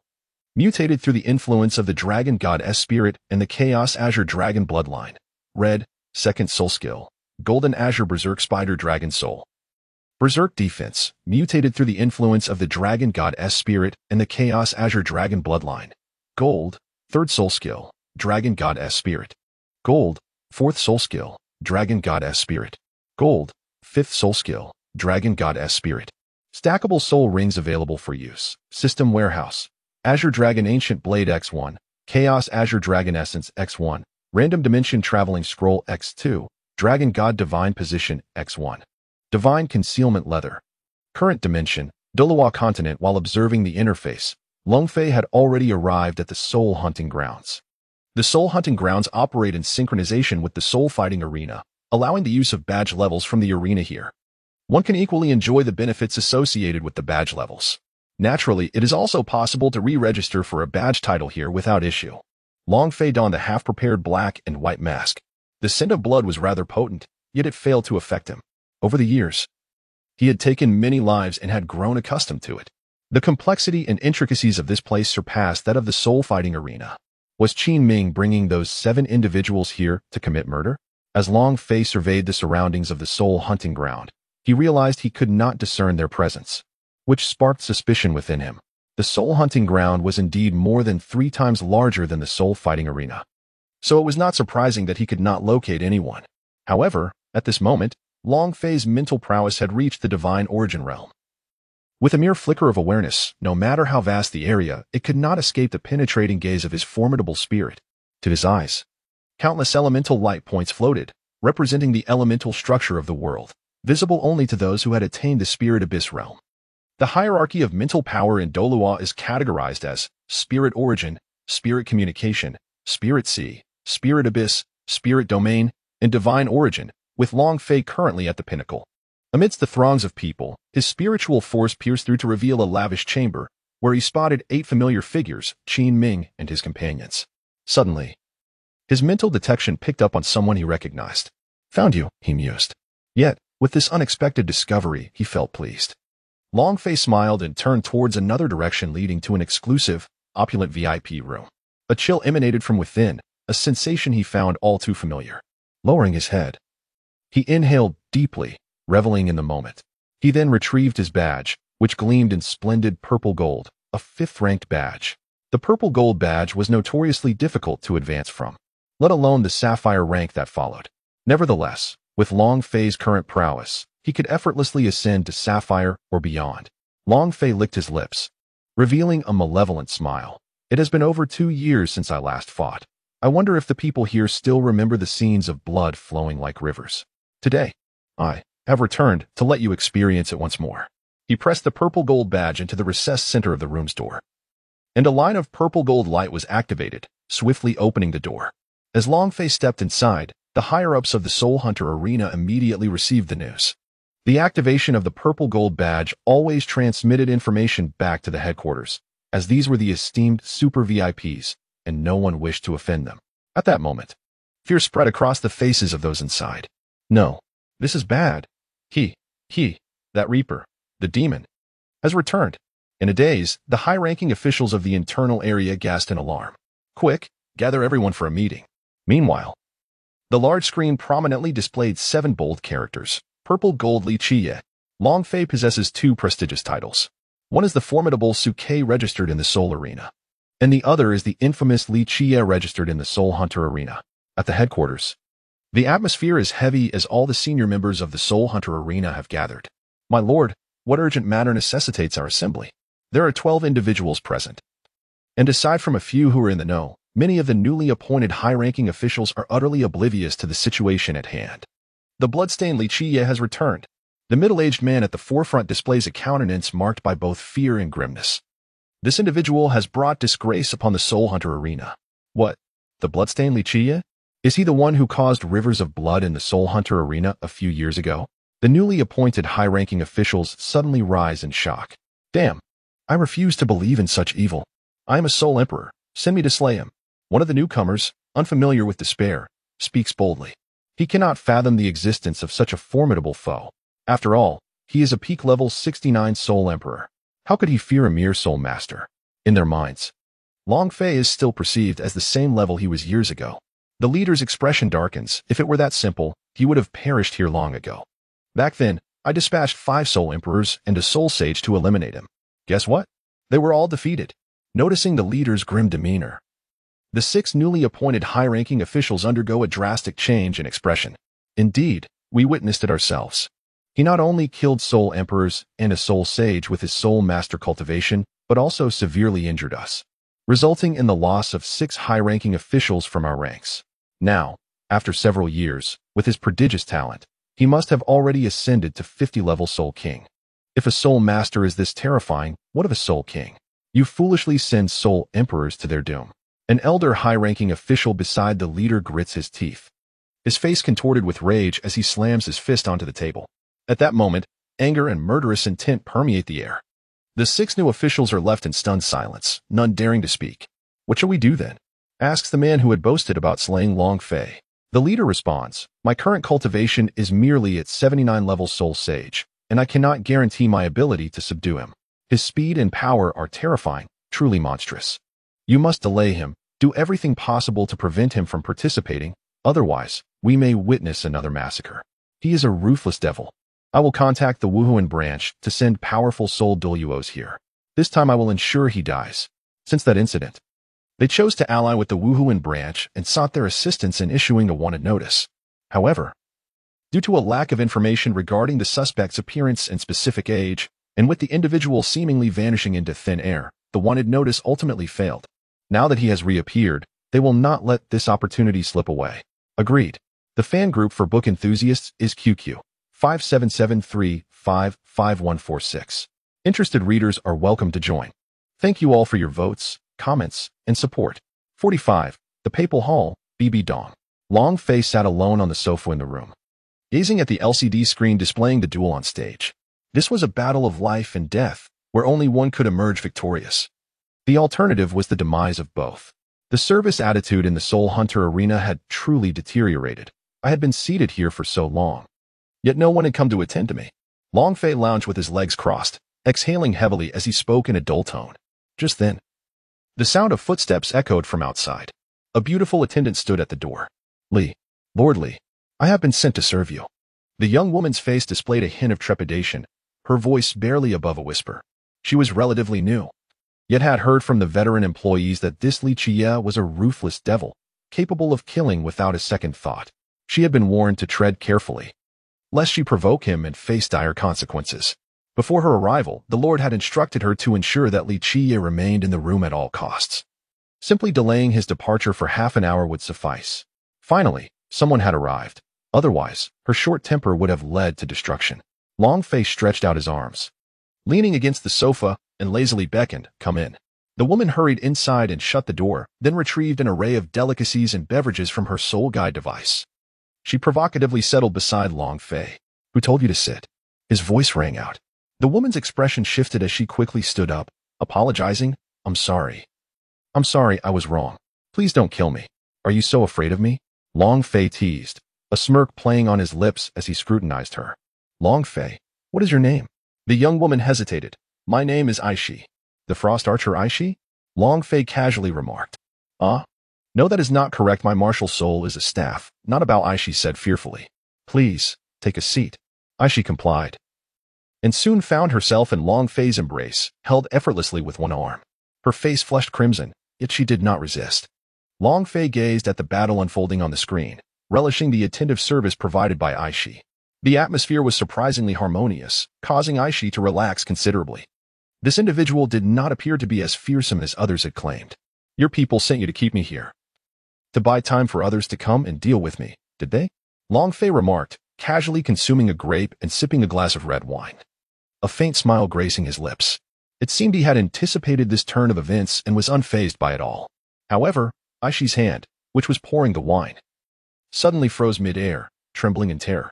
You know?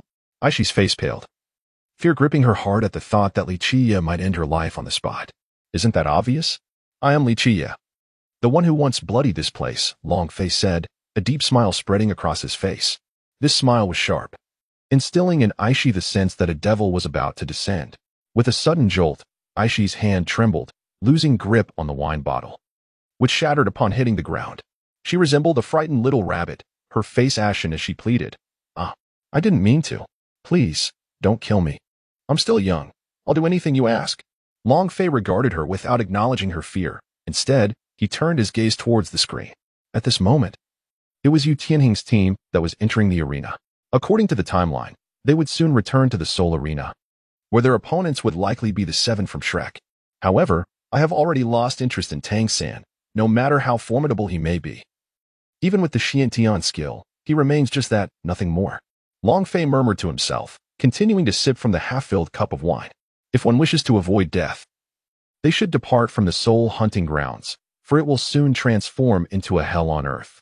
After finishing his drink, he set down the cup, leaving one final piece of advice before exiting the room. Aishi, with a look of terror, stared at the shattered wine bottle before recalling Li Qiye's ominous words, plunging her into a deep dread once more. Hell on earth. Hell on earth. No, I must leave this place. I am not ready to die. I am only 26. Aishi hastily scrambled to her feet and quickly vacated the room. Meanwhile, the leader of the Seoul hunting grounds hastened to his spirit hall subchamber within Tiando. After reporting, he soon received permission, followed by 2 men and a woman, all of whom were formidable Seoul Dolua stationed at the subchamber, each at level 87. The commotion from years past had garnered significant attention, and His Holiness the Pope was keenly interested in capturing this individual alive. On the way, the leading Seoul Dolua woman spoke up. They were all eager to witness the prowess of Li Qiye, who had, a few years prior, defeated a Seoul Emperor and a Seoul Saint despite being only a Seoul Zone. Upon hearing her words, the Seoul hunting grounds leader's expression hardened, darkening momentarily before he composed himself. Seoul Dolua, this person has slain many of our high-ranking members and severely injured us. It has taken considerable effort to recover. Is it not possible to kill him? He clenched his fists, gritting his teeth in resentment. I understand your frustration. However, this is the command of His Holiness the Pope, and we dare not defy it. Once we capture him, we can certainly allow you the opportunity to teach him a lesson. Yet, he must not die, nor be maimed, and certainly must not be rendered incapable. Otherwise, it is your Seoul hunting grounds that will pay the price. The Seoul Dolua woman proposed, her tone growing particularly icy, serving as both a reminder and a threat.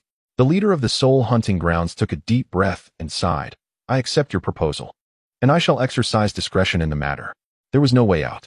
The mere mention of the title Your Holiness, the Pope of the Spirit Hall, caused his complexion to change dramatically, and a profound fear gripped his heart. In the presence of such overwhelming power, he felt the fragility of life itself. After all, those who had perished could never return.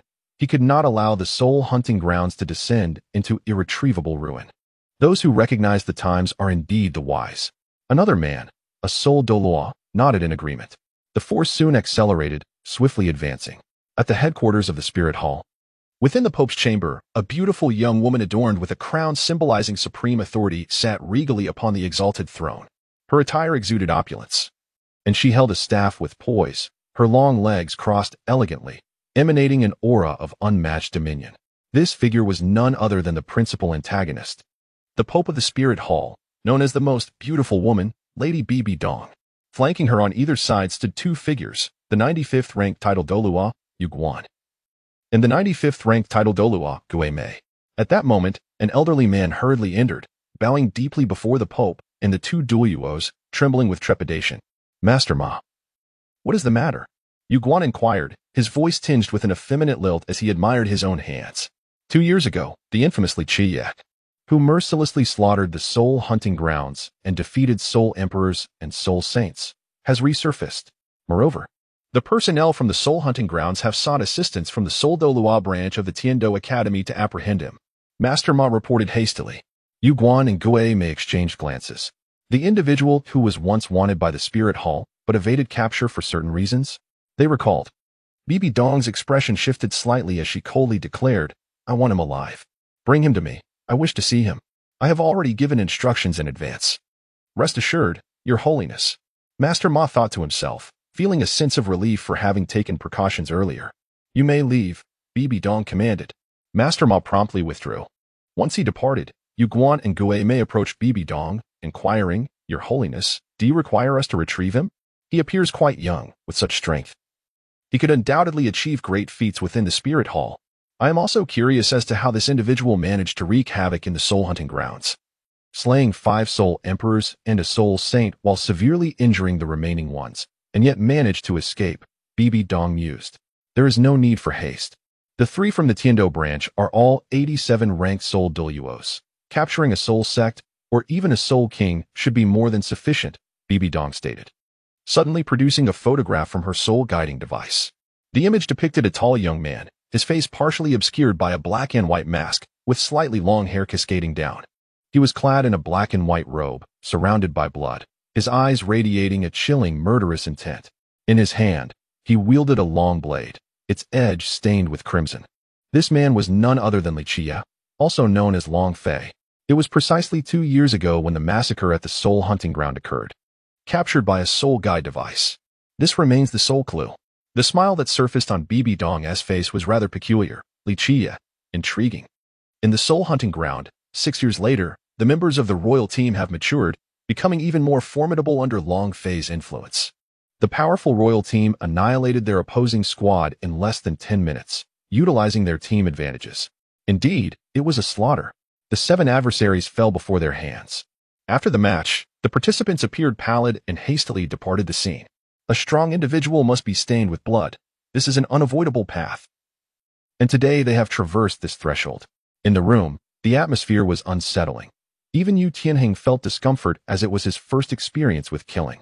However, their mental fortitude was commendable, and after listening to Qin Ming's words, they quickly overcame their nausea. All right, we should return to the academy. You all have a break this time, upon your next return. We will engage in several more Soul Arena battles before the commencement of the Elite Soul Master Tournament across the continent. We understand. Everyone nodded in agreement. Teacher, is there still no news from Long Fei? At that moment, Yi Lingling spoke up. Her inquiry startled the group, for indeed, there was still one Long Fei in their team, whom they had not seen for over a year. How they missed him, this prodigious anomaly. Everyone had already noticed that Yu Lingling harbored unusual feelings for Long Fei. She had been preoccupied with thoughts of him. Long Fei. Qin Ming reminisced. Then sighed. That fellow possesses terrifying talent, and the academy can no longer nurture his growth. However, he had previously promised to return before the Elite Soul Master Tournament. By then, the conclusion of the tournament should coincide with his graduation application. At that time, you two will be graduating. As your ages and soul power levels have met those conditions, how swiftly time passes. Qin Ming's eyes brimmed with nostalgia. Teacher Qin Ming. The group felt reluctant to part ways. Yet, they all understood that there is no banquet that does not conclude in this world. This next farewell is merely a prelude to an even better reunion. Enough of these sorrowful sentiments. The hunt has ended, and it is time for us to return. Qin Ming spoke, and Yi Lingling understood his meaning. They could only wait until that moment arrived. As everyone stood up, just as they were about to depart, a subtle shift occurred in the soul hunting arena below. In what was originally a contest between 2 teams of 7, a mysterious young man draped in a black and white robe and adorned with a matching mask descended from the heavens. He landed directly amidst the 2 teams, the force of his arrival instantly causing both sides to stagger backward. This unforeseen spectacle left the participants and spectators alike in a state of bewilderment. At that moment, the officiating referee's expression dramatically changed upon seeing this figure, as if he had encountered a demon, his face betraying sheer terror, his body trembling uncontrollably. It was him. The devil, Li Chia. As the referee stammered in fear, it appeared that some in the audience were also aware, and terrified gasps erupted. The embodiment of their nightmares. That day, a hell on earth. This merciless demon who slays without a blink. Who are you? The 2 teams, having neither seen nor heard of Li Chia, merely sensed the enigma surrounding him and the terrifying aura he exuded. Sin shall be judged by me, Li Chia. At that moment, Long Fei brandished his ancient Qi Long blade, the once azure, fractured patterns on the blade transforming into a deep crimson hue, and in the next instant, an overwhelming aura of slaughter emanated forth. Conjuring tricks, come forth and slay him. Both sides, not to be trifled with, erupted in fury, summoning their 4 soul rings as they charged toward Long Fei. With a graceful flick of his robe, Long Fei raised the Qinglong blade, sweeping it to either side. A terrifying blade wind surged forth, an endless killing intent. The crowd was instantly gripped by fear as, in the next moment, the air was filled with cries and blood. The bodies of the 14 individuals disintegrating into a mist of crimson. "Run!" someone shouted, and chaos ensued. Meanwhile, the referee had already fled the scene. Long Fei gazed upon the scene before him, a peculiar smile curling at the corners of his mouth as he stood rooted to the spot, observing the unfolding chaos. "Run! Run!" he urged silently. In the next moment, his figure sprang into action, sheathing his blade as he plunged into the throng, mercilessly dispatching his foes. Blood gushed forth in torrents, corpses littered the ground, and despair mingled with the cacophony of anguished cries that echoed all around. The individuals slain by Long Fei are all guilty, bearing the weight of countless sins. The soul-hunting arena is currently in disarray, having witnessed the terror that is Long Fei. However, not all are paralyzed by fear. Some, such as the Soul Kings and Soul Emperors present, have united to launch a counterattack against this fiend who dares to take lives so brazenly. Deep within the heart of the soul-hunting arena, as they gazed upon the large screen displaying the bodies that had been dispatched in an instant, a collective gasp of horror escaped the crowd, followed by an outburst of anger. At this moment, 5 men descended from the heavens, charging directly towards Long Fei. Among them were 3 Soul Kings and 2 Soul Emperors. Radiating a formidable aura of malice and murderous intent, some wielding beast martial souls while others bore weapon martial souls. Long Fei gazed silently. "Dare to cause trouble in the soul-hunting grounds? You shall perish."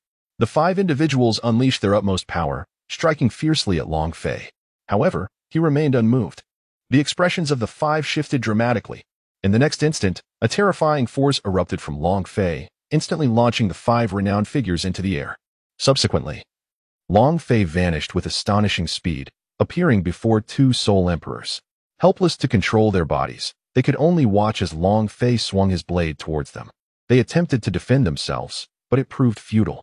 With 2 sickening sounds, blood erupted forth, cascading to the ground. "Now it is your turn, you vile beings." Long Fei cast his gaze upon the 3 Soul Kings, who were replete with malevolent energy, their misdeeds rivaling those of the 2 Soul Emperors. They deserved to perish. As the 3 Soul Kings witnessed the swift demise of the 2 Soul Emperors, a sense of dread enveloped them, prompting an immediate retreat. Yet, in less than a breath, Long Fei's figure appeared before them, halting their flight. Without further ado, he unleashed a fierce slash with his blade. The air was pierced by the sounds of 3 fatal strikes and anguished cries, followed by the lifeless bodies collapsing to the ground. At this moment, most of the onlookers had already fled the scene. However, the personnel within the soul-hunting arena lingered, reluctant to emerge. The arena, already saturated with blood, now overflowed with it. Corpses lay strewn about, and the rivers of blood flowed anew. A familiar scene unfolded, albeit diminished in scale. Observing this spectacle, Long Fei remained unfazed, gripping the ancient Qinglong blade as his spiritual energy penetrated the structures ahead, revealing 4 figures hastening toward him. "Ah, you have arrived," he mused, recognizing the insignia with a cold smirk. "The Hall of Martial Spirits. Underestimate me, and it shall be your lifelong regret." With his lips moving, his tone was chillingly icy. The events transpired with astonishing swiftness. Meanwhile, in a nearby room, Yu Tianheng and his companions were drawn to the commotion below, their expressions frozen in shock. The once crowded arena was now devoid of spectators, replaced by a gruesome tableau of blood and bodies. They had witnessed the brutal rampage of the young man in black and white, chilling their hearts with terror. "Do you not find the blade in his hand somewhat familiar?" Yu Lingling's voice trembled as her pupils constricted. While the others were engrossed in the chaos, she fixated on the weapon wielded by the assailant. It was all too recognizable. A woman's intuition, especially one as perceptive as Yu Lingling, quickly led her to the realization. This is the ancient Qinglong blade.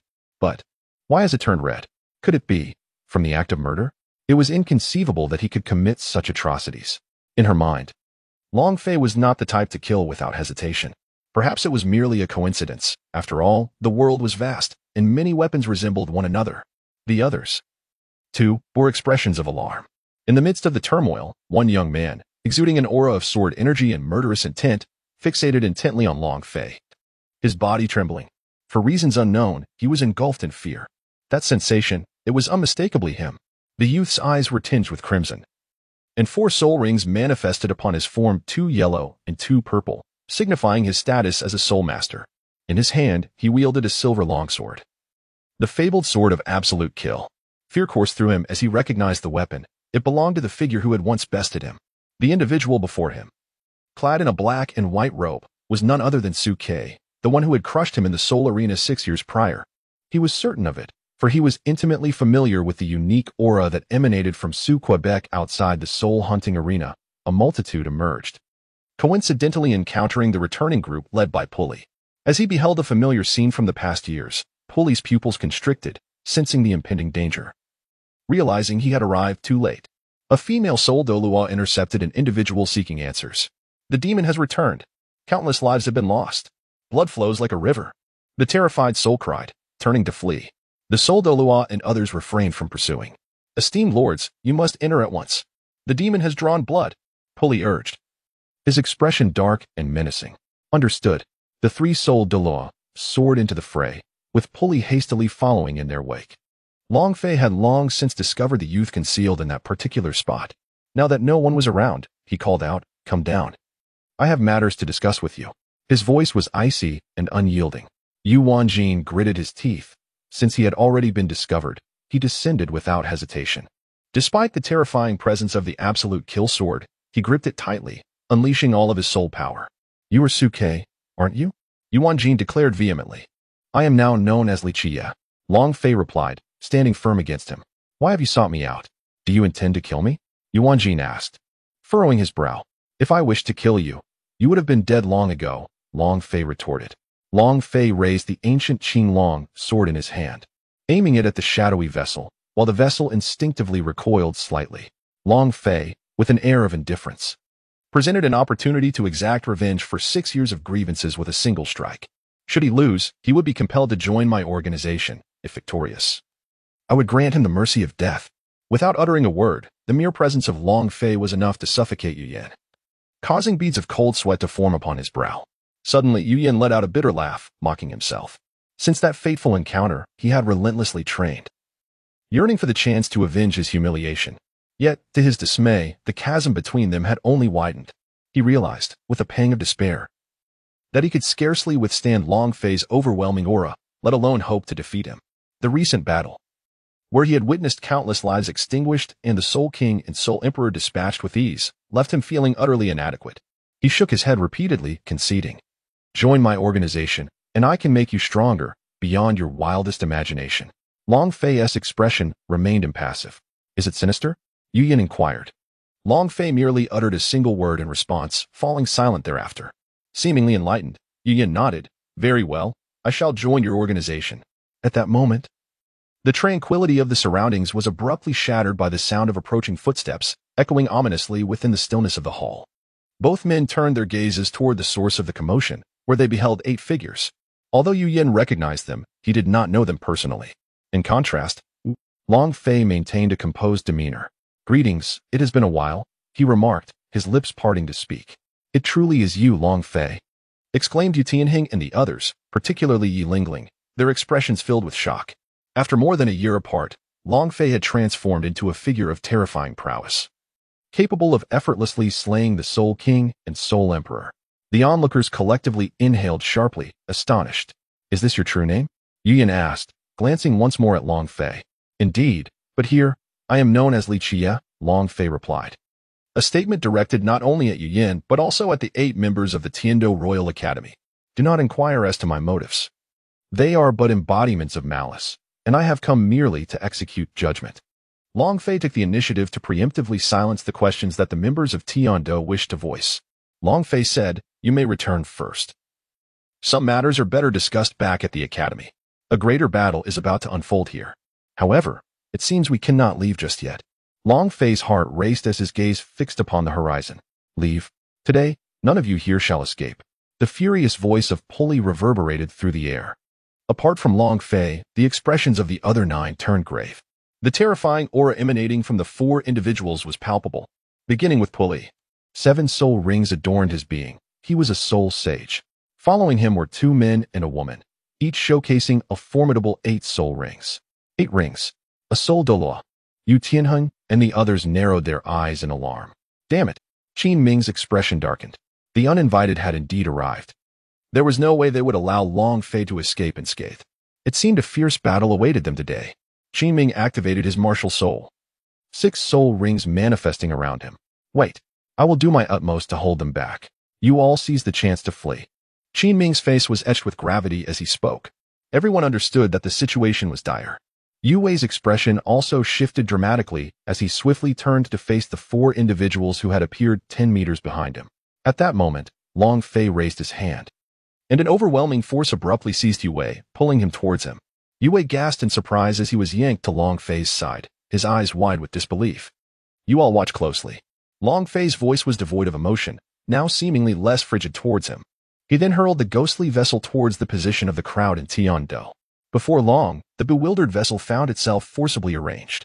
Following this, Long Fei clasped his hands, and a radiant light enveloped the 9 individuals, forming a protective barrier. This was the formation. The 8 gazed at the energy shield before them, hastily striking it with their hands. This is a barrier. Once again, everyone was taken aback by Long Fei's prowess. Truly an extraordinary young man. The Pope must hold you in high regard.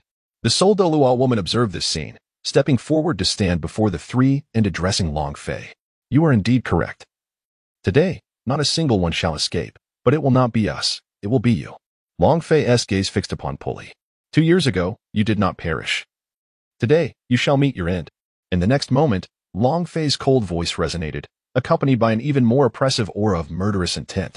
This barrier is formidable. We cannot break through it. Let us first see how Li Chia handles this, one of them remarked, abandoning the attempt to strike the barrier. At that moment, their full attention was directed towards Long Fei. Today, in this very place, shall be the tomb for the 4 of you. As the ominous sound of the dragon's wrath echoed, the bloodstained black and white robe erupted violently, revealing a physique of unparalleled strength and beauty, adorned with muscular contours. Radiant azure energy surged forth, as the chaotic azure dragon tattoo manifested itself, exuding an overwhelming and supreme dragon might.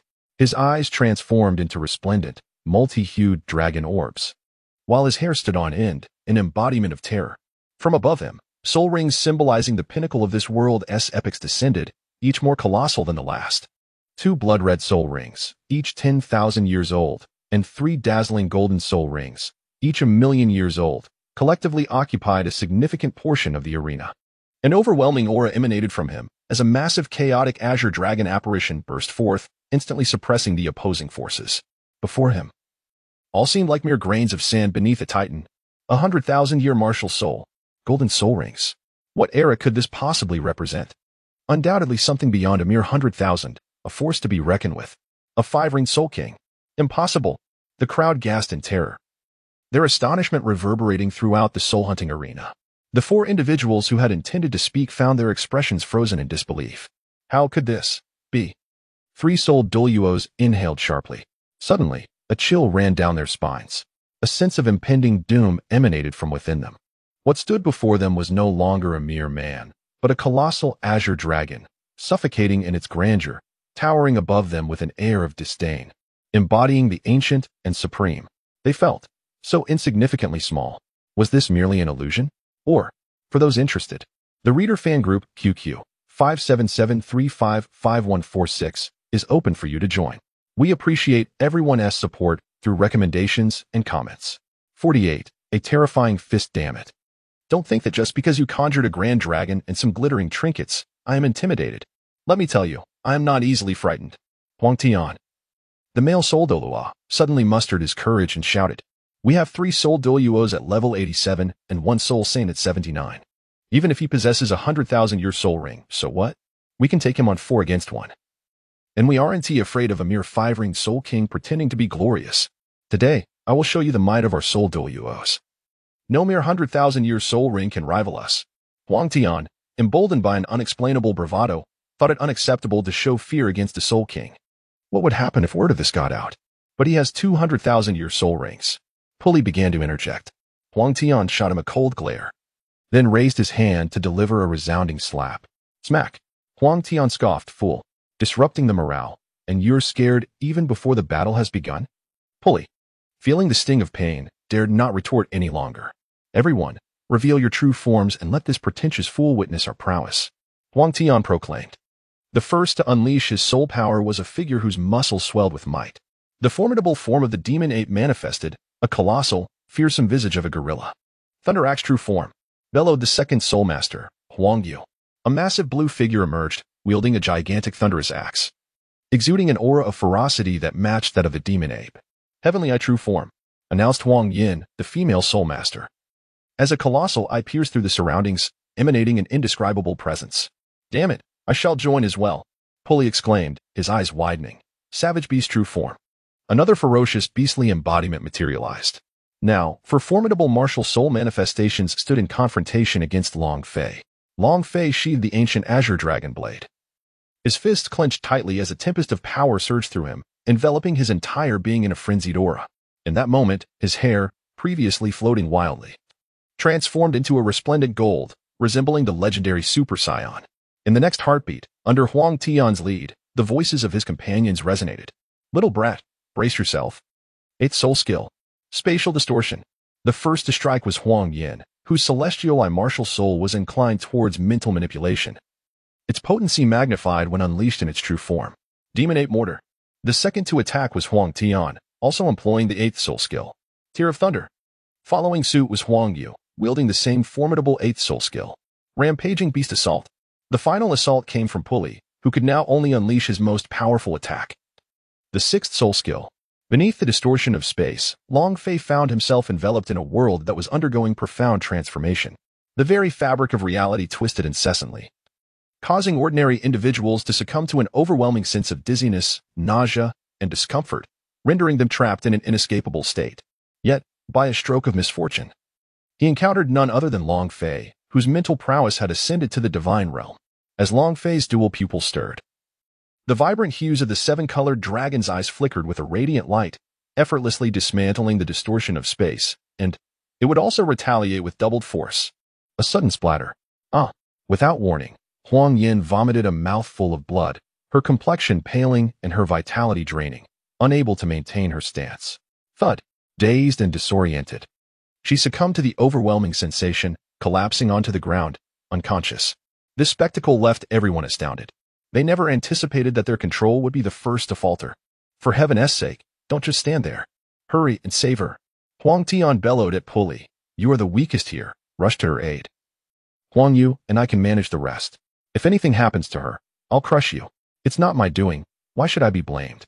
Why threaten my life? Pulley, fed up with the accusations, retorted in anger. Huang Tian, with his notorious temper, would not let it slide, erupting in fury. Damn it. A mere soul saint dares to show ambition. How dare you retort? Just wait. Once I deal with this arrogant fool, I'll come back and teach you a proper lesson. Pulley, suddenly regaining his composure, felt a pang of regret and hurried to assist Huang Yin. Observing the formidable assault before him, Long Fei remained unperturbed, his demeanor calm and collected. In the next moment, however, he was engulfed by 3 terrifying strikes. Boom. Bang. How dare he continue to act arrogant at such a moment? Look at this. This is the consequence of arrogance. Do you think he can survive? Is he going to showcase his resilience against 3 attacks combined with the might of a tidal Dolua? Haha. This is utterly hilarious. Huang Tian, hands on his hips, pointed at Li Qiye, now engulfed by the monstrous onslaught, laughing without restraint. Li Qiye, those above, witnessing this scene, turned ashen. Such a dreadful assault would surely leave him dead or crippled. Your laughter is truly unbearable. At that moment, a cold, disdainful voice emerged from the explosion's smoke. Upon hearing it, the previously smug Huang Tian's expression froze, his eyes widening in disbelief. Huang Yu reacted similarly, while Pulley displayed a look of terror. This scene was eerily reminiscent of 2 years ago when they had united to strike, yet this prodigy had emerged unscathed. And then came the merciless slaughter. Is it returning, that scene from back then? Pulley nearly lost control of his bladder in fear. In the next moment, he placed his hand on Huang Yan's nose. Realizing she had ceased to breathe, hastily checking her pulse, he found none. Moreover, her body was unnaturally cold. Dead! Dead!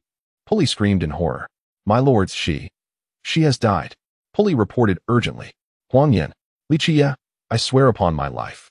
Today, I will ensure your demise. I will not take you back alive. Huang Tian, utterly enraged, joined forces with Huang Yu to launch a direct assault. an overwhelming aura of bloodshed surging forth.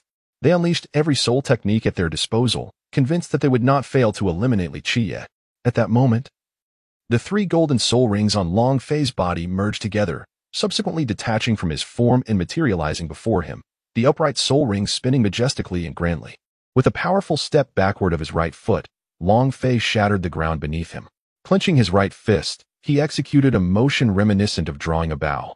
Gathering energy, taking a deep breath. In that instant, a terrifying force surged forth, spiraling into an immense vortex of power. The next moment, within the vast golden soul ring ahead, the central void shimmered with a golden halo, resembling a celestial wormhole, drawn towards Long Fei's fist. In the following heartbeat, a thunderous roar erupted. Long Fei unleashed a powerful punch. The force of his fist erupted like an explosion, shattering countless techniques with a single strike. With a commanding shout, a colossal fist imbued with the overwhelming power of annihilation expanded to 100-fold, emerging from the luminous halo of the golden soul ring. It surged forth like a shockwave, hurtling towards the front with astonishing breadth and thunderous speed. The space fractured, and the deafening sound waves pierced the air with an unbearable intensity. Those in its path had no chance to evade. Bolstered by the might of 3 million-year soul rings, this punch possessed the capability to obliterate a deity. Yet, before him stood mere soul Doluos, one a soul sage and the other a deceased soul Dolua. To withstand such a blow and survive? A delusion. A fool's dream. Boom. The explosive force caused the entire soul-hunting arena to collapse, reducing structures touched by this energy to mere nothingness. 3 anguished cries echoed through the air. Yet no figures remained. In the distance, a colossal mushroom cloud ascended toward the heavens. Minutes later, a gaping scar, stretching over 100 meters and penetrating the entirety of the arena, remained visible, its depth at least 3 meters. The surroundings were utterly barren, still emitting wisps of steam. Moreover, a massive pit loomed in the distance, evoking gasps of dread and terror. It was utterly terrifying. This was not even in the same league, and those 4 individuals were left with not a trace. How dare mere soul Doluos act with impudence before me, the Soul King? This is your fate. Long Fei withdrew his power, regaining his composure as he inhaled deeply and exhaled slowly. This punch had consumed a significant portion of his soul power. The effects surrounding him gradually faded, restoring him to his normal state. At that moment, a stream of pure energy flowed into his body, becoming part of the sea of soul power. His martial soul could absorb the power of the deceased, converting it into soul energy, and upon reaching a certain threshold, it would transform into divine power, allowing Long Fei to ascend to a higher level. He rubbed the tattoos on his body and then donned a new outfit. Indeed, explosive energy was quite taxing on clothing. Long Fei muttered to himself. At this moment, the crowd above, shielded by a barrier and with Long Fei having covertly manipulated the situation, remained unharmed. However, they were now utterly astounded, their eyes wide with disbelief, collectively frozen in shock, all gazing at the aftermath of the assault before them. They were unable to regain their composure for a considerable time.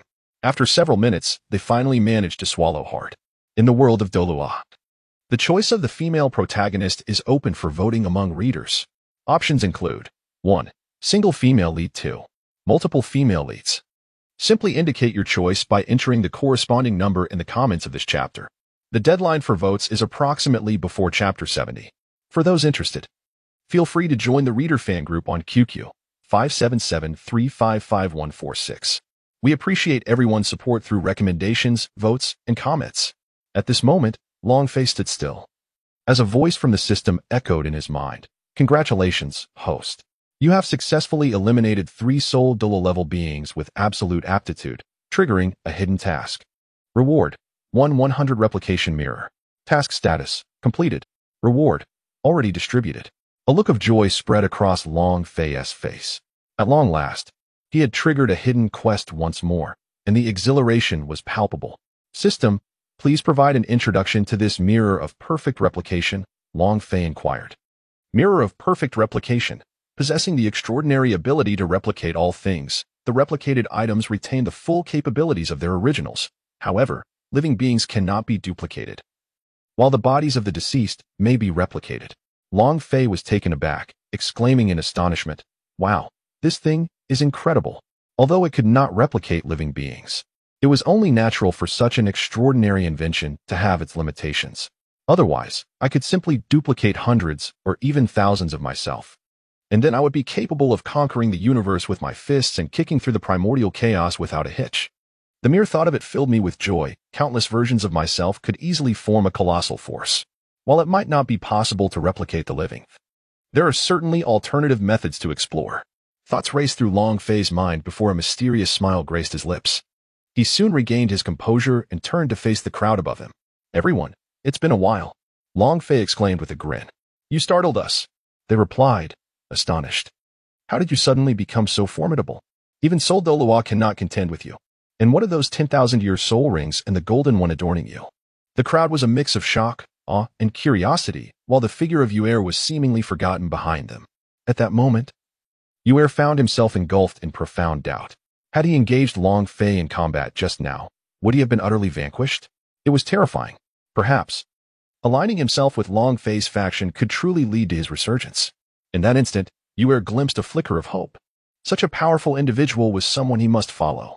"Unfortunately, there are matters I cannot disclose to you," Long Fei gestured, feeling exasperated at their incessant inquiries. Had they been enemies, he would have dispatched them with a single strike. "All right, you've all been questioned. This is Long Fei's secret. But as long as you're safe, that's what matters," Qin Ming sighed, already foreseeing the outcome of the upcoming grand competition. With Long Fei participating, victory was assured. However, Yu Lingling wore a complex expression, though she felt a swell of happiness. The man she admired was indeed so powerful, providing her with a sense of security that surpassed that of her own family. Her cheeks flushed with warmth. "I have something to discuss with you all. So please quiet down. But first, let us depart from this place," Long Fei declared as he swiftly led the group away. In an instant, they found themselves in a forest. The members of the Tianshou and others felt as if they had awakened from a dream, having arrived here in the blink of an eye. "Now that you are privy to some of my secrets, I present you with two paths," Long Fei announced, distancing himself from them. The crowd fell silent in anticipation. "First, I will establish a faction named the Qilong Gang, and you may join. We shall be comrades. Second, I shall render you utterly obliterated." As Long Fei spoke, a sudden change overtook his expression, rendering him cold and unapproachable. The crowd was momentarily stunned, struggling to comprehend the shift. "Leader, I have already made a promise, so I can join you, right?" At that moment, the previously silent Yu Yin stepped forward. Everyone turned their gaze toward him, recalling that they had heard his words during the soul hunting ground. "Come forth, you are the one I have designated, otherwise you would have perished long ago." Long Fei smiled faintly. Yu Yin's pupils narrowed slightly before he approached, realizing he had been arranged for this from the very beginning, yet inwardly feeling a surge of delight. "I choose to join." Yu Lingling was the first to vocalize her decision. "We possess no faction, and after graduation, we would have to seek refuge with others. Therefore, my brother and I also choose to join your Qilong Gang." At that moment, Shiremo and Shiremo also chimed in. "We will join too. With such a formidable backing, no one will dare to bully us again." Just then, Osro and Yu Feng hastily agreed as well. "I, Qin Ming, shall also join." After some contemplation, Qin Ming finally consented. There was no alternative. The reality before him compelled him to join, lest he face certain death. Subsequently, 6 of the 8 individuals made their way toward Long Fei. Only Yu Tianheng remained, his expression a mixture of complexity. He belonged to a family, and this alliance seemed rather inappropriate. Yet the opposing force was so powerful, perhaps. "I will follow Tianheng. If Tianheng joins, I shall too. If he does not, then neither will I." Du Guyan clenched her fist and wrapped her arm around Yu Tianheng's. Taken aback, Yu Tianheng felt a wave of emotion. In truth, Du Guyan harbored a strong desire to join. Long Fei was enigmatic and formidable, destined to be an extraordinary force in the future. Although she already had a support system, her grandfather, Du Gubo, was not invincible. Long Fei smirked slightly, addressing Tianheng. "I understand your concerns. Rest assured, once you join my Azure Dragon Gang, I shall handle all subsequent matters. After all, we are dragons." In the original narrative, the blue electric tyrant dragon was annihilated by the Spirit Hall, but with Long Fei present, such a fate would be impossible. He intended to absorb all the upper, middle, and lower sects into the Azure Dragon Gang, establishing his supremacy. As for the formidable Haotian sect, if they were to be ungrateful, then their destruction would be warranted. After all, I can replicate their Haotian hammer, and the continent's foremost weapon spirit is hardly something to covet. My fist is the mightiest. What a trivial thing the Haotian hammer is before my fist. Tianheng furrowed his brow, still hesitant, but sighed a moment later, declaring, "Fine, I will join as well." Observing Long Fei's demeanor, he realized that refusing could very well lead to his and Du Guyan's demise. He did not believe Long Fei was jesting. After all, the Soul hunting grounds were ruthless. He felt a twinge of fear. Nevertheless, reflecting upon it, one must embrace bloodshed to become powerful. Killing was indeed a common occurrence. Each individual within the Soul hunting grounds had committed countless misdeeds, their hands stained with innocent blood. With Tianheng's agreement, Du Guyan expressed her delight, exclaiming, "I have no objections either. Welcome to the ranks." Long Fei raised his hands in jubilance, overwhelmed with joy. He gazed at those gathered before him, contemplating, "I am saving you." In the original tale, you were no different from mere passers-by, ultimately fading into obscurity. They possessed considerable talent, yet it remained untapped. As a family in the future, I shall ensure you surpass the so-called Shrek 7 monsters. Joining my Azure Dragon gang requires adherence to a proper procedure, Long Fei stated. Retrieving the divine hide. The crowd looked on with curiosity and confusion. This is divine hide. Merely a drop of your blood upon it suffices. It serves as a vow. Joining my Azure Dragon gang means living as a member and dying as a soul of the gang, with absolute loyalty. Long Fei proclaimed loudly. Yu Wan and Yi Lingling immediately pricked their fingers, letting a drop of blood fall onto the surface. Soon after, the others followed suit. As the final drop of blood descended, the sky above the forest rumbled with thunder. With the thunder came the lightning, and the vow was established. Everyone was astonished by the scene before them. This divine hide was extraordinary, for it had provoked a change in the thunderous skies. Excellent. Now his Azure Dragon gang had 18 members besides himself, including him. That made 19. In the world of Doluo, the choice of the female protagonist is determined by reader votes. 1. Single female lead. 2. Multiple female leads. To cast your vote, simply enter the corresponding number in the comments of this chapter. The deadline is approximately before Chapter 70. Readers interested in joining the fan group can add QQ 577355146. Thank you all for your votes, comments, and support. This chapter was inadvertently omitted. I will delete the previous 2 pages and repost. 50. Yi Lingling has shown remarkable courage. Long Fei briefly introduced the Azure Dragon gang to a few individuals, sharing details akin to what Ming Shenji and his companions had previously conveyed. Now, he led these individuals back to the academy, directly seeking out Ming Shenji and his associates. Subsequently, he elaborated on the matter of the soul spirits associated with the Azure Dragon gang. After half an hour of discourse, the group took over half an hour to absorb the information. Each person's expression reflected profound shock. It seemed that a new system was poised to emerge in this world. Following a period of silence exceeding half an hour, Long Fei spoke once more. In summary, the mission of our Azure Dragon gang is to create soul spirits, fostering coexistence between humans and soul beasts. Of course, I cannot guarantee complete harmony, as we cannot oversee everything. However, when the time comes, we can set an example. Chief, when will we be able to utilize that soul spirit? Ming Shenji inquired. Long Fei observed that everyone had already devised a plan for him. Yu Tianheng. You shall commence once you reach the 40th level of Soul Master. Yu Ming, will begin upon attaining the 50th level of Soul King. Qin Ming, you are already at the 70th level. As for the 3 of you, who are a bit older, you will only have one final level to achieve, attaining the 90th level. Of course, our ultimate goal in the Azure Dragon gang is divinity. Long Fei spoke with great caution. Once our Azure Dragon gang has made all necessary preparations, it shall mark the dawn of our emergence, heralding a monumental transformation across the continent. Leader, how shall we determine the pricing for the soul spirits? Some families may find them prohibitively expensive, inquired Yuan. Previously, it was difficult to ascertain, Long Fei replied, but now, with my ability to replicate with absolute precision, we will be able to produce them in vast quantities, and I have already devised a pricing strategy. Long Fei smiled and remarked, the price for a soul spirit of 10 years is 10 gold soul coins. For 100 years it is 100 gold soul coins. For 1,000 years it is 10,000 gold soul coins. And for 10,000 years it is 100,000 gold soul coins. As for a soul spirit of 100,000 years, it shall be 1,000,000 gold soul coins. This is the initial pricing. And the soul spirits produced by the Qinglong gang possess boundless potential for growth. Even a 10-year soul spirit may one day evolve into a 100,000-year soul spirit.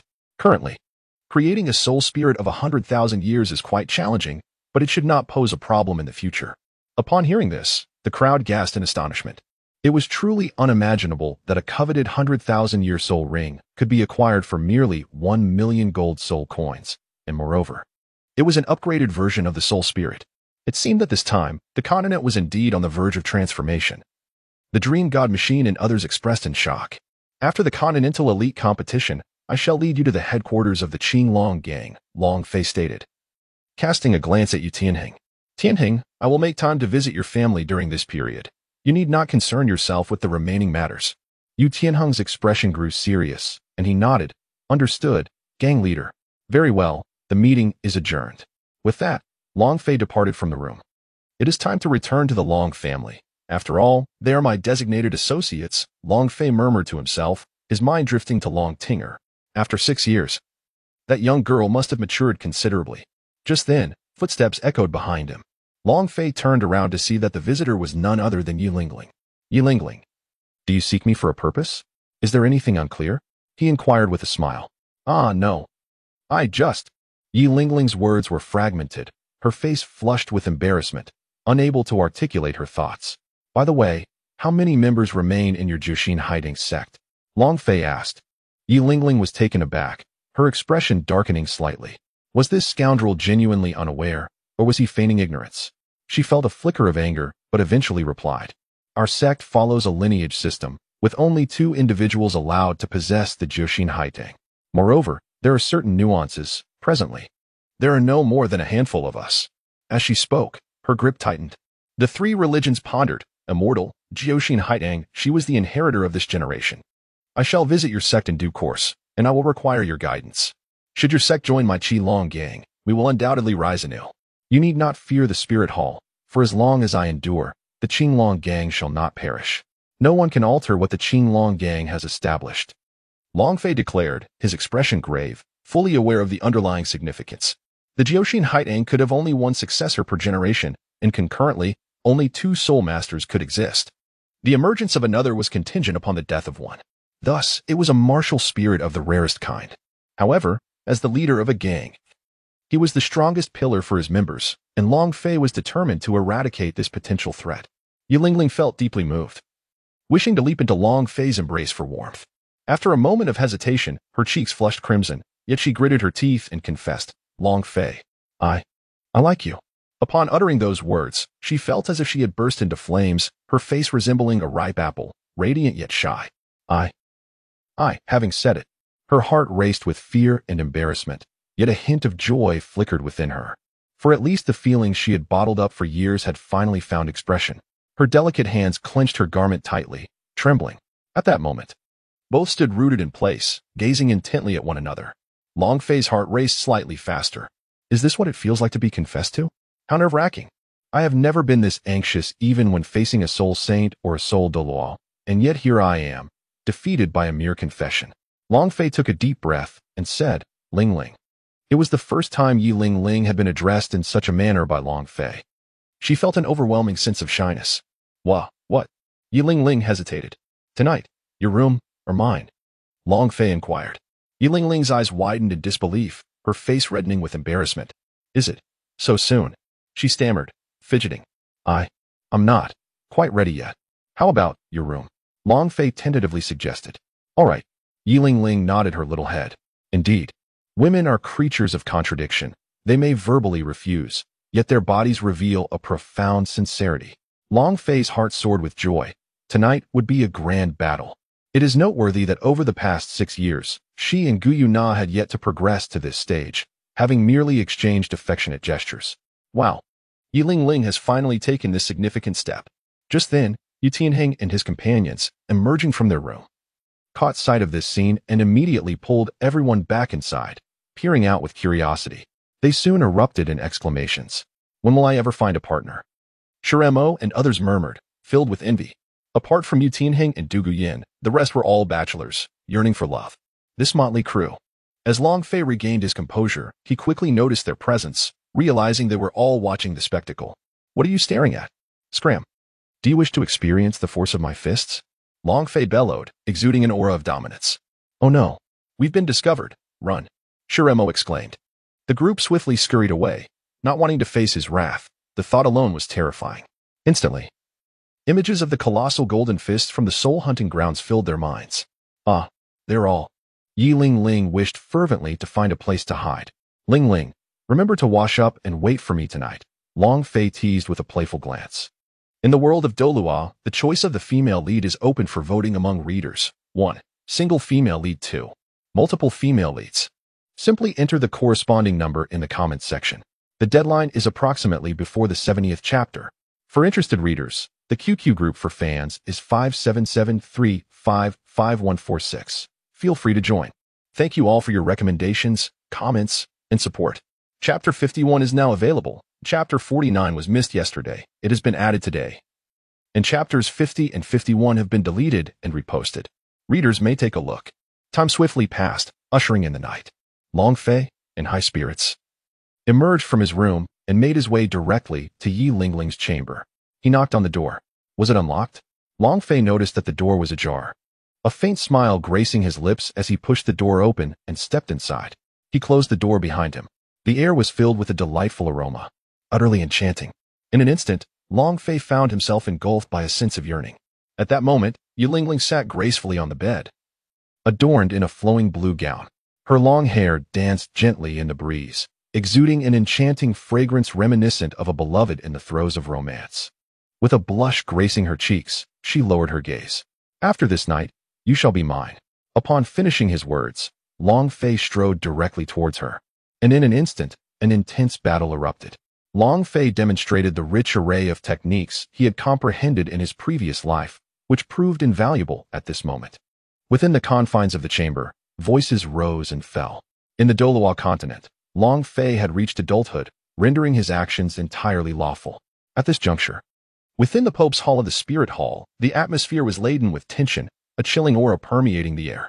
4 individuals occupied the space. The esteemed Bibi Dong at the pinnacle, with Yue Guan and Gu Mei positioned below her, and between them, a half-kneeling elder, visibly anxious.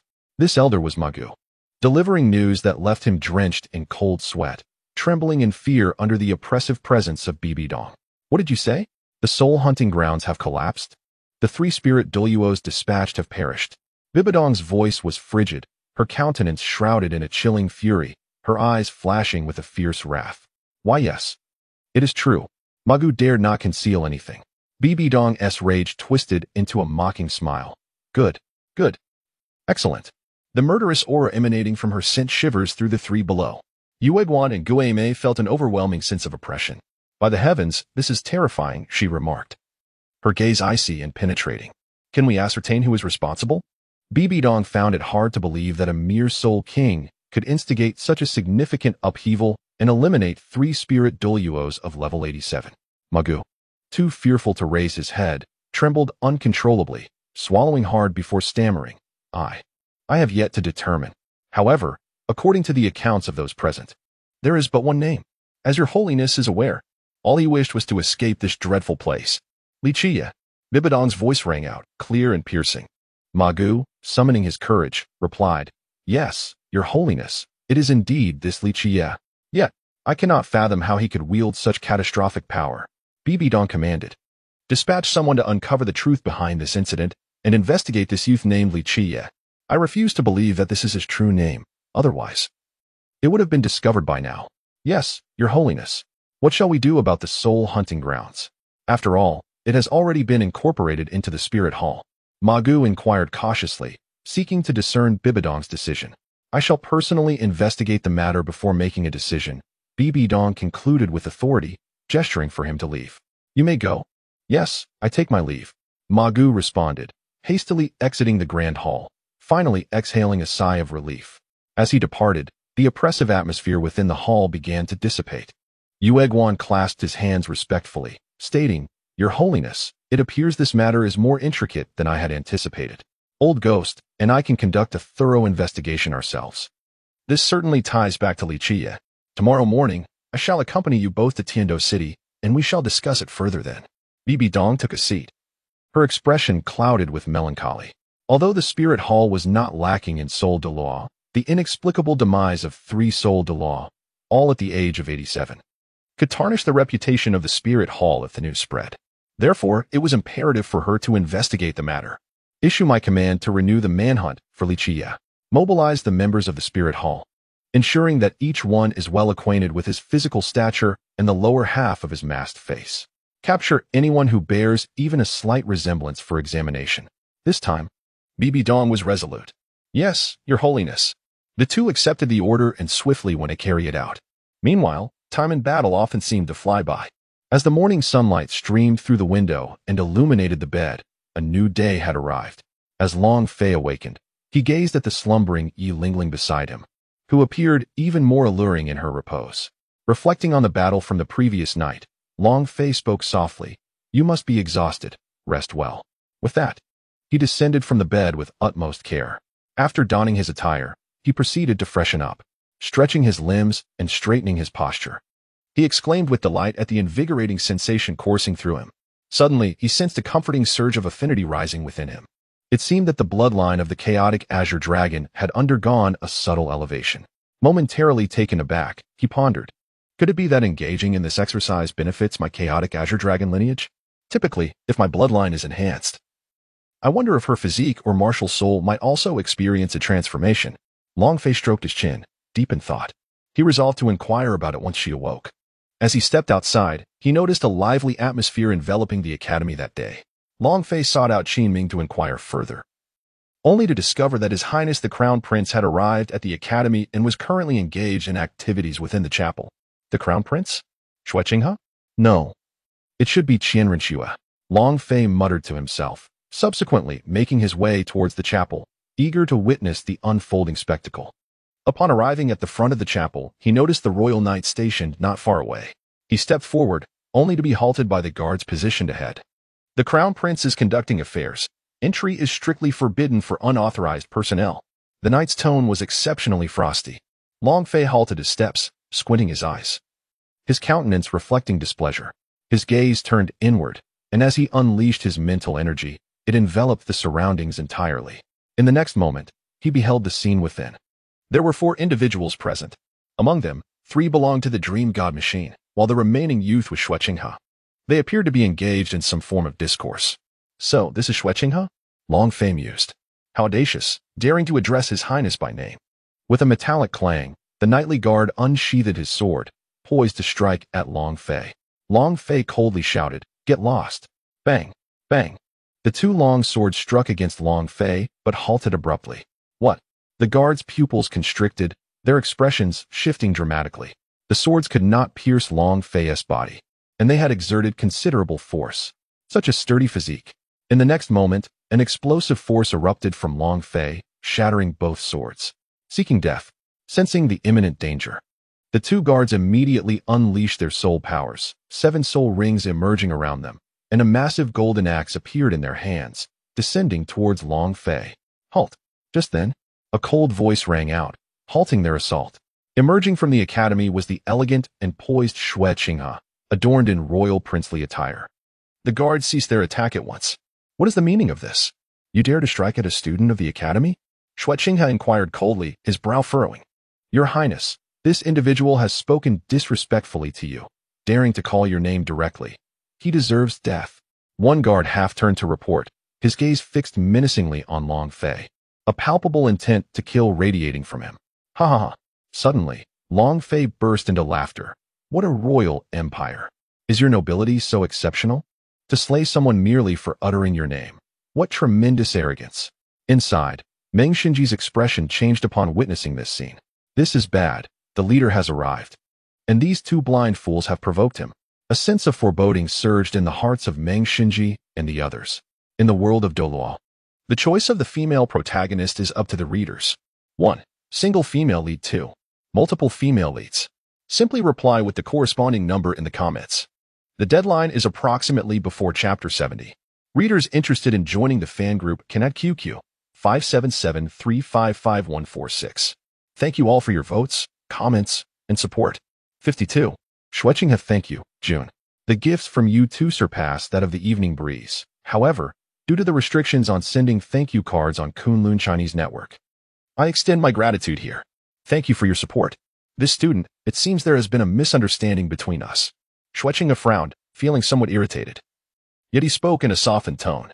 Though Long Fei's words were harsh, fortunately, he was not truly himself, but rather Qian Renxue. From a certain perspective, they could cooperate. However, she was unaware of the identity and strength of the man before her. The prospect of collaboration at this moment seemed like a delusion. Misunderstanding? Isn't your royal empire known for its arrogance and disdain for the common folk? Long Fei retorted with a cold smile, deliberately making things difficult for Xue Qinghe. Boy, if you continue to prattle, we will cleave you in two with one axe. The guard's face flushed with anger. When did it become your place to interrupt our conversation, you cur? Long Fei coldly shouted, seeking death. The guards, humiliated, were filled with rage. What they had been enduring became unbearable, and one of them swung an axe downwards in fury. Stop. Xue Qinghe's expression changed dramatically as he shouted in anger. Get out of the way. He called out to Long Fei urgently. However, it was already too late. The axe struck directly upon Long Fei. Long Fei's expression remained serene as he raised his hand and struck forcefully. With a resounding thud, an astonishing scene unfolded. The axe shattered. Subsequently, Long Fei's palm landed squarely on the guard's chest, causing a deep indentation. Blood gushed forth as the guard was sent flying, crashing violently to the ground. He coughed up blood, his face twisted in a pale and ghastly manner, his eyes shrouded in terror. In the next moment, he struggled for breath, his head tilted, and he succumbed to death, his eyes remaining wide open in disbelief. Soon after, a force, visible only to Long Fei, was drawn from the lifeless body and absorbed into his own sea of soul power. Witnessing this, the other guard, a soul saint, trembled in fear. While Xue Qinghe gasped in shock, her body shaking uncontrollably. It was too late. Behind her, the three members of the Dream God Machine covered their foreheads with their hands, gripped by a sense of dread. One strike. Just one strike shattered the martial soul of a soul saint and claimed a life. Come closer. I shall strike you down with a single blow. Long Fei's gaze fixed upon another guard, showing no sign of discomfort after having just taken a life, as if it were a matter of routine. Long Fei snorted coldly and continued, Do not flaunt your royal arrogance in my presence again. Should I witness such arrogance from you once more, your fate will mirror that of your comrade. The guard, having witnessed the preceding scene, dared not strike again. He had no desire to meet his demise. He trembled in fear, paralyzed by terror. Get away. With a single glare from Long Fei, the guard hastily retreated, not daring to obstruct him. Long Fei approached Xue Qinghe above, wiping the blood from his hands with disdain, exclaiming, It's truly disheartening to witness blood so early in the morning. After saying this, he raised his hand and patted Xue Qinghe on the shoulder, adding, Your Highness, you seem quite amiable. Perhaps we could engage in a deeper conversation, provided you refrain from displaying that haughty demeanor typical of nobility. Xue Qinghe initially intended to withdraw, yet after a moment's contemplation, she chose to remain. She managed to force a smile, feeling an unsettling aura emanating from the man before her. However, she realized that revealing her true identity would only lead to a first-hand experience of this young man's formidable prowess. One palm could vanquish a soul sage. Such prowess was unprecedented. With a smile gracing her lips, Xue Qinghe remarked, You truly are a person of hidden depths. May I inquire as to your esteemed name? It is indeed an honor for me to make your acquaintance. Long Fei's eyes darted around as he said, My name is Lin Dong. Today, upon hearing that the Crown Prince has descended upon the Academy, I was filled with curiosity to witness the legendary presence of His Highness Xue Qinghe. I must apologize for any offense I may have caused earlier. I hope you can overlook it. Lin Dong? The surname Lin? Could he possibly be related to the Lin family? Xue Qinghe pondered, yet quickly regained his composure. Their disrespect towards you can be seen as a form of punishment. It is a privilege for me to be acquainted with such a formidable young man. Naturally, I shall not dwell on today's events. Turning to the three committee members, Xue Qinghe inquired, Is this Lin Dong truly a student of your academy? His gaze fell upon Meng Xinji and the others, his eyes reflecting profound intrigue. Indeed, Lin Dong is a student of our Tiando Royal Academy. He is currently 12 years old and a rare talent, Meng Xinji stated, suppressing the urge to call him chief.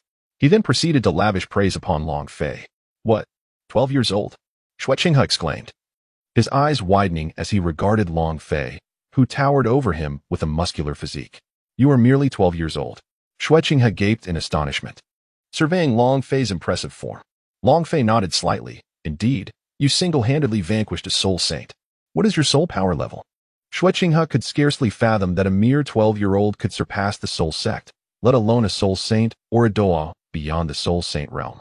Moments ago, he had presumed Long Fei to be in his 20s. He was astonished to discover he was merely 12. Can you guess? Long Fei inquired with a smile. Upon hearing this, Xue Qinghe's expression froze, inwardly cursing, I guess you're a ghost. He shook his head. I cannot divulge that information. Do not press me. Even 10 princes would not stand a chance against me. Long Fei grinned widely.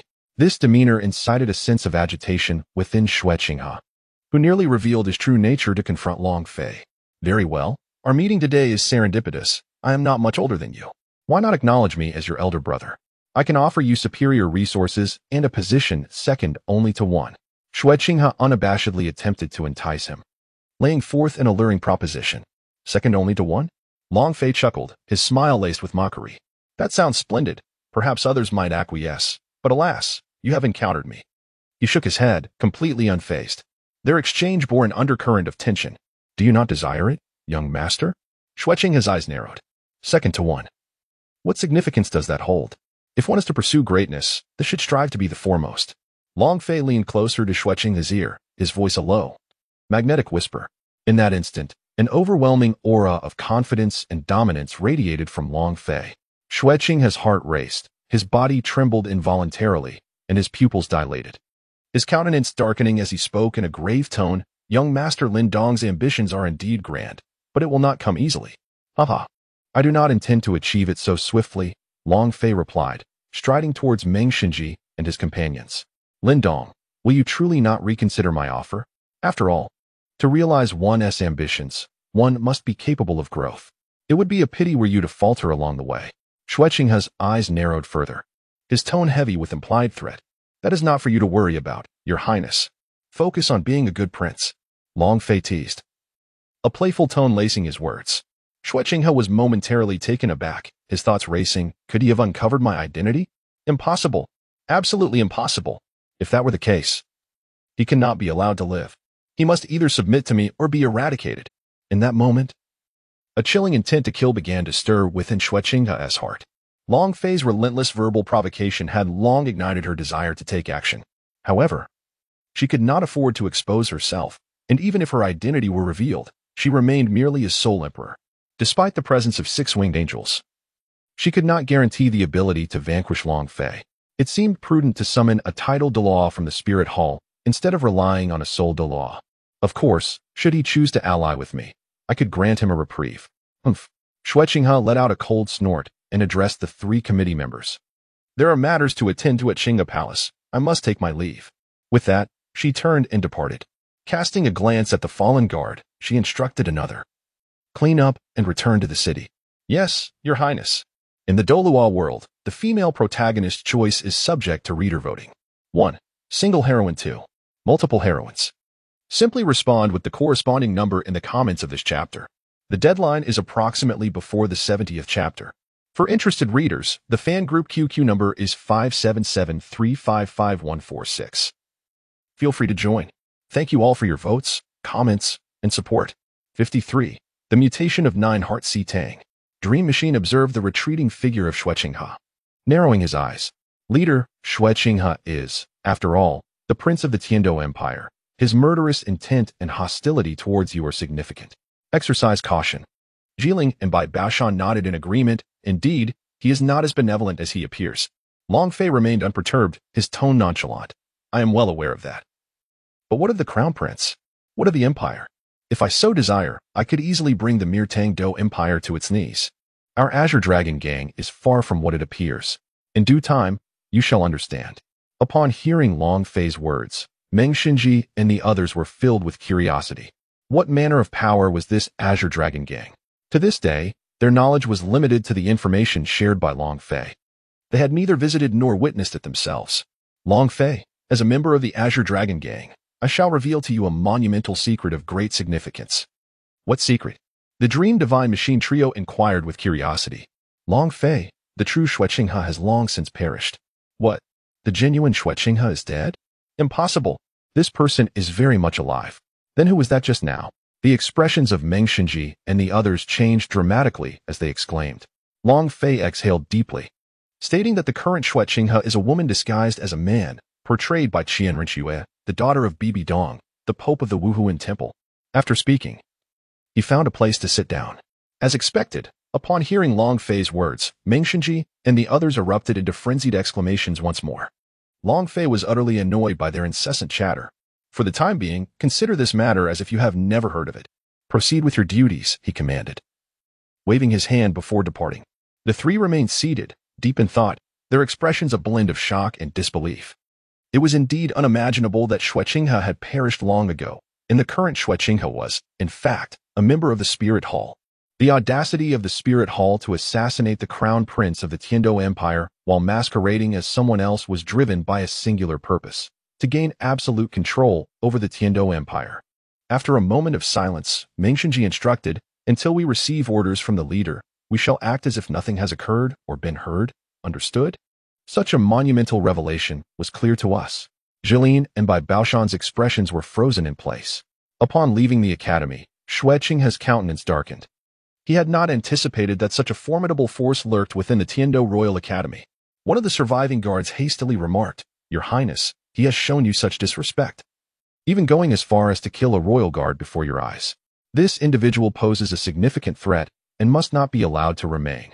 Xue Qinghe regarded the guard with a knowing gaze and deliberately inquired, "Based on your words, what course of action do you suggest?" The guard replied, "The sooner he is eliminated, the safer we will be." Xue Qinghe regained his composure, his expression once again calm. "Rest assured, I have already contemplated what you propose. This matter does not require your concern. I will arrange for the necessary actions to be taken." One must admit, her depth of strategy was indeed profound. Understood. After finishing his breakfast, Long Fei packed a portion and returned to Yi Lingling's room. At this moment, she had already awakened and emerged from the bathing area. Upon seeing Long Fei, her mind was filled with vivid memories of the battle from the previous night. Her skin glowed with a rosy hue, translucent and smooth, exuding a remarkable elasticity. With a blush on her face, she exclaimed, "Fei, you're back. Lingling, I was exhausted from yesterday, so I brought you some breakfast. Come and eat." Observing Yi Lingling in her current state, Long Fei felt a surge of primal fire within him, an instinctive response from his dragon heritage. Yet he swiftly suppressed it. As he set the breakfast down, Yi Lingling leaped towards him, embracing him with a voice dripping with affection. "Fei, I just discovered that my soul power has upgraded. I am now at level 40. And it seems my martial soul has undergone a mutation." Her words were imbued with a blend of excitement and concern. Upon hearing this, Long Fei experienced a profound epiphany. Indeed, she had been influenced by the essence of my chaotic Azure Dragon bloodline. It appears that the potential of my lineage holds far more than I had previously comprehended. This is attributed to the nature of the blood coursing through my veins. Now that you have reached the 40th level in a few days, I shall take you to the headquarters of the Azure Dragon Gang to select a soul spirit for you to absorb, so I may witness your martial spirit. With that, Yi Lingling released her grip, and with a mere thought, her soul power materialized. The 9-heart begonia manifested in her hands, a resplendent pink begonia composed of delicate white and pink petals, radiating beauty and vibrancy. The leaves and vines cascaded gracefully from her palms, creating an exquisite and magnificent display. However, the 9-heart begonia at this moment bore a striking difference from before, as each petal was adorned with 2 Azure Dragon patterns. Furthermore, its aura had transformed, exuding an air of greater authority and nobility than ever before. At this moment, the bloodline power within Long Fei resonated with the 9-hearts begonia. It appeared that the begonia had acquired a semblance of draconic majesty, a formidable presence that emanated strength. Furthermore, at its core, a fragment of azure scales floated gracefully. Yi Lingling, with an expression of curiosity, noted that this azure scale had not existed prior. Yet now it manifested seemingly out of thin air, becoming one with her 9-hearts begonia. Long Fei's gaze intensified, his pupils narrowing, a scale from the chaotic Azure Dragon. Long Fei exclaimed with great joy, "This is splendid. Lingling, you have been infused with my bloodline, and your martial spirit has undergone a transformation. If my conjectures hold true, you have simultaneously acquired formidable defensive and offensive capabilities, along with a significant enhancement to your healing abilities. Furthermore, your martial spirit possesses an absolute suppressive power over all dragon-type martial spirits, whether they are beasts or weapons. Let us wait a moment and verify this with Yu Tianheng." He continued, "Well, it appears that Yu Tianheng has become your test subject.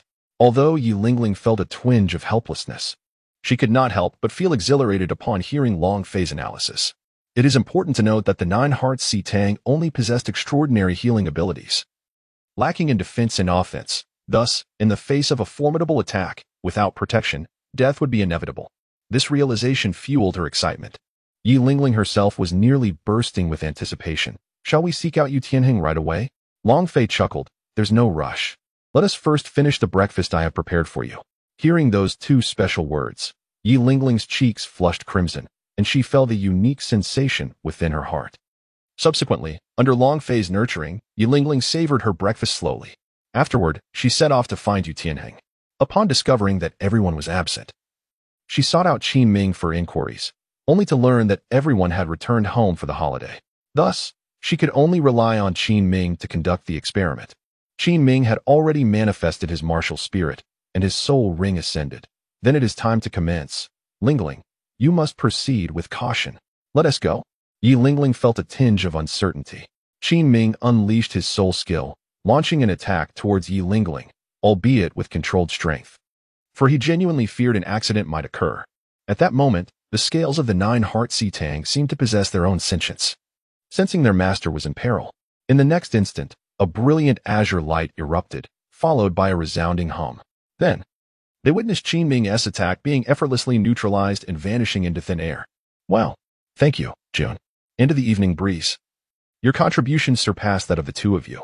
As the website for the work on Kunlun Chinese Network currently cannot send gratitude cards, I extend my thanks to both of you here. Your support is immensely appreciated. In the Dolua world, the female lead selection is open for voting by readers. 1. Single female lead. 2. Multiple female leads. You merely need to indicate your choice by the corresponding number in the comments of this chapter. The deadline is approximately before Chapter 70. For interested readers, you may join the fan group QQ 577-355-146. Thank you all for your votes, comments, and unwavering support. 54. Fire Phoenix Illusionary Star Monkey. Qin Ming was left dumbfounded. Qin Ming, continue your assault, Long Fei instructed. Qin Ming nodded and resumed his attacks against Yi Lingling. However, each time he was on the verge of striking her, his efforts were thwarted. The defense proved to be impeccable. Yet the question remained, how could he effectively unleash his offense? Long Fei gestured for Qin Ming to halt. Subsequently, he exchanged positions with Qin Ming. Concerned that Qin Ming might be unable to withstand the impending assault, Yi Lingling gazed at the dragon scales before her, and at that moment, the scales began to rise, transforming into a sharp form. Yi Lingling murmured, I believe I have figured out how to control this. Long Fei instructed, concentrate your soul energy upon the dragon scales and strike towards me. Then you must be cautious. Yi Lingling, aware of Long Fei's extraordinary abilities, felt a twinge of concern. Long Fei said, come on, it's all right. In the next moment, Yi Lingling deftly directed the sharp scales towards Long Fei. Bang! The scales moved with incredible velocity, creating a sonic boom as a long azure beam of light trailed behind, resembling a spear forged from dragon scales, sharp and imbued with an aura of danger, radiating a profound dragon majesty. The speed was astonishing. Anyone else would have been unable to evade it and would have met a fatal end. Yi Lingling's expression shifted dramatically. Her pupils constricting, she had not anticipated such swiftness, which implied immense destructive power. In the next instant, she shouted, fly, quickly dodge. It was too late. Even if he could evade, Long Fei would not retreat. Whoosh! Bang! In the following moment, Long Fei was struck, his body hurtling backward. Boom! He crashed into a wall before finally coming to a halt. This scene left Yi Lingling and Qin Ming in stunned silence. The power was truly terrifying. Qin Ming was drenched in cold sweat, unsure if he could withstand such force. Not good. Fly, Chief. However, in the next instant, both of their expressions changed drastically as they regained their senses. They finally remembered Long Fei and hurriedly ran towards him. Meanwhile, by the wall, the two had arrived at the scene. Long Fei was buried beneath the stones. When the stones were removed, Long Fei's silhouette emerged as he sat upon the ground, fully conscious and unharmed. However, his right hand was raised to his chest, gripping tightly a scale that emanated a luminous azure beam. Fei, are you all right? Yi Lingling and Qin Ming inquired. Long Fei shook his head, remarking, these scales are indeed formidable. However, they pose no threat to me. Upon hearing this, the two individuals let out a sigh of relief. Long Fei remarked, Lingling. This will be your trump card. How to wield it depends on your own judgment. If you cannot control its force, even the Soul Emperor could be pierced through. Yilingling furrowed her brows and replied, but it rushes out uncontrollably. I cannot manage its speed and power. Killing is prohibited in the competition. Long Fei stood up and returned the scales to her, saying, it is due to your insufficient mental strength. I shall provide you with supplementary lessons in due time. As of now, the only technique available for cultivating mental power is the heart control method from the Seven Treasure Glazed Tile School. After exchanging a few words with Qin Ming, Long Fei departed the academy with Yilingling. Along the way, Yilingling inquired, where are we headed? Long Fei remarked that they could be considered to be on their honeymoon in the Sunset Forest. After visiting the Sunset Forest, they would return to the Long family home. This location is nearly several dozen kilometers away from the Sunset Forest. Traveling swiftly, they could arrive in just one day, while a more leisurely pace might take 2 to 3 days. Long Fei, accompanied by Yilingling, took a shortcut into the small grove. This was what they referred to as a shortcut. Subsequently, cradling her in his arms, he employed the Swift Thunder Leap technique at this moment. His mastery allowed him to cover an astonishing distance of 10,000 meters in a single bound. The speed was exhilarating, causing Yilingling to instinctively grasp the collar of Long Fei's garment, pressing closely against him. After spending the better part of the day, they finally arrived at the outskirts of the setting sun forest. Long Fei came to a halt, having reached his destination, and thus the urgency dissipated. The night had fallen. Let us find a place to rest after a long day's journey, suggested Yilingling. Yet, in this desolate wilderness, there seemed to be no one in sight. Suddenly, a deafening explosion erupted from the depths of the setting sun forest. The sound captivated both Long Fei and Yilingling, reverberating continuously. It appeared as though a battle was underway in that direction. Yilingling glanced over curiously. The spirit of Long Fei enveloped him, and he swiftly discerned the source of the explosive sounds. There, a fierce battle raged between humans and spirit beasts, with trees around them collapsing under the strain. Let us proceed to investigate, Long Fei declared, leading Yilingling towards the fray. Upon a tree, their silhouettes materialized, observing the combatants below. A group of 5. All fifth-ring spirit kings fought valiantly against a 10,000-year-old fire phoenix illusory star monkey. The 5 appeared beleaguered, their spirit energy severely depleted from the intense struggle. The commotion had drawn the attention of other spirit beasts nearby. The fire phoenix illusory star monkey was a rare creature, possessing a trace of ancient phoenix blood. A mutated descendant of a distant kin. Adorned with a fiery crown reminiscent of a phoenix, its fur blazed with flames, and its eyes glowed a vicious crimson, exuding an aura of lethal intent. These humans had thoroughly provoked its wrath. Yet, under the combined efforts of the 5, the already injured beast was now in a dire state. Otherwise, it could have easily dispatched 5 mere spirit kings. Now was not the time for a prolonged battle. A retreat was imperative. Cursed humans, when next we meet, it shall be your demise. The beast seethed. Attempting to flee, one of the control-type spirit kings bellowed. 5th spirit ability, Dream Binding. At that moment, the fire phoenix illusory star monkey, attempting to escape, found itself ensnared by a powerful force. Suddenly overwhelmed by dizziness and ringing in its ears. Now, seize this moment. Incapacitate it, but do not kill. The captain commanded, his expression filled with elation. Capturing this creature could yield a 10,000-year soul beast, synonymous with a 10,000-year soul ring. Immensely valuable, a ticket to their prosperity. The remaining 4 collectively unleashed their 5th spirit abilities, targeting the limbs of the fire phoenix illusory star monkey, intent on rendering it immobile. Secure in the belief that even a 10,000-year soul beast would be unable to escape once bound by chains. The fire phoenix illusory star monkey roared in fury, and just when the 5 were convinced of their impending success, an azure beam of light descended from the heavens. With a thunderous crash, the overwhelming force shattered their 4 simultaneous attacks.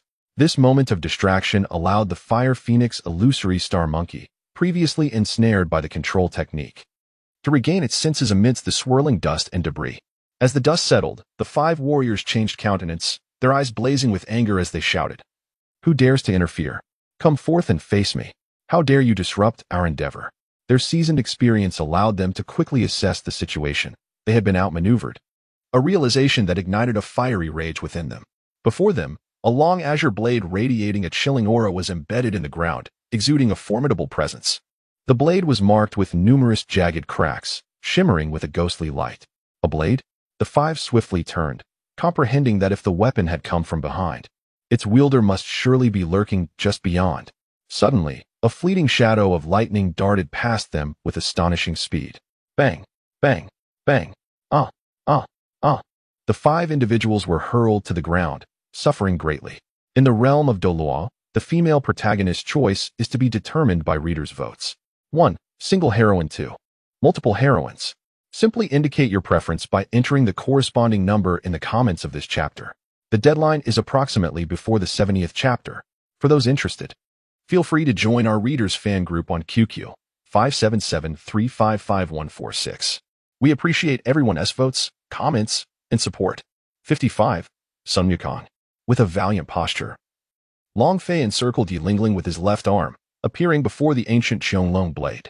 He then raised his hand and, with an effortless grasp, summoned the blade back into his possession. Fear not, brother monkey, for I am here to rescue you, he declared, casting a glance at the trembling fire phoenix illusory monkey, who quaked in fear from the aura emanating from him. The 5 individuals ahead had already risen, their bodies aching from the impact. Who are you? One of them demanded. How dare you employ such despicable means to intercept the monkey we toiled so hard to procure, nearly losing our lives in the process? This is most dishonorable of you. Indeed, you lack chivalry. The others echoed in outrage. We are all people of the martial world. I shall protect this monkey. Grant me this favor and leave the Sunset Forest, Long Fei stated. The ancient Qianglong blade pointed towards the 5. The leader of the group retorted fiercely, Nonsense. We labored intensely to acquire that spirit beast, and we shall not relinquish it so easily to a scoundrel like you who preys upon the vulnerable. Without a moment's hesitation, Long Fei swung his blade, cleaving a massive arc that sliced through the space between the 5, leaving a smoldering scar on the ground. Witnessing this spectacle, beads of sweat trickled down the foreheads of those present. Long Fei's expression was devoid of emotion. My patience is limited. You can leave now and save your lives. Otherwise, I will sever your heads from your bodies. Just as a team member was about to protest, the captain silenced him with a glance, urging him to hold his tongue. This time, we are simply unfortunate. Let us depart. The captain's countenance was ominously dark, yet retreat was their only option.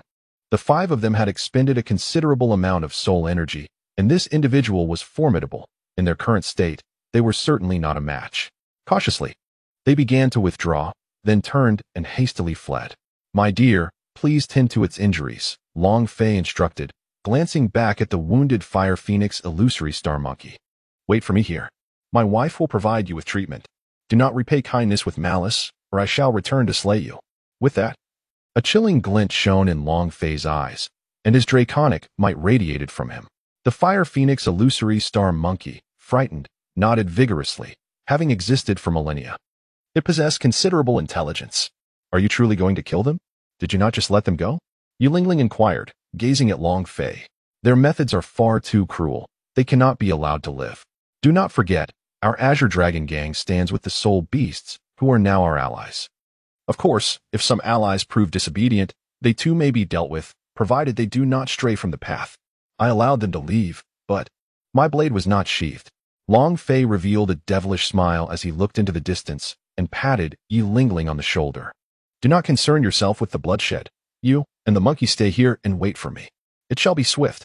With that, Long Fei's figure vanished. At that moment, only Yi Lingling and the fire phoenix illusory star monkey remained. Yi Lingling felt a twinge of fear. After all, this monkey was a millennia-old soul beast, capable of killing her with ease. However, with her martial soul having undergone a transformation, the outcome of any confrontation was uncertain. Do not move. I will heal you. Yi Lingling summoned the 9-heart blue sea scale lotus and proceeded to treat the fire phoenix illusory star monkey. Given the emergence of its mutation, a name change was in order. This name, bestowed by Long Fei during their journey, was indeed pleasing to the ear, 9-heart blue sea scale lotus. The fire phoenix illusory star monkey reveled in the treatment, feeling its wounds gradually heal, and its entire form began to feel remarkably comfortable. Long Fei had approached the 5 individuals, exuding an aura of menace that instilled fear in their hearts. Instantly, their steps came to a halt. Is there anything else you desire? One of them inquired. Indeed. Did you not spare us?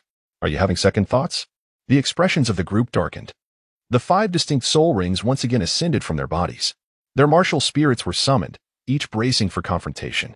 While I may have spared you, my blade has not spoken of mercy, Long Fei declared, pointing his weapon at them. Engage. With the captain's furious shout, the others launched their attacks. Before Long Fei, the figures shifted and danced, their attacks enveloping him, yet failing to land a single blow. The moment he emerged from the explosion, he wasted no time, raising his blade to unleash a ruthless slaughter. The air was filled with anguished cries and pleas for mercy, all in vain. 5 streams of experience surged into the vast ocean of his soul power. The ocean had expanded considerably. It seemed he was nearing the pinnacle of level 54. Long Fei mused, recalling the countless souls he had claimed in the soul-hunting grounds, each granting him a share of their essence. Were it not for this, his ocean would not be so vast. Once the soul power ocean absorbed enough, a qualitative transformation would occur, culminating in a spark of divine strength. With that, he sheathed the ancient azure dragon blade and departed with an unperturbed demeanor. Although divine strength could be cultivated, the process was exceedingly protracted. The fusion of the two would expedite his progress. Otherwise, reaching level 53 in merely 6 years would have been insurmountable. Upon returning to Yilingling's side, he found the Fire Phoenix illusory star monkey had fully recovered, exuding vitality and exuberance. The Fire Phoenix illusory star monkey was a rare breed among soul beasts, a category so scarce that it could be counted on one's fingers. Long Fei pondered aloud, then turned to the monkey, presenting 2 choices. First, submit to me. I will guide you to your full potential. Second, you may leave on your own. Should you encounter peril again, do not expect our aid every time. The Fire Phoenix illusory star monkey scratched its head, gazing at Long Fei. As a spirit beast of at least 10,000 years, it was well equipped to comprehend his words. Gradually, it approached Long Fei, signaling its desire to ally with him. Long Fei gently caressed the head of the monkey and nodded, saying, "Very well. Since you will accompany me, we shall be one family from now on. I shall bestow upon you a name. Let it be Sun Wukong." "Ah, a name. I like it." Suddenly, the Fire Phoenix illusory star monkey spoke. Yilingling and Long Fei were momentarily taken aback. "You can speak." The Fire Phoenix illusory star monkey nodded. "I just arrived, not long ago. I overheard your conversation and learned to speak. Though I am still not very proficient." Long Fei was taken aback by the extraordinary learning capability of this monkey-headed being. "Impressive. Your capacity for learning is remarkable. It is indeed no surprise that descendants of such a unique and elevated bloodline are exceptional. However, you have yet to fully mature. Once you do, you will undoubtedly be able to strike down the Titan ape and deliver a kick to the Azure Bull python. The host has captured a mutated descendant of an ancient species. Reward, the Boundless Body Refinement Technique, which has now been stored in the system's repository." The Boundless Body Refinement Technique? How does it differ from my Boundless Longevity skill? Long Fei was immediately filled with confusion. System, the Boundless Body Refinement Technique is a truncated version of the Boundless Longevity skill. The former comprises only 100 levels, while the latter possesses limitless potential for enhancement. Although it is a simplified version, apart from the restrictions on levels, its other effects remain largely unchanged. With diligent practice, one can greatly strengthen both body and spirit, while significantly extending lifespan. Long Fei chuckled to himself, a censored version. How fortuitous that it arrived just in time. This Boundless Body Refinement Technique is perfectly suited to serve as the sect's heritage skill. The timing couldn't be better. He curiously inquired, "System, what level of physical strength can be achieved with this censored version's 100 layers?" The voice of the Supreme God System from the Dolua Divine Realm responded, "Incredible. This is a pinnacle technique." Long Fei exclaimed inwardly. "As for my current complete version, which has reached 20 layers, how many more layers must I attain to achieve the strength of a supreme god?" He asked again. The system replied, "If the host solely cultivates the Boundless Longevity skill, reaching 70 layers would be necessary. However, given the host's unique circumstances, it is estimated that achieving 45 layers will suffice." Upon hearing this, Long Fei was not particularly surprised, for he had already attained the physical prowess of a 3rd-level deity at the 20th tier. His circumstances were rather unique, compounded by the fact that the Dolua world is categorized as a low martial world. Regardless of how formidable one might appear, such combat prowess is merely confined to this dimension. After all, a divine realm could be swept away by the chaotic currents of black hole space-time. How formidable could it truly be? Wouldn't you agree, comrades? Come, let a drop of your blood fall, and you shall become a member of my Azure Dragon Gang. A divine hide materialized in Long Fei's hand. Sun Wukong, without further inquiry, complied promptly. As the blood descended, the sky rumbled with thunder. Long Fei spoke, gesturing towards Yilingling, and declared, Very well, you are now officially part of our family. From now on, refer to me as the leader, and she is my wife. Your leader's lady. Sun Wukong, somewhat naive, replied, yes, leader's lady. Subsequently, a radiant light emanated from Long Fei's hand, simultaneously entering the minds of Yi Lingling and Sun Wukong. Long Fei said, this is the heritage technique of our Qinlong gang, the Wajijuan body method. Its primary focus is on enhancing physical strength, with each level proving exceptionally formidable. Devote yourselves to its practice. The further you progress, the more astonishing it will become. As one person and one monkey absorbed Long Fei's words, they simultaneously processed the knowledge of the technique in their minds. Sun Wukong, possessing profound comprehension, soon awakened and exclaimed joyfully, leader, this technique is magnificent. It suits me perfectly. Long Fei nodded, stating that this was merely one aspect, and that there would be other martial techniques to discover in the future. In the next moment, it was Yi Lingling's turn to awaken, her eyes shimmering with brilliance. She expressed her delight, remarking on the astonishing body-refining technique, which suited her supportive martial spirit perfectly. Although her martial spirit had undergone a mutation, it did not dampen her excitement. Let us find a cave to rest, Long Fei suggested, allowing Sun Wukong to lead the way. As the monkey had lived in this area for many years and was well acquainted with the paths. Do you have any companions? Long Fei inquired during their journey. Sun Wukong shook his head in response, indicating he was alone. Long Fei raised his eyebrows. As a 10,000-year-old soul beast, even if you have only recently entered this realm, it should be impossible for you to be unable to defeat 5 mere soul kings. What happened? Sun Wukong scratched his head, his expression filled with anger. My dwelling was destroyed by a 5,000-year-old mad dragon, the Xianshui beast. In my fury, I engaged it in battle. But due to the disparity in our levels, I was unable to overcome it and had to flee. However, I managed to injure that colossal creature, which prevented it from pursuing me. Otherwise, the outcome would have been dire. Yi Lingling and Long Fei displayed astonishment upon hearing this. Impressive. You speak now without any hesitation, learning remarkably fast. Sun Wukong was momentarily taken aback, breaking into a silly grin. Long Fei inquired, do you know the whereabouts of the 5,000-year-old wild dragon Xianshui beast? Sun Wukong replied, it is likely to be found in the Xianshui lake. Shall we go and take a look? Long Fei remarked, let us first seek a cave to dine in, and we shall venture forth later. It is imperative that we go. This ferocious dragon, the Xianshui beast, is indeed extraordinary.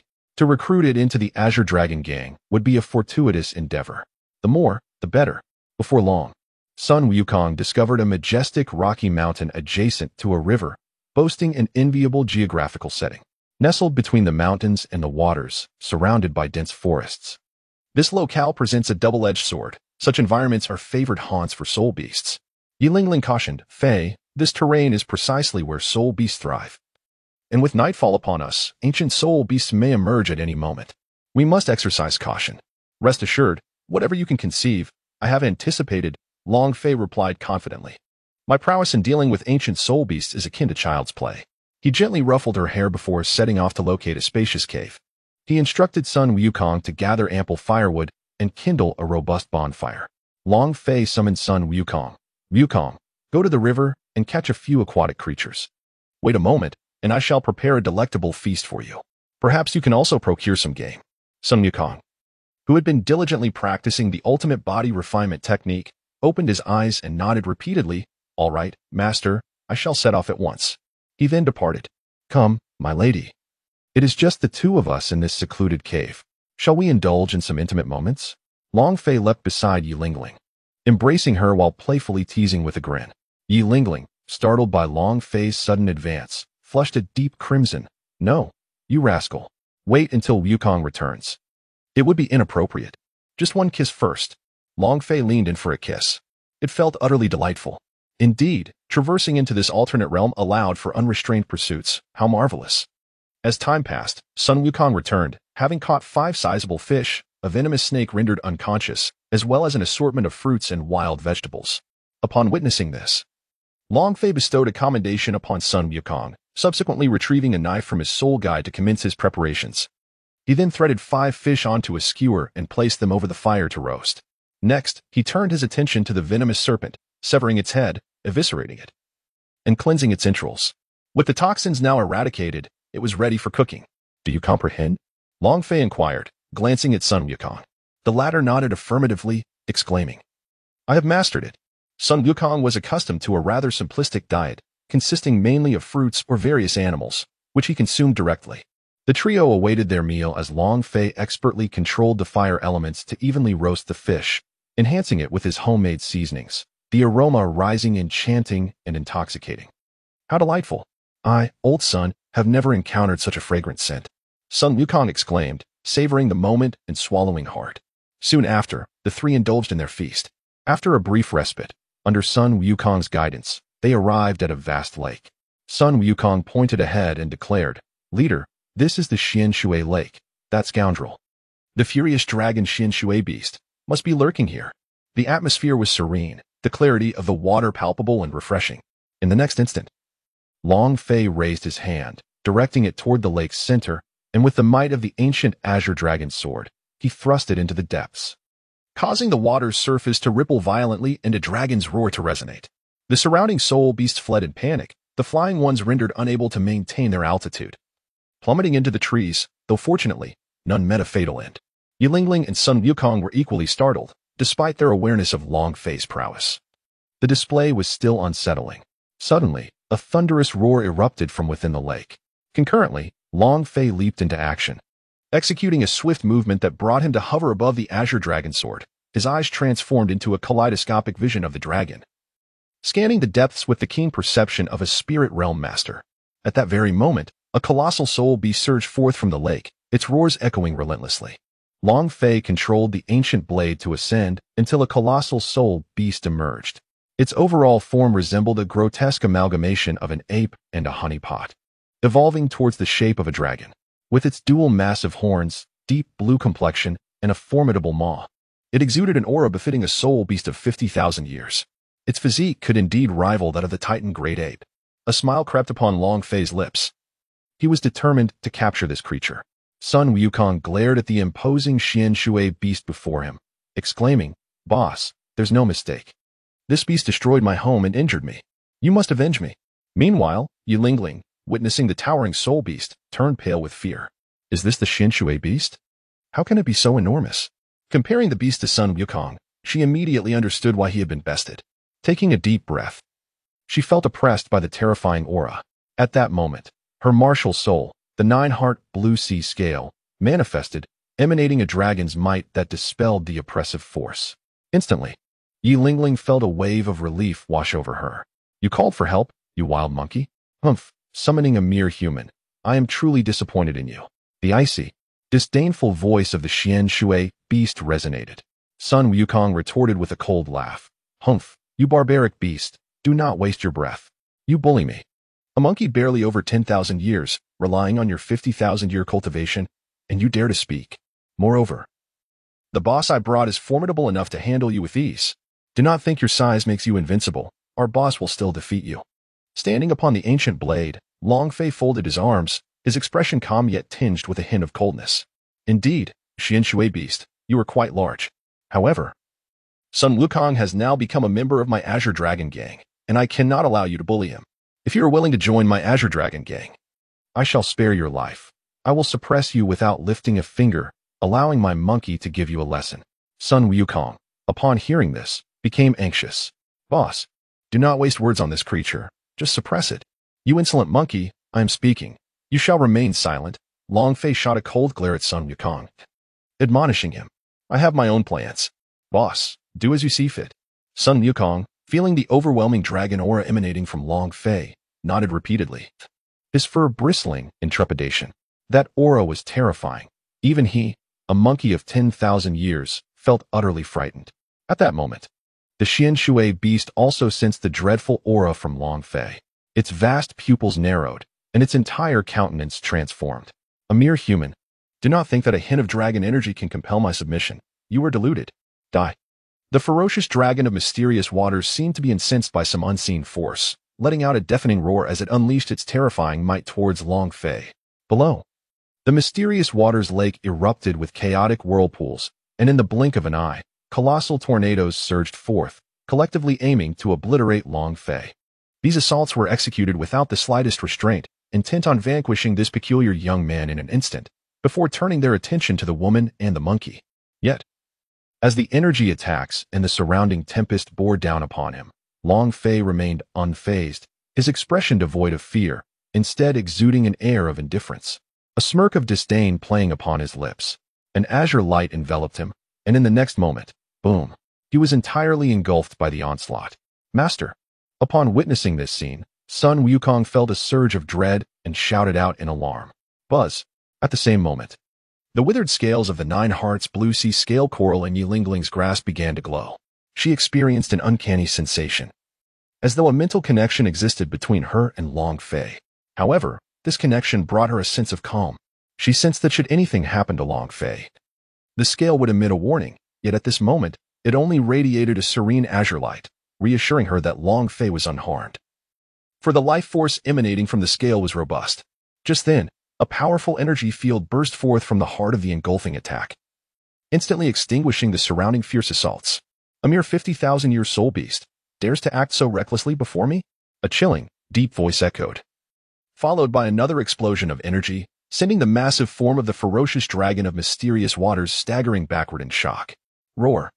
The sky transformed as an immense azure dragon phantom ascended majestically above, exuding an overwhelming presence.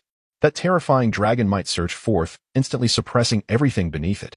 In that moment, it felt as though time itself had come to a standstill, and all objects around were rendered immobile. Beneath the azure dragon apparition, Long Fei wielded his ancient blade, his eyes icy as he raised his hand and struck downwards. A colossal azure blade, seemingly reaching 100 feet in height, cleaved through the sky, parting the air and shattering stars, descending upon the ferocious dragon of mysterious waters. The chilling might of the dragon instilled a profound trepidation in the hearts of all who beheld it. No, do not kill me. The ferocious dragon of mysterious waters trembled in fear, unable to fathom the reality before it. What manner of human possessed such divine might? It was utterly terrified. However, the colossal blade did not relent. Instead, it accelerated with greater ferocity. From the heights, Long Fei observed with a cold, tranquil gaze, witnessing the once mighty beast that had previously shown him disdain now kneeling in abject supplication. The frenzied dragon Xian Shui beast hastily enacted its utmost defense, employing both direct assaults and protective measures. Yet, every offensive maneuver was effortlessly obliterated the moment it made contact with the blade, posing not the slightest threat. Even its defenses, weakened by the overwhelming bloodline suppression of Long Wei, crumbled like soft tofu, offering no resistance as it was swiftly severed. With a resounding roar, the blade descended, engulfing the immense form of the frenzied dragon Xian Shui beast in a turbulent maelstrom, its anguished cries echoing with desperation, fear, and helplessness. At that moment, Long Fei, wielding the ancient sword, made a single sweeping motion, causing the blade's brilliance to dim instantaneously, and the lethal edge vanished from sight, leaving only the surging waves and the submerged beast behind. Witnessing this scene, Sun Wukong below stared in wide-eyed astonishment, trembling with trepidation. It was utterly terrifying. If that strike had been directed at him, he would have been reduced to mere dust. This formidable creature seemed destined for demise. Instantly, he felt an overwhelming sense of elation, chuckling to himself. "Ha! This is what you get for bullying me, for your arrogance before the leader. Now you shall perish. And in such a swift manner. What a pity for you, a soul beast of over 50,000 years. His heart raced with excitement, knowing that by following such a powerful leader, he would surely ascend to become the supreme Monkey King. Equally awestruck, Yilingling widened her eyes as she witnessed a scene beyond anything she had encountered in the soul-hunting grounds. In a daze, her cheeks flushed, filled with indescribable joy. This formidable man was now under her influence, providing her with an unassailable support, ensuring that no one would dare to bully her, the seemingly frail auxiliary. Looking down at the 9-heart Qinghai scale tang in her hands, her eyes sparkled with determination as she gazed at the floating azure dragon scale. A knowing smile gracing her lips, her heart brimming with happiness and fulfillment.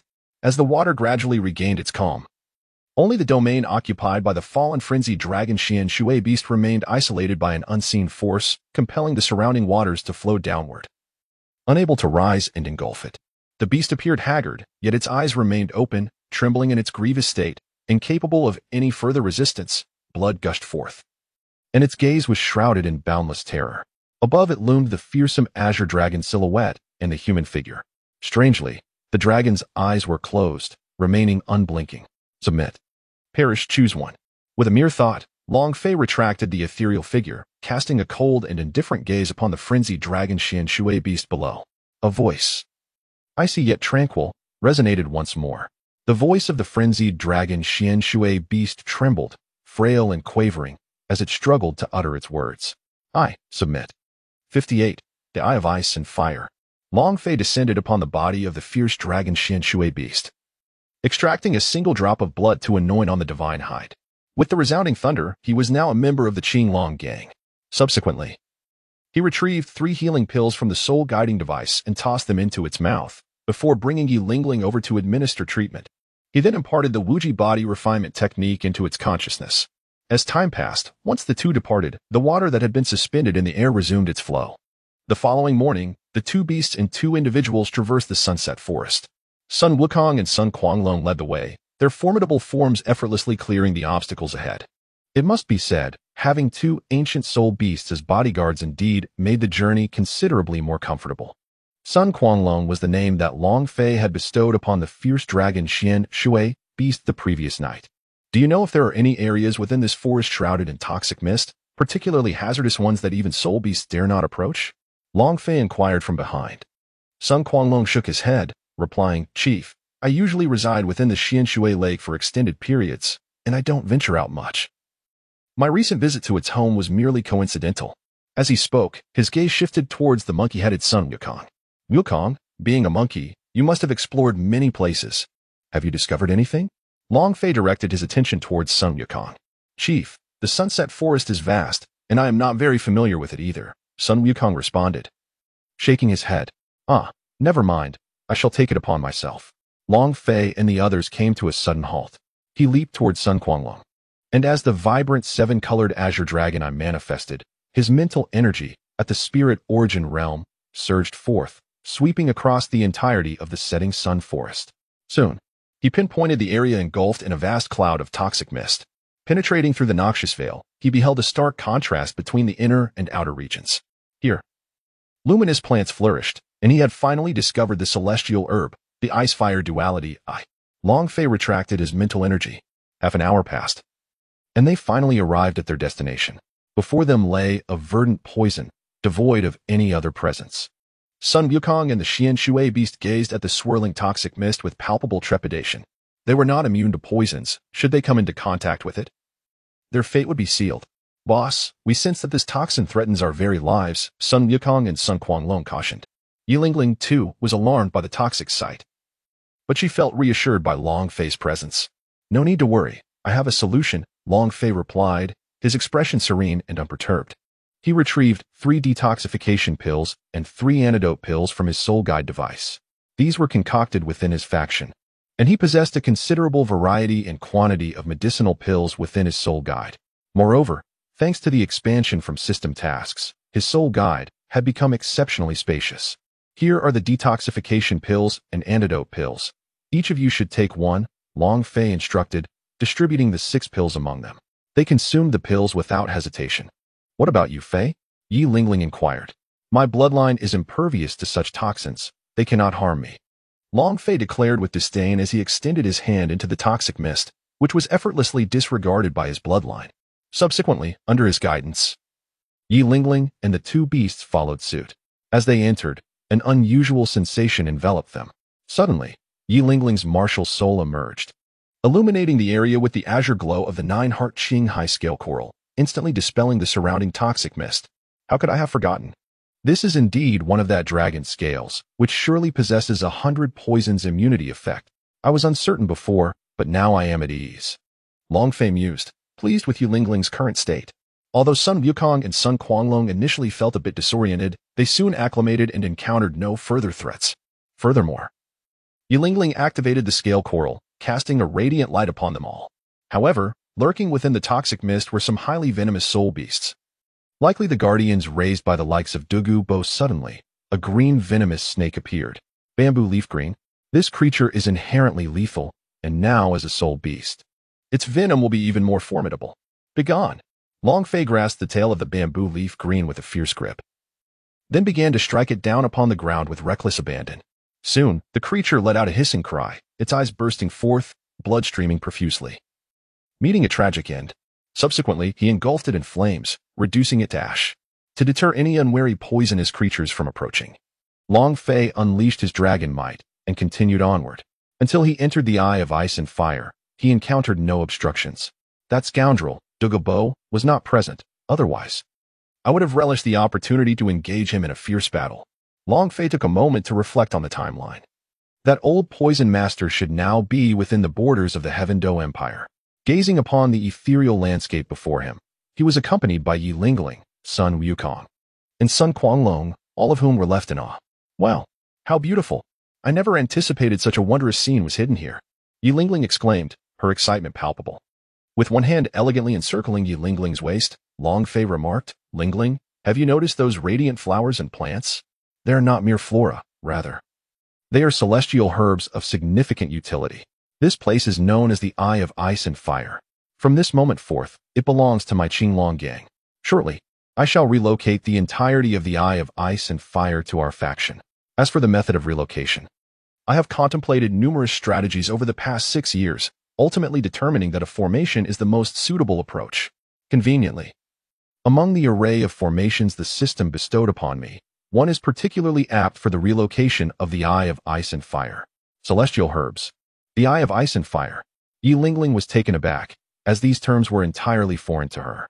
Wukong, Quanglong, these two elixirs are known as transformational pills. Partake in them here, and you shall refine their essence, allowing you to seamlessly shift between the forms of spirit beasts and human beings. Suddenly, Long Fei turned and produced 2 pills, launching them into the hands of the 2 beasts. Transformational pills, a direct switch between human and spirit beast forms.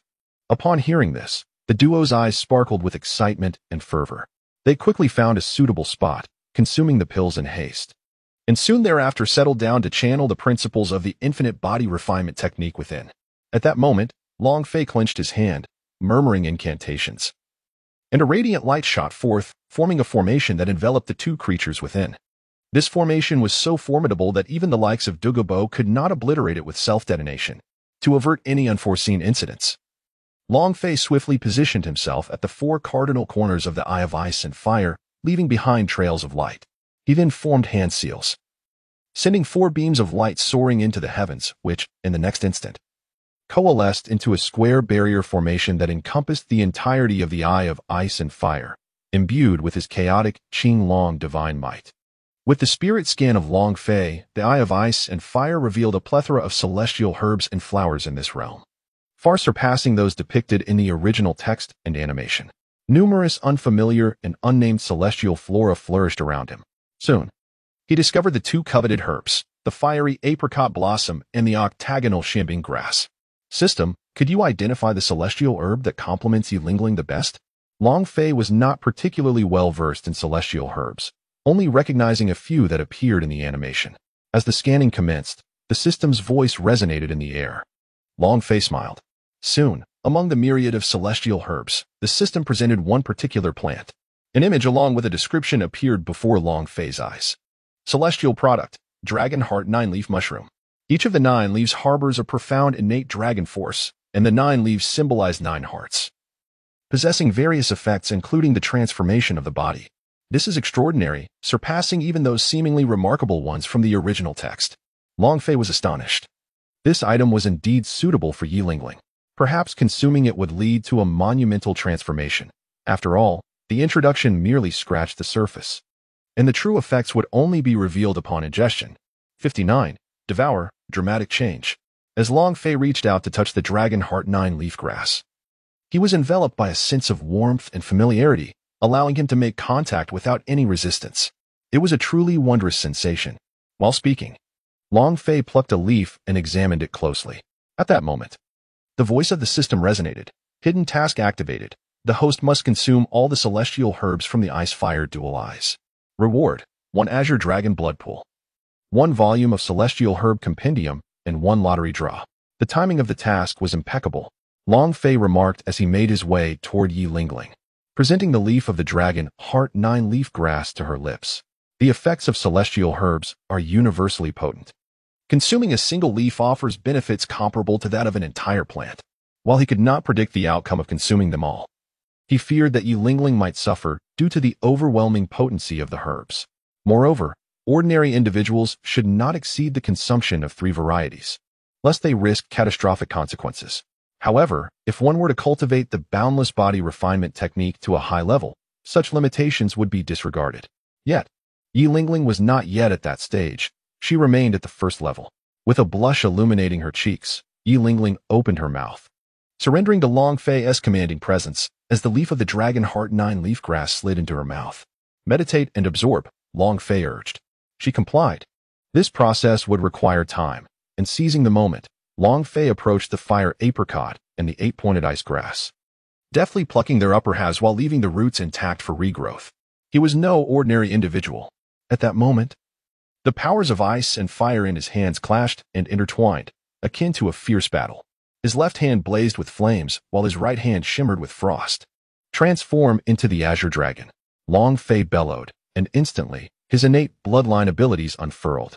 His arms morphed into Azure Dragon limbs, effortlessly shattering the adverse effects of the fire apricot and the 8-pointed ice grass. The 2 celestial herbs were promptly subdued by his chaotic Azure Dragon arms. Dare to rebel under the might of my dragon arms? Humph, I shall consume you now.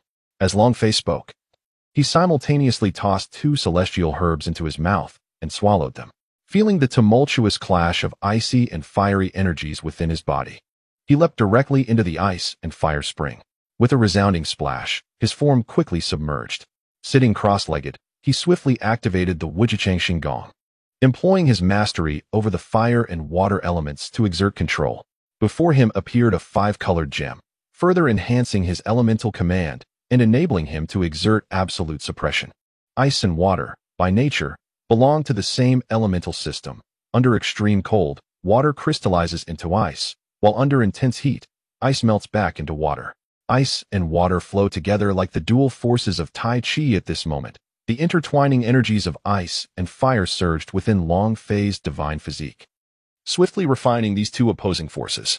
Under the workings of the Wujichang Xingong, the antagonistic energies rapidly transformed into nourishing essence, absorbed and refined, feeding every part of his being. In that instant, Long Fei's body transformed into a resplendent golden glass-like form. The extreme temperatures of the ice and fire spring were utilized by the Wujichang Xingong to strengthen his physique. Everything here would serve as a garment for Long Fei. Time gradually passed. Long Fei opened his eyes, radiating a golden brilliance, as the invincible golden body was completely forged. In an instant, he surged forth from the ice-fire hot spring. What a delight! He exclaimed, noticing that Yi Lingling and the 2 soul beasts remained in slumber. His gaze then shifted to the remaining celestial herbs.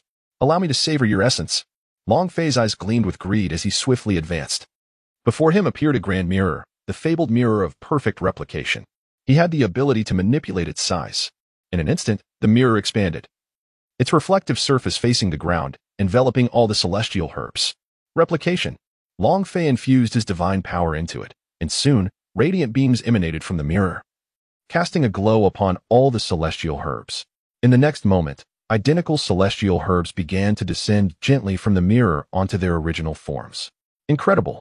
Truly impressive. Anything produced by the system is bound to be exquisite. Long Fei rejoiced. Each replicated herb retained the full potency of its original, their medicinal effects identical. After retracting the mirror, Long Fei embarked on a solitary culinary display.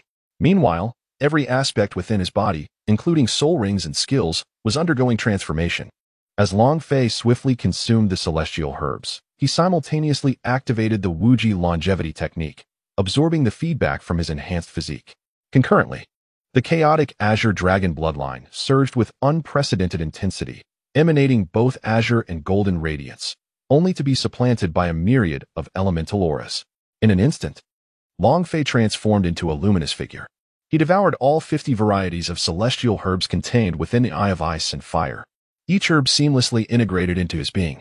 As time progressed, the ethereal image of the chaotic Azure Dragon re-emerged, causing his garments to burst apart, revealing the intricate tattoos adorning his upper body. The boiling bloodline seared through him, both externally and internally. This sensation, despite the rapid operation of the Wuji longevity technique, was exceedingly uncomfortable for Long Fei. Gradually, for the first time in many years, he found himself drenched in scalding sweat. A sudden urge akin to an upset stomach overwhelmed him. The Wuji longevity technique was operating at an unprecedented, blistering speed. The 5 soul rings also manifested around him, the spirits of the first two soul beasts emerged. Alongside the essence of the dragon god, three forms, reminiscent of soul beasts, spiraled around Long Fei's body, creating a remarkable scene as they visibly merged into his corporeal form. A terrifying aura spread like a tempest, the supreme dragon's might roaring in ferocity. The five soul rings on Long Fei underwent a transformation, visibly dissolving into particles that seamlessly integrated into his corporeal form. The ethereal silhouette of the chaotic azure dragon flickered subtly, oscillating between the realms of illusion and reality. An enchanting spectacle to behold. Ultimately, Long Fei's five soul rings vanished, along with the spirits of the two soul beasts and the essence of the dragon god. A murky energy coalesced into a luminous membrane, enveloping Long Fei entirely. At that moment, all extraordinary effects faded away into oblivion. The dragon has transformed. As time gradually passed, Yi Lingling awakened. Her martial soul underwent a profound metamorphosis. The original nine-hearted blue sea scale vine vanished. At this moment, 12 blossoms bloomed in her hands, exuding a potent dragon essence, while a small azure dragon silhouette emerged at the center, surrounded by 9 droplets resembling blood hearts. Like petals of a lotus, the 12 flowers ascended gracefully, radiating an unparalleled aura. With the aid of the dragon heart 9-leaf mushroom, Yi Lingling's physical form experienced a tremendous elevation. Her heart transformed into a dragon's heart, her vitality surged, and her strength became unprecedentedly formidable. Her skin shimmered with a newfound luster, emanating a fragrance potent enough to captivate any male. In her mind, a name arose, the name of her martial soul, the 12-ranked 9-hearted azure dragon lotus. In the next moment, Yi Lingling gazed at the resplendent cocoon before her, momentarily taken aback. Where had it gone? Hesitating, she widened her eyes in disbelief. What was this cocoon? It was so large, could it possibly be flying inside? Suddenly, the sky above shifted slightly, though it was quickly obscured by the formation. Turning around, Yi Lingling perceived that the disturbance originated from behind, precisely where Sun Wukong and Sun Quanglong were situated. The formation enveloping them ruptured, sending a dazzling beam of light soaring into the heavens, yet it was thwarted by the formidable ice and fire duality formation. Moments later, the brilliance faded, revealing 2 figures, one tall and one short. The taller stood over 2 meters, while the shorter exceeded 1 meter 80. The former was the Quanglong Xian Shui Beast Sun Quanglong, and the latter was the Fire Phoenix Illusionary Star Monkey Sun Wukong. They had transformed into human forms. Is this the human physique? They marveled at their current forms, their expressions brimming with joy. Now they could venture into the human realm without fear. Even in human form, they could unleash 85% of their original strength. Sun Wukong and his companion leapt towards Yi Lingling. Upon landing, they surveyed the surroundings and inquired, "Madam Leader, where has the leader gone?" "Right here," Yi Lingling replied confidently, her gaze fixed on the immense cocoon, certain because her martial soul had established a connection with it. Indeed, Sun Wukong and his companion were startled, sensing the familiar aura. Although the cocoon has transformed, this essence unmistakably belongs to the leader.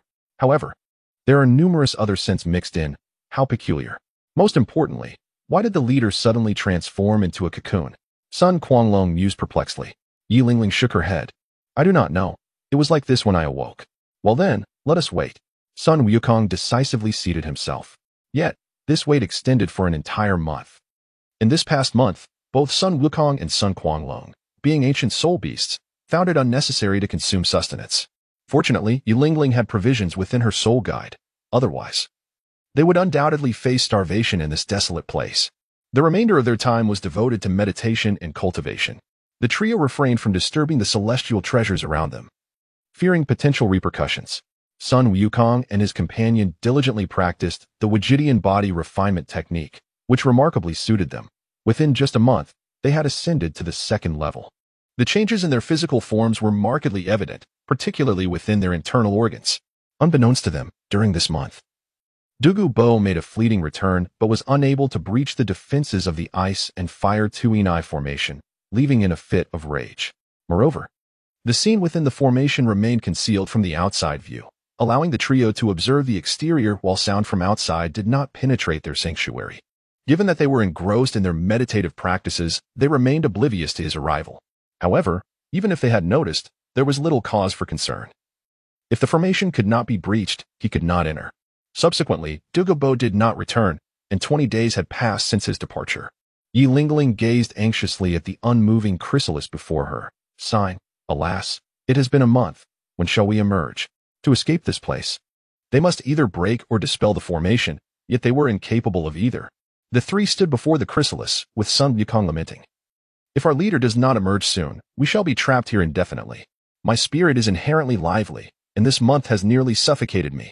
I feel the same, added his companion, both yearning to venture outside. Suddenly, the chrysalis, which had remained inert for a month, erupted in a brilliant light, emanating a terrifying aura. The trio's expression shifted, sensing the overwhelming power. Retreat, they cried in unison, hastily distancing themselves. Their faces soon lit up with joy as Sun Wukong exclaimed, "Wonderful! Our leader is about to be born." Sun Quanglong echoed his excitement, and Yu Lingling felt similarly. The confinement of this month had been maddening. Crack, crack. The chrysalis was thrust into the air by that potent force, producing a series of shattering sounds. The three beheld the immense chrysalis now marred with numerous fissures, radiating an even more intense glow from within. A tremendous dragon aura erupted. With a resounding boom, they stood both astonished and exhilarated. A multicolored light, infused with elemental power, manifested, and the dragon aura surged to new heights. After a few breaths, the brilliance gradually faded, revealing the towering and robust form of Long Fei. Albeit with an unexpectedly bald crown, it is indeed resplendent, radiant, and devoid of excess, yet one can undeniably sense the unparalleled strength emanating from it. This embodies the legendary notion that even in baldness, one can attain greater power.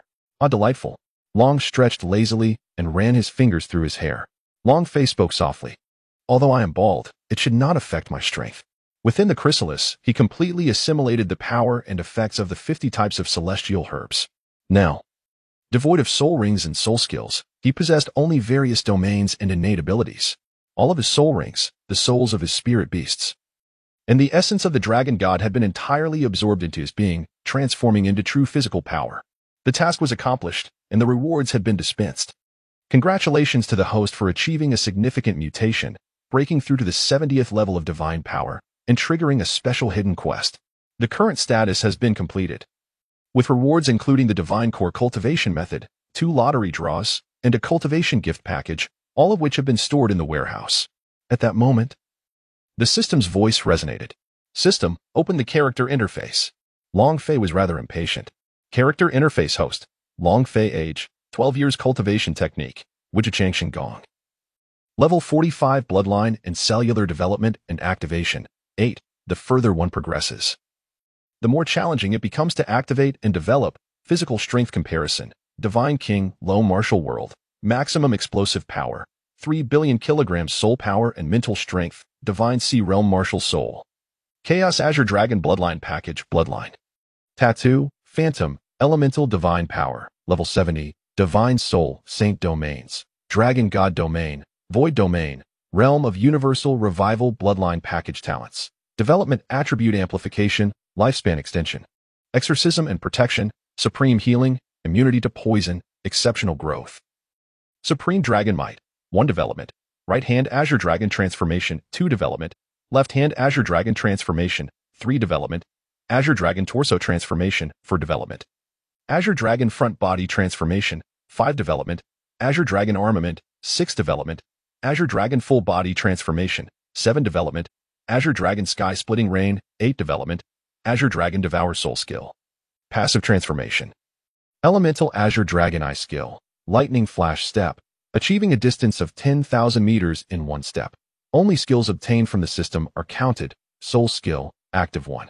Martial Soul Manifestation, 2. All skills utilized by the host are named accordingly, including those granted by celestial artifacts. Listing them one by one would overwhelm the mind. System Warehouse. Ancient Azure Dragon Blade X1, Chaos Azure Dragon Essence X1, Random Dimensional Travel Scroll X2, Dragon God Divine Position X1, Divine Concealment Skin, 100 Replication Mirror, Azure Dragon Blood Pool, Volume of Celestial Herbs, Lottery X3, Divine Core Cultivation Method, Cultivation Gift Package. Current Dimension, Dolua Continent, System Interface, for reference only. Everything is primarily based on Long Fei's display, but rest assured that distances will not vary significantly. Long Fei, System. Use the Cultivation Gift Pack. System. Usage successful. The host has obtained 10 cultivation points and 1 skill enhancement point. All points will be utilized, with cultivation points to be used 10 times and the skill enhancement applied to the Thunder Flash step. As Long Fei's voice faded, A surge of experience flooded into his mind, enlightening him profoundly. Every cell and muscle in his body resonated in perfect harmony with the newfound knowledge. Is this the perfected Thunderflash step? It is simply marvelous. The distinction between completion and perfection is beyond measure, an entirely different realm. A single step spanning 100,000 meters. What an unfathomable sensation that must be. Long Fei's expression was one of rapture. The distance was entirely within his control. To put it simply, he could traverse an astonishing 100,000 meters in a single bound using his lightning flash step, effortlessly passing through any obstacle, without limitations. He could cover any distance his heart desired. Tang San's Ghost Shadow Phantom step paled in comparison to his lightning flash step, rendering it utterly insignificant. Long Fei has now resolved to incorporate this footwork into the legacy techniques of the Qinglong gang. Upon returning, he plans to impart this knowledge collectively. There is no rush. At present, he is devoid of soul rings and the souls of soul beasts, as well as the soul of the dragon god. And he can no longer add soul rings. However, this does not impede his ascension in divine power, on the contrary, free from the constraints of soul rings. The strength he now manifests is even more formidable than before. Shortly thereafter, the system reported the 10 cultivation points he had drawn, which collectively elevated Long Fei by 1 level, or at most half a level. He paid it no mind, knowing well that he was extraordinary, with a vast reservoir of experience. Especially now that he has entered the realm of the 70th level Divine Soul Saint, it goes without saying. However, even if a peerless Doloa were to stand before him, he could obliterate them with a single punch. He is now physically invincible, and his offensive power is unmatched. What follows is a wild surge of exhilaration. He can now surf freely, no longer needing to conceal his prowess. Boldly, he intends to revel in this newfound liberation. Let the trifles of the Spirit Hall, the Imperial Court, peerless Doluos, and deities kneel and sing his praises. Those who refuse to join the Qinglong gang shall meet their demise. Long Fei turned around and gazed down at Yilingling, then descended and opened his arms, exclaiming, "Come here, darling, let me embrace you." Without waiting for Yilingling to nod or shake her head, he swept her into his embrace. Thanks to the transformation from the 9-leaf Ganoderma, her figure had become more voluptuous, her skin smoother and more fragrant, all of which Long Fei could feel intimately. "Are you truly flying?" Yilingling was momentarily taken aback, her face a picture of astonishment as she was held. "Indeed, my hair may be gone, but it does not diminish my strength or my charm," Long Fei replied, proudly running his hand over his bald head. Yilingling gazed at the shiny, bald dome and couldn't help but stifle a laugh. "My dear, how long has it been?" "It must be several days now," Long Fei inquired. "It has already been a month," Yilingling lamented. The dragon soared through the storm, thunder crashing. "What? A month has passed?" he gasped, eyes wide with astonishment. Taking a deep breath, he turned his gaze towards the 2 figures he had previously deceived, and inquired, "Lingling, who are these 2? Sun Wukong, Sun Quanglong." Yilingling, "Master, I am Sun Wukong. Master, I am Sun Quanglong. We have consumed your transformation elixir and awaited your return for an entire month." Sun Wukong and Sun Quanglong hurriedly exclaimed, anxious about being forgotten and losing favor. "Oh, it is you 2 little ones. Very well, a month has elapsed. It is time to return." Long Fei turned around, gazing at the celestial herbs before him. These items had become utterly inconsequential to him. However, in the future, they could be distributed to the members of the Qinglong gang once they concealed themselves and grew stronger. Splendid. At last, he could depart from this wretched place. After hearing this, the most exhilarated were Sun Wukong and Sun Quanglong. The 2 leaped into the air, dancing with unrestrained joy. Yilingling was equally thrilled. Having spent a month here had been truly stifling. With a mere thought, Long Fei soared into the air. "Wow, our leader can fly!" exclaimed Sun Wukong and his companion in astonishment. In the next moment, Long Fei waved his hand, grasping at the entirety of the ice and fire dual eyes before him. Suddenly, a surge of spatial power emerged, causing the space to tremble, as if the outermost layer of the ice and fire dual eyes had been independently severed, revealing a jagged tear in the fabric of space itself. This was one of the domains he had refined from 50 types of celestial treasures, the domain of space. What he was employing now was a skill from this domain, known as spatial division.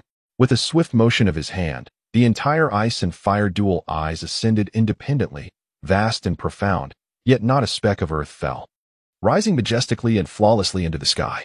The 3 individuals standing on the ground, particularly Yilingling, were profoundly moved, staring at the surrounding rifts in space with utter astonishment. Yi Lingling's heart brimmed with joy. My man is incredibly powerful. She nearly rushed forward to kiss him passionately, but she remembered to maintain her composure. Wow, leader, you have become so formidable. To think you can manipulate space like this, Sun Quanglong exclaimed. But that was not all. Long Fei smiled mysteriously and pinched the air, conjuring the void. This was yet another of his domains, the domain of the void. What is this? The trio gasped in awe. Having never witnessed such a scene before, it was utterly astonishing. Their breaths quickened, nearly overwhelming them. The more powerful their leader became, the stronger the Qinglong gang would grow. And as members of this gang, they felt exhilarated and ecstatic. This is the void, and within it, I hold control. You may leave this place, Long Fei declared, as he pinched the air once more, causing a small opening to appear in the formation within the ice and fire dual eyes. Subsequently, a blue light emanated from Long Fei. He activated his innate skill, Qinglong Devour. In the next moment, a terrifying blue whirlwind transformed into a black hole, forcefully drawing in the toxic mist from the outside. Witnessing this breathtaking spectacle, the three were left utterly speechless. In less than half a minute, the toxic mist had completely vanished. After Long Fei withdrew his hand, he said, "You may leave." The three of them eagerly made their way towards the small opening. Once they had departed, the entrance sealed itself once more, and Long Fei single-handedly transported the entire ice and fire duality into the void realm. Looking down, he observed that the area had transformed into a vast depression, resembling the gaping maw of an abyss. "I can also take my leave now," Long Fei remarked, heading directly to reunite with the trio. However, at that moment, he sensed an aura approaching, and a consciousness pierced through to reveal it belonged to a level 92 title Delaw. "Greenfellow, Dugubo, you have finally arrived. Let us take you back together." Long Fei's elemental azure dragon eye penetrated the void, locking onto the elderly man who was rapidly approaching. Meanwhile, Dugubo, feeling an inexplicable sense of being targeted, sensed a pair of eyes upon him, and an ominous premonition surged within his heart. Instinctively, he halted his advance, his expression shifting to one of alarm and dread. "What is happening? Is this an illusion? You all take Madam away from the Sunset Forest to the Heavendo Royal Academy. I will attend to some matters and will join you shortly." At that moment, Long Fei directly transmitted his thoughts into the ears of Sun Wukong and Sun Quanglong, and subsequently greeted Yi Lingling, instructing her to follow the two men out of the forest into the Heavendo Royal Academy. Yi Lingling, showing no signs of mischief, obediently left the Sunset Forest under their guidance. Long Fei, however, remained in place, waiting for him. After recovering from his earlier misapprehension, Dugubo resumed his course towards the ice and fire duality eye. Upon reaching his destination, the sight before him left him utterly astounded. The scene was nothing short of cataclysmic. His rear garden had vanished, replaced by a vast cavern. Who did this? In the next instant, Dugubo erupted in fury, his rage resonating into the sky as he bellowed, "Show yourself." The soul power of the tidal Doluo reverberated throughout the entire Sunset Forest. "You are Dugubo." At that moment, a calm voice reached Dugubo's ears. His expression shifted dramatically as he turned towards the source of the sound, where a tall and robust young man stood, his demeanor tranquil, seemingly unfazed by Dugubo's wrath, as if it were merely an inconsequential murmur. What left Dugubo in shock was the realization that this young man had appeared without him noticing, as a level 92 title Delaw. How could he have failed to detect this person's presence? Could it be a spirit beast? Absolutely impossible. This individual bears no aura of a spirit beast. Nor could he be a reincarnated spirit beast. Otherwise, as a dignified title Doluo, I would have seen through it instantly. It cannot be. I simply cannot discern his cultivation level. Standing in midair. Could he also be a title Doluo? However, how could one be so youthful? Who are you? Is this your doing? In the next moment, Dugubo, unable to remain indifferent, erupted in fury as 9 standard soul rings illuminated around him, questioning with intensity. The colossal phosphor serpent martial spirit coiled around him, emanating a tremendous aura.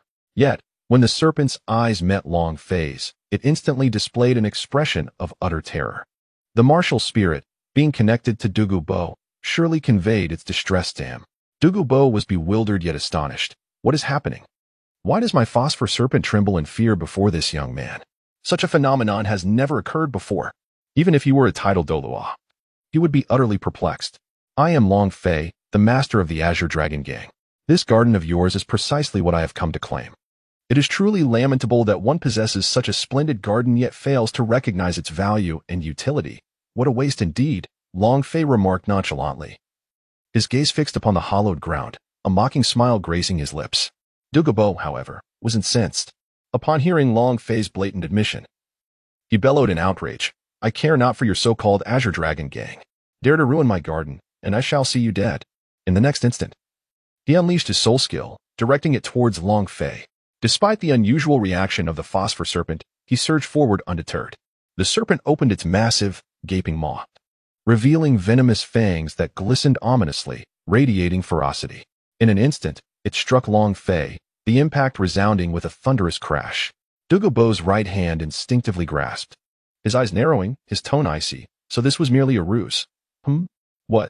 Suddenly, the scene before him caused both his eyes and complexion to shift dramatically, followed by a cry of alarm. A formidable force erupted from the front, obliterating Dugabo's Phosphor Serpent, while Long Fei remained unscathed, his form unchanged in the air, showing no signs of having moved. He stood tall, steadfast, as if his very being were bound to the sky itself. How is this possible? Impossible.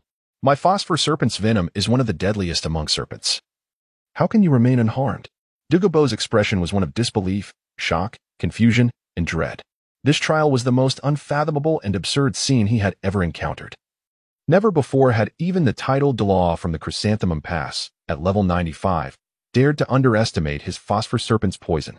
Your poison is utterly inferior. You have been ensnared by your own venom. Your title as the Poison Dolua merely serves to intimidate children, but before me, your poison is nothing at all. Long Fei shook his head, his demeanor rife with disdain. His physique was not only immune to poison due to the innate qualities of his chaotic Azure Dragon bloodline, but he had also consumed 50 varieties of celestial herbs, some of which rendered toxins ineffective. Among these was the exquisite Qilua tulip. Having ingested and refined it, he naturally acquired its extraordinary properties. With this dual resistance, and considering that he had consumed several other similar herbs, he had inherited their capabilities. The venom of Dugabo's phosphorescent serpent was, in his presence, utterly inconsequential. My poison is worthless. Who are you, and how do you know about me? Dugabo's heart raced, his expression darkening. Yet, upon hearing the words of the youth before him, he stared in astonishment. Who could this individual be? And how could he possibly know that he had been ensnared by his own toxin? Could it be mere chance? Dugabo scrutinized the youth, abruptly interrupting his own speculative thoughts. No, such a demeanor, such a fearless disposition, could not be mere coincidence. He truly possessed knowledge. Long Fei, with a calm demeanor, said, I offer you an opportunity. I can assist you in completely expelling the venom of backlash within you, but I too have my conditions. Dugabo, filled with fury, retorted, You can expel it? You've already taken my garden, and you still have the audacity to impose conditions. Moreover, why should I trust you? Long Fei, with an unflinching demeanor, remarked, The garden may be deemed squandered in your eyes, yet I merely have taken it to augment its value. As it stands, the garden now belongs to me, not to you. Dugabo, infuriated by Long Fei's words, gasped for breath in his rage, exclaiming, In all my years traversing the world, I have never encountered such a brazen, despicable individual as yourself, to take another's possessions and speak so eloquently about it. You are truly the first of your kind. You may be unaware, he continued, but your poison not only afflicts you, but also threatens to infect your granddaughter, Duguyin. She is already in a state of poisoning, though it has yet to manifest. However, it is only a matter of time. If you wish to spare her from the fate you have brought upon her, you would do well to heed my counsel and accept my terms. For you have no alternatives, Dugabo. As Long Fei's final words echoed, an overwhelming aura of dominance enveloped him, causing time itself to seem to halt. In that fleeting moment, Dugubo's martial soul, the Bailin snake, was suppressed and vanished, compelling him to relinquish his martial form. Dugubo's face contorted in fear, his entire being trembling. Fortunately, as a tidal Dolua, he quickly clenched his fists, exhaling deeply, and inquired, What are your terms? His own demise was of little concern, but he could not bear the thought of his granddaughter's suffering. She was still so young, and the burden of her plight weighed heavily upon his conscience. Everything that Long Fei has said is indeed true. Now, he can only confront this issue directly. The person before him seemingly possesses a solution. Regardless of the outcome, he intends to take a gamble. 63. The right choice, Long Fei remarked. My conditions are quite simple. I implore Elder Dugabo to join my Azure Dragon gang. Impossible. I have long cherished my freedom and refuse to be constrained. This does not align with my character. Dugu Bo responded decisively upon hearing Long Fei's proposition, which, to his surprise, resonated with his own thoughts. Elder, you reject my invitation with such resolve? This is hardly the moment for bravado. If not for yourself, consider your granddaughter. To perish at such a tender age from the backlash of the green phosphor snake's venom, tut. Long Fei remained unperturbed, stating plainly, in this world, only I possess the means to completely rid you of your affliction. This poison will continue to linger. Tang Xin had yet to encounter him. Now was the opportune moment to take the lead. You are threatening me. Dugu Bo gritted his teeth. If you perceive it as a threat, then so be it. Long Fei replied lazily, reclining as if preparing to doze off. After a moment of silence, Dugu Bo finally broke it. If you can indeed cure my poison, I shall willingly join your Azure Dragon gang. However, should you deceive me, I shall take you down with me, even in self-destruction. He seemed to relent, for there was no alternative. Very well, you will eventually rejoice in your choice, Long Fei declared. As for the next steps. Before Dugu Bo could finish his sentence, Long Fei vanished, reappearing behind him in less than a breath, and placed a hand on his back. What are you doing? Dugu Bo panicked, astonished by the man's incredible speed. Stay still. I am here to assist you, Long Fei said in a calm tone. Azure Dragon devours. Dugu Bo felt an overwhelming force drawing out the poison from his body, rendering him helpless in a passive state. In that instant, he comprehended the true terror of Long Fei. Fortunately, he had not completely severed ties. Otherwise, he would surely have faced dire consequences. A stream of green venom was consumed by Long Fei. All right. Long Fei's voice resonated as he materialized before Dugu Bo, tossing him a potion and stating, I have just eradicated the backlash poison that you accumulated over the years. This is a foundational elixir. Consume it, and your body will fully recover within a day. Dugu Bo was astonished. Indeed, he felt an unprecedented smoothness and comfort within himself. The poison had truly been purged. He murmured in disbelief, raising his hand to examine the colorful pill. Is this the elixir? How have I, after wandering the martial world for so many years, never heard of it? Long Fei displayed an amused expression and said, You are unaware of so much. This elixir was developed by my Azure Dragon gang. Should you choose to join us, you will gain access to a wealth of knowledge, and the elixir is merely one aspect of it. I assure you, the resources of the Azure Dragon gang are unparalleled across the entire continent. The Azure Dragon gang, truly a remarkable force.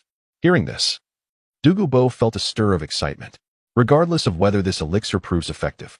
The mere fact that you have purged the toxins from my body compels me to agree to join your Azure Dragon gang. He then proceeded to consume the elixir without hesitation. As Dugu Bo attempted to channel his soul energy, he soon felt an extraordinary and comforting warmth coursing through his entire being. The hidden injuries caused by the accumulation of toxins began to mend rapidly in that moment. Dugu Bo was once again astonished. This substance known as an elixir was indeed remarkable. Perhaps the Azure Dragon gang is truly worth exploring. Long Fei gazed at him, patiently awaiting his awakening. 10 minutes elapsed before Dugu Bo finally roused, his entire being infused with a sense of lightness and vitality. Taking a deep breath, he remarked with satisfaction, This sensation, it has been far too long since I last experienced it. Long Fei produced a piece of divine hide and proclaimed, Senior, to join my Azure Dragon gang. One must adhere to its regulations. Simply let a drop of your blood fall upon this hide. Dugu Bo was momentarily taken aback, his expression a tapestry of emotions. Yet in the next instant, he managed to draw a drop of blood and let it fall. As the blood vanished, a thunderous roar echoed through the sky, leaving him in a state of astonishment. He realized that he had embarked on an irreversible journey. Chief, as I am now your member, when can the poison afflicting my granddaughter be cured? Dugu Bo's thoughts instantly turned to his beloved granddaughter, Dugu Yin. Long Fei, filled with joy, retracted the divine and remarked, Senior, there is no need for concern. Dugu Yin has already become a member of our Azure Dragon gang. I assure you, I will ensure her safety, especially since I am also a student at the Royal Academy of Tiando, nearing graduation. What? The leader is so young yet possesses such formidable strength, truly a prodigy. Dugu Bo was taken aback. He then inquired with curiosity, how is it that the leader, despite his youth, eludes even my perception of your soul power level? What level do you currently possess? For now, I am merely a humble soul saint. As for why you cannot discern my power, it is because I cultivate not soul power, but divine power, Long Fei declared, clenching his hand as an elemental divine power surged forth. What? A soul saint? Dugubo's eyes widened in disbelief. And to think you were still a student, yet have attained such a rank. Furthermore, what is divine power? Could it possibly be divine? Dugubo immediately raised his head to gaze at the heavens, utterly speechless from the shock Long Fei had instilled in him. This is the body refinement technique inherited by our Azure Dragon Gang, immensely beneficial to you. Only those of the Azure Dragon Gang possess the qualification to learn it, and now, as the leader of the gang, I shall impart it to you.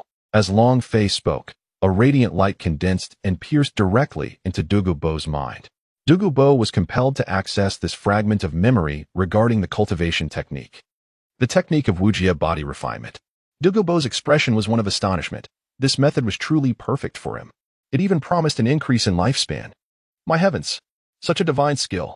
Joining the Qinglong gang was indeed his fortunate destiny. He must diligently cultivate.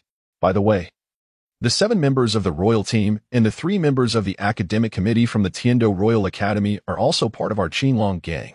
Once this Soul Master competition concludes, I will lead you all to the headquarters of the Qinglong gang. Well then, I shall take my leave. There is no need to see me off. Oh, and there is one more matter, our Qinglong gang. Long Fei explained the relationship between the Azure Dragon Gang and the Soul Beasts to Dugubo. Unfortunately, he had already reached the pinnacle of the 9 rings. Unless he achieved a breakthrough to the divine level, he would be unable to acquire a soul spirit. As Long Fei concluded his words, he vanished from sight. To his surprise, the Qinglong gang was indeed such a faction. Nonetheless, it was for the best. Henceforth, I shall refrain from hunting soul beasts as much as possible. However, I cannot abandon my family. The Dugu clan still harbors hopes of resurgence. I must ensure my kin join the Qinglong gang, for they too deserve the chance to acquire soul spirits. Dugubo murmured in astonishment. Little did he know, they had already become his allies. With the gang leader's presence, Yin Yin's ailment was finally salvageable. Henceforth, I shall devote myself to rigorous training. Now that the toxins have been purged, my hidden injuries will be fully healed after today. Zhu Huaguan, await my vengeance, for I shall soon come for you. With that, Dugubo's eyes glinted with a fierce intensity. Meanwhile, Long Fei slipped into the void, subsequently tearing open a spatial rift, and in the blink of an eye, he materialized in an open space outside Tiando City. After a month's absence, the place appeared remarkably unchanged. With such domain skills, it was indeed convenient to traverse anywhere. Tiando City, your Long Fei has returned. Long Fei laughed heartily. Upon Long Fei's entrance into Tiando City, a contingent of the Wuhuan Temple's armed forces appeared. He quickly noticed a wall plastered with numerous wanted posters. Approaching, he ripped one down to examine it. Was he the figure depicted none other than himself? The Wuhuan Temple truly cherished his likeness, preserving a photograph from 2 years ago. Long Fei smiled broadly, remarking nonchalantly. This scene mirrored that of 2 years prior. However, this time, the wanted notice seemed far more insistent. This area of Tiando City, a central region of the Tiando Empire, should not permit the presence of Wuhuan Temple personnel or troops. Long Fei narrowed his eyes, sensing that something amiss had transpired. Perhaps, in this past month, his emergence had disrupted the original narrative. Nevertheless, he felt indifferent, for he no longer cared about such matters. The personnel of the Wuhuan forces were methodically scrutinizing the populace with the wanted notices, apprehending anyone who bore a semblance to the descriptions. A few men ahead were already seized, trembling in fear. Suddenly, a troop arrived, capturing everyone's attention. The carriage bore the insignia of the Tiando Empire. It halted, and the leading general bellowed. This area is exclusively under the jurisdiction of the Tiando Empire. How dare you, forces of the Wuhuan Temple, intrude and disturb the populace? Cease your indiscriminate arrests of our citizens and withdraw immediately. With his command, a tense standoff ensued between the two armies. The Tiando Empire declared, "We do not concern ourselves with your affairs. The Wuhuan Temple suspects that the wanted criminal has entered your territory. We kindly request your cooperation, lest we face unnecessary difficulties." The leader of the Spirit Hall team stepped forth from the crowd, his expression one of disdain, and spoke coldly. In the next moment, the most standard 8 spirit rings manifested around him. He was a spirit de law. As he took the lead, the members of the spirit team activated their spirit rings. Behind them stood 10 individuals from the Spirit Hall, comprising 5 spirit emperors and 5 spirit saints. Such a contingent could only be described as elite. Witnessing this scene, the surrounding populace changed countenance, terror-stricken. The 15 members of the Tiando Empire also felt their eyes narrow. their expressions far from reassuring. The spectacle was indeed formidable. The Tiando general's demeanor darkened. The 10 Spirit Hall members were already overwhelming them with their aura. Although he too was a Spirit Doloa, he was merely at level 82. While this other Spirit Doloa exuded an aura that suggested he was at least level 86. Behind him were only 2 Spirit Saints, while the rest were 5 Spirit Emperors and the remainder Spirit Kings. If it were merely a numbers game, they would undoubtedly prevail, but when it came to strength, that was a different matter altogether. The Tiando general hesitated to act rashly. The Spirit Hall had deployed such a formidable force, and in the past month, their movements had been quite pronounced, all in pursuit of a young man named Li Qie. Clearly, the Spirit Hall regarded this mission with utmost seriousness. The Tiando general spoke gravely. The leader of the Spirit Hall scoffed. Indeed, you comprehend the situation. Thus, it would be prudent for you not to interfere. If a conflict were to arise, you would be woefully inadequate to contend with us. The Tiando general met his gaze defiantly and proclaimed, Indeed, we may not be a match for you, but do not forget, this is Tiando City, the heart of the Tiando Empire. It would be all too facile for us to mobilize our forces to eliminate you. At these words, the members of the Spirit Hall, including their leader, displayed signs of trepidation. Indeed, this was the center of Tiando. Despite their ranks and the backing of the Spirit Hall, they could not act with impunity. Curse be it. Was their entrance into Tiando City destined to end so swiftly? The Spirit Hall leader mused inwardly. Suddenly, he smiled and said, It is all a misunderstanding. We shall depart at once. However, these few individuals bear a striking resemblance to the ones we are pursuing and must be taken with us. Might we request your cooperation? If there are no issues, we shall release them afterwards. Just a few commoners, then take them, replied the Tiando general, casting a cold glance at the 3 youths, showing no concern whatsoever. No, my lord, help us. The 3 young men cried out in sheer panic, their fear palpable. Move.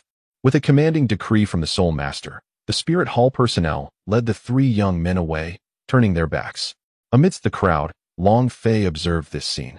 His expression icy to the core. The Tianshou troops were well organized, yet were the lives of the common folk deemed insignificant? Long Fei murmured in a somber tone, revealing the roots of his disdain for the royal aristocracy.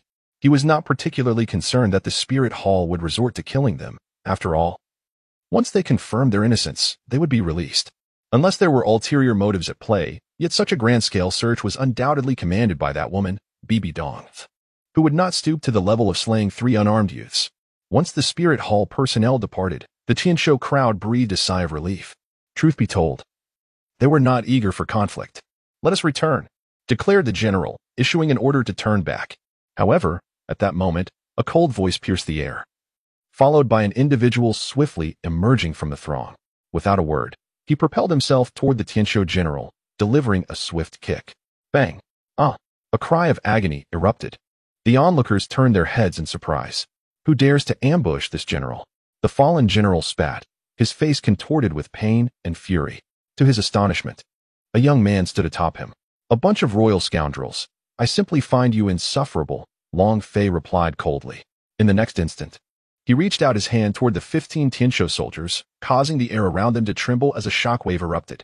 A radiant wave of energy surged forth, crashing toward them. Despite their immediate attempts to activate their soul defenses, they were powerless against Long Fei's strike.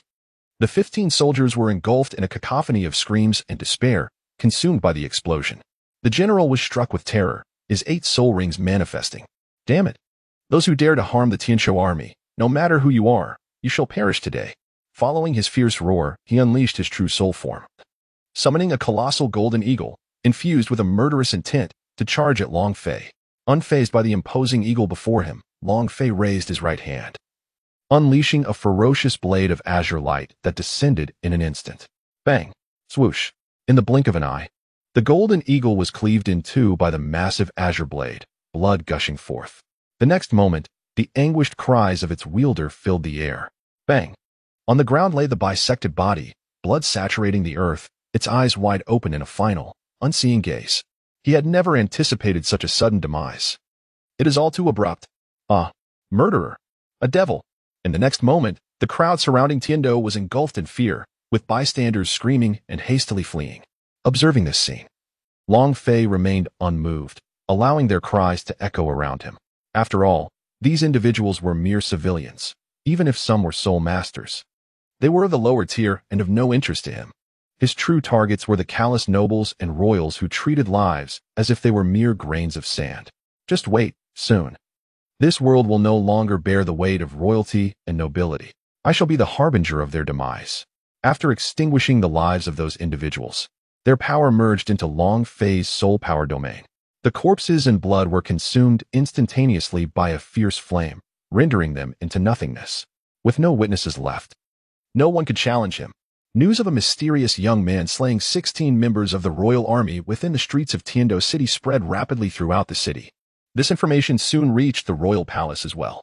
Within the palace, news traveled with the swiftness of a telegram, quickly reaching the ears of His Majesty, the Snow Knight Emperor, accompanied by Prince Xuesheng. The atmosphere in the Grand Hall turned icy.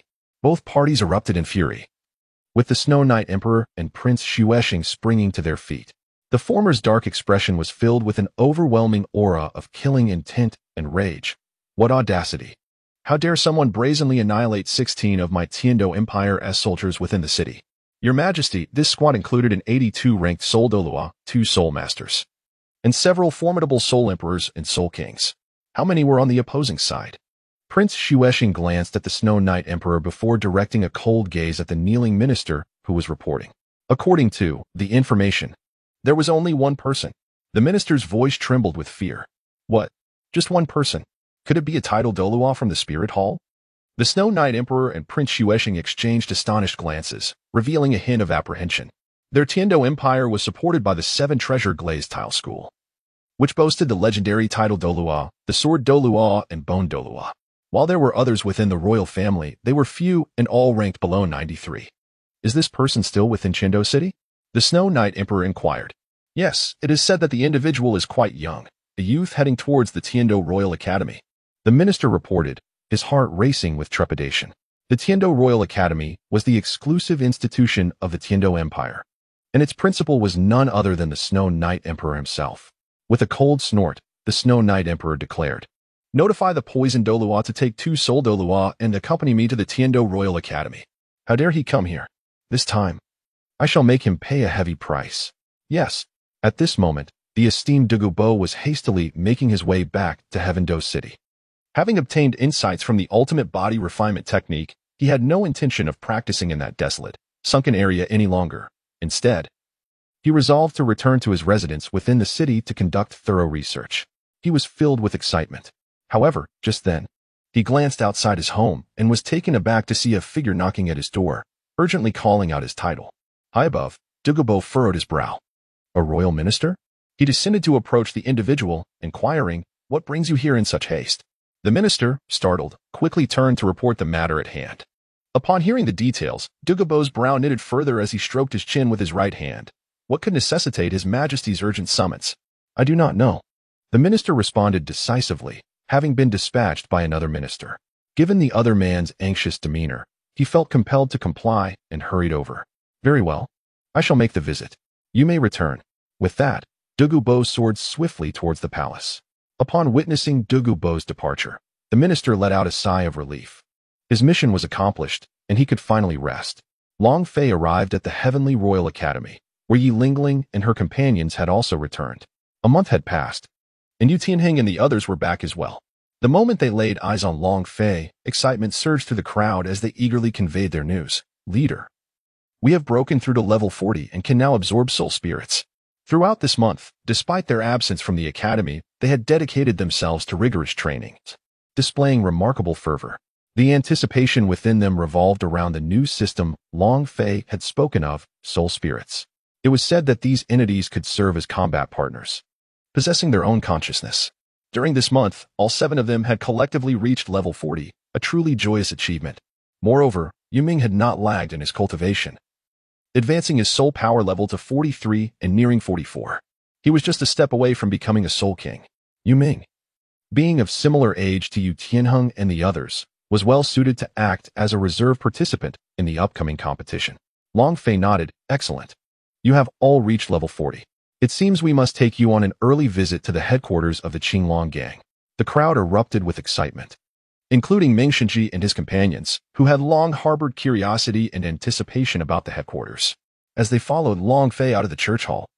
Just as he was about to invoke spatial magic to transport them to the Stardow Forest, an unexpected scene unfolded. A group of 5 individuals approached them, exuding an imposing aura. Upon seeing them, Meng Shenji and his companions expressed their astonishment. "Your Majesty, Prince, what brings you here?" They recognized the formidable figure of the poisoned Dolua among them. Turning to an elderly man clad in green, they exclaimed, "Grandfather, you are here as well." Meanwhile, on Long Fei's side, Dugu Yin displayed an expression of joy and surprise. Dugu Bo, upon spotting his granddaughter, felt a surge of happiness. But his immediate concern was directed at the bald young man standing directly across from him, Long Fei. "The gang leader is here," Dugu Bo thought to himself. Could it truly be him? In that instant, a wave of dread washed over Dugu Bo. Having recently learned from the Snow Knight Emperor about a young murderer headed towards the Tiando Royal Academy, he realized that the timeline coincided with Long Fei's return. It immediately occurred to him that the young murderer might indeed be Long Fei. Earlier, the Snow Knight Emperor had questioned a civilian, who had remarked that the youth was bald, confirming Dugu Bo's worst fears. It was indeed the gang leader. Despite their brief acquaintance, Dugu Bo, with his extensive experience in the world, recognized that Long Fei was not someone to be trifled with. It was evident that the Royal Knights had provoked him, leading to their demise, and the absence of their bodies was truly unsettling. If it were indeed him, Dugu Bo felt utterly powerless. Snow Knight, Snow Star. You may want to consider your fates, for today you might find yourselves aligned with the Qinglong gang, he thought, casting a furtive glance at the two beside him. Turning to Dugu Yan, he smiled, "My dear granddaughter, I am here to attend to some matters with His Majesty. I did not anticipate your sudden arrival. May I inquire about the purpose of your visit?" Meng Shenji and his companions were puzzled, having been ensconced in the academy, unaware of the developments outside. "It is only natural that you remain uninformed. 16 of my royal knights have perished in Tiando City, and I am here to apprehend the murderer." The voice of the Snow Knight Emperor was cold as his gaze, along with that of Snow Star, fell upon Long Fei, radiating an overwhelming aura of killing intent. "What? 16 royal knights have been slain?" Meng Shenji and his companions were taken aback, as were the others behind them, including Yu Tianhan. However, following the direction of the Snow Knight Emperor's gaze, their attention shifted entirely to the bald figure of Long Fei. The murderer is the gang leader.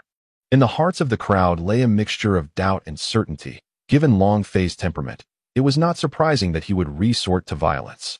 The gruesome scene of the soul hunting grounds lingered vividly in their minds, even a month later. A month ago, Shuqinga had relayed Lindong's whereabouts back to the Spirit Hall, intending to have him eliminated. Yet, the target had inexplicably vanished for an entire month, rendering their efforts futile. Just moments ago, while engrossed in her reading, she received news from a servant that piqued her interest and curiosity. A bald head. A youth? Shuqinga furrowed her brow, her eyes narrowing.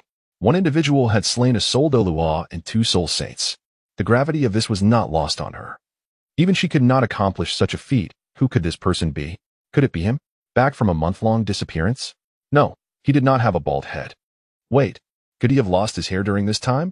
It was unbelievable, truly astonishing. If that were the case, this individual was indeed terrifying. Achieving such prowess in merely a month. Such a person must either be eliminated or coerced into allegiance. Shuqinga's heart raced. What is his current location? She inquired of the servant. The servant promptly replied, at the Tiando Royal Academy. Moreover, upon learning of this news, His Majesty was furious and, along with Prince Shuqing, has gone to the academy with 2 Soul Doluos and the poisoned Dolua. What a coincidence to find him in the same place. Shuqing amused, contemplating the high probability of it being the same individual. Very well, you may leave now. Yes. The servant exited. Almost immediately, a shadow appeared in the room. Miss. The shadow said respectfully. You heard everything, Shuqing stated calmly. The shadow nodded. Quickly relay this information back. I have a strong suspicion that this person is closely related to the Li Chiya that the Spirit Hall is searching for.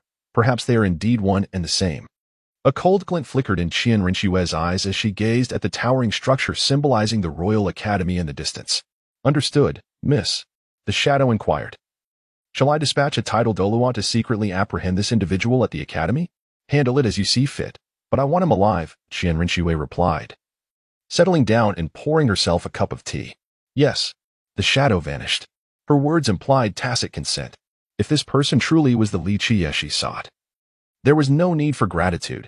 Her motives were not rooted in favor for him, but rather for her grandfather and the spirit hall itself. Qianren Shui gazed out at the scene beyond the window, murmuring softly, "Li Qiye, Lindong," she whispered, before letting out a sudden cold laugh. Perhaps they are merely one and the same. As for these two names, they may very well be fabrications. What is your true name? Within the confines of the Tiando Royal Academy, the atmosphere was palpably tense. I ask you, did you not slay 16 members of the royal army and obliterate their remains? The Snowy Night Emperor, as expected of a sovereign, exuded a formidable and steady aura. However, no matter how powerful he was, it could not intimidate Long Fei in the slightest. Long Fei, initially poised to break through the air, halted and stepped forward under the watchful eyes of the crowd. With a serene expression, he advanced and stopped 10 meters away from the Snow Night Emperor.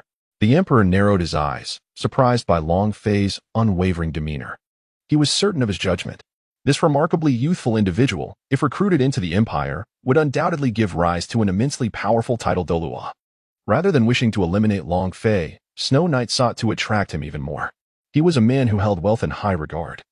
Long Fei alone was worth the lives of 16 individuals. As for his current display of fury and murderous intent, it was merely a ploy to test Long Fei. Otherwise, he would not have returned, allowing Dugabo to apprehend him directly for transport to the palace. Indeed, I am the one who killed those 16 ants. Long Fei spoke calmly. As anticipated, the crowd, already privy to the answer, felt a sense of affirmation upon hearing Long Fei's admission. Why did you slay them? The Snow Night Emperor inquired, his tone grave. Beside him, Prince Xuexing seethed with rage, seemingly oblivious to the Emperor's intentions, genuinely wishing to see Long Fei dead. They were simply an eyesore to me. I killed them without a second thought. They were merely a few members of the Imperial Army. Their lives were worth little. Long Fei's words dripped with endless sarcasm and derision. Despicable! You wretched beast! What are you all waiting for? Kill him! Prince Xuexing bellowed, his temples bulging with fury as he commanded the two Soldolua behind him. However, the two Soldolua remained motionless. Had it been just them and Prince Xuexing, they would have acted, but with the presence of the Snow Night Emperor, he held the highest authority. Since the Emperor did not speak, they naturally dared not act recklessly. Seeing their hesitation, Prince Xuexing was not a fool and quickly understood the situation. He turned his gaze to Snow Night, exclaiming, "Brother, what are you hesitating for? Silence! Do you require my guidance to execute my will?" Snow Night shot back coldly at Xuexing. This fool was truly dim-witted. Could he not discern my intentions? Xuexing shuddered, promptly closing his mouth. Snow Knight's gaze returned to Long Fei, and he could not deny that he grasped the essence of Long Fei's words. A significant misunderstanding was at play, undoubtedly instigated by their royal army. In a chilling tone, Snow Night asked, "What is your name?" "I am Long Fei of the Qilong Gang. My surname remains unchanged, and my name shall not waver," Long Fei proclaimed boldly. "The Qilong Gang, Long Fei? Humph, what audacity!" Both Snow Night and Xuexing replied coldly. "You have slain 16 of my imperial troops, a crime deserving of death, yet I now grant you an opportunity for redemption." The words of the Snow Night Emperor appear remarkably magnanimous, akin to a savior for Long Fei. He is utterly indifferent to the existence of the Qilong Gang, a faction of which he has never even heard.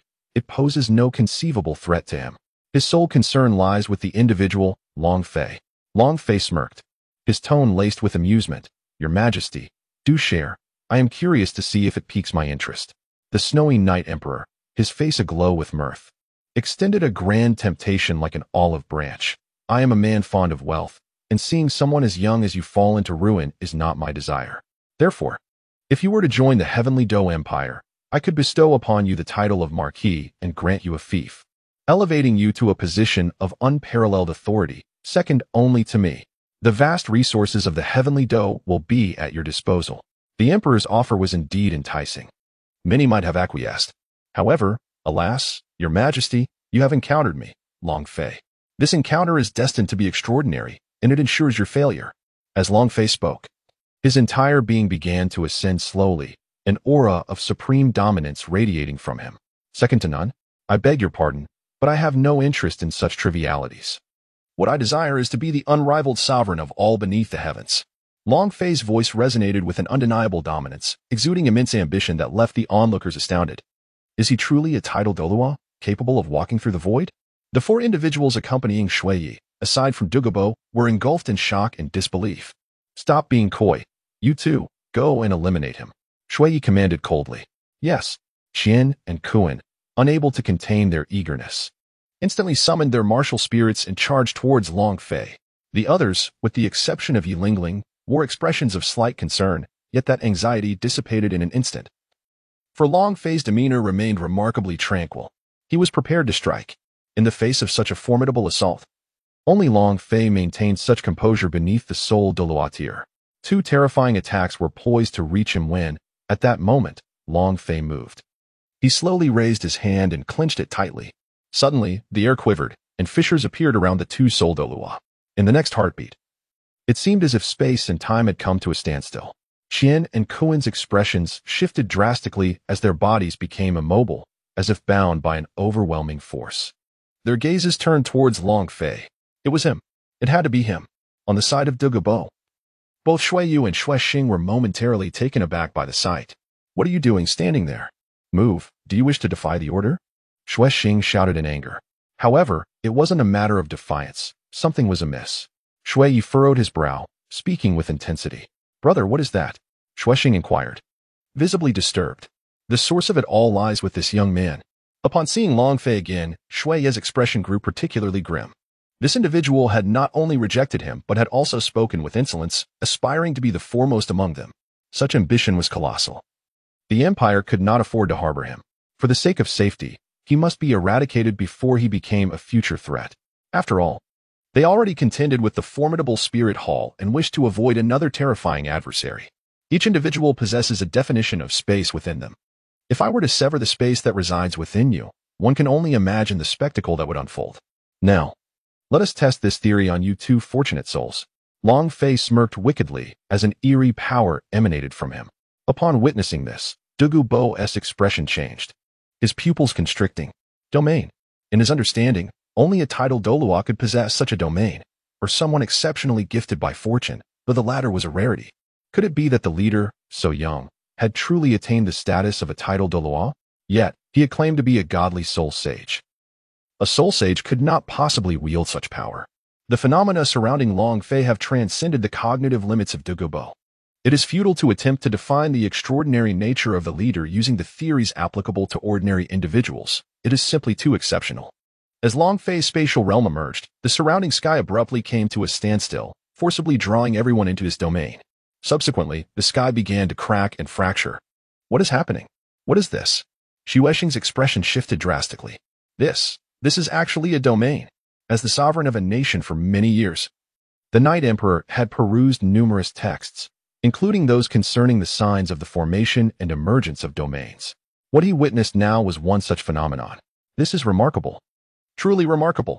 The Night Emperor hesitated to take lethal action, yet he recognized that such a being could bring calamity to the Empire. He must be eliminated. Damn it.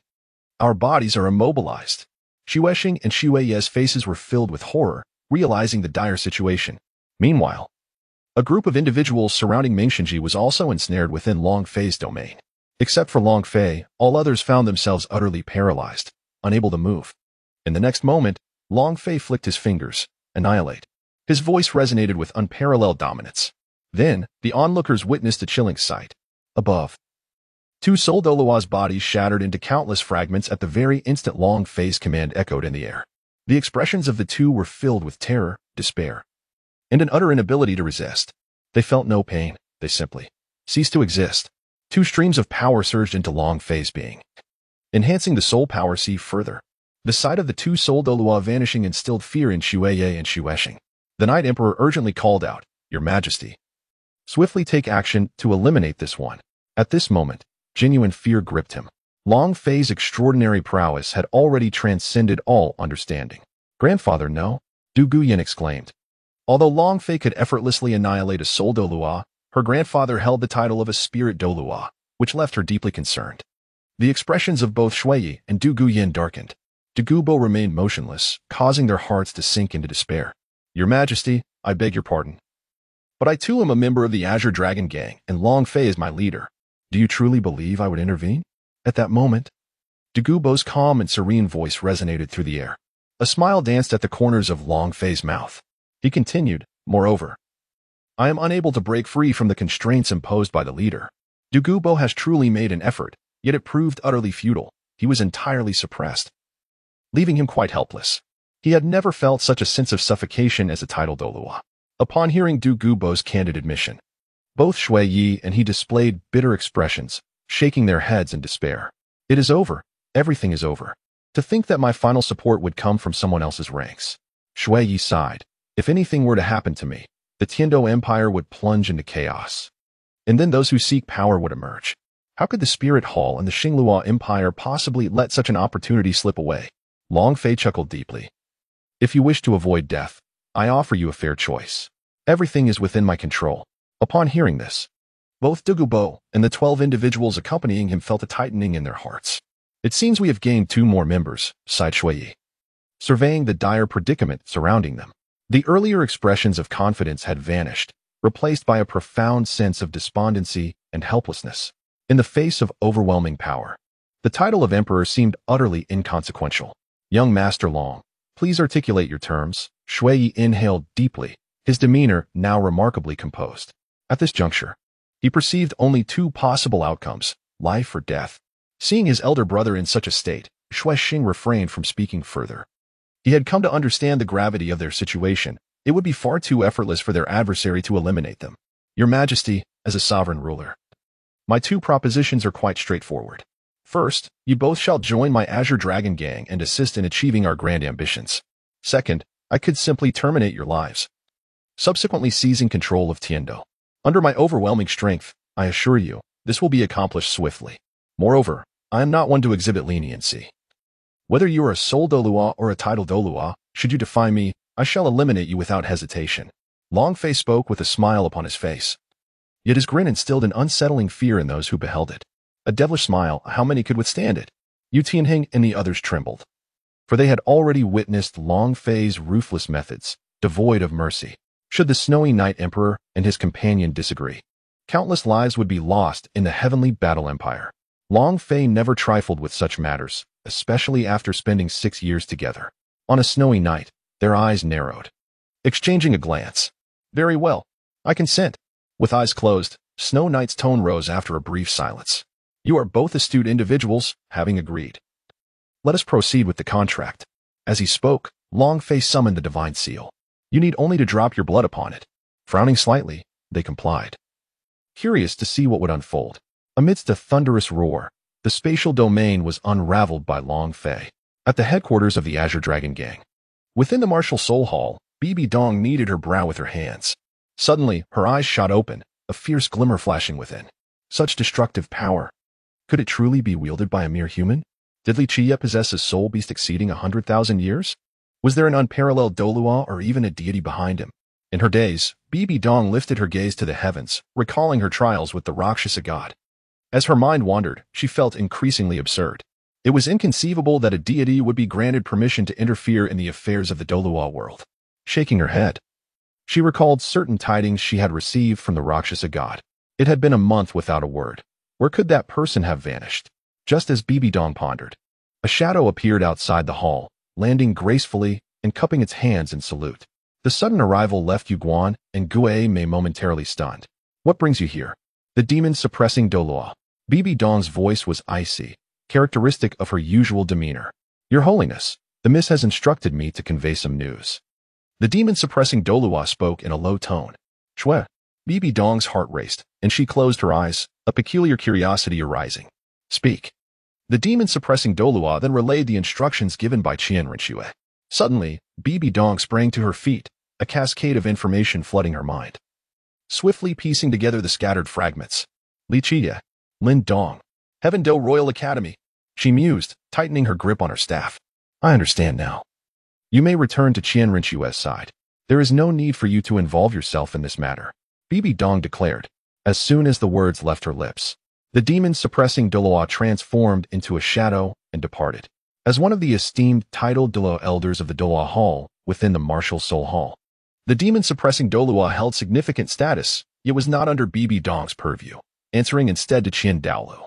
Your Holiness, this individual must be singular. How else could someone so young possess such formidable combat prowess to achieve the unimaginable? Gue Mei respectfully interjected. There must be an immensely powerful force or individual propelling this from behind the scenes. Yu Guan promptly added. Bibi Dong remarked. The Royal Academy of Tiando is situated at the heart of the Tiando Empire, making it inconvenient for our Spirit Hall members to approach directly. Now is not the time for conflict. Upon hearing this, Yu Guan continued, "What of His Holiness the Pope? This individual has caused our Spirit Hall the loss of a vast soul-hunting ground and 3 Soul Dolois of rank 87. Although Soul Dolois may not seem formidable in our eyes, they represent a significant echelon of power within the Spirit Hall." Wait, Bibi Dong interjected. "This person is quite adept at argumentation. He is a tall youth with a bald head.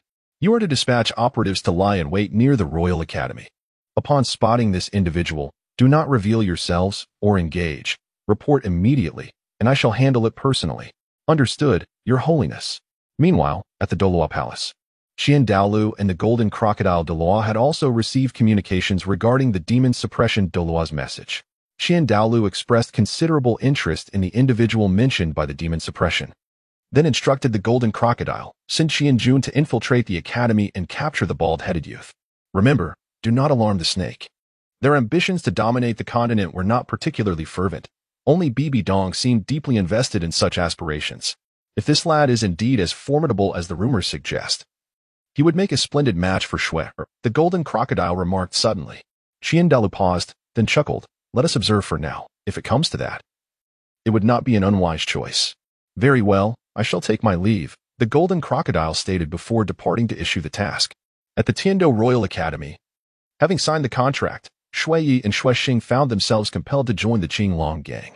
"This is the legacy cultivation method of our gang. Cultivate diligently," Long Fei proclaimed, as a beam of light emanated from his hand, entering the minds of Shui Xing and Shui Yi. The two were astonished, their expressions frozen as they absorbed the memories within their minds. What an extraordinary cultivation method! Shui Yi and Shui Xing marveled in awe. "Long Fei, by the way, as a member of the Azure Dragon Gang, I must share with you an astounding piece of news." Shui Yi and the other person looked on in confusion. Long Fei spoke in a calm tone. "Your crown prince, Shui Qinghe, has long since passed away. The current Shui Qinghe is none other than the daughter of Bibi Dong from the Spirit Hall, known as Qianren Xue." Upon hearing this revelation, Shui Xing's expression changed dramatically. Shui Yi, with his eyes closed and hand pressed against his chest, wore a grim countenance, overwhelmed by deep sorrow. As a father, he had sensed the unusual nature of Shui Qinghe long ago and had harbored suspicions. He gasped in agony, uttering not a single word. He had already lost numerous sons. Now, it seemed only Shuebing remained. His suffering was incomprehensible to anyone, and he appeared to age significantly in an instant, his face paling. Shui Xing inquired, "Elder brother, what shall we do?" Shui Yi clenched his fists, taking a long moment before responding. "What does the leader believe should be done? Let us not concern ourselves with anything else. I shall handle this matter. We are all family now. I will take you to the headquarters of the Qinglong gang, where opportunities await you." As Long Fei spoke, he reached towards the sky, and suddenly, a wormhole tore open in the fabric of the void. He stepped in first, leading the way, and the others hurriedly followed suit. In this place, a radiant golden light enveloped them. Soon, a celestial paradise unfolded before their eyes, leaving everyone in awe and astonishment. Ahead lay a vast lake surrounded by towering mountains, filled with the melodies of birds and the fragrance of blossoms. At the foot of the mountain stood an enormous edifice, emblazoned with the 3 prominent characters, Qinglong Gang. In this realm, there was harmony of mountains, waters, and skies, with an abundance of fresh oxygen. This was indeed the Dragon Realm. The Dragon Realm is an independent space bequeathed by the Dragon God, and with Long Fei's engulfment of it, he has completely seized control over this domain. He possesses the ability to instantaneously conjure the worlds he envisions. The vast expanse before him is a creation from several years past. Here, the high-ranking individuals of Guyuna reside. The Dragon Realm is directly connected to the Starry Forest. Here lies the headquarters of the Azure Dragon Gang. Due to the uniqueness of this location, I, the leader of the gang, will establish the main branch of the Azure Dragon Gang in the outside world, followed by numerous sub-branches, until we dominate the entire Dolois continent. As Long Fei spoke, the scene transformed, and everyone found themselves in a grand hall. Within, there stood a magnificent sculpture of a colossal azure dragon, vividly lifelike, exuding an overwhelming aura of draconic majesty, creating an atmosphere of solemnity. In the next moment, several individuals appeared, including Gu Yuna and her companions. Long Fei then proceeded with introductions.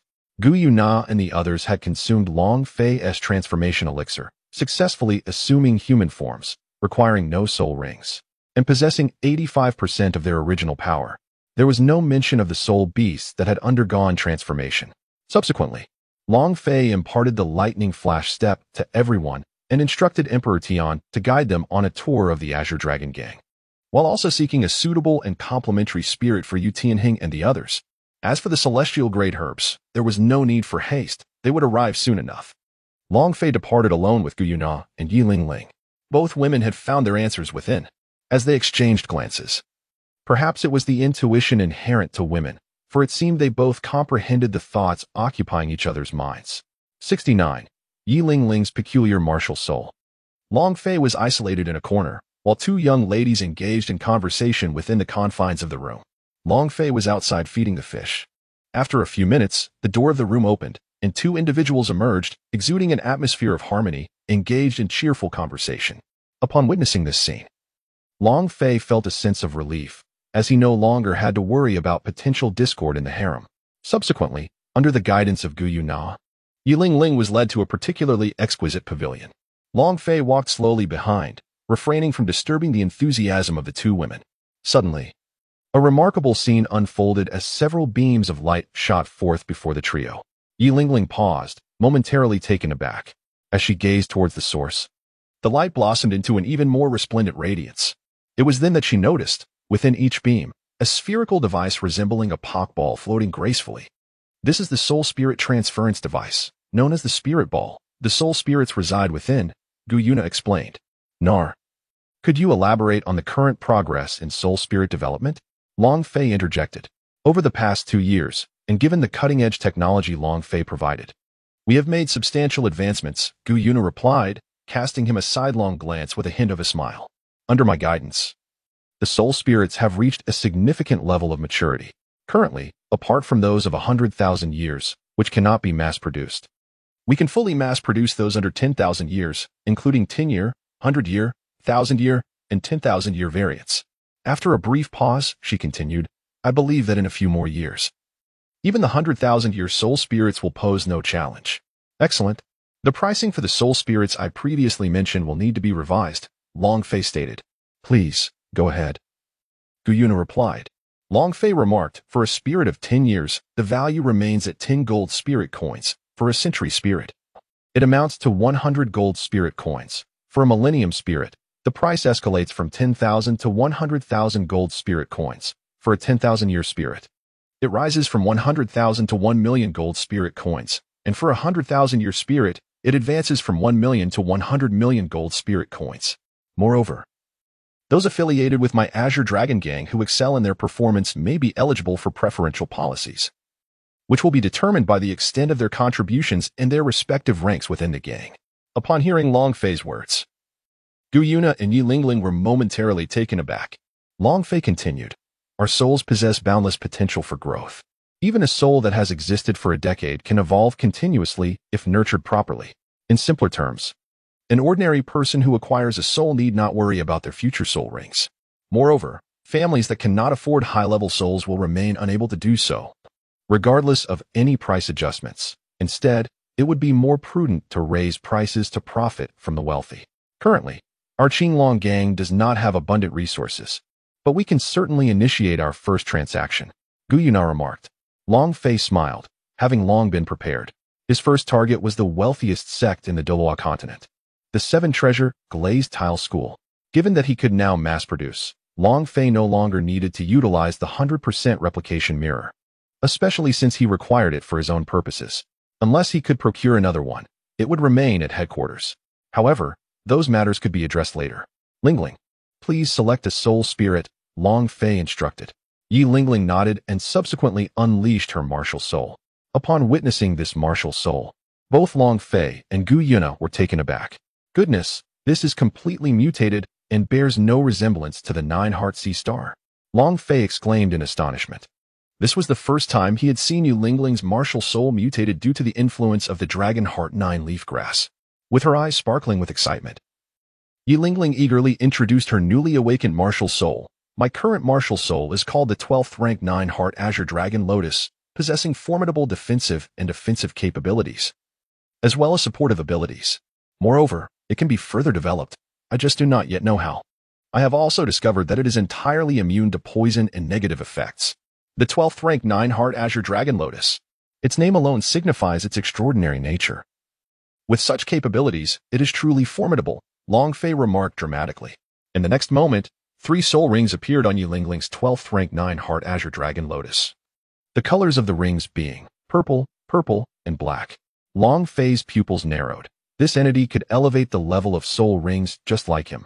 Lingling. The colors of these 3 soul rings must have changed due to the mutation of the martial soul, right? Long Fei inquired. Indeed. Yilingling nodded, recalling her own astonishment at the time. Even now, witnessing the scene before her was equally breathtaking. She was no longer merely a support soul master focused on healing. She had transformed, and the family's hidden burdens had all dissipated. This was one of the aspects that thrilled her the most. Long Fei took a deep breath, raised his hand to gently grasp Yilingling's delicate white hand, and declared, Indeed, it is befitting of my beloved, Yilingling. Our future offspring shall undoubtedly surpass our wildest dreams. The 2 women were taken aback by Long Fei's unexpected proclamation, feeling quite bashful. Yilingling's cheeks flushed a deep crimson, overwhelmed by shyness. Children, is that not a bit premature? She stammered, casting a glance at Gu Yuna. Perhaps it would be best to let Sister Gu Yu first. Upon hearing this, Gu Yuna, already feeling flustered, became even more embarrassed. Long Fei. Long Fei cleared his throat twice. Ahem, let's get to the point.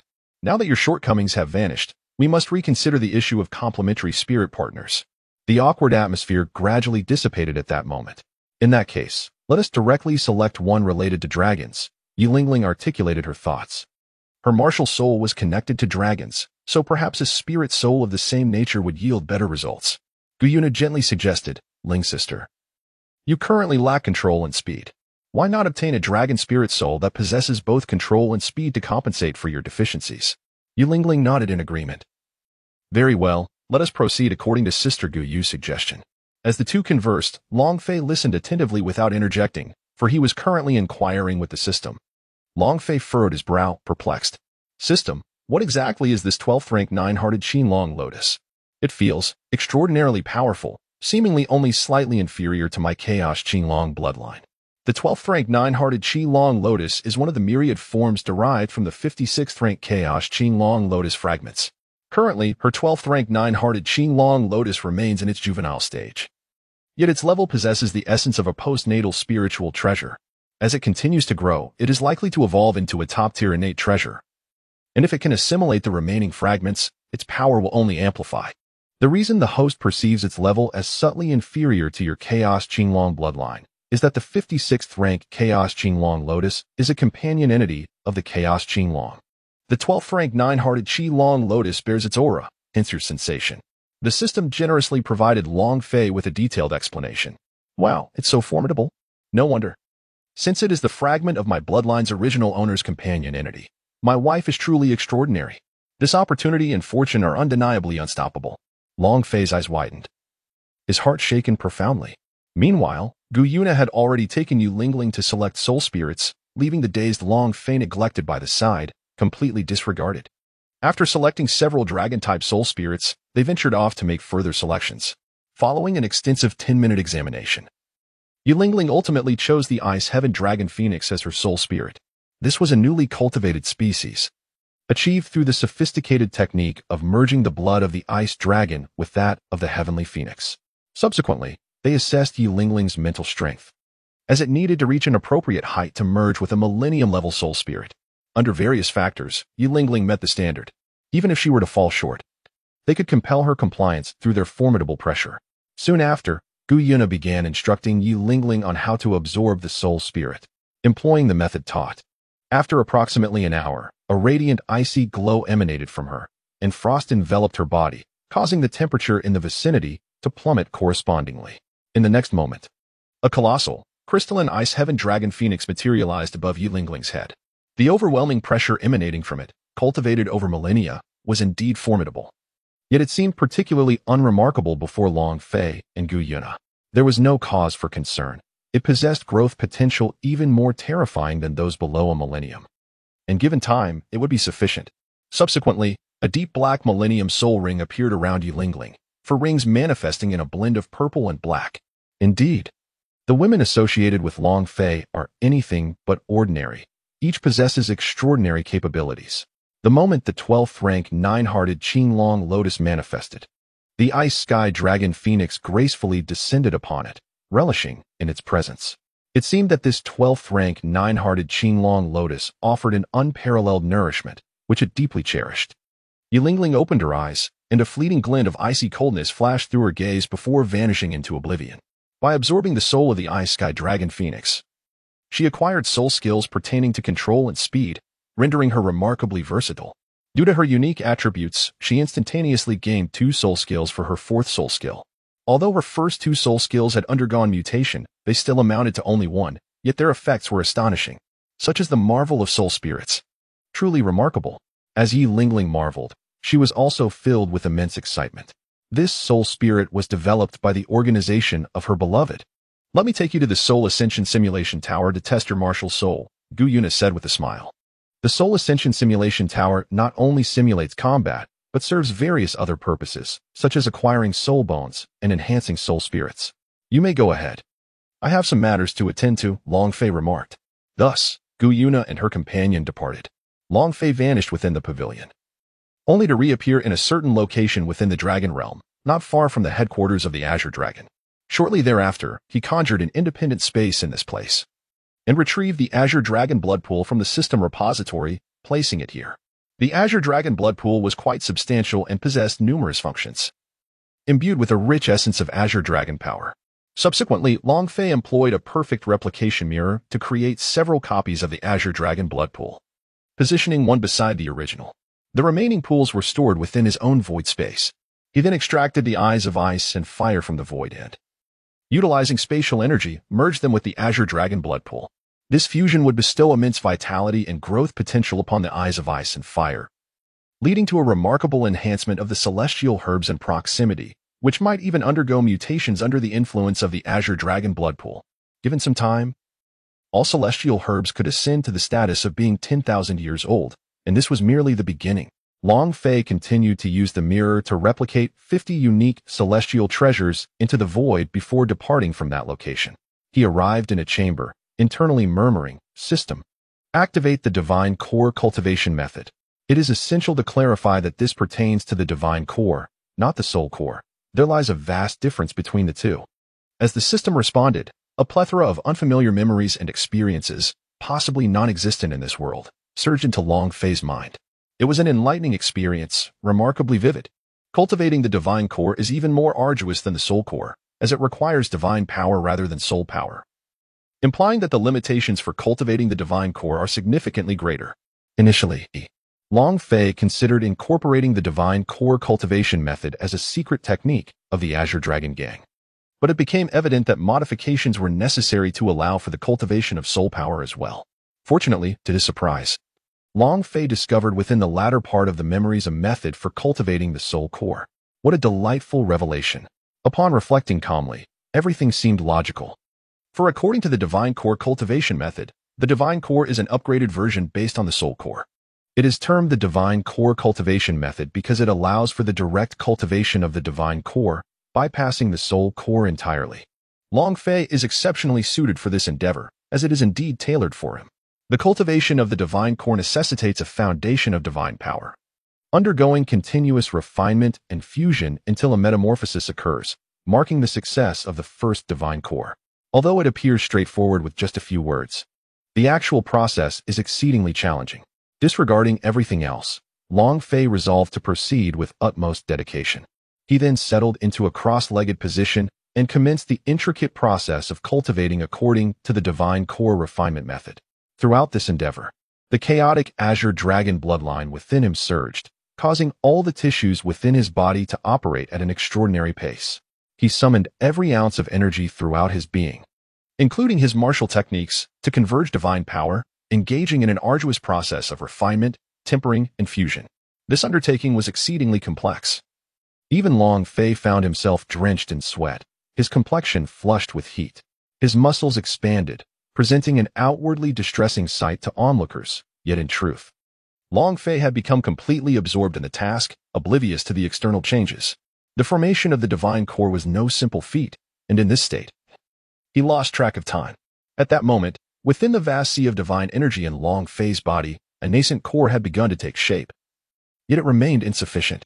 He would need to repeat the preceding actions nearly 10,000 times to properly refine this nascent core into a divine core. Now is the time. In his heart, Long Fei cried out, "System, infuse that drop of Chaos Azure Dragon's essence blood into this core." Success was achieved. The system's voice resonated within his consciousness. And in the next moment, the core within Long Fei's sea of soul power underwent a rapid transformation.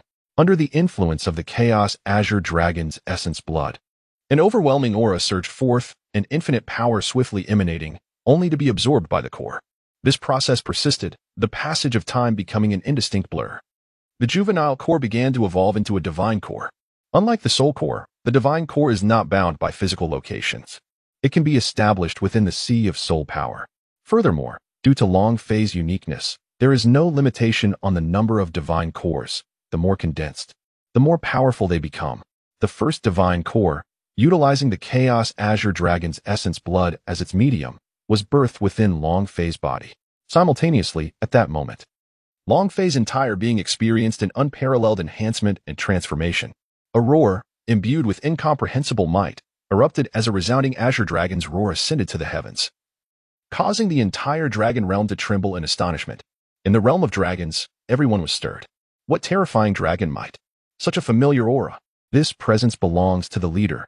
Gu Yuna and the crowd exclaimed in unison. 71. The crowd absorbed the celestial essence. Long Fei took a deep breath and opened his eyes, exuding an aura of profound sanctity. Subsequently, he meticulously developed the cultivation methods for both the Soul Core and the Divine Core, resulting in two distinct tomes. One was titled Soul Core Cultivation Method, while the other was named Divine Core Advancement Technique. With a mere thought, Long Fei's figure appeared before Gu Yuna and the others, as if he had shifted through space. "Leader, congratulations on your recent breakthrough," the crowd exclaimed. "You have all transformed into human forms now. These celestial herbs will be of great benefit to you. Take them and make use of them," Long Fei replied, observing the 10 transformed spirit beasts before him. He then conjured 10 celestial herbs from the void, each corresponding to one of them. Upon sensing the aura of these celestial treasures, they were irresistibly drawn towards them and quickly gathered them up. After they hastily secured the herbs, Long Fei inquired about matters concerning alchemy, formations, and weaponry within the Qinglong gang, and their responses filled him with satisfaction. "I now have some matters to discuss with you," Long Fei continued, presenting them with 5 tomes: the Wajidian Body Refinement Technique, the Lightning Flash Step, the Soul Core Cultivation Method, the Divine Core Advancement Technique, and the Celestial Herb Compendium. For the time being, these are the teachings of the Qinglong gang. More will be added in the future. After imparting some additional instructions, he took his leave. While the others returned to their respective tasks, Long Fei found Yu Tianheng and the others. At this moment, whether it was Dugabo or Shuiyi and Shuixing, they had all grown accustomed to the wait, as many days had passed, and they were all here specifically to await Long Fei's arrival. "These past few days have been tolerable, haven't they?" Long Fei inquired. Upon seeing Long Fei approach, everyone hurriedly greeted their leader. Yi Lingling swiftly came to Long Fei's side. Long Fei cast his gaze over Yu Tianheng and the others, all of whom had ascended to the status of Soul Masters at the 40th level. Their mental prowess was not particularly elevated, having only absorbed century-old soul spirits, yet their potential for growth was remarkably strong. Presently, their cultivation levels stood as follows: Yu Tianheng at level 42, Du Guyan at level 42, Shi Mo at level 41, Shi Mo at level 41, Yu Feng at level 41, and AOC Luo at level 41. Meanwhile, the 7th member, Yi Lingling, having absorbed a millennium-old soul spirit, had attained the impressive level of 44, thereby surpassing them all in an instant. Yu Ming also elevated his rank to 45. After absorbing a celestial-grade spirit, it was anticipated that he would soon break through the 50 level, becoming a soul king upon absorbing his first soul spirit. In the past few days, the group had continuously honed their teamwork and had come to understand the terrifying capabilities of Yi Lingling's mutated martial soul. The effects of the celestial herb remained potent within her body, and coupled with the advantages of her martial soul, her training became as effortless as play. Subsequently, Yu Ming, Qin Ming, Dugabo, Shuixing, Shuiyi, and Ming Shenji all experienced advancements. Though only by a single level, their joy was immeasurable. Long Fei declared, "Next, I shall surprise you." The title of Dolua, which I promised you all before, will be bestowed upon you today. Upon hearing this, the trio of Dream Divine Machine displayed an overwhelming excitement. Yes, leader. Subsequently, Long Fei produced 15 celestial-grade herbs, as if money were of no concern, and presented them before the group. Each was meticulously selected for them, perfectly suited to their needs. The onlookers gazed at the celestial herbs with reverence, cradling them as treasures in their hands. Yi Lingling, filled with curiosity, inquired, Fei, have I not already consumed a great deal? Why are you giving me more? The others looked on with intrigue. Your martial soul has undergone a remarkable mutation, allowing you to absorb another one to observe the effects. This particular herb, named Water Fairy Jade Skinbone, is exceptionally suitable for you. As for its efficacy, you shall discover it once you partake of it. After Long Fei spoke to Yi Lingling, he addressed the crowd. As for the method of consumption, simply take a petal or the core of the flower. Place it in your mouth and swallow it while meditating to absorb its essence. The remaining parts can be preserved. Long Fei had just immersed these celestial herbs in the azure dragon blood pool from the void, even after leaving the Eye of Ice and Fire. They would not wither and could be kept for an extended period. The crowd obediently began the absorption process. Utilizing this time, Long Fei arranged the azure dragon blood pool. The pool was substantial, and he employed spatial power to divide it into two sections, with an opaque array separating the two. This was primarily for one section to be used by females and the other by males. Once they finished absorbing the celestial herbs, Long Fei would allow them to immerse themselves further for cultivation. This way, all would undergo a profound transformation, and when they next encountered the likes of Shrek, they would dominate effortlessly. Characters like Tang San and Dai Mubai would pale in comparison. While they had Tang San as an exceptional asset, Yu Tianhing possessed Long Fei, an extraordinary boon beyond measure, rendering them exceptionally fortunate in this fanfiction realm. As they absorbed the essence, Long Fei directly transmitted the soul core cultivation method into the minds of the group. He then utilized his consciousness to guide Qin Ming, Ming Shenji, Bai Bashan, Jilin, Shui Yi, and Dugu Bo in the process of refinement. All these individuals had reached a level capable of refining. Qin Ming and Shui Yi were both at the 66th level of soul power. Upon absorbing the celestial herbs, they could ascend to Soul Saint, which would enable them to begin refining their first soul core.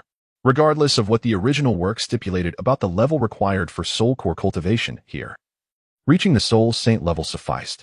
In the original narrative, a person could possess only 3 soul cores. Yet, under Long Fei's method, an individual could have 4.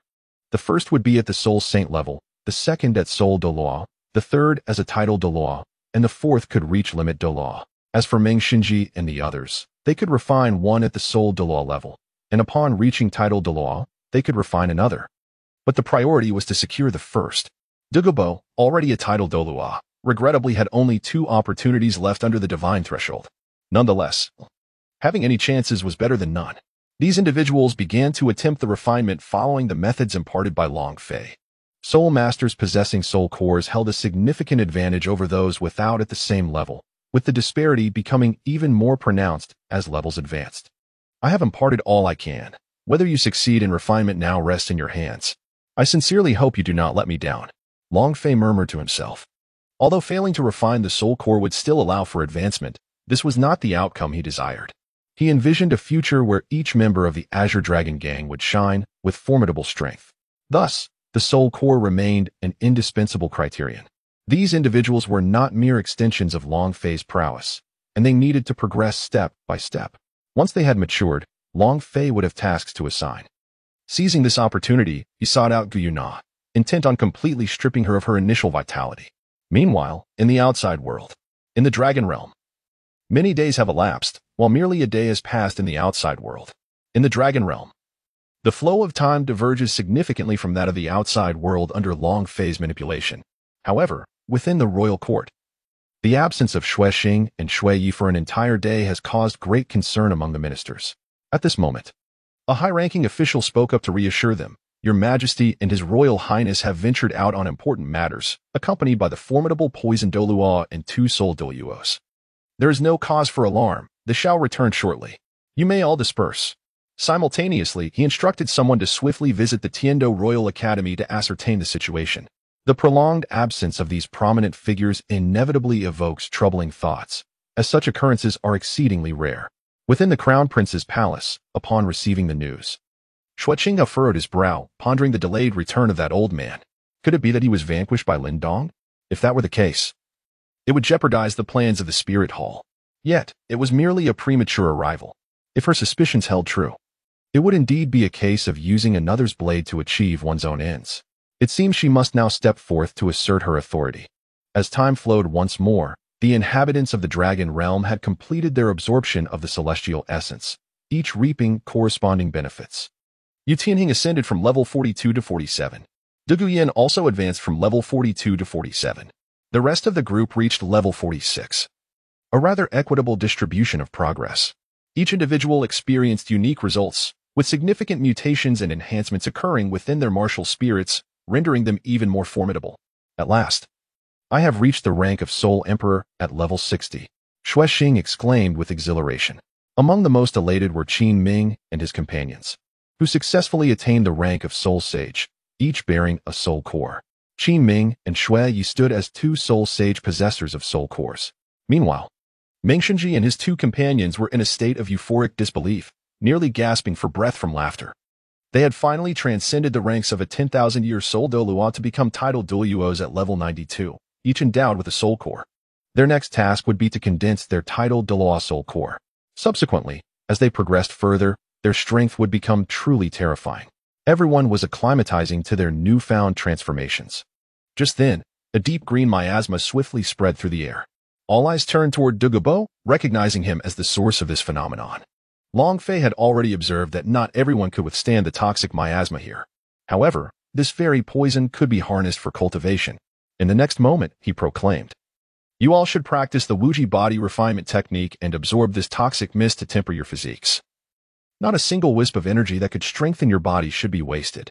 Listening to Long Fei's words, the crowd swiftly complied, absorbing the poisonous mist emanating from Du Gubo and settling down to execute the Wuji body refinement technique. Although the process was somewhat painful due to the toxicity, Yi Lingling found it utterly ineffective, as the potency of the miasma was nullified by her 12th rank 9 Heart Azure Dragon Lotus, even without her conscious invocation. Whenever her martial soul sensed any toxic threats, the 12th rank 9 Heart Azure Dragon Lotus would automatically manifest to protect its master. Thus, she had to resort to alternative methods for her own cultivation of the Wuji body refinement technique. "Do not worry, I will devise a special plan for you," Long Fei said, approaching Yi Lingling and placing a hand gently on her shoulder. "All right." Yi Lingling nodded obediently. Minutes passed, and the ferocious toxic mist radiating from Du Gubo was soon fully absorbed by the crowd. Upon opening their eyes, they exhibited expressions of greed and pleasure. How delightful! This miasma is incredibly soothing. Qin Ming and others could not help but exclaim, their complexions glowing with vigor. If Du Gubo were to witness this, he would surely be enraged to the point of fury. Ha ha ha. At last, I have broken through. At that moment, Du Gubo suddenly opened his eyes wide, soaring into the air as a jubilant laughter echoed around. 96th level. 96th level. I have finally become a super Dolua. Haha. Du Gubo was overwhelmed with joy, happiness, excitement, and elation. Within him, a green soul core was pulsating with energy. His eyes glistened with tears, nearly spilling over. A super Dolua with a soul core is an extraordinarily formidable being, at least in this era. He could almost contend with a 98th level super Dolua and exchange blows with a 99th level ultimate Dolua. "Grandfather, this is wonderful," Du Guyan exclaimed, her heart brimming with joy at her grandfather's newfound strength. Everyone present had their own gains, their spirits soaring with elation. Du Gubo hurriedly descended from the sky to Long Fei's side, expressing his heartfelt gratitude. "Leader, thank you, truly thank you. I hardly know how to repay you." In the next moment, he embraced Long Fei with palpable excitement. Long Fei fell with a smile on his face, offering no resistance. The strength of his followers was a boon for him. Du Gubo was equally accommodating, releasing his embrace after a brief moment. Long Fei gazed at the assembly before him and addressed Yu Tianhing and the others, saying, "As for the upcoming elite tournament, I shall refrain from participating. My prowess would merely result in a one-sided slaughter, which holds no appeal. Among the 8 of you, Yu Ming possesses the highest rank, as your strongest trump card. You are all well aware of his capabilities after these past few days of mutual understanding. I need not elaborate further. Yu Ming, shortly, you shall accompany me to claim your spirit. Additionally, Qin Ming and Shui Yi, you shall advance alongside him, with the aid of the celestial great herbs. Yuming has successfully ascended from a level 45 Spirit Master to a level 50 Spirit King. Yes, leader, we shall not disappoint you. This time, we are determined to vanquish the Wuhuan battle team. Yu Tianheng's expression turned solemn as he spoke first, clenching his fist, with deep purple lightning surging fiercely around him. The remaining team members also expressed their resolve. With 6 months remaining until the Elite Master Tournament, during this period, you shall cultivate here. Have you seen that blood pool? It is the Azure Dragon blood pool. The left side is designated for females, and the right side for males. I have set up a formation to isolate it. And from now on, you shall immerse yourselves for training. If fortune smiles upon you, 6 months will suffice for you to ascend to level 50 Spirit King. Long Fei spoke, suddenly pointing at the separated Azure Dragon blood pool beside him. Indeed, after issuing orders to these few individuals, Long Fei then proceeded to instruct Xue Xing and Xue Yi. Long Fei's expression was grave. Your task is quite simple. After the conclusion of the Soul Master competition, I require you to abolish the royal aristocracy under the current identity of the empire. This mandate must be implemented across all kingdoms subordinate to the Heavendo Empire. Prepare yourselves. I will handle the subsequent matters. Those who dissent shall be executed without mercy. After a brief pause, he continued, furthermore, the Heavendo Empire shall henceforth be known as the Heavendo Province, and none of the remaining kingdoms shall retain the term kingdom in their names. All must be renamed after cities. As for the existing provinces, they shall be redesignated as towns or counties. Do you comprehend? At that time, Digubo will accompany you. So you need not worry about safety. Pursue your tasks with abandon, for the Qilong Gang is your most formidable support. As Long Fei's words echoed throughout the room, all present were left in astonished silence, their expressions a mixture of shock and disbelief. Yet, not a single soul dared to voice their thoughts. Leader, such proclamations would alter the very fabric of the Heavendo Empire and the entire continent. It is exceedingly abrupt. Xue Yi and Xue Xing inhaled deeply, internally grappling with their reluctance to proceed. This would undoubtedly provide the Spirit Hall and the Star Luo Empire with an unparalleled opportunity to eradicate our Heavendo. Leader, please reconsider. Their voices trembled with apprehension. Long Fei narrowed his eyes, a glint of cold light flickering within. I understand your concerns. Yet I must impart to you that this reform is imperative and must be enacted. It is not merely you who must comply. The Spirit Hall, the Star Luo Empire, and the seas, our Azure Dragon Gang must also be unified. No one can thwart my resolve, the rise of the Azure Dragon Gang, and the determination to unify both the continent and the seas. Not even the divine realm can impede us. Long Fei's final words resonated with unwavering conviction, rendering any attempts at persuasion futile. An overwhelming and formidable aura emanated from him, repelling all present. We understand. Leader, we shall follow your directives. Xue Yi and Xue Xing, gripped by fear, broke into a cold sweat, hesitant to voice any dissent. If the leader could act with such resolve, what fear could Du Gubo harbor? I shall stand with the leader. With Du Gubo's declaration, consensus enveloped the gathering. The day was on the cusp of transformation. A new century was imminent. Soon, an unfamiliar and fearsome name would emerge across the entire continent. Once all orders were issued, Long Fei accompanied a few newly advanced individuals to receive their soul spirits. And subsequently, he led those who were to depart from the Dragon Realm. The group materialized in the Grand Hall of the church, whereupon a formation enveloped them as they exited the Dragon Realm. Gradually, they shed their elation, returning to a state of normalcy. Now, all had ascended in rank. After receiving their soul spirits, their levels had significantly progressed. Apart from the trio of Ming Shenji, Xue Xing, Xue Yi, and Du Gubo, these 6 were brought forth, while the remaining individuals remained in the Dragon Realm to cultivate. Long Fei issued a few more instructions, and then the assembly dispersed. Master, it seems there are intruders in the academy. Before the formation could be activated, the 4 titled Doluos, who had absorbed the celestial-grade medicinal herbs, immediately sensed the presence of someone lurking within the academy. A deep green poison gas emanated from Du Gubo's hand, and his eyes flickered coldly as he remarked, "Those who sneak around are surely up to no good." With a smile gracing his lips, Long Fei appeared to have everything under his control. "Those are the people from the Spirit Hall. You need not concern yourselves with them. Leave it to me. Now, focus on the tasks I have assigned to you." Xue Xing and Zunite furrowed their brows, their expressions darkening. It was utterly audacious for the Spirit Hall to meddle within the confines of the Tiando Royal Academy. Nonetheless, As members of the Qin Long gang, they chose to adhere to Long Fei's directives, recognizing that it would be unwise to provoke further complications or stir up unnecessary trouble. They resolved to act as though nothing had transpired. As Long Fei clenched his fist, the formation dissipated, prompting the crowd to disperse. Simultaneously, hidden in the shadows of the academy, the formidable Qianjun Dao also witnessed this sudden occurrence, his brow furrowing in confusion. He recalled that he had previously visited the church and found it utterly deserted. How could it possibly become populated out of thin air? Just as he contemplated reporting the anomaly, his gaze fell upon a significant figure emerging from the church. This individual was bald and tall, perfectly matching the intelligence he had received. Qianjun Doluo muttered coldly to himself, "Is he Lin Dong? Humph. Regardless of who you are or the nature of your connections, I shall uncover the truth once you are captured." Observing Long Fei departing alone towards the dormitory, he noted that the timing and location were fortuitously devoid of onlookers. A wave of exhilaration surged through Qianjun Doluo as he thought, "This lad has unwittingly provided me with an extraordinary opportunity." Without delay, he set his plan into motion.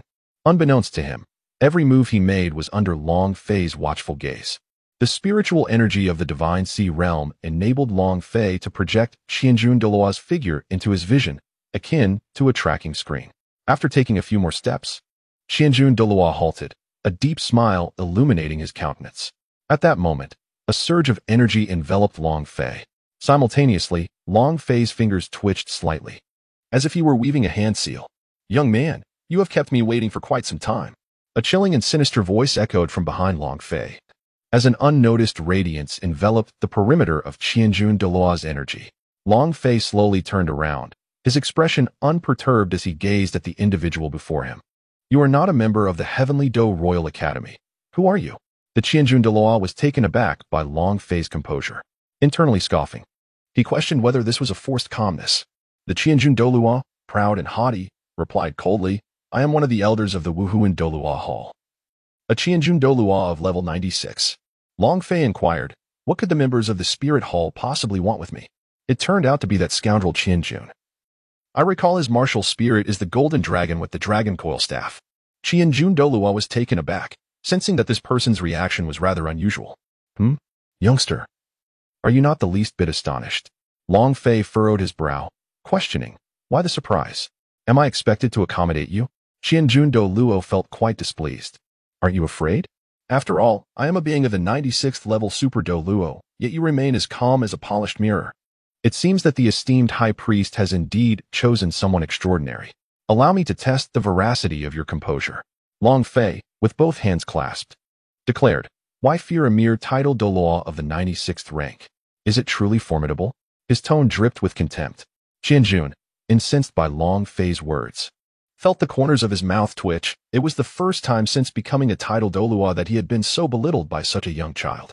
Infuriating, his eyes burned crimson with rage, and in a chilling voice laced with fury, he retorted, "Such a sharp-tongued little brat. A title Doluo must not be insulted. Allow me to demonstrate the terror of a title Doluo."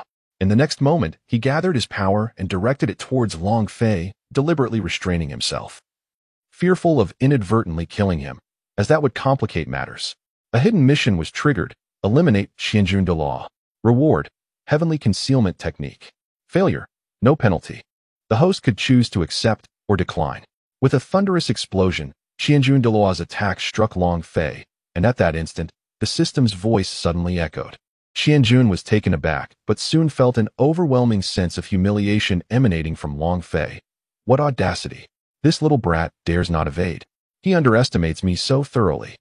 How infuriating! His expression morphed into one of wrath. In the following moment, Long Fei emerged unscathed from the blast, gazing intently at Qianjun. He then spoke nonchalantly, "Just now, I was contemplating whether to recruit you into my Azure Dragon gang. However, your luck has run out. A system mission has arrived, and the reward is rather enticing. So I am determined to end you." Qianjun's pupils constricted. This person was unscathed, which hinted at perilous strength. No wonder he was so arrogant. Then, in a fit of rage, he laughed derisively. "Kill me? Just based on your capabilities? Such grandiose claims. Allow me to experience your prowess firsthand." With that, his murderous intent surged forth, and he wielded his dragon coiling staff, launching it directly at Long Fei. Long Fei let out a cold snort, an overwhelming aura emanating from his being. Qianjun's expression shifted dramatically. What was this aura? Why could he not sense the soul power within him? He had no soul power. Moreover, his martial soul was actually suppressed. In an instant, the dragon god domain enveloped the surroundings in a golden haze, the might of the dragon surging forth. And the ethereal figure of the dragon god emerged, sending Qianjun hurtling backward. What is happening? What is this? Qianjun, the Dolua, found it hard to believe. His eyes revealing a tinge of fear. The dragon god's obliteration followed. Before long, Fei, a colossal and resplendent golden halo appeared, his form drawing back as he clenched his fist. A terrifying vortex of energy tore through the fabric of space, unleashing an unimaginable force as he delivered a single, devastating punch. A thunderous roar erupted, space fracturing with a deafening crack.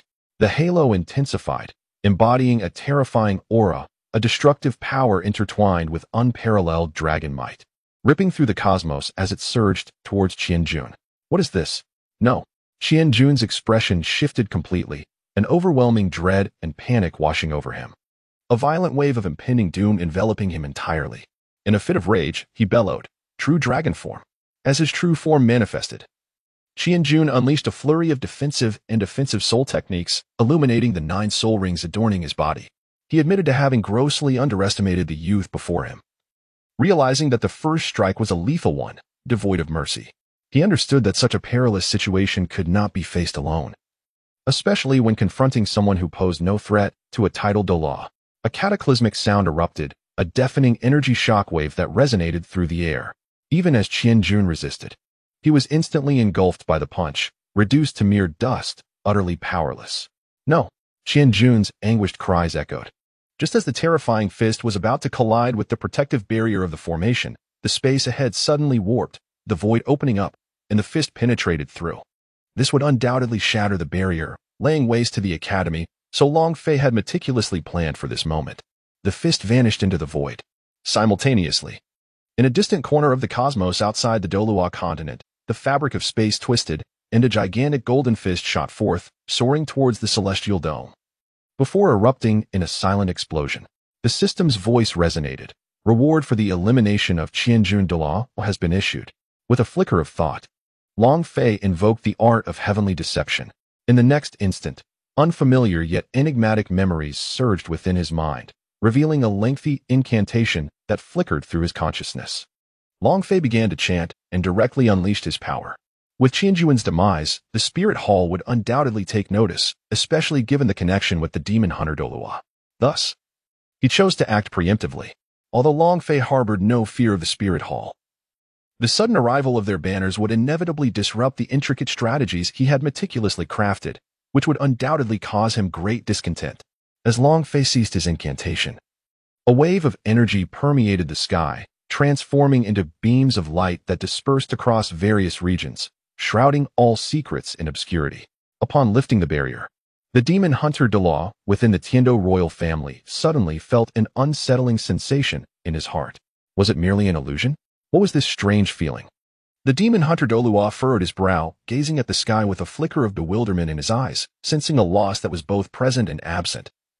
Perhaps it was truly just a figment of his imagination. Having trained alongside Qianjun since childhood, they shared a profound mental connection. Nevertheless, he dismissed it as mere illusion. Seizing the opportunity, Long Fei departed from the Tiando Royal Academy, making his way directly to the Long family. It had been a long time since he last returned to his hometown, and he felt an overwhelming sense of nostalgia for it. The primordial giant forest awaited him. Long Fei returned to this familiar place, swiftly following a route known only to the members of the Long family.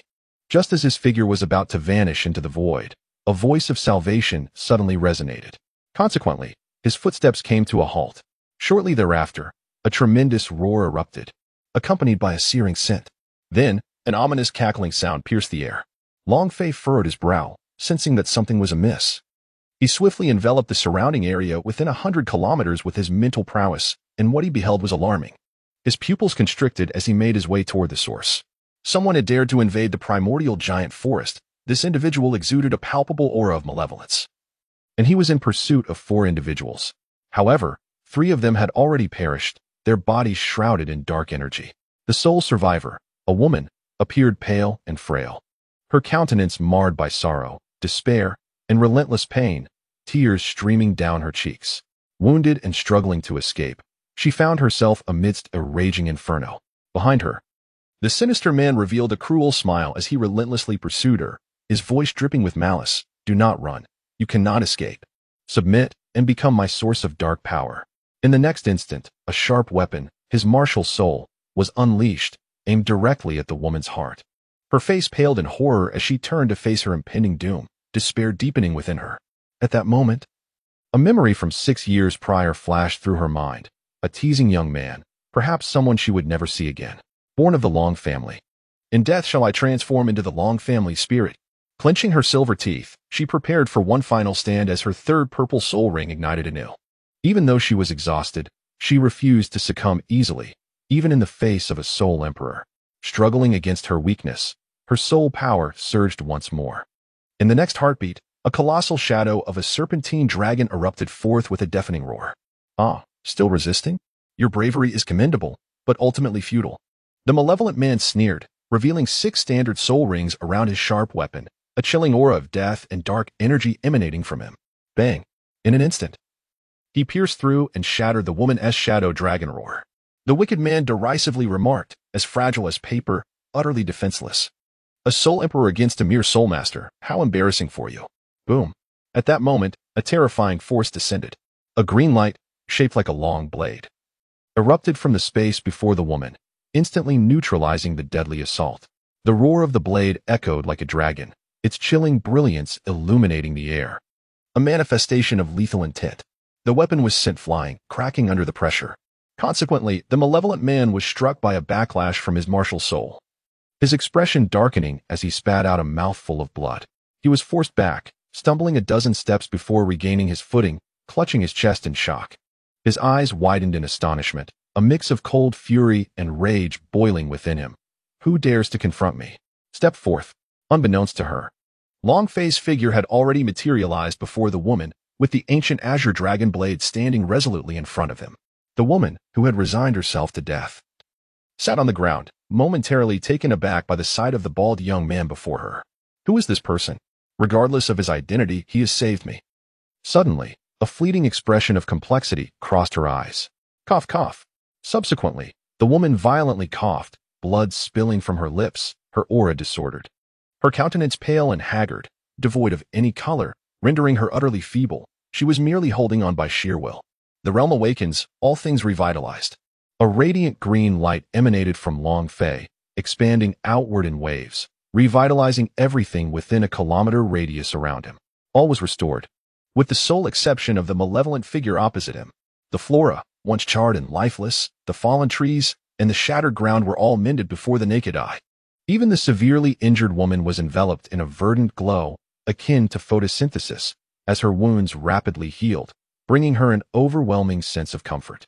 The lifeless bodies of the 3 deceased began to mend, their severed limbs and missing parts reassembling, as the once dormant forms gradually regained their vital essence. This realm was nothing short of miraculous, terrifyingly extraordinary, a divine technique among divine techniques. The woman and the man simultaneously displayed expressions of disbelief, shock, and awe, rendered momentarily speechless. What is your name, woman? Long Fei's voice resonated, deep and magnetic. I am Long. Tinger, came the woman's timid response. Upon hearing those 3 syllables, Long Fei's pupils constricted, his gaze turning icy as he faced the malevolent man, his murderous intent palpable, laced with fury. Today, even the heavens themselves cannot prevent me from tearing you limb from limb. How dare you lay a hand on my betrothed? With a swift motion, he vanished from sight, moving with lightning speed to appear before the sinister man, launching a powerful punch aimed at his chest. The evil figure's expression shifted dramatically. He scrambled to defend himself, but was too late. Long Fei was impossibly fast. Bang! Splurt! Ah! Long Fei's fist pierced through the chest of the sinister man, causing a gruesome explosion of flesh and blood, with bones and entrails bursting forth. The shrill scream, reminiscent of a slaughtered pig, gradually diminished from a deafening roar to a mere whisper, until silence enveloped the scene. The man was not yet dead, cold sweat poured from him, and his eyes reflected an infinite abyss of terror. You, the man's voice trembled with fear. Long Fei paid him no heed. Instead, he swiftly withdrew his hand and delivered a powerful kick to the man's younger brother. The blow was excruciatingly painful, sending the unfortunate soul flying, teetering on the brink of death. In that critical moment, Long Fei employed the domain of universal rejuvenation to rapidly mend the injuries sustained by the man. He then seized his foot, relentlessly pounding him with unrestrained fury. "Ah, help! Boom! Spare me!" The cries echoed amidst the chaos. Gazing upon the scene, Long Tinga was rendered speechless, her astonishment palpable. Here was a Soul Emperor, utterly powerless against the youth before her, reduced to the status of an insignificant insect. The Soul Emperor's visage was one of sheer misery, a sight so harrowing it sent chills down one's spine. In that moment, for reasons unbeknownst to her, Long Tinga felt a flicker of sympathy for the beleaguered Soul Emperor. Each time he neared death, his injuries would miraculously heal. How many times had this cycle repeated? Yet, Long Fei showed no signs of relenting in his brutal onslaught against the Soul Emperor. His fists moved with such speed they created countless afterimages, each imbued with a tangible, terrifying force that shattered the surrounding stones as if they were mere trifles. The Soul Emperor's flesh erupted with gaping wounds, blood and bone painting a gruesome tableau. Yet, astonishingly, those injuries healed with alarming rapidity. "Just kill me," the Soul Emperor wailed in despair, wishing only for release from this torment. The ferocity of the youth before him was beyond comprehension. "She is my woman. You should not have laid your hands upon her." Long Fei's countenance was one of icy wrath, his words dripping with an aura of inexorable menace. With a swift uppercut, he sent the Soul Emperor soaring into the air, then gripped the ancient Qinglong dagger, executing a rapid, lethal strike. A barrage of piercing azure light surged forth like a tempest, and in the next instant, amidst the Soul Emperor's agonized screams of terror and hopelessness, he was utterly penetrated. This time, Long Fei chose not to employ his domain. At last, the Soul Emperor, who had endured countless torments, succumbed to eternal silence. Countless fragments fell, and blood splattered in all directions. Long Fei's cold, piercing gaze fell upon this scene. In the next moment, flames erupted from the shattered fragments, swiftly incinerating them into nothingness. "This is the fate that awaits those who dare to touch my woman." Long Fei turned around, his demeanor restored to normal, and then he walked towards Long Tinga. "Who on earth are you?" Long Tinga gazed at the young man before her, her cheeks involuntarily flushing red as she recalled the words spoken by Long Fei moments earlier. Long Fei gazed at the enchanting Long Tinga before him, secretly nodding in acknowledgement. After 6 years apart, she had indeed blossomed into a striking beauty, her figure remarkably slender, and her countenance exuded a translucent allure that stirred a primal urge within him. Her flowing hair framed her exquisite face and features, enhancing her loveliness. Particularly captivating was her tattered attire, which only served to accentuate her enchanting grace. In that fleeting moment, the dragon blood coursing through Long Fei's veins surged, igniting an overwhelming desire to embrace Long Tinga fiercely. Long Fei quickly shook his head, sighing inwardly, "Damn it. The nature of the dragon is manifesting within me." As his strength grew, more of his bloodline was awakened, intensifying the innate dragon instincts within him. He genuinely feared that one day he might lose control, causing those beautiful women to become his consorts. Fortunately, before venturing into the dragon realm, he had shared a meal with Guyu Na. Otherwise, he would have unhesitatingly rushed towards Long Tinga, followed by a series of impulsive actions. "Long Tinga, it has been a long time. My name is Long Fei. I wonder if you still remember me?" Long Fei smiled at her and moved closer. Long Tinga was taken aback. Deep within her heart, she seemed to have grasped a hint of an answer, yet she dared not fully believe it. It was hard to fathom that a little rascal from 6 years ago had grown to such a formidable extent. "Are you really Long Fei? That little brat?" Long Tinga inquired, her flushed cheeks reflecting her disbelief and astonishment. "Don't call me a little brat," Long Fei replied with a hint of irritation. "You should remember what I said 6 years ago. Now I have come to fulfill my promise."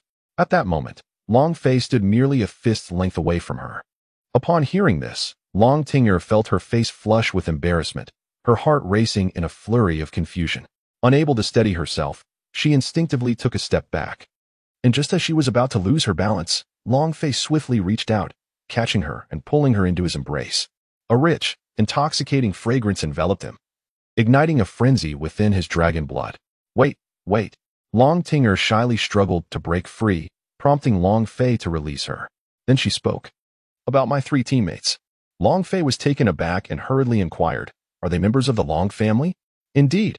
Upon hearing Long Tinga's words, Long Fei's eyes flashed with fury. "You wicked soul master, since you dare to slay my kin, I shall undoubtedly eradicate your lair. After a moment, Long Fei sighed and gestured, causing a wave of spatial energy to surge forth, revealing 3 bodies lying before them, 1 male and 2 female. Witnessing this scene, Long Tinga was astounded. How is this possible? They were clearly slain. How can their bodies be restored like this? And they still breathe? Does this mean they are alive? Her excitement was palpable. However, Long Fei, upon observing this spectacle, felt little joy. Instead, he furrowed his brow and solemnly replied, Tinger, this is merely the effect of my domain. It can revive all things. However, while they may have returned to a semblance of life, what remains is merely their physical form. Their souls, alas, have departed from their bodies. One could regard them as living corpses, essentially, akin to vegetative states. Upon hearing this, Long Tinger instantly lost the excitement she previously felt, sinking into a state of despondency. Gritting her teeth, she pondered, what should I do? Can you assist in retrieving their souls? After all, they are members of the Long family. The system, in principle, indicated that my mental strength now possessed the prowess of the Divine Sea realm. Why, then, was I unable to locate the souls of these 3 individuals? At that moment, Long Fei was tirelessly scanning the vast forest with his mental energy, a look of confusion etched upon his face as he questioned within himself. The system's voice resonated. The souls of these 3 individuals, upon their demise, were absorbed by the wicked Soul Master's weapon, transforming into power within his being. Since you, the host, have rendered that individual into nothingness, the souls of the 3 have ceased to exist in this world. To put it simply, they have been utterly dispersed, reduced to ashes. The rules of this realm are also interfering with the matter. Long Fei inquired, do they still have hope for awakening? For instance, could a new soul be created for them? Or perhaps, as depicted in those fantastical novels of immortal heroes, nurturing a soul until it revives. System, indeed, this is possible, but it requires the host to ascend to divinity and to transcend the rules of this dimension. In simpler terms, host, you must become the sovereign of the entire Dolua dimension. Sovereign of the dimension. Very well, I believe that day shall come swiftly. Long Fei clenched his fists, his gaze resolute. The dimension also encompasses the divine realm. Once the divine consciousness returns, a hint of regret flickered in Long Fei's eyes as he shook his head and sighed. At present, I lack the ability to effect change. I am powerless. However, the future may hold different possibilities. Do not worry. The descendants of the Long family shall not perish unjustly. Born as a member of the Long family, they shall die with the spirit of the Long clan. Rest assured, it will soon come to fruition. Long Tinger displayed a visage of anguish, yet soon transformed it into a smile, saying, I merely indulged in a fleeting fantasy. It is already remarkable for a departed soul to possess such vibrant vitality in its corporeal form. Let us return these 3 to the Long family and present them to their parents. Come, let us head home to the Long residence. Long Fei gently patted Long Tinger's head and then led them onward towards the Long family abode. As Long Fei gazed upon this place he had not returned to for many years, he felt a profound sense of returning to his homeland. The Long family, hidden away in the depths of the mountains and forests, exists in splendid isolation. Yet, there are a few family members who wander beyond its confines. Though they are few in number, presently, the Long family comprises merely 500 individuals. While this may appear to be a small figure, in reality, it represents a remarkably formidable presence. Long Fei, accompanied by Long Tinger, returned the bodies of the 3 individuals to their grieving parents. Unsurprisingly, the parents were engulfed in profound sorrow, leaving Long Fei at a loss for words. He and Long Tinger exchanged solemn glances before departing. This tragic news swiftly reached the patriarch of the Long family, Long Fei's grandfather, along with several esteemed elders. Upon hearing the distressing tidings, they were filled with righteous fury, united in their outrage at the audacity of those who dared to plot against the Long family. Long Fei and Long Tinger parted ways for a moment, returning home alone.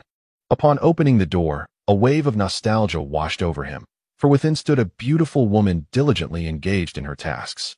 At the sound of the door, Yi Jing's eyes brightened with a smile, and just as she was about to call out Long Wu, she froze in astonishment. Perhaps it was the innate bond of a mother that allowed her to recognize him at first glance, despite the many changes he had undergone over the years, including his baldness. Feier, is it really you? Yi Jing exclaimed, her excitement palpable as she set aside her work and hurried towards Long Fei. Mother, it is I, your son Long Fei. I have returned, he replied, embracing Yi Jing warmly before they quickly parted. Yi Jing gazed at Long Fei with admiration, noting that despite his baldness, he remained strikingly handsome. With a beaming smile, Yi Jing exclaimed, "After years apart, not only have you grown taller, but you have also become remarkably handsome and strong. Truly, you are my son." Long Fei responded with a smile, and Yi Jing hurriedly invited Long Fei to take a seat. Long Fei looked around curiously and asked, "Where has my father gone?" "Your father has gone to the family meeting. He left early in the morning," Yi Jing replied. "Fei, it has been so many years. Have you not brought a bride home for your mother?" Yi Jing gazed at Long Fei, his eyes brimming with excitement. Long Fei's eyes widened, his pupils darting about as he nodded. "Of course there is. Which girl are you referring to?" He continued, "Regardless, you must treat her well. Do you understand?" Yi Jing's expression shifted dramatically as she glared at Long Fei. "Her name is Long Tinger. She is also from our Long family. You must have heard of her," Long Fei stated. "What? So it is Long Tinger, that child? To think that my future daughter-in-law is right before me. Quick, tell me, when did this all begin? This doesn't seem right. You two haven't even connected." Yi Jing hurriedly sat up, pressing for answers. Long Fei had been away at the Royal Academy for many years, and at the tender age of 12, he had yet to truly experience the world, while Long Tinger, having remained within the family, was already 17, occasionally venturing out for training. Nonetheless, Yi Jing held no objections. As long as the parents of the suitor were agreeable, the engagement could proceed. Confronted by his mother's unexpected warmth after years apart, Long Fei felt somewhat flustered. He briefly recounted his experiences, prompting a moment of realization in Yi Jing, who narrowed her eyes in playful reproach. "Ah, you little rascal, teasing others since the age of 6. Why choose such mischievous pursuits instead of more virtuous endeavors?" Feeling uneasy under his mother's gaze, Long Fei recalled not only Long Tinger but also Gu Yuna and Yi Ling Ling. Fearing the repercussions if they were to be mentioned, Yi Jing inquired, "Have you met the parents of Long Tinger? After all, she is the granddaughter of Elder Long Yi." "No, I haven't planned to," Long Fei replied, shaking his head decisively. The name Long Yi was still unfamiliar to him. Although he belonged to the Long family, he did not know all its members, and the years spent away had only deepened that unfamiliarity. His previous visit home had not included a meeting with Long Tingers. He had merely stayed a few days before departing again. "There's no time to waste. Go now and bring that child to meet your mother," Yi Jing urged insistently. Before leaving, Long Fei shared some insights about soul spirits and soul cores, which illuminated Yi Jing's mind, allowing her to grasp the cultivation methods for the soul core. He left her a small box as well. Yi Jing was taken aback, astonished by her son's remarkable capabilities, yet her heart swelled with excitement and pride. After all, this was her son. Knowing he had achieved such feats, she could not help but feel elated. Following Long Fei's guidance on soul core knowledge, she began her own attempts at refinement as the memory lingered vividly in her mind. "Mother, this is a celestial grade herb I selected for you. Once you refine your soul core, absorbing it will be beneficial." Long Fei's words echoed in her thoughts before fading away. Currently, Yi Jing's cultivation stood at level 72 as a soul sage, and upon refining her soul core, she could ascend further. After absorbing the celestial grade herb, she was certain to reach level 80 as a soul de law, at which point she could choose a soul spirit for herself. Outside, Long Fei was troubled, pondering how to explain the situation to Gu Yuna and Yi Ling Ling, even if matters were settled with his own parents. Long Tinger's family presented its own challenges. His head throbbed with worry. After years away, he had returned only to be cast out without even a meal. What if I were to assert my overwhelming strength to silence any objections? He contemplated before shaking his head resolutely. No, after all, he will be my future father-in-law. I cannot treat him with such disregard. Moreover, aside from Gu Yuna, who lacks parental figures, Yi Ling Ling is fortunate enough to have her parents. It seems that certain realities must be confronted. There is nothing that strength and celestial grade herbs cannot resolve. Long Fei contemplated his course of action and decided to prepare 3 sets of celestial grade herbs as gifts. However, before proceeding, he resolved to pay a visit to his grandfather first. Long Fei recalled various matters and, with a mere thought, extended his mental energy to scan the surroundings, swiftly locating Long Changtian's whereabouts. At that moment, a meeting was convened, centered around the 3 individuals from the Long family. The topic of discussion inevitably revolved around Long Fei himself, and among those present was his father, Long Wu. Subsequently, the void opened, and Long Fei entered directly. In the highest echelons of the Long family, an unsettling atmosphere enveloped the meeting room, as each individual voiced their opinions with mounting urgency. Just as they were about to embark on an investigation, the space before them suddenly contorted. What was happening? Long Wu and the others exclaimed in astonishment. And soon they beheld a rift materializing ahead, from which a figure emerged. In an instant, all 8 members present activated their martial souls, their soul rings flaring to life. The least among them was an 8-ring soul de law, while the one seated at the head, Long Chantian, was a 9-ring title de law. The unexpected appearance of this phenomenon compelled them to remain vigilant. The ease with which the intruder breached the Long family's upper echelons indicated that the individual was undoubtedly a formidable entity. If they were indeed an adversary, the Long family could be in grave peril. The crowd was taken aback, their senses heightened as they channeled their soul power, poised to strike. Long Chantian spoke in a somber tone. Who are you to dare intrude upon my dragon family? The moment Long Fei appeared, everyone sensed the overwhelming presence emanating from him. A force that commanded both fear and respect. Instantly, beads of cold sweat trickled down the foreheads of all present, their expressions shifting in astonishment. Suddenly, a bald young man spoke up. There's no need for alarm. We are all on the same side. Upon hearing this, the crowd exhaled in relief. Though a tinge of disappointment lingered in the air, Long Wu felt an inexplicable familiarity with the person before him. Grandfather, father, have you forgotten me after all these years? Long Fei addressed Long Chantian and Long Wu. The individuals present included his grandfather, a title de law of the 93rd rank, and his father, Long Wu, who had attained the rank of 88 as a Sol de Lua, alongside another individual of the same rank. The remaining 5 elders, all of considerable age, were each at the 89th rank as Sol de Luas. These 5 individuals constituted the esteemed elders of the Long family. Long Wu, alongside the nearby Long Qin, was a prodigious soul master who had achieved the remarkable rank of 88 before the age of 50, a feat that placed him just shy of the 5 venerable elders.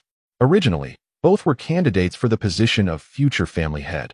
However, 6 years prior, with the emergence of Long Fei, an agreement was reached among the family members. Should Long Fei attain the rank of Soul King before his 20th birthday, the family's resources would be preferentially allocated to his training, facilitating his swift advancement. The crowd was taken aback.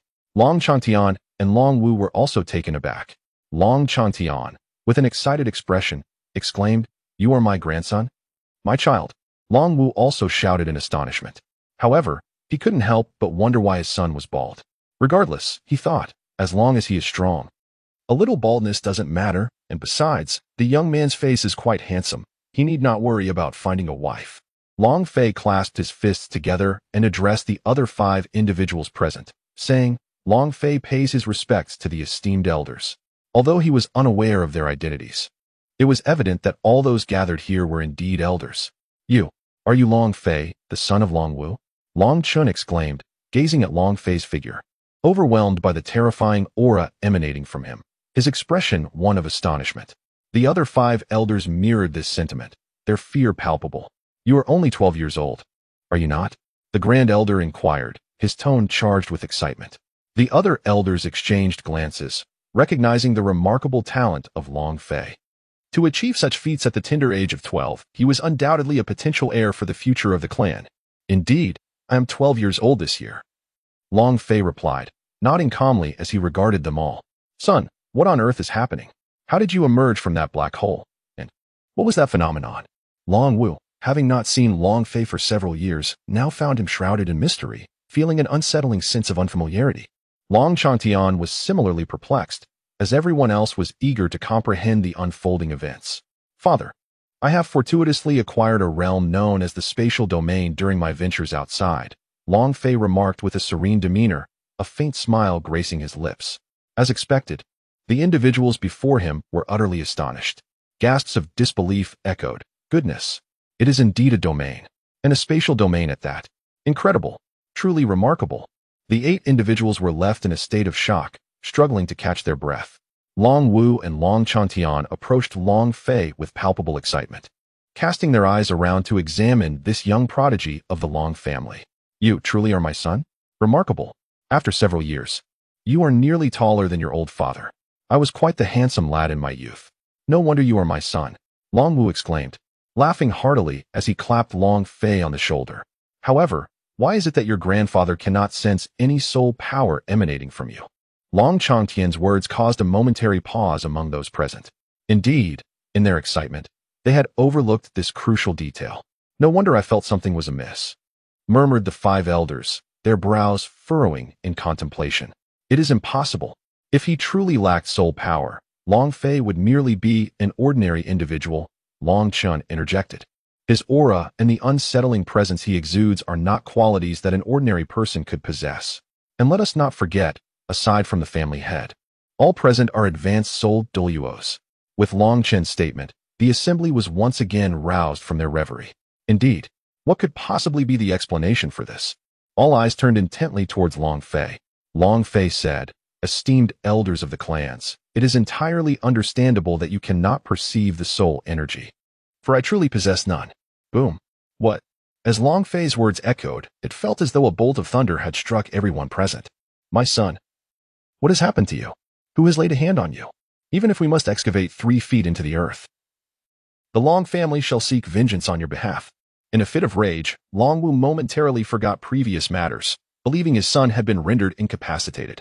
His fury surged forth, an overwhelming aura of dread and martial prowess radiating from him. Suddenly, Long Chantian delivered a sharp slap to Long Wu's head, scoffing as he reprimanded. Why this display of chaos? The aura and demeanor emanating from Fei's son cannot be possessed by an ordinary individual. Can a mere mortal comprehend the realm of space? When your temper flares, your mind becomes clouded. Long Wu touched his head, and, upon hearing Long Changtian's words, immediately regained his composure. Son, what on earth is happening? Long Wu's expression darkened. It is because I am currently cultivating not soul power, but divine power. Only gods can perceive the fluctuations of my divine energy. You cannot. Long Fei shook his head as he spoke. What? Divine power? This revelation was indeed earth-shattering. At present, my divine power cultivation level is that of a soul saint. Yet the force I can unleash is sufficient to directly suppress even a title de law. Long Fei clenched his fist. Without further ado, let us proceed to conduct an experiment. Long Chantian grasped Long Fei's body. The crowd seemed to have forgotten the tragic fate of the 3 individuals who had been attacked. Now, Long Fei had successfully redirected their attention. On the martial arts platform of the Long family, Long Fei and his companions made their appearance. At that moment, Long Fei's disciples were diligently engaged in their training, their synchronized shouts resonating in the air.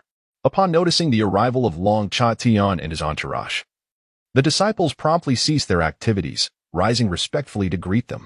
The instructors accompanying the trainees hurriedly approached Long Chantian, clasping their hands in salute, and inquired, "Master, do you have any instructions for us? This martial arts platform is required for our use. Suspend the training and allow them to observe down below. This battle will prove invaluable for them," Long Chantian commanded. The instructors were momentarily taken aback, but quickly nodded in agreement. Understood. They then relayed the instructions. And the remaining disciples, filled with curiosity and bewilderment, descended from the platform, forming a circle below to watch. Fei's son, what do you think about a match right here? Long Chantian suggested with a smile directed at Long Fei. Upon hearing Long Chantian's address, all eyes turned towards the tall, bald young man before them. Expressions shifted dramatically, as the aura emanating from him felt overwhelmingly oppressive, akin to gazing upon a colossal, primordial dragon. Their breaths became labored, and the instructor could not help but marvel internally. Indeed, young Master Long Fei possesses an aura that causes even a soul emperor like me to feel discomfort. Very well, here it shall be, Long Fei replied nonchalantly, indifferent to the location. At that moment, Long Ting-er happened to weave through the crowd, her gaze drawn to the scene above, and she paused in surprise. Long Fei. Her attention first fell upon Long Fei, then shifted to Long Chantian, Master. Next, she focused on Long Wu, Uncle Long Wu. Finally, among the elders, she fixed her eyes on a particular figure, Grandfather. Her voice was scarcely audible, meant only for her own ears. Her presence went unnoticed by those above, who were engrossed in the unfolding events. However, at that instant, Long Fei, as if sensing a connection, glanced down into the crowd, quickly locking his gaze onto Long Ting-er. Ah, this little girl is here too. Splendid. After the match, I shall introduce you to my grandfather and father. Long Fei mused, already plotting his next move. Meanwhile, Long Ting-er felt an inexplicable sense of foreboding. Long Chun, go and test him, Long Chantian commanded, turning to the man beside him. Understood, Master, Long Chun replied, nodding before stepping forward to face Long Fei. Upon witnessing this scene, Long Tinga was taken aback. Is he challenging Uncle Longchen? That is an 88th level Soul Dolua, although he can effortlessly slay a Soul Emperor. There exists a staggering difference of over 20 levels between a Soul Emperor and a Soul Dolua. Moreover, it appears there is a 30-level disparity. Compounded by Long Fei's own cultivation, she cannot possibly regard Long Fei as a Soul Emperor, a 12-year-old Soul Emperor? Absolutely inconceivable. She would never believe it. Yet the brutal slaughter of the Soul Emperor from earlier surged in her mind like a relentless tide, and it was indeed real. Long Fei was not arrogant. He refrained from boldly proclaiming that he could defeat them all in an instant. Such hubristic declarations, if made in public, could lead to unnecessary conflict. However, within the confines of his family, the Long clan, the individuals before him were not adversaries but potential allies. As the leader, he understood the importance of nurturing his subordinates, allowing them a modicum of space to thrive. Uncle Chun, I hope you can exert your full strength so that I may gauge the disparity between my current abilities and those of a Soul Dolua, Long Fei remarked courteously. Otherwise, following the narrative, this person would inevitably take a more cautious approach, which would be far too slow for his liking. He preferred to dive into the fray with grandiosity. Then I shall not hold back. Long Chen bellowed, unleashing the immense soul power that surged within him.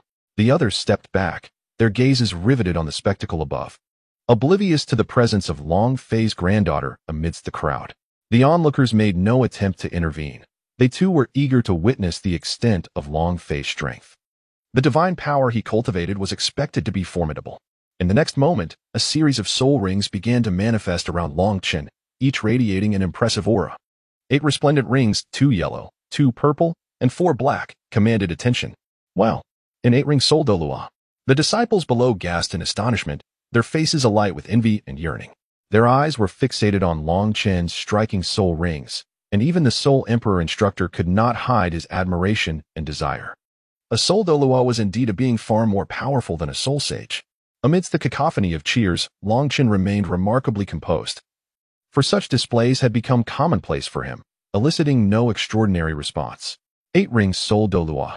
In the crowd, Long Tinga was equally filled with longing, unaware that being Long Fei's partner would accelerate her ascent, propelling her towards becoming a Soul Dolua in no time. Of course, that was a matter for the future. As Long Chen summoned forth the imposing Azure Python, the atmosphere thickened with an aura of dread.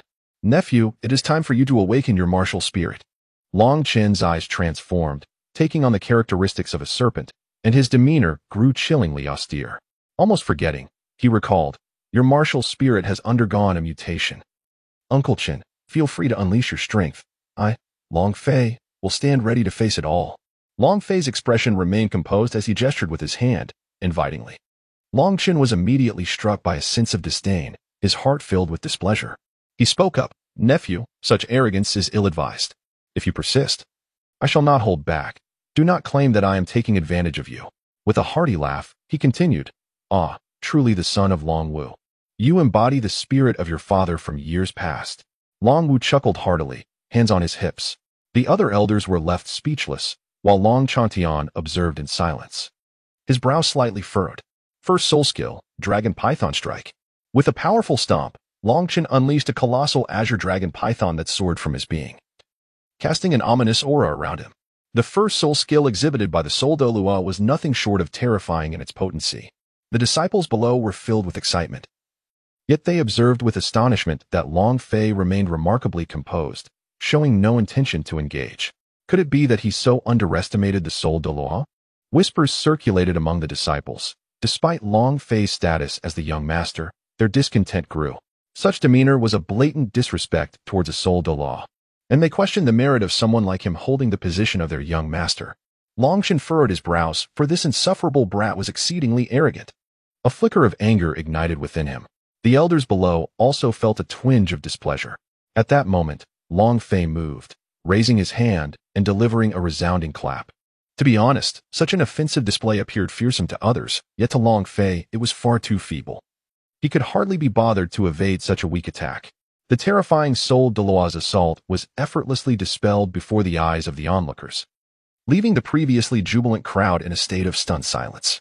Long Chen, Long Cha Tian, Long Wu, the 5 elders, and the remaining crowd were taken aback. What?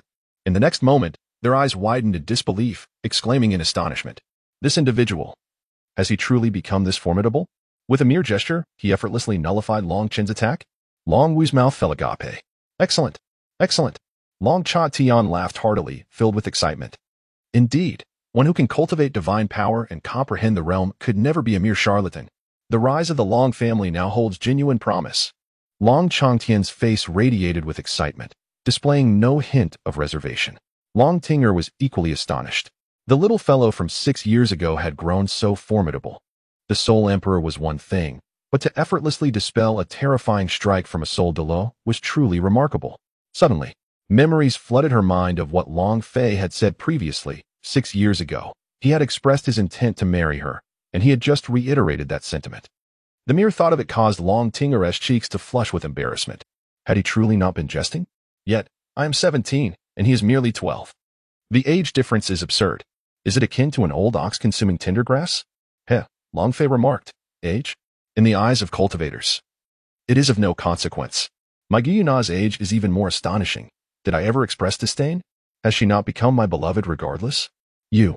Long Chen's pupils constricted, revealing a glimmer of fear. Unbelievable. Uncle Chun, unleash your full power. Do not test each technique one by one, for you shall have no chance of victory otherwise. Long Fei kindly advised, wishing to spare Long Chun from a humiliating defeat, as he had only released a few soul skills. At the very least, he should reveal his martial soul's true form to make the display more captivating. After which Long Fei would shatter it, stunning everyone in attendance. Gather, Long family. The young man exclaimed, I shall support you. Long Chen's expression turned serious, and in the next moment, he bellowed, Dragon Speed True Form. Roar. Accompanied by a colossal roar, the Dragon Speed Blue Python's true form materialized, even larger than its spectral counterpart. In an instant, Long Chen's strength, speed, and other attributes saw a tremendous surge. Martial soul, true form. The onlookers below were astounded, feeling the oppressive aura and gasping in shock. This was the terror of a Soul Dolua. Kid, prepare to receive my attack, Long Chen shouted, transforming into a fleeting shadow as he charged towards Long Fei. Third soul skill, Dragon Python Palm. A colossal imprint solidifies, its power magnified under the augmentation of the martial soul's true form. Long Fei's expression remained composed as he unleashed a powerful strike to meet the oncoming force. With a resounding thud, their collision occurred in the blink of an eye. The immense power from both sides erupted, creating a shockwave. How formidable! What? Long Chen's expression drastically altered as he instinctively withdrew his hand, feeling the piercing pain in his bones from the impact. In that instant, he lost his support and was forcefully pushed back by Long Fei's immense power. It took several steps before he could barely regain his balance. This was only possible because Long Fei had moderated his strength. Otherwise, Long Chen's hand would have shattered, and his body would have been violently obliterated. The scene would have been a gruesome spectacle of bloodshed. Uncle, it's over. Now it's my turn. Be cautious, Long Fei declared, and with that, he left behind a fleeting shadow, instantly appearing before Long Chen and delivering a powerful strike. How swift! The onlookers were astounded. 8th soul skill, Serpent Transformation. Sensing the imminent danger, Long Chen's face paled as he decisively utilized his final soul skill. As the skill manifested, its effects were nothing short of overwhelming. Then, a thunderous roar echoed. The scene unfolding on the stage left the spectators in a state of frozen astonishment, devoid of any emotional response, their mouths agape in sheer shock. With a swift strike, Long Fei shattered Long Chen's 8th soul skill in an instant. He then halted before Long Chen's eyes, filled with terror and unease. Uncle, you have lost, Long Fei stated in a calm manner, bringing this match to a close, having dominated from start to finish. I have lost, Long Chen exclaimed. Unable to comprehend the reality of his defeat, Long Changtian took a deep breath, his expression brimming with excitement. His grandson had surpassed all expectations. Marvelous. Truly marvelous. Long Changtian spoke. The competition has concluded, and there is no need to prolong it. Let everyone remember today as contest, and strive to learn from Long Fei in order to strengthen our dragon family. Yes, the words of Long Changtian ignited a fervor among the disciples present, particularly at the moment when they witnessed Long Fei shatter the attack of Soul Delaw with a single strike, stirring an insatiable desire within them. How formidable! What incredible training must one undergo to achieve such prowess? As the two descended from the stage, the disciples eagerly approached to practice. exerting themselves with even greater diligence than before. Tinger, you have arrived as well, Long Fei remarked as he approached Long Tinger. Just in time. Allow me to introduce you to my father. Before she could utter a word, Long Fei took hold of Long Tinger and brought her directly before Long Changtian and the others. Upon witnessing this scene, the grand elder Long Yi's eyes sparkled with brilliance. Long Tinger, her complexion rosy, softly greeted, "Greetings to grandfather, the family head, my uncles, and esteemed elders." Dragon Wu opened his mouth, understanding the situation to some extent. Indeed, it seems to be a joyous occasion. At that moment, Long Changtian burst into laughter. He then turned to the equally excited and pleased grand elder Long Yi, saying, "Long Yi, it appears our families may become in-laws. I wholeheartedly approve of this marriage." Long Yi replied without hesitation. Only a fool would refuse such a formidable alliance. Indeed, it is a tremendous blessing. The elders nodded in agreement. "Let us return to the meeting room," Long Changtian declared. The realm of Long Fei suddenly shifted, transporting everyone back to the conference room. At this moment, Long Fei appeared to assume the role of a leader, with all eyes eagerly awaiting his words. "Esteemed colleagues," Long Fei began, "there is a matter I wish to discuss with you." "Speak freely, my grandson." Long Changtian responded with a grand demeanor. "Indeed, speak without hesitation." The others nodded in agreement. Long Fei nodded before recounting some matters concerning the Azure Dragon Gang and the spirits. Long Tinger quietly awaited beside him. The Azure Dragon Gang, the Soul Spirit. A new system. Long Changtian spoke. "What are your thoughts, everyone? I trust the significance of this relationship is clear to all and requires no further elaboration from me." Long Wu decisively slammed the table and declared, "As his father, I unreservedly support my son." Long Chen spoke. "In order for the Long family to rise, I, Long Chen, have no objections. I hereby consent." Long Yi was filled with joy. "When the time comes, we shall indeed be in-laws, and naturally, I shall harbor no objections towards my son-in-law." I wholeheartedly agree. He could hardly fathom that his son-in-law was so extraordinary. "We have no objections." The other elders quickly shook their heads in unison. What grievances could they possibly have against someone who could elevate the Long family? To voice dissent would be tantamount to opposing their own interests. "Very well, since everyone is in accord, let us gather all members of the Long family to offer their blood to the Azure Dragon Society." The decision was made with a decisive thump of the table by Long Changtian. As for the blood offering, Long Fei had already briefed them on it, and they found it to be of little concern. Witnessing the high-ranking members expressing their support, Long Fei felt a surge of elation. "Esteemed guests, this is a token of my gratitude for your induction into the society." With that, Long Fei conjured 8 celestial-grade blossoms from the void. It was anticipated that those present would absorb their essence and subsequently ascend to the rank of Title de Law. At that moment, the Long family would boast 8 Title de Law. What is this? The crowd was astounded, feeling the overwhelming potency of the medicinal properties. Long Fei spoke in a calm manner. "This is a celestial herb, sourced from within my Azure Dragon Gang. If you all absorb it without any unforeseen circumstances, you should be able to attain the rank of Title de Law. However, do not rush to absorb it just yet. Once you have completed the necessary formalities to join the gang, I will impart to you the techniques for refining your soul course. At that time, your strength as Title Dolua will experience a significant enhancement." The crowd listened intently, cherishing the celestial herbs in their hands. Long Fei's revelations had left them in a state of astonishment, rendering them somewhat numb to the extraordinary nature of the situation. Long Fei did not disturb them. Instead, he turned to Long Tinger and said, "Tinger, since you are currently at level 39, I shall refrain from providing you with the celestial herbs for now. Once you attain level 40 and acquire the soul essence, I will present you with a meticulously tailored training regimen that is perfectly suited to your needs." Long Tinger nodded obediently, resembling a dutiful daughter-in-law. "Yes, I will follow your arrangements." Without delay, she called for all members of the Long family. Long Yi cast a glance at Long Fei before turning his attention to Long Changtian, displaying greater enthusiasm than Long Changtian himself. Subsequently, Long Changtian issued a summons for all members of the family, including those who had married in. Coincidentally, all the Long family members who had been away returned today, including Long Tao. Everyone gathered in the Grand Plaza of the Long family, and soon, Long Changtian and others appeared. At that moment, Yijing also arrived amidst the crowd. The refinement of the soul core was not an easy task, so she decided to set it aside for now and continue later. Currently, her cultivation level remained at the 72nd rank of Soul Saint. Her gaze fell upon Long Fei and Long Wu, and she immediately recognized the woman standing beside Long Fei as Long Tinger. Could it be that they were about to announce the marriage between Long Fei and Long Tinger? Yi Jing pondered, her heart brimming with excitement. Her son was getting married.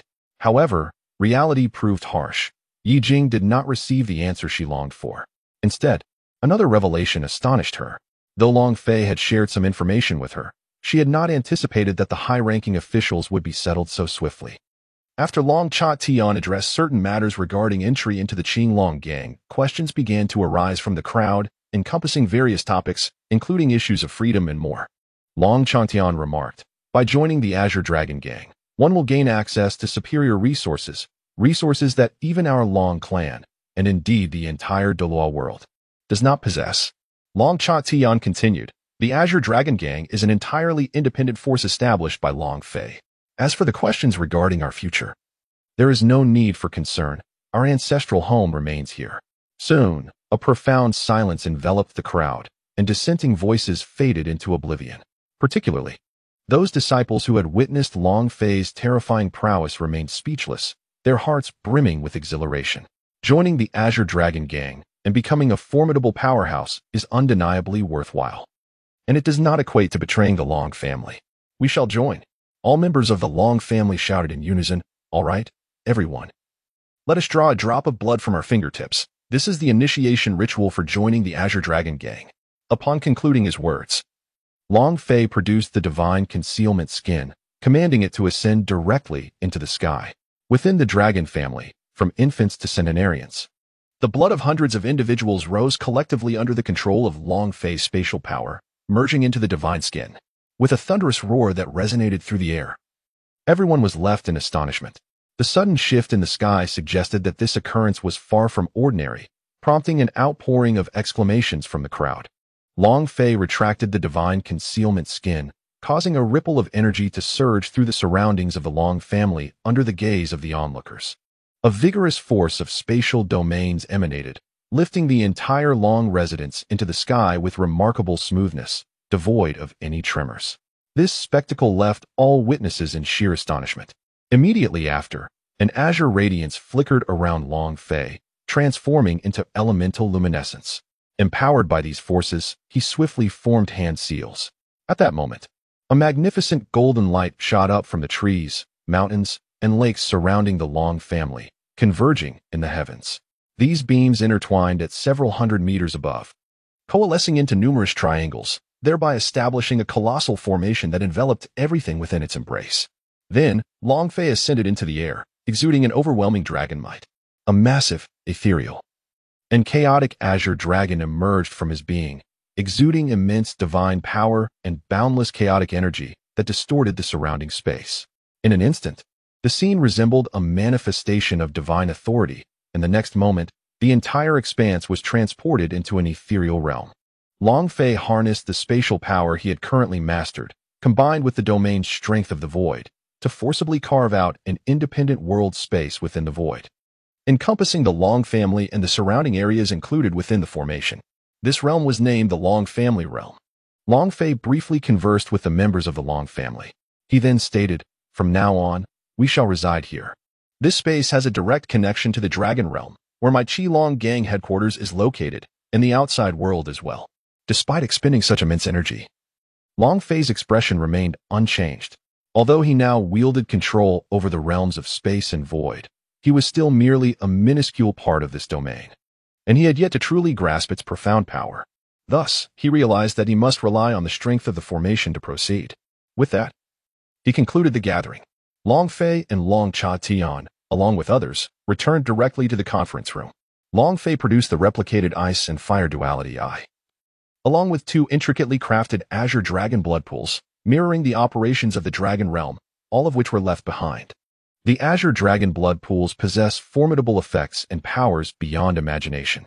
Frequent immersion in them for cultivation may one day lead to the mutation of the martial souls of all members of the Long family, transforming them from serpents into dragons. Long Fei articulated this matter-of-factly. After a brief pause, he continued, "Of course, aside from the azure dragon blood pools, consuming celestial herbs can also induce mutations. Although the probability is low, The outcome would simply be enhanced strength or the acquisition of some unique abilities. Furthermore, I will impart the techniques of alchemy, forging, soul core refinement, and formation arrays before my departure. As for the inheritance techniques of the Azure Dragon Gang, I have preserved those as well. Upon finishing, Long Fei unfurled the scrolls of knowledge and directly transmitted them into their minds. The group felt an overwhelming sense of excitement and gratitude. These were the fruits of Long Fei's research, and with these techniques, they firmly believed the rise of the Long family was imminent. Subsequently, the 8 individuals consumed celestial herbs and sat cross-legged, commencing the refinement of their soul cores as instructed by Long Fei. Half a month swiftly passed. At this point, Long Fei had taken Long Tinger to meet her parents. Aside from Long Fei's father, grandfather, and Long Yi, who remained in seclusion, all pertinent individuals had been acquainted. Both families expressed their satisfaction, and the wedding arrangements were promptly settled. Just then, 8 formidable presences emerged within the Long family, the source of which was the core of their domain. Outside, 8 figures appeared, all of whom were titled Dolua. Aha! Finally achieved the title Dolua status. 7 voices exclaimed with hearty laughter. In an instant, Long Fei materialized before the 8 individuals. Aside from Long Cha Tian, who could no longer absorb soul spirits, the remaining 7 had already been prepared for their respective soul spirits, which were perfectly suited for them. Even if their martial souls exhibited mutations, it would not pose a problem. Indeed, the martial souls of these 8 individuals had undergone transformations. Some had altered in appearance, becoming more ferocious and violent, while others had taken on a more draconic form or grown in size. Nonetheless, they were all exceedingly pleased, knowing that they could further evolve through immersion in the Azure Dragon blood pool. Long Cha Tian, originally at the impressive rank of 93, had absorbed the celestial herb and refined his soul core, propelling his soul power to an extraordinary level of 97, thereby entering the ranks of the Super Dolua. The others had yet to absorb their soul spirits, but with the enhancement of their soul cores, 5 elders at rank 89 had now attained a soul power level of 93, while Long Wu and Long Chen had ascended from 88 to 92. The energy required to progress from 89 to 90 was substantial, resulting in limited advancement. However, once they absorbed their soul spirits, everything would transform. In truth, they were already content with their current soul power levels. The title of Titled Dolua was a coveted rank for many, and they had finally achieved it. In the Dragon Clan, on the same day, 7 titled Doluos were born, bringing the total number to 8. Concurrently, Long Fei hurled a Pokeball towards the crowd. This time was different. The terrifying aura emanating from this Pokeball far surpassed that of Yi Lingling's 10,000-year spirit. Ladies and gentlemen, this is the spirit I have prepared for you. Its level is 100,000 years, Long Fei declared solemnly. 100,000 years. The 8 individuals were collectively astonished, their faces filled with longing. However, Long Chantian had already missed this opportunity. Nevertheless, the Azure Dragon blood pool could also enhance the spirit ring level, a fact Long Fei had informed them of earlier. Moreover, the Azure Dragon Gang possessed techniques to extend the lifespan of spirit rings. Given sufficient time and circumstances, all 8 could elevate their 9 spirit rings to the 100,000-year threshold. 15 days later, as Long Fei's voice resonated, an ominous and formidable aura emanated from the 7 Pokeballs, reaching the 100,000-year level. The crowd breathed rapidly, their hearts brimming with excitement. These artificially created 100,000-year spirits could be absorbed by the human body through various methods. For instance, the absolute pressure of Long Fei's dragon might. Once the aura was released, the terrifying presence of the 700,000-year spirits could be mitigated. I shall protect you. Proceed with your absorption, Long Fei instructed. The 7 did not hesitate, retrieving their respective Pokeballs according to the absorption method Long Fei had imparted, subsequently releasing their martial souls to merge with the spirits contained within. This process would be somewhat protracted. Indeed, the duration was entirely contingent on their mental fortitude. However, having already attained the status of titled Dolua, they possessed unique spirit cores, and their mental strength had significantly increased, fully meeting the criteria for absorbing 100,000-year spirits. The spatial barrier of Long Fei enveloped the surroundings, and the aura gradually dissipated, with even the 700,000-year soul spirits no longer exhibiting their previous arrogance, soon becoming gentle instead. The 7 individuals who absorbed them also felt a significant sense of relief. In the blink of an eye, half a day's time had passed, and one by one, the individuals had successfully absorbed the 100,000-year soul spirits. Following this, the ninth soul ring of the 7 individuals descended upon them, larger than all their existing soul rings, radiating an incredibly terrifying aura, a crimson 100,000-year soul ring. Subsequently, their respective soul spirits emerged alongside them, displaying utmost reverence towards Long Fei, even expressing fear and trepidation. Such formidable power. This is the true essence of a title de law of the ninth ring. The crowd was filled with excitement and exhilaration as they sensed the transformation within themselves, having absorbed the 100,000-year soul spirit. My soul power level remarkably surged from level 92 to level 95. Long Wu was overwhelmed with exhilaration. Long Chen echoed, "So do I. I have ascended 3 levels." The two inhaled deeply. It is essential to understand that the rank of a title Dolua differs from other levels. Each advancement requires a soul power as vast as an ocean, accompanied by unique insights and experiences. We have similarly ascended 3 levels, now reaching the soul power rank of 96. The 5 elders were overwhelmed with excitement. They had not anticipated that advancing to title Dolua could be so effortless. This showcased their formidable strength. However, if these individuals believed this was the conclusion, they were gravely mistaken. Long Fei's subsequent words rendered them numb with exhilaration. The 10,000-year soul spirits I have created possess the innate ability to grow soul bones, which will directly merge and integrate into every part of your skeleton. Even if you had previously possessed them, they will forcibly strip away and replace what you had. Long Fei spoke about the matters concerning soul power and subsequently shared a few words regarding his 2 other companions, Gu Yuna and Yi Lingling. With the 8 individuals present, upon learning that Long Fei had 2 women, the expressions of the crowd momentarily shifted. However, they quickly regained their composure. The others seemed unfazed, but the ones most delighted were undoubtedly Long Changtian and Long Wu. At this juncture, the primary concern of the assembly revolved around the Grand Elder, Long Yi. If Long Yi truly believed that his cultivation had ascended to the 96th level, thinking he could overturn the balance of power, he was gravely mistaken. For Long Fei could easily suppress him at will. "Ah, do not look at me. How could I possibly harbor any objections?" Long Yi sighed, stroking his beard. Given Long Fei's remarkable strength and excellence, it seems implausible that he would be accompanied by merely 1 woman. Such a notion is unfathomable. Long Tingo is but one among many. He possesses a keen sense of rationality regarding these matters. Long Fei let out a sigh of relief. He certainly did not wish to rely solely on suppression to persuade. The current situation was optimal, with these individuals informed. The next step was to secure the approval of Long Tinger's parents, a task that could easily be entrusted to Long Yi. As for Yi Jing, that matter seemed even more straightforward. Having attained the rank of title de law, it was indeed time for them to adopt their own titles, remarked Long Wu. As Long Fei's words echoed, the crowd brimmed with anticipation, each member eagerly proclaiming their chosen titles, which had been contemplated long before but had remained unfulfilled until now. With the achievement of title de law, they could finally embrace those long-awaited titles. As half a month swiftly passed, the Long family immersed themselves in fervent training, engaging in the blood pool to cultivate the boundless body refinement technique, while all disciples practiced the lightning flash leap.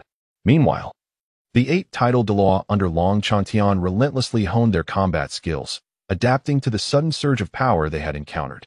With the passage of time, they had grown remarkably accustomed to their newfound strength. As for Long Fei, he too was in the midst of his endeavors. Long Fei had previously engaged in discussions with both parties, and they were aware of his 2 other women. After deliberation, the wedding is not currently intended to proceed. Instead, Long Fei plans to choose an auspicious day to ceremoniously marry all 3 women on the same day in the most splendid manner. The matters concerning the Long family have been resolved. The next destination is the family of Yi Lingling. Once everything here is settled, no further obstacles will remain. Should those individuals fail to recognize their circumstances, Long Fei will not hesitate to treat them with indifference. No one shall be permitted to sever the bond among the 3 of them. For the past fortnight, Long Fei has been diligently honing his divine power. With the assistance of the divine core, his capacity to absorb soul power and convert it into divine energy has accelerated significantly. Coupled with the inherent 2-tier enhancement from the divine core, Long Fei, who stands at level 72, has achieved remarkable strength over the last 2 weeks. Despite not having leveled up, presently, my Azure Dragon Gang boasts 21 soul masters of the title Dolua rank, aside from Gu Yuna and her companions. There are 12 pure humans among them. Certain plans can now be set into motion. Long Fei rose from his seat and made his way towards Long Tinger. Just 20 days prior, He had consumed Long Tinger, and that very night, her cultivation soared from level 39 to 40. Furthermore, her martial soul underwent a transformation akin to Yilingling's, yet with an even greater degree of mutation. It seems the benefits of consuming those 50 types of celestial herbs after perfecting his physique have manifested. After all, when he consumed Yilingling, he had not yet ingested those herbs, rendering his physical state considerably weaker at that time. The stronger the genes, the more profound the mutation. Long Fei did not rush her to absorb the soul spirit so early. Instead, he allowed her to soak and cultivate in the Azure Dragon Blood Pool. The Azure Dragon Blood Pool facilitates the enhancement of one's mental prowess. After 20 days, her soul force began to show signs of loosening, and she was on the verge of breaking through to the 41st level. Today, her mental strength, built upon the foundation of her martial soul's mutation, was also sufficiently robust. Long Fei directly bestowed upon him a spirit that had existed for a millennium. Long Tingo emerged from the blood pool, her slender figure and alluring posture igniting a primal fervor within those who beheld her.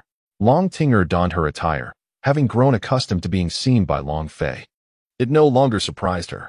"Come, absorb it," Long Fei urged as he presented her with the soul essence. Long Tinger hurriedly took it. "This is the soul spirit. Truly wondrous." She gazed at the spirit ball in her hand, and the next moment, she sat down as Long Fei had instructed, releasing her martial soul to initiate a soul communication with the spirit. Soon, the fusion officially commenced. Absorbing this 10,000-year soul spirit took a day. When Long Tingo awakened, the fourth black soul ring, symbolizing her soul master rank, had emerged. Yellow, purple, black. Although it was not as stunning as Yilingling's, there were still celestial treasures yet to be absorbed. Long Fei had prepared 2 celestial treasures for Yilingling, and after consuming them, there might be remarkable changes. Long Tinger was filled with exhilaration as she attempted to wield her newfound strength, channeling her soul energy to adapt to her formidable physique. Beside her floated the ancient soul spirit, a companion of millennia. Indeed, the absorption of this ancient spirit had bestowed upon her a remarkable elevation of 3 levels. Observing Long Tinger in her current state of excitement, Long Fei nodded in approval. She had now attained the rank of 43. The next step was to absorb 2 celestial herbs. Long Fei produced 2 exquisite immortal herbs, subsequently channeling his divine energy to compress them into 2 drops of their purest essence. In the next moment, he meticulously merged them into a single drop. The pharmacological potency was immense, yet it possessed a gentle medicinal force. He opened his mouth. Long Fei directly administered this drop of the most exquisite elixir into Long Tinger's mouth. It melted instantly upon contact, rapidly dispersing and swiftly integrating into Long Tinger's being. Long Tinger sensed everything and swiftly settled into a cross-legged position, channeling her spiritual energy while absorbing and refining the essence of the Wuji body refinement technique. The medicinal power permeated every part of her body, gentle yet increasingly warm. As the celestial-grade elixir gradually transformed her physique, Long Tinga radiated with a resplendent blue light, which remained vibrant for an extended period. As time gradually elapsed, numerous transformations unfolded within her. After 5 hours, she awakened, having thoroughly absorbed the medicinal essence, and her cultivation level soared from the 40th to the 53rd rank. Moreover, the Millennium Spirit bestowed upon her a 5th soul ring, which, naturally, was black. In that moment, Long Tinger's martial spirit blossomed, undergoing a complete metamorphosis.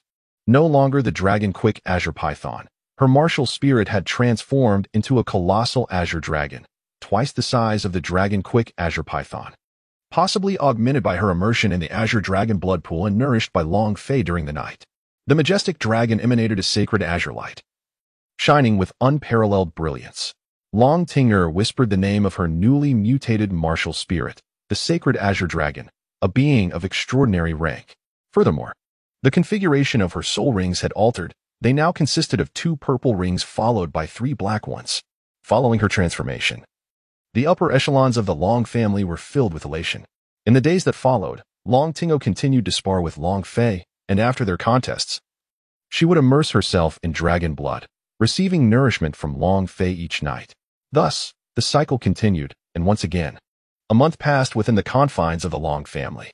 Long Fei escorted Long Tinger into the Dragon Realm, where they practiced together with others. During this time, he also became acquainted with 2 other women, and the 3 coexisted harmoniously without any discord. Shortly thereafter, Long Fei bid farewell to everyone and departed from the Long family. The Long family had now entered a phase of stability, equipped with resources, strength, and magical abilities, as well as a pathway leading to the Dragon Realm. However, entry into the Dragon Realm required approval from the higher-ups. After all, aside from the Soul Spirit technology, the Long family possessed capabilities comparable to those of the Dragon Realm. Naturally, Long Fei arranged for Emperor Tian and others to impart knowledge of soul spirits to the women, collaborating to explore more advanced soul spirits. With their progress, the emergence of artificial soul bones had already begun. It is believed that before long, the members of the Azure Dragon Gang would each possess their own soul bones. For only soul spirits that have existed for 100,000 years can achieve the fusion of naturally born soul bones. Currently, there is no ability to do so for those under 100,000 years. Moreover, these artificial soul bones are not in the slightest inferior to those dropped by soul beasts. In fact, they may even surpass them in certain respects. This is a necessary premise for the coexistence of humans and soul beasts. Before leaving, Long Fei left behind a piece of divine sealing leather at the Long family. Anyone newly born or admitted to the Long family must shed blood to join the Azure Dragon Gang, as he intends to establish a monopoly. As for how this divine sealing leather came to be, it was, of course, replicated. The Long family has now been nurtured by Long Fei, and he hopes that their next meeting will bring him unexpected surprises. Meanwhile, 2 months have passed, and the Spirit Hall had yet to receive any news. In the Dolua Hall, Qian Dalu gazed at the golden crocodile, furrowing his brow. It has been 2 months. Why has Qianjun not returned? It was unfortunate that shortly after they had instructed Qianjun, they entered seclusion, seemingly to grasp some insight, only to emerge today. At that moment, a shadow appeared before them. It was the level 96 Super Dolua who had accompanied Qianjun. His expression was grave, seemingly shrouded in gloom. Approaching them, he promptly cupped his hands in salute, his demeanor betraying a mix of respect and unease. Great offering, second offering. Xiangma, why have you returned? Shouldn't you be by the young lady's side? The golden crocodile inquired, frowning. Both esteemed young ladies are quite safe. I have returned to report a matter, Xiangmo replied. Qian Dalu spoke up. What is it? Xiangma continued. For reasons unknown, I have felt a profound unease in my heart over the past 2 months. After deep contemplation, I suspect that something may have befallen Qianjun, which compelled me to rush back to ascertain his safety and quell my restless heart. Why didn't you return sooner? Qian Dalu asked. Xiangma was taken aback, pondering, indeed, why hadn't he returned earlier? It seemed peculiar that after 2 months of discomfort, he would return today. Great offering. I also do not know why. It feels as though an unseen force was hindering me. The expression on Jiang Mo's face revealed a resolute determination. Upon hearing this, the two exchanged glances, their pupils involuntarily narrowing. Subsequently, Qian Dalu extended his hand, enveloping Jiang Mo in a divine aura emanating from a six-winged angel. However, they found nothing amiss. Perhaps it is merely an illusion, Qian Dalu remarked. He continued, after you departed that day, I dispatched Qianjun to the Tiando Royal Academy to apprehend that young man. Yet 2 months have elapsed without his return, and we have only just emerged from our seclusion. Through the dialogue among the three, they ultimately discerned the unsettling anomaly. It was all too sudden, too coincidental. Why had they chosen to enter seclusion at that particular moment, only to receive no tidings 2 months later? Moreover, Qianjun was now also missing. This implied that the issue lay within the Tiando Royal Academy. The three exchanged glances, instantly identifying the source of their concern. It seemed that Qianjun might be in peril. However, as a Super Dolua at the rank of 96, it was improbable that he would meet his demise. Surely, he could muster the strength to escape. Could it be that the young man was backed by a formidable presence, perhaps a peerless Dolua of level 98 or even 99? Jin Ao found himself perplexed. Yet, Qian Dalu swiftly dismissed the notion. That is utterly impossible. To my knowledge, there are only 3 peerless Doluos in this world: Tangchen of the Haotian sect, Poseidon of Sea God Island, and myself. However, that old fellow Tangchen has been missing for a century. Now, only Poseidon and I remain.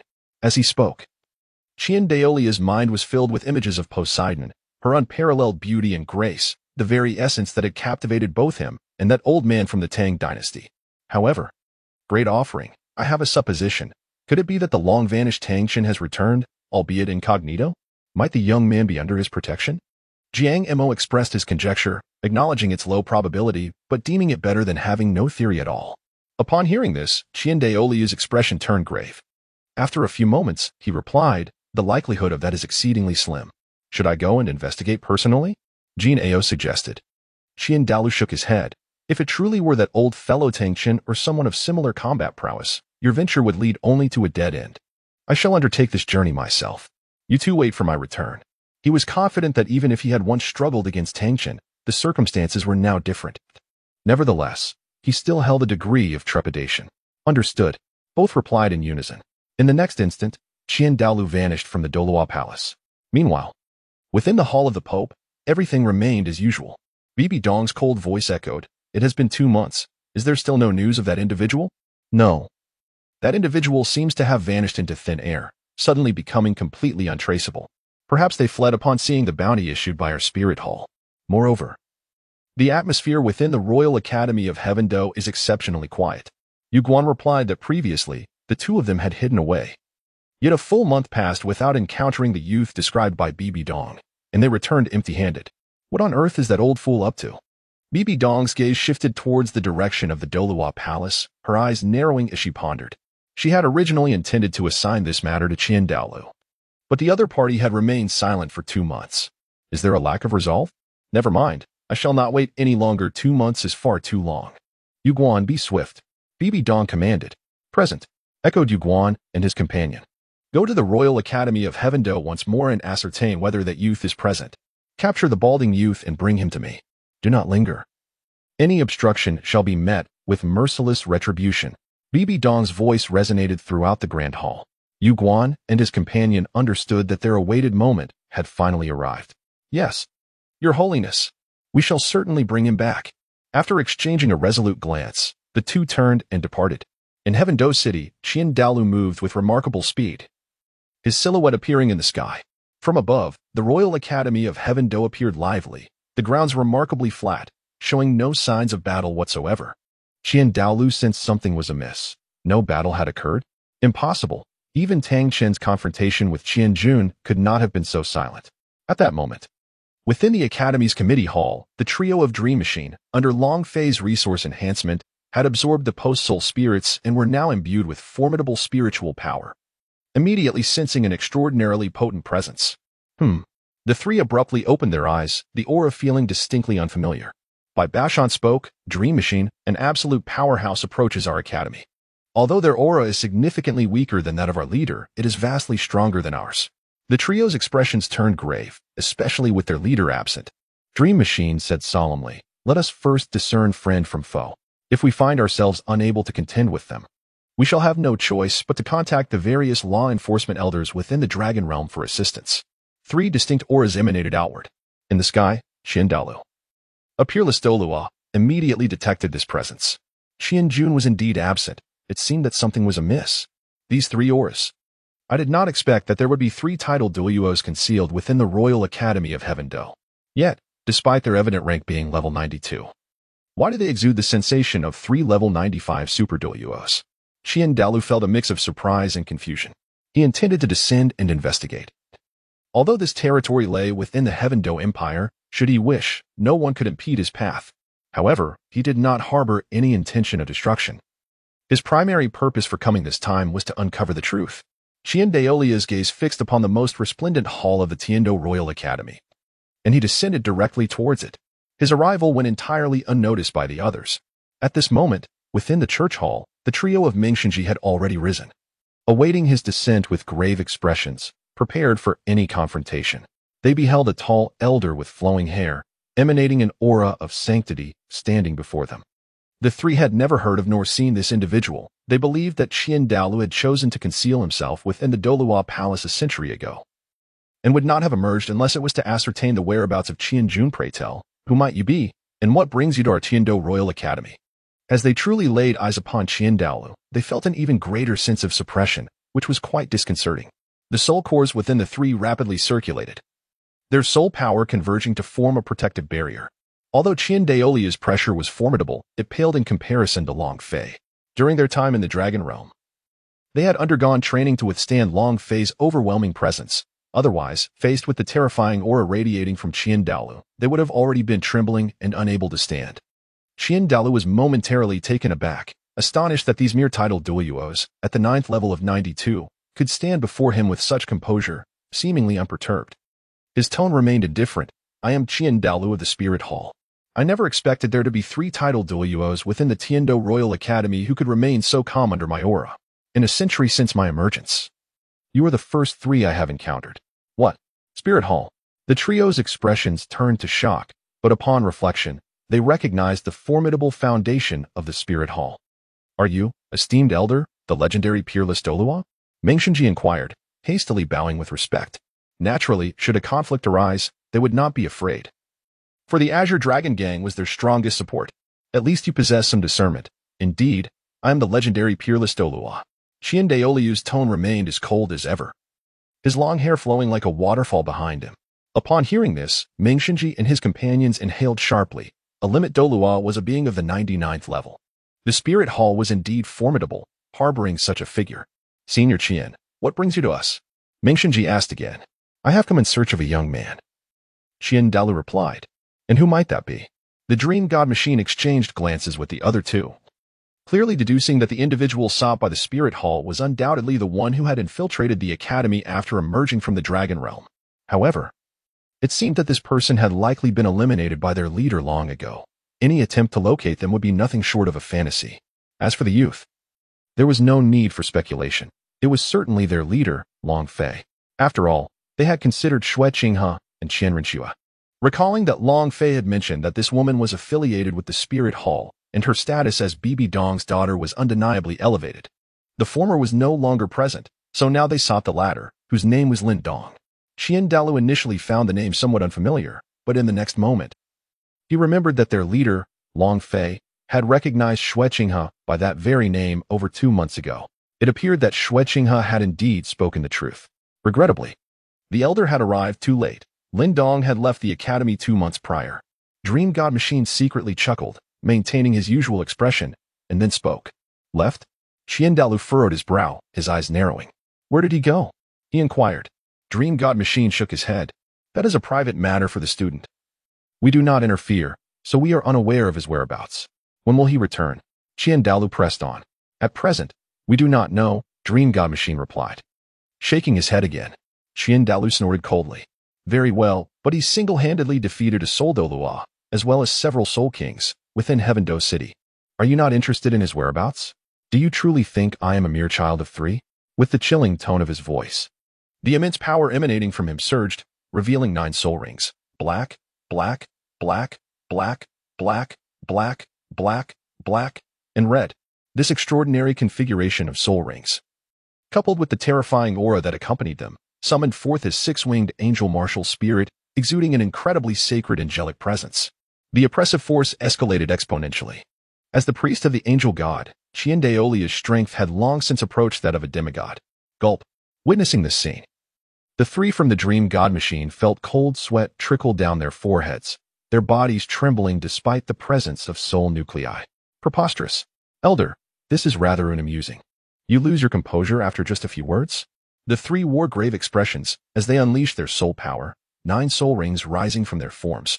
Purple, purple, purple, purple, black, black, black, black, and red.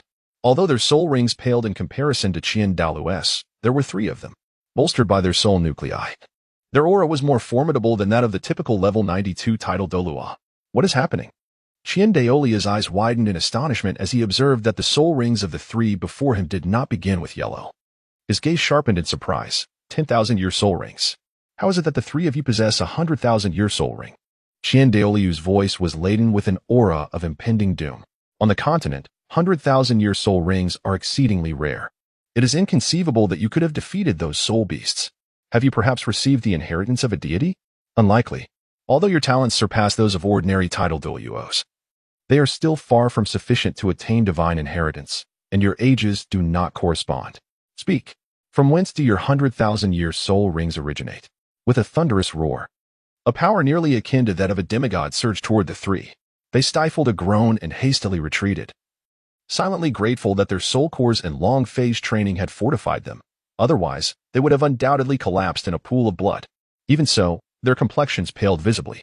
This is our affair, and there is no need for you to be informed. If it is a battle you seek, then let us engage, Mengshenji declared coldly.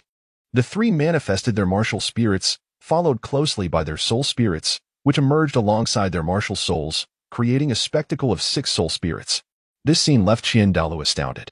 Intrigued, Qiandalu remarked, "How fascinating. You have quite a few secrets. In my several centuries of existence, I have never encountered such a phenomenon. Thus, if you were to join my spirit hall, I would overlook this matter and grant you elevated positions. What say you?" "Apologies, but we are already affiliated with an organization and will not be joining your spirit hall. Moreover, it is entirely possible that your spirit hall may soon align with our organization." Meng Xinji scoffed, "If it is a battle you desire, then let us fight." None from the Azure Dragon Gang have ever feared anyone. The Azure Dragon Gang? Though I have not heard of it, if you seek death, do not blame me. Once I have captured you, I shall uncover the secrets you possess, and your organization will undoubtedly reveal itself. Qiandaolia's icy voice resonated, and in the next moment, he unleashed his soul skill, a colossal sword of blinding white light piercing toward the trio with an aura of relentless slaughter. Angel's Holy Sword. The terrifying force caused the walls of the hall to crack, threatening to collapse at any moment. Realizing the peril, the trio swiftly employed the lightning flash step to evade while simultaneously forming seals with their hands. 3 beams of light erupted from 3 points around the hall, forming a triangle, and a barrier enveloped the entire church instantaneously.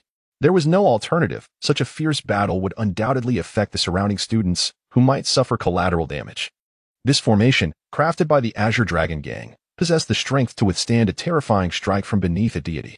Although Qiandalu was formidable, likely reaching the quasi-demigod status as described by their leader, he was still not a true deity. Breaking through this formation would prove exceedingly difficult, and once established, it could sever all connections to the outside world. In other words, Qiandalu had temporarily lost contact with the angel deity. Qiandaolia's gaze suddenly sharpened, initially suspecting it to be an illusion. However, after repeated attempts, he realized something was amiss.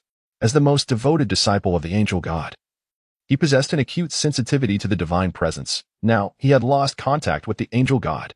"It was inconceivable," he murmured, his expression one of disbelief. "What have you done to me?" The aura of menace around Qiandalu intensified. At that moment, the angelic holy sword was evaded by the 3 with their swift leaps, yet the terrifying power of the sword had severely damaged the cathedral. In their martial soul's true forms, the 9th soul abilities of the 3 illuminated brilliantly. "9th soul ability," they exclaimed in unison. Meng Xinji, 30 million demon thunder. Jilin, 3,000 thunder vines. Bai Baoshan, void dragon skyroar. With the assistance of their soul spirits, they each acquired unique soul abilities, and not just one. Even Bai Baoshan, who possessed no offensive capabilities, had gained an attacking soul ability. Although he currently had only one, its might was formidable. The 10,000-year soul spirits bestowed upon them more than a single ability. In that instant, Bai Baoshan's 10,000-year soul spirit, the Sky Void Tyrant Dragon, replaced his martial soul true form and launched an assault on Qiandalu. The massive Sky Void Tyrant Dragon was awe-inspiring. The power of the Tyrant Dragon fused with the might of the Sky Void. Not only him, but Meng Xinji and Jilin's 10,000-year soul spirits, Thundervine and King of Myriad Demons, followed suit. What? 3 immensely formidable and terrifying attacks surged forth simultaneously. At this moment, Qiandalu was taken aback, his expression reflecting trepidation, and his demeanor grew grave. "Angel true form." Qiandalu bellowed urgently. For the first time in a century, he sensed danger. Although this strike would not slay him, it could indeed injure him. The stakes were too high to gamble, so he immediately activated his angel true form to counter. As his voice resonated, the power of the angel surged within him. The colossal angel true form materialized before him, and Qiandalu ascended into the skies. Yet, at that moment, he noticed a massive barrier in the heavens obstructing his ascent, forcing his angel true form to shrink. Qiandalu found himself cradled within the hands of his angel true form, akin to a cherished offspring. Damn, what is this barrier? When did it appear? Could it be that this contraption severed my connection with the angel god? Qiandaolia's pupils constricted, astonished by the barrier before him. Not one to be easily fooled. He quickly comprehended the situation. Though the angel true form had diminished in size, it did not diminish its overwhelming aura. Faced with the 3 converging terrifying attacks, Qiandalu momentarily set aside thoughts of the barrier, redirecting his focus to the imminent threats. He swiftly raised his hand and shouted, "9th soul ability, angelic divine light." Qiandalu infused the divine power of angels into his 9th soul skill, intensifying the ferocity of the angelic light. In the hands of the colossal angelic form, A massive sphere of white energy rapidly coalesced and expanded. The angelic radiance erupted forth, and in the next moment, it unleashed a formidable wave of divine light. Surging towards the three incoming attacks, the techniques of both sides collided instantly. A thunderous roar erupted, followed by a resounding boom. The immense explosion reverberated. As the terrifying force generated by the clash relentlessly battered against the barrier, producing a buzzing sound within, yet it showed no signs of cracking.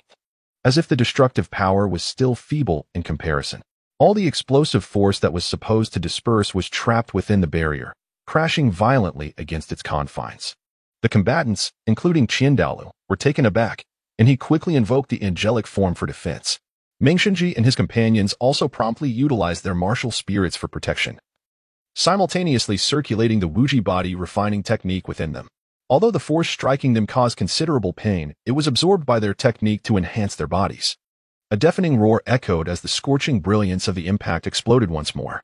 Aside from the barrier, the entire church hall had utterly collapsed. Surrounding them were shattered stones. Chaotic and disordered. The three retreated inside the hall, witnessing the scene. It was a sunny day, yet the thick scent of gunpowder filled their nostrils. Watching the church hall, which had accompanied them for many years, crumble into ruins, their hearts ached with profound sorrow. At that moment, Bai Baoshan communicated telepathically, "Xinji, this cannot continue. Our strongest combined attack has been thwarted by that old man. To be honest, the disparity in strength reveals we are still no match for him." Bai Baoshan's message reached their ears, and Jilin added, "Indeed, after all, he is a peerless Dolua at level 99, and his aura seems to have transcended that level, reaching what the leader described as a quasi-demigod or even a pseudo-demigod realm." Meng Xinji nodded in agreement and responded telepathically, "Indeed, this old man has likely attained that realm. Even with our soul cores and the methods provided by the Qinlong gang, we are still outmatched. If we were to coalesce a second soul core and elevate ourselves to the level of Super Dolua, perhaps we could engage on equal footing. But it appears he is held back considerably. It seems we have no choice but to resort to that ultimate move." At this moment, the three individuals exchanged glances, their expressions resolute. Meanwhile, Qiandaolu ascended into the air, attempting to breach the barrier, but to no avail. Reluctantly, he had to abandon the endeavor, for the barrier was too enigmatic. In a fleeting moment, he recalled the peculiar techniques employed by the trio of Dream Machine in the past. His eyes narrowed, and a thought crossed his mind. It seems these three miscreants are behind this. I am truly astonished that they could conjure a formation that even I cannot dismantle. Clearly, they possess more substance than I had initially assumed, or perhaps it is the Qinlong gang behind them. At that moment, Qiandaolu found himself increasingly intrigued by the Qinlong gang mentioned by the trio. After a brief pause, he spoke softly. "I must say, you three have truly opened my eyes. To engage with me at such a level is indeed a source of pride for you. Have you ever considered joining my soul hall as esteemed elders? You would enjoy unparalleled status and resources."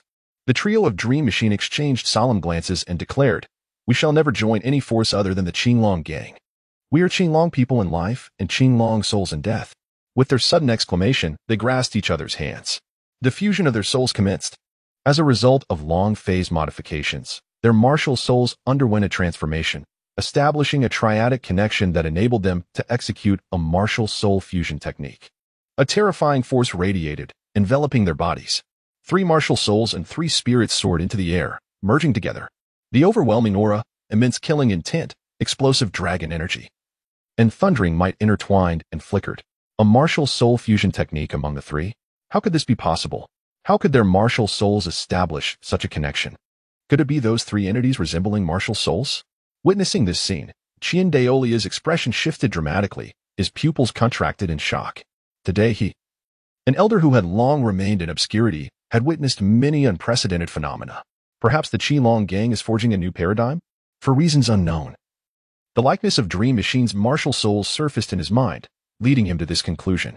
Regardless, I must capture you. If I cannot contend with a mere martial soul fusion technique, it would be an utter disgrace. At that moment, a radiant light expanded, rivaling Qiandaolu's angelic form. Is it truly this immense?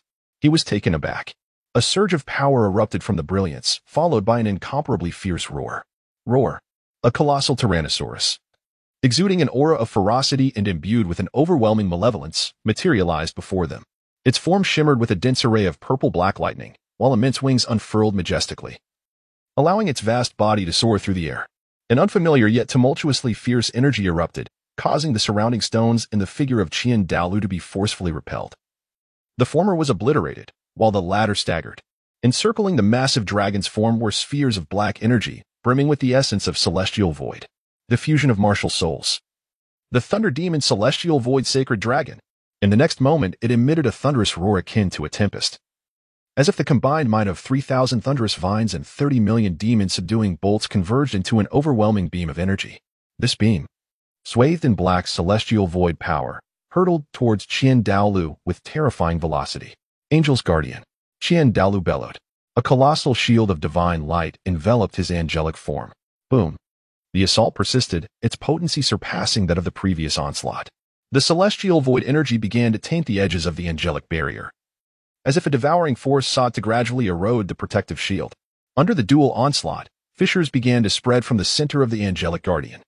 Qian Daolu gritted his teeth, his expression one of profound astonishment. Damn it, how can I be so challenged? He thought, his mind racing. Such a being, if not harnessed for the spirit hall, will undoubtedly bring catastrophic disaster. If you refuse to serve, then I shall be left with no choice but to eradicate you. A chilling murderous intent surged in his eyes. He had never displayed such fervent malice until now. He had truly resolved to kill. Angel's Sacred Sword. Qian Daolu struck directly at the heart of the impending attack. With a resounding crash, the angelic shield was obliterated, replaced by the Angel's Sacred Sword. This time, the sword was more formidable than before, with 9 fearsome soul rings manifesting along its blade, augmenting its shattering power. Meanwhile, on the side of the Dream God machine, their fusion technique possessed immense strength, yet the consumption of soul power was akin to a cascading waterfall, rapid and relentless. 3 soul cores whirred into action, replenishing the lost energy. Bang! A thunderous roar erupted as the Thunder Demon Celestial Void Sacred Dragon's assault was pierced by the Angel's Sacred Sword. Realizing the peril, the Sacred Dragon instinctively evaded, summoning the formidable defense of the Celestial Star Furnace, which conjured a vast blue-red barrier before it. Bang! The Thunder Demon Celestial Void Sacred Dragon unleashed a retaliatory strike against the Angel's Sacred Sword, its massive form vanishing from sight. What? As Qian Daolu stood in shock, the immense figure of the Thunder Demon Celestial Void Sacred Dragon reappeared before him, its colossal claw, imbued with the essence of obliteration, thunder, and demonic power, descended towards him with lethal intent. Qian Daolu's face paled, an acute sense of crisis surging within. Bang! And swiftly, the confrontation escalated. A massive palm descended. Yet it did not strike Qian Daolu, who had seemingly merged with the angelic entity. Instead, the blow landed upon the angelic form itself. The angelic entity quaked violently, and the terrifying force of the impact sent it hurtling backward, crashing fiercely against the barrier. Following this, an overwhelming wave of light relentlessly bombarded it. Thunderous roars echoed continuously, as the explosive assault engulfed the entirety of the angelic being. At that moment, the colossal thunder demon, the celestial dragon, suddenly vanished, forcibly severed from its fusion state. Mengxinji and his companion's pupils constricted, their expressions shifting dramatically. Damn it, at such a critical moment. The trio, pale and weakened, collapsed onto the ground. The immense soul power consumed by their martial soul fusion technique had depleted their strength, leaving them teetering on the brink of collapse. If their adversary did not fall, their demise was inevitable. There's no choice. We must call for help, or we shall perish here. Bai Bashan gritted his teeth, his voice frail. Boom. At that instant, a surge of angelic power, even more terrifying than before, erupted from the explosion, instantly propelling the 3 of them away, crashing them against the barrier. Simultaneously, they spewed forth torrents of blood. Though the infinite body refinement technique was in operation, the excruciating pain could not dissipate instantaneously. Cough, cough. From within emerged a figure radiating a divine luminescence. It was none other than Qian Daolu, though his countenance bore a look of displeasure, shock lingering in his expression. At that moment, he donned a pristine white armor imbued with the essence of a holy angel. This was unnecessary, but had he endured the recent horrifying attack, it would have gravely injured his venerable frame. Thus, he was compelled to utilize this angelic armor. Indeed, the attire he wore was the angelic divine armor. Under its protection, he bore no wounds. Any minor injuries he sustained quickly healed. Witnessing this scene, Mengxinji and his companions trembled, recognizing that in their current state, they could not withstand such a presence. How is this possible? What on earth is this? They stammered, voices quaking. Suddenly, after a prolonged silence, Qian Daolu spoke. To force me to this extent, I must concede that you are truly formidable. Fortuitously, I brought this angelic divine armor today. Otherwise, I would have been severely injured. I am a connoisseur of talent. Your martial soul fusion technique is extraordinarily powerful, perhaps excessively so. I shall ask you one final time. Will you join the martial soul, or choose death? The choice is yours. Qian Daoliu's tone remained calm as he continued. This is your last opportunity. Choose wisely. I genuinely do not wish to see such exceptional individuals fall into oblivion. Hiki. Life is the Azure Dragon. Aiding the fallen, transforming the Azure Dragon's spirit. We shall not yield even in death, nor shall we. Join your martial soul hall. This is the resolute answer of the Dream God Machine Trio. Extremely unwavering. Excellent. How delightful. It is the first time I have encountered such unwavering loyalty. I am truly curious about the allure of the Azure Dragon that binds you so tightly. Qian Dalu gritted his teeth in fury, yet he was indeed eager to uncover the true power of the Azure Dragon. Initially, I intended to extract this information from you. But your responses have utterly crushed my hopes. With that, a chilling aura emanated from Qian Daolu, and an angelic holy sword appeared in his hand. Its murderous intent spreading as he slowly approached the Dream God Machine Trio. Strangely, instead of fear, the trio wore a grim smile. You had better kill us quickly, or you shall meet your demise shortly. Upon hearing this, Qian Daolu furrowed his brow, sensing that there was more to their words than met the eye. I ask you, how can this barrier be undone? Qian Daolu stood before the Dream God Machine, coldly inquiring. Kill us, and the barrier shall naturally be lifted. The Dream God Machine replied directly. Very well, then I shall kill you. Qian Daolu, filled with overwhelming murderous intent, raised the angelic holy sword decisively and slashed down towards the Dream God Machine Trio. The trio quickly shut their eyes. Is this the taste of death? Master, we are sorry. We shall take our leave first. Bang. Can a mere pseudo-demigod pinnacle such as you kill a member of the Azure Dragon? Just as the crisis unfolded, a twist of fate emerged. A thunderous roar erupted, and a surge of azure energy broke through the barrier above the four. A beam of fierce killing intent descending upon Qian Daolu with astonishing speed, shattering the holy sword in his grasp. What? Who is it? Boom. The sudden turn of events left Qian Daolu in shock, and at the moment the sound echoed, he was blasted away by the terrifying beam of light. Glancing upward, he beheld a bald, robust youth slowly descending from the sky. Master! Upon seeing this figure, the Dream God Machine Trio was filled with excitement. They were saved. Indeed. The newcomer was Long Fei. After leaving the Long family, he had made his way to the Tiando Royal Academy, and upon arrival, he noticed the clash between Qian Daolu and the Dream God Machine Trio. However, he chose to remain hidden in the void, observing the fierce battle until this critical moment. A bald youth. You are Lin Dong? They mentioned the master. Qian Daoliu's eyes widened in shock. Could you be the master of the Azure Dragon they speak of? How is this possible? You are so young. Long Fei spoke with a tone that was notably frosty. Old man, isn't it a tad excessive to exploit your pseudo-demigod peak cultivation to bully 3 mere title Duos of level 92 from my Azure Dragon gang? The aura of draconic majesty emanating from him was strikingly sharp. It was as if they intended to confront me. They shall pay dearly. HM? Suddenly, Qian Daolu was taken aback, sensing a misperception. How could this be? You possess no soul power, yet you wield divine power. And such immense power at that. Who exactly are you? As a pseudo-demigod, Qian Daolu was immediately aware of the anomaly radiating from Long Fei. This individual was shrouded in mystery and posed a significant threat. For the first time in a century, Qian Daolu found himself forming such an elevated judgment of another. You need not concern yourself. The forthcoming battle will be quite explosive. With that, Long Fei instantaneously activated his domain skill, enveloping everything around him in a golden draconic aura, while Qian Daolu was forcibly drawn into it. Upon entering, Meng Xinji and the others were separated from this space, a deliberate act orchestrated by Long Fei. Dragon God Realm. This is a realm. Qian Daoliu's expression changed once more. How could you, at such a young age, have already attained the rank of a title Dolua? What shocked him even more was that his angelic domain was unexpectedly suppressed, leaving him with an overwhelming sense of difficulty in breaking free. How could it be that this youth's domain surpasses even my angelic domain? Qian Daoliu's countenance darkened. No, I am merely a soul sage, Dragon Fei replied calmly, shaking his head. You 3 consume the elixirs and watch how I engage him in battle. A smirk played on Dragon Fei's lips. What follows may be quite spectacular.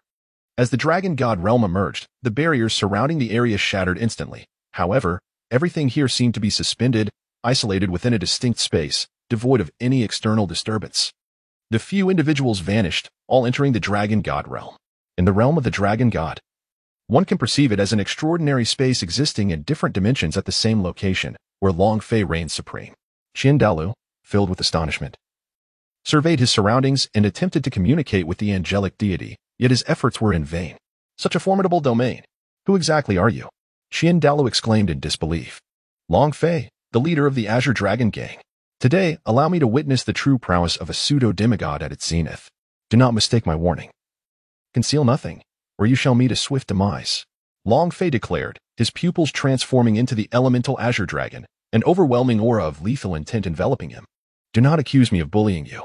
Consume this elixir, and it shall restore you to your peak strength. Let us engage in a fair contest. Should you lose, you will join my Azure Dragon Gang. Should I lose, you may dispose of me as you wish. As he spoke, Long Fei tossed a pill into Qian Daoliu's hands. Qian Daoliu scrutinized the so-called elixir in his grasp, narrowing his eyes and coldly retorting, "How can I trust that this is not a poison intended to ensnare me?" In response, Long Fei scoffed dismissively, "Qian Daoliu, do not overestimate your significance. To ensnare you? I am afraid you are not worthy.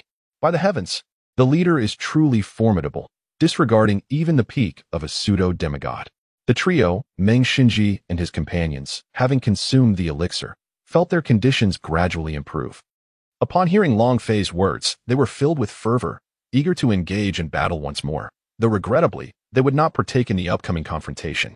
They too yearned to witness Long Fei's true strength.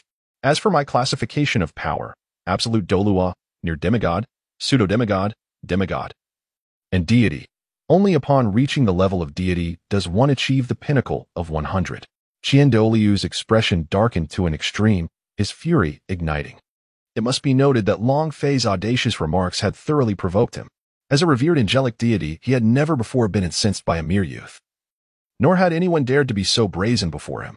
Very well, Long Fei of the Azure Dragon Gang, you have successfully incited my wrath. No matter the circumstances, I shall ensure you pay a heavy price. Qian Daoliu's cold and ominous voice resonated as he consumed the elixir, continuing, "You shall lament your decision to restore me to my peak. You are woefully naive. A mere soul saint cannot fathom the terror of a pseudo-demigod at its pinnacle. You prattle on excessively. Finish your elixir and let us fight. If you lose, you will join my Azure Dragon Gang. If you win, you may dispose of me as you see fit. Do you dare to wager?" Long Fei landed gracefully upon the ground, hands clasped behind his back, his head held high. "Ha! What is there to fear?" Qian Daoliu replied, suddenly feeling his body rejuvenating at an astonishing rate, which astonished him. Such rapid recovery stemmed from a mere pill. It seemed that this Azure Dragon Gang warranted further investigation, though he resolved to capture Long Fei first for a thorough inquiry. "Long Fei, prepare to meet your demise." As Qian Daoliu's eyes narrowed, an overwhelming sense of murderous intent surged forth, and with a thunderous shout, his angelic form swiftly vanished from sight. In the face of this spectacle, Long Fei remained composed. In the next moment, he beheld Qian Daoliu's radiant, holy figure re-emerging before him, a formidable wave of celestial power hurtling directly towards him. "Excellent. This technique is formidable. Let me test the true strength of a body at the God King level." A smile graced Long Fei's lips, his heart racing with anticipation. Since achieving the God King physique, he had yet to experience the sensation of being struck by divine force. Today, he would finally revel in the thrill. Boom. Not evading? Observing Long Fei bracing himself against his terrifying angelic attack, Qian Daoliu's eyes narrowed, his form momentarily taken aback. As the explosion engulfed Long Fei, Qian Daoliu's eyes suddenly widened in disbelief. Emerging from the chaos was none other than Long Fei, who brushed off his attire as if nothing had transpired after enduring an assault of peak pseudo-demigod intensity. "How could this be? How can your body be so extraordinarily robust?" Qian Daoliu exclaimed in astonishment, a flicker of fear evident in his widened eyes. "Now it is my turn to strike." Long Fei pressed his foot against the ground, leaving behind a streak of lightning before vanishing from sight. So swift. Qian Daoliu was taken aback. Long Fei's speed was on par with his own, if not superior. Where did this monster emerge from? Azure Dragon Blade. Long Fei's icy voice rang out as he appeared before Qian Daoliu, the ancient Azure Dragon knife firmly grasped in his hand. Then he swung it down with ferocity. The terrifying might of the ancient blade, accompanied by a resounding dragon's roar, intensified its dreadfulness. The blade's arc caused slight fissures to form in the surrounding space. Fortunately, they were within the Dragon God realm, or else the external space would have shattered long ago. Angel's holy sword. Qian Doliu's expression flickered as he swiftly conjured a pristine white holy sword to counter the impending strike. Bang! Another thunderous clash erupted. The sword and the blade collided, seemingly evenly matched. Yet, a smirk played at the corner of Long Fei's mouth as he swung down again, unleashing a second blade that surged forth, instantly meeting the first blade. A torrent of overwhelming dragon might erupted, shattering Qian Doliu's holy sword. A tremendous roar resounded. Realizing the precariousness of his situation, Qian Daolu hastily retreated, his massive angelic wings unfurling behind him, embodying the divine majesty of an angel, soaring into the skies. The heavens of this alternate realm appeared infinite. And as a peak pseudo-demigod, Qian Daolu found himself unable to penetrate its depths. The silhouette of Long Fei surged through the explosion, rushing directly toward Qian Daolu. The ancient azure dragon blade in hand pointed menacingly at him. From the blade's tip, a spherical orb of energy coalesced, unleashing a thick wave of light that surged toward Qian Daolu. This wave, infused with an unfathomable destructive force, prompted Qian Daolu, a being at the pinnacle of pseudo-demigod strength, to sense the imminent danger with his formidable mental acuity. Instead of retaliating, he instinctively soared into the heavens. The tracking azure beam created a remarkably elongated trail, scorching the air as it passed, causing tremors in the spatial fabric. Even within the dragon god's domain, such phenomena were evident, underscoring the sheer terror of its might. Despairing, Qian Daolu wondered if the sky in this realm truly had no bounds. As he ascended rapidly, he gazed upward, feeling an unsettling sense of infinity. Upon glancing downward, he observed the azure wave closing in, its speed astonishing, expanding ominously until it threatened to engulf his entire being. True angelic form. Angelic judgment. Qian Doliu's eyes narrowed, abandoning his ascent as he summoned his martial soul's true essence. The colossal figure of a six-winged angel materialized, radiating divine light and authority. He raised his hand, instantly manifesting a massive, pristine angelic holy sword, and with a decisive stroke, he brought it crashing down. Empowered by the angelic form, not only did its power become increasingly formidable, but the immense sword itself was vividly materialized. In the realm of the dragon god, a piercing sound reverberated through the sky, as the air surrounding the angelic sword was fragmented, giving rise to a tempestuous vortex. In an instant, the colossal blade cleaved through the azure light. Boom! The terrifying force erupted instantaneously, sending shockwaves cascading in all directions. At that moment, Long Fei's figure materialized at an astonishing altitude, boldly disregarding the peril posed by the explosion as he surged forth from the billowing mist, the acrid scent of gunpowder assaulting his nostrils. In the next heartbeat, the vigor emanating from him repelled the smoke and debris of the detonation. The might of the azure dragon surged forth. As a formidable manifestation of the chaotic azure dragon burst from Long Fei's being, hurtling towards Qian Daolu. The ethereal form of the chaotic azure dragon opened its crimson eyes, its chilling and merciless draconic aura swirling beneath a radiant beam. An ominous realization dawned upon Qian Daolu, his complexion shifting dramatically, beads of sweat cascading down his forehead as he resolutely unleashed his ninth soul skill, Angelic Divine Light, in conjunction with the Angelic Divine Armor for a full-scale counterattack. A thunderous roar echoed once more, but this time, the resounding dragon's roar shattered Qian Doliu's onslaught. The power of bloodlines surged forth, as he fully transformed into the azure dragon. With a thunderous roar, Long Fei felt a surge of searing heat enveloping him, his vital essence boiling within. A resplendent azure light erupted, and in the next moment, he transformed into a humanoid azure dragon. Roaring. Before the chaos, all deities appeared insubstantial. 1,000 paths converge. Witness the might of chaos. With a soaring leap, Long Fei ascended into the heavens, piercing directly into the ethereal form of the chaotic azure dragon. His velocity surpassing that of light, transforming into a streak of cerulean brilliance. Qian Daolu, already struggling to contend with the dragon before him, was now utterly engulfed in terror. Just how much more did this being conceal? Long Fei's fist coalesced the power of obliteration, and the surrounding dragon god domain gradually shattered, transforming into energy that he absorbed. A terrifying vortex seemed intent on consuming everything in existence. The resounding hymn of overwhelming obliteration echoed across the heavens. No. Qian Daolu finally sensed fear. His face was filled with despair. He would not succumb passively, bracing against the assault of the Chaos Azure Dragon's ethereal form. He summoned the last vestiges of power bestowed by the angelic deity. If he failed to do so, he would undoubtedly perish beneath that singular strike. Angel's Divine Punishment. The 88th angelic deity of the divine realm. Angel's Divine Punishment. Accompanied by Qian Daoliu's roar, dazzling holy light illuminated the angelic form, and in the next instant, his divine power was swiftly drained away. The entirety of the angelic form solidified, followed by a terrifying angelic thunder erupting from within. Dense and thick as if it were a cataclysmic thunderstorm. The dragon god domain, already fragmented by Long Fei's overwhelming power, now faced further disintegration. The surroundings transformed from golden hues to a semblance of a high-tech otherworldly reality. Witnessing this, Long Fei's expression shifted slightly, yet he felt no trepidation. Delivering a direct punch to Qian Daolu. Bang! Boom! The monstrous force shattered all, creating a massive vortex black hole within the otherworld. The very fabric of this realm began to crumble under the weight of such dread power. Alongside the explosive sound of impact, Qian Daoliu's agonized cries resounded. Struck by Long Fei's terrifying blow, his angelic armor shattered instantaneously. In the following moment, the sound of bones fracturing echoed, and he spewed forth blood, his complexion turning pale and weak. The angelic armor, crack. Simultaneously, the angelic form began to show signs of fracture, and in a breath's time, it collapsed entirely. Qian Daoliu's expression was one of utter despair, forced to relinquish his martial soul form, his body plummeting towards the ground like a meteor. Bang! At the same time, the already triggered angelic divine punishment did not dissipate. It crashed against Long Fei. A thunderous roar.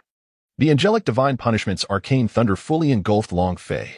Such terrifying arcane thunder would have spelled doom for anyone else, yet it encountered Long Fei, a being beyond humanity.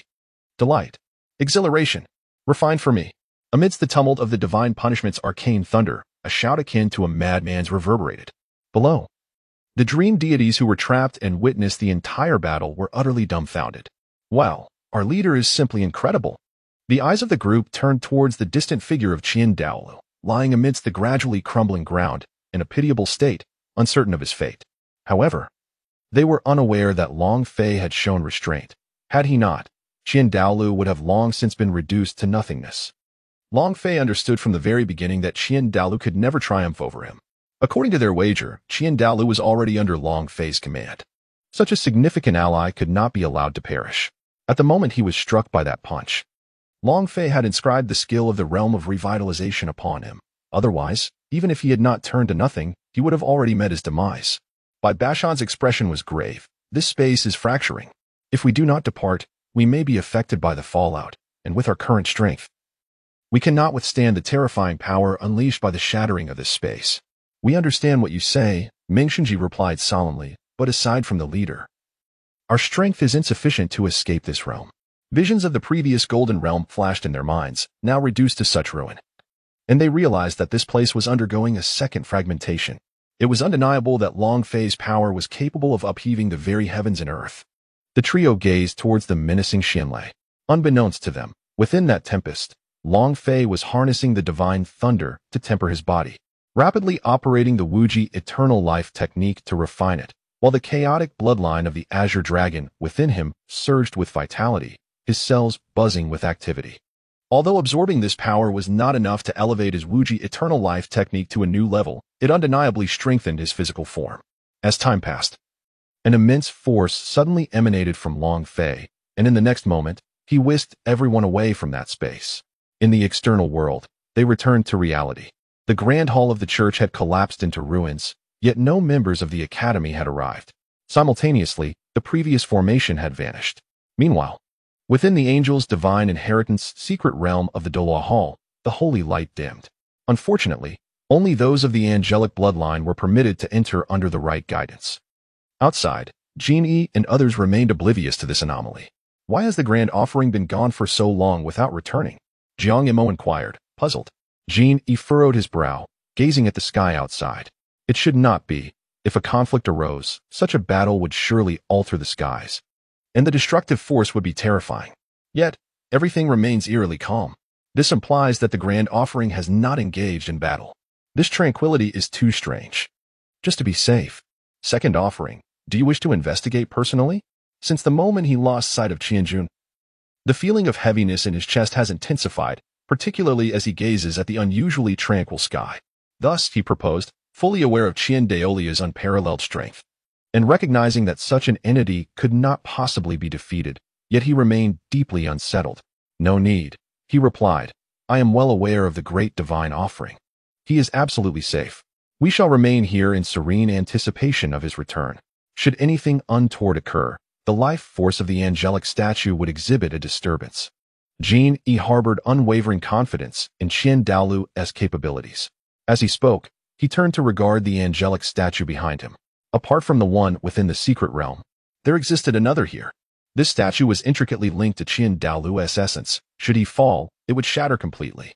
If any calamity were to befall him, the divine energy within would weaken, indicating that he had encountered formidable adversaries, at which point he would set out to provide assistance.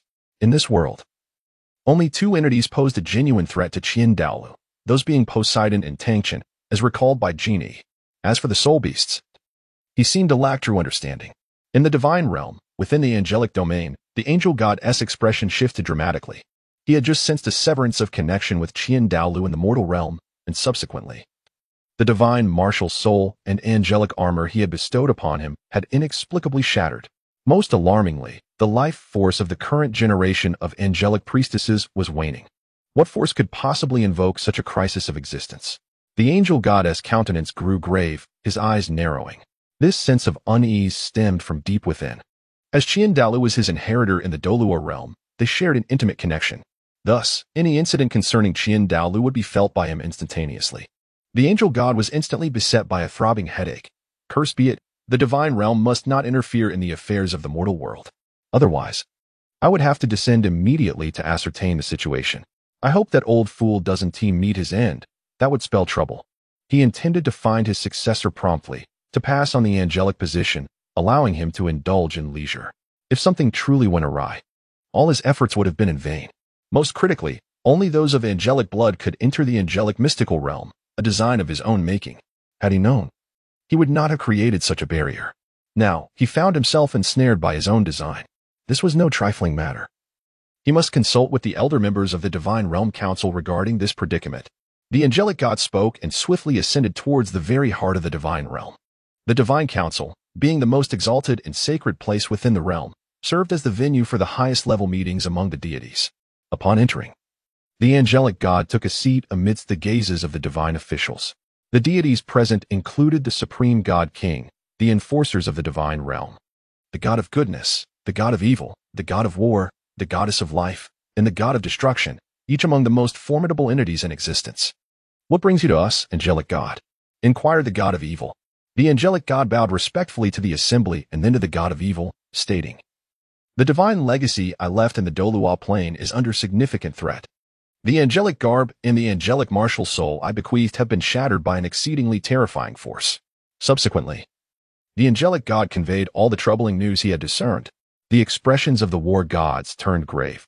Is there truly a force in the Dolua plane that poses a threat to what the deities have left behind? This is hardly a favorable revelation. Could it be those soul beasts? Speculated the god of destruction. The mere mention of soul beasts darkened the countenance of the deities. The goddess of life spoke slowly. "The last encounter with the dragon god left us severely weakened. If this is indeed the work of soul beasts, it must pertain to the golden-eyed black dragon king." The god of goodness squinted at the angelic god. His tone laced with admonition. "The divine realm cannot interfere with the affairs of the lower realm. Even if your legacy encounters peril, we cannot intervene. To do so would be to contravene the laws of the divine realm. You are aware of the consequences, are you not?" Upon hearing this, the angelic god sighed. "I am indeed aware, which is why I have come to seek your assistance. I wish to uncover the truth of the matter, at the very least. I must ascertain the identity of the perpetrator." The deities were taken aback. "You have a connection to your legacy, yet you do not know who is responsible?" The angelic god's expression was complex. "I do not know. It seems some force has deliberately obscured my connection with him. It was only when his angelic martial soul and garb were shattered that I suddenly sensed something amiss." The deities exchanged glances, and the god of war stated, "If this is indeed the case, we must investigate the Dolua lower realm. A force capable of shielding even the gods from perception warrants our vigilance." The god of evil nodded in agreement. "Indeed, such a significant occurrence in the Dolua world has gone unnoticed by us. It is evident that someone has meddled. Let us open the passage to Dolua and take a look. But remember, deities cannot descend to the mortal realm. You may observe but not interfere." Though the power was peculiar, he was confident it could not threaten their existence. Very well. The deities proceeded towards the passage connecting to the Dolua world, subsequently surveying the surroundings. Upon their first glance, an unsettling sensation enveloped them. An eerie silence prevailed, and it appeared that a strange force was obscuring the workings of celestial mechanics. Reluctantly, their gaze fell upon the spirit hall. The angel god could distinctly sense a profound vitality still ablaze. This was amiss. If my people were in peril, such a potent life force should not persist. The angel god paused momentarily. In the next instant, he attempted to communicate telepathically with Qiandaolu. Several seconds elapsed without a response from Qiandaolu. This is peculiar. Exceedingly peculiar, the angel god murmured. Presently, no apparent issues surfaced. However, as a precaution, you must monitor the Dolua realm daily, and upon uncovering the truth, report to us immediately, deciding later whether to preserve lives. After scrutinizing for a considerable time without discovering any anomalies, the evil god issued his decree. Simultaneously, within the Royal Academy of Tiando, in Long Fei's mind, the voice of the system resonated, announcing that the host had defeated a peak pseudo-demigod for the first time, triggering a hidden quest. The status was marked as complete, and the reward, a rule oath, had been deposited into the system's repository. A wave of satisfaction washed over Long Fei as he realized he had activated a hidden task. However, confusion soon followed. What is a rule oath? He called out for the system's explanation. The system responded, a rule oath is akin to a solemn vow. Once made, any treacherous thought will invoke absolute retribution as stipulated in the oath. Will the host utilize it? How wonderful. This is just in time. I shall use it immediately, Long Fei declared. In the next moment, an immense power descended from the heavens, enveloping Long Fei. He became the very core of this rule oath. Moments later, he opened his eyes with a slight smirk. Beside him, the once near-death Qiandaolu had completely restored his physical form to its original state, exuding a vibrant green life energy. This phenomenon was a manifestation of Long Fei's domain of universal revival. As long as Qiandaolu lived, he could be fully revived. Qiandaolu, now rejuvenated, witnessed the gradual revival of his shattered angelic martial soul and the broken angelic armor. The reason the angel sensed the abundant life energy in the angelic secret realm within the Hall of Martial Souls was due to this very moment. As Qiandaolu stirred from his slumber, he opened his eyes with a fierce glare. Am I not dead? He uttered in disbelief. The next instant, he beheld the familiar figure before him, his pupils narrowing in shock. Long Fei? He exclaimed. It was this young man's terrifying punch that had shattered his angelic armor and martial soul, leaving him utterly devastated, a pain he recalled vividly, an excruciating memory. At that moment, a look of fear, unseen for a century, crept upon his face.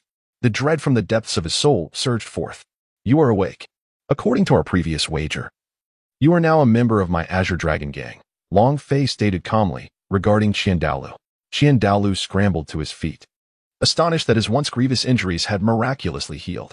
Gasping in disbelief, he pondered, was all this the doing of the young man before him?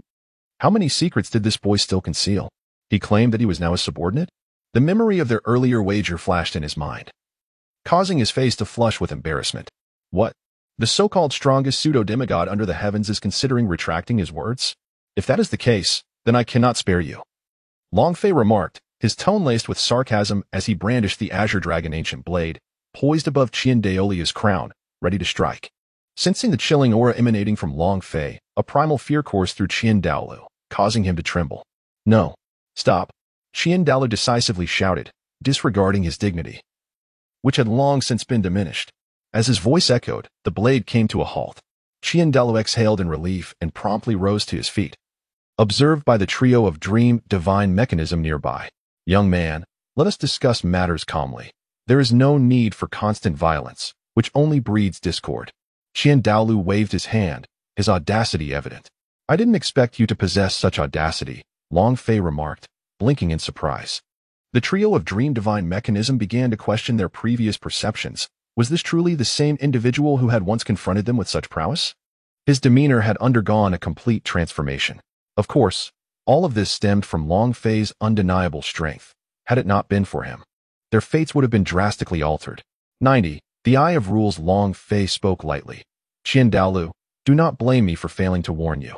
You have lost, and you are aware of some of my secrets. In other words, if you do not join the Qilong Gang today, you shall meet your demise. To join means survival. and you have no other option.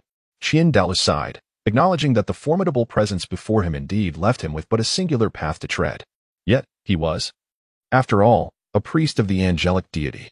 Qian Daolu proclaimed, "From the moment earlier, I have re-established contact with the angelic deity. That existence must have sensed the anomaly occurring here." Long Fei moved a few steps, his expression remarkably serene. "The concerns you harbor have long been addressed. The sky of the entire continent has been shrouded by my secret arts. Even that group from the divine realm will not discern any anomalies unless they collectively endeavor to shatter this veil of concealment. However, with the tranquility of the heavens, they have refrained from taking action. Thus, your angelic deity remains oblivious to your precise location." "What? Concealed?" Qian Daolu and the others were taken aback, subsequently raising their gazes to survey their surroundings. While Ming Xinji and his companions remained silent, Qian Daolu, having attained the pinnacle of a pseudo-demigod, truly found no signs of irregularity. Astonishment and disbelief coursed through him. How could even the gods be affected? They are deities, supreme beings. Qian Daolia's mind was now a tumult of complex thoughts. Should I inquire about the old man? How shall I report to him? He pondered. It must be said. This enigmatic Qinlong gang indeed captivated him. You merely need to feign ignorance while in seclusion. Nothing more is required. Furthermore, the gods cannot descend nor interfere with the affairs of the Dolua world, lest they face the repercussions of divine law. Even if a fragment of the angelic deity's consciousness lingers within that angelic realm, it remains merely a thought. If it were to manifest, it would pose no true threat. Long Fei's lips curled slightly, as if everything lay within his control. In truth, everything indeed was under his dominion. He was orchestrating a grand scheme, one capable of overturning all established perceptions. Qian Daolu was momentarily taken aback, gazing at Long Fei, as if he possessed no secrets at all. This young man was utterly formidable. The spirit hall could not contend with him, lest they face irreversible doom. Moreover, their strongest entity had been so utterly defeated, leading him to ponder who in the spirit hall could possibly rival him. "You are truly terrifying." Fear flickered in Qian Daolia's eyes. "Very well. I shall join your Azure Dragon gang," Qian Daolu declared. "Swear it." Long Fei replied with a gentle smile. "The oath shall serve as your first trial." Qian Daolu hesitated. "What oath?" "You, Qian Daolu, swear by your heart's essence to join the Azure Dragon gang, never to betray it. Otherwise, face divine retribution, annihilation, and eternal damnation." Long Fei's voice, though calm, carried an air of chilling dread. "You. Fine." Upon hearing this, Qian Daolu's pupils constricted, and he opened his mouth to speak, yet swallowed the last two words of indignation. "I, Qian Daolu, swear by my heart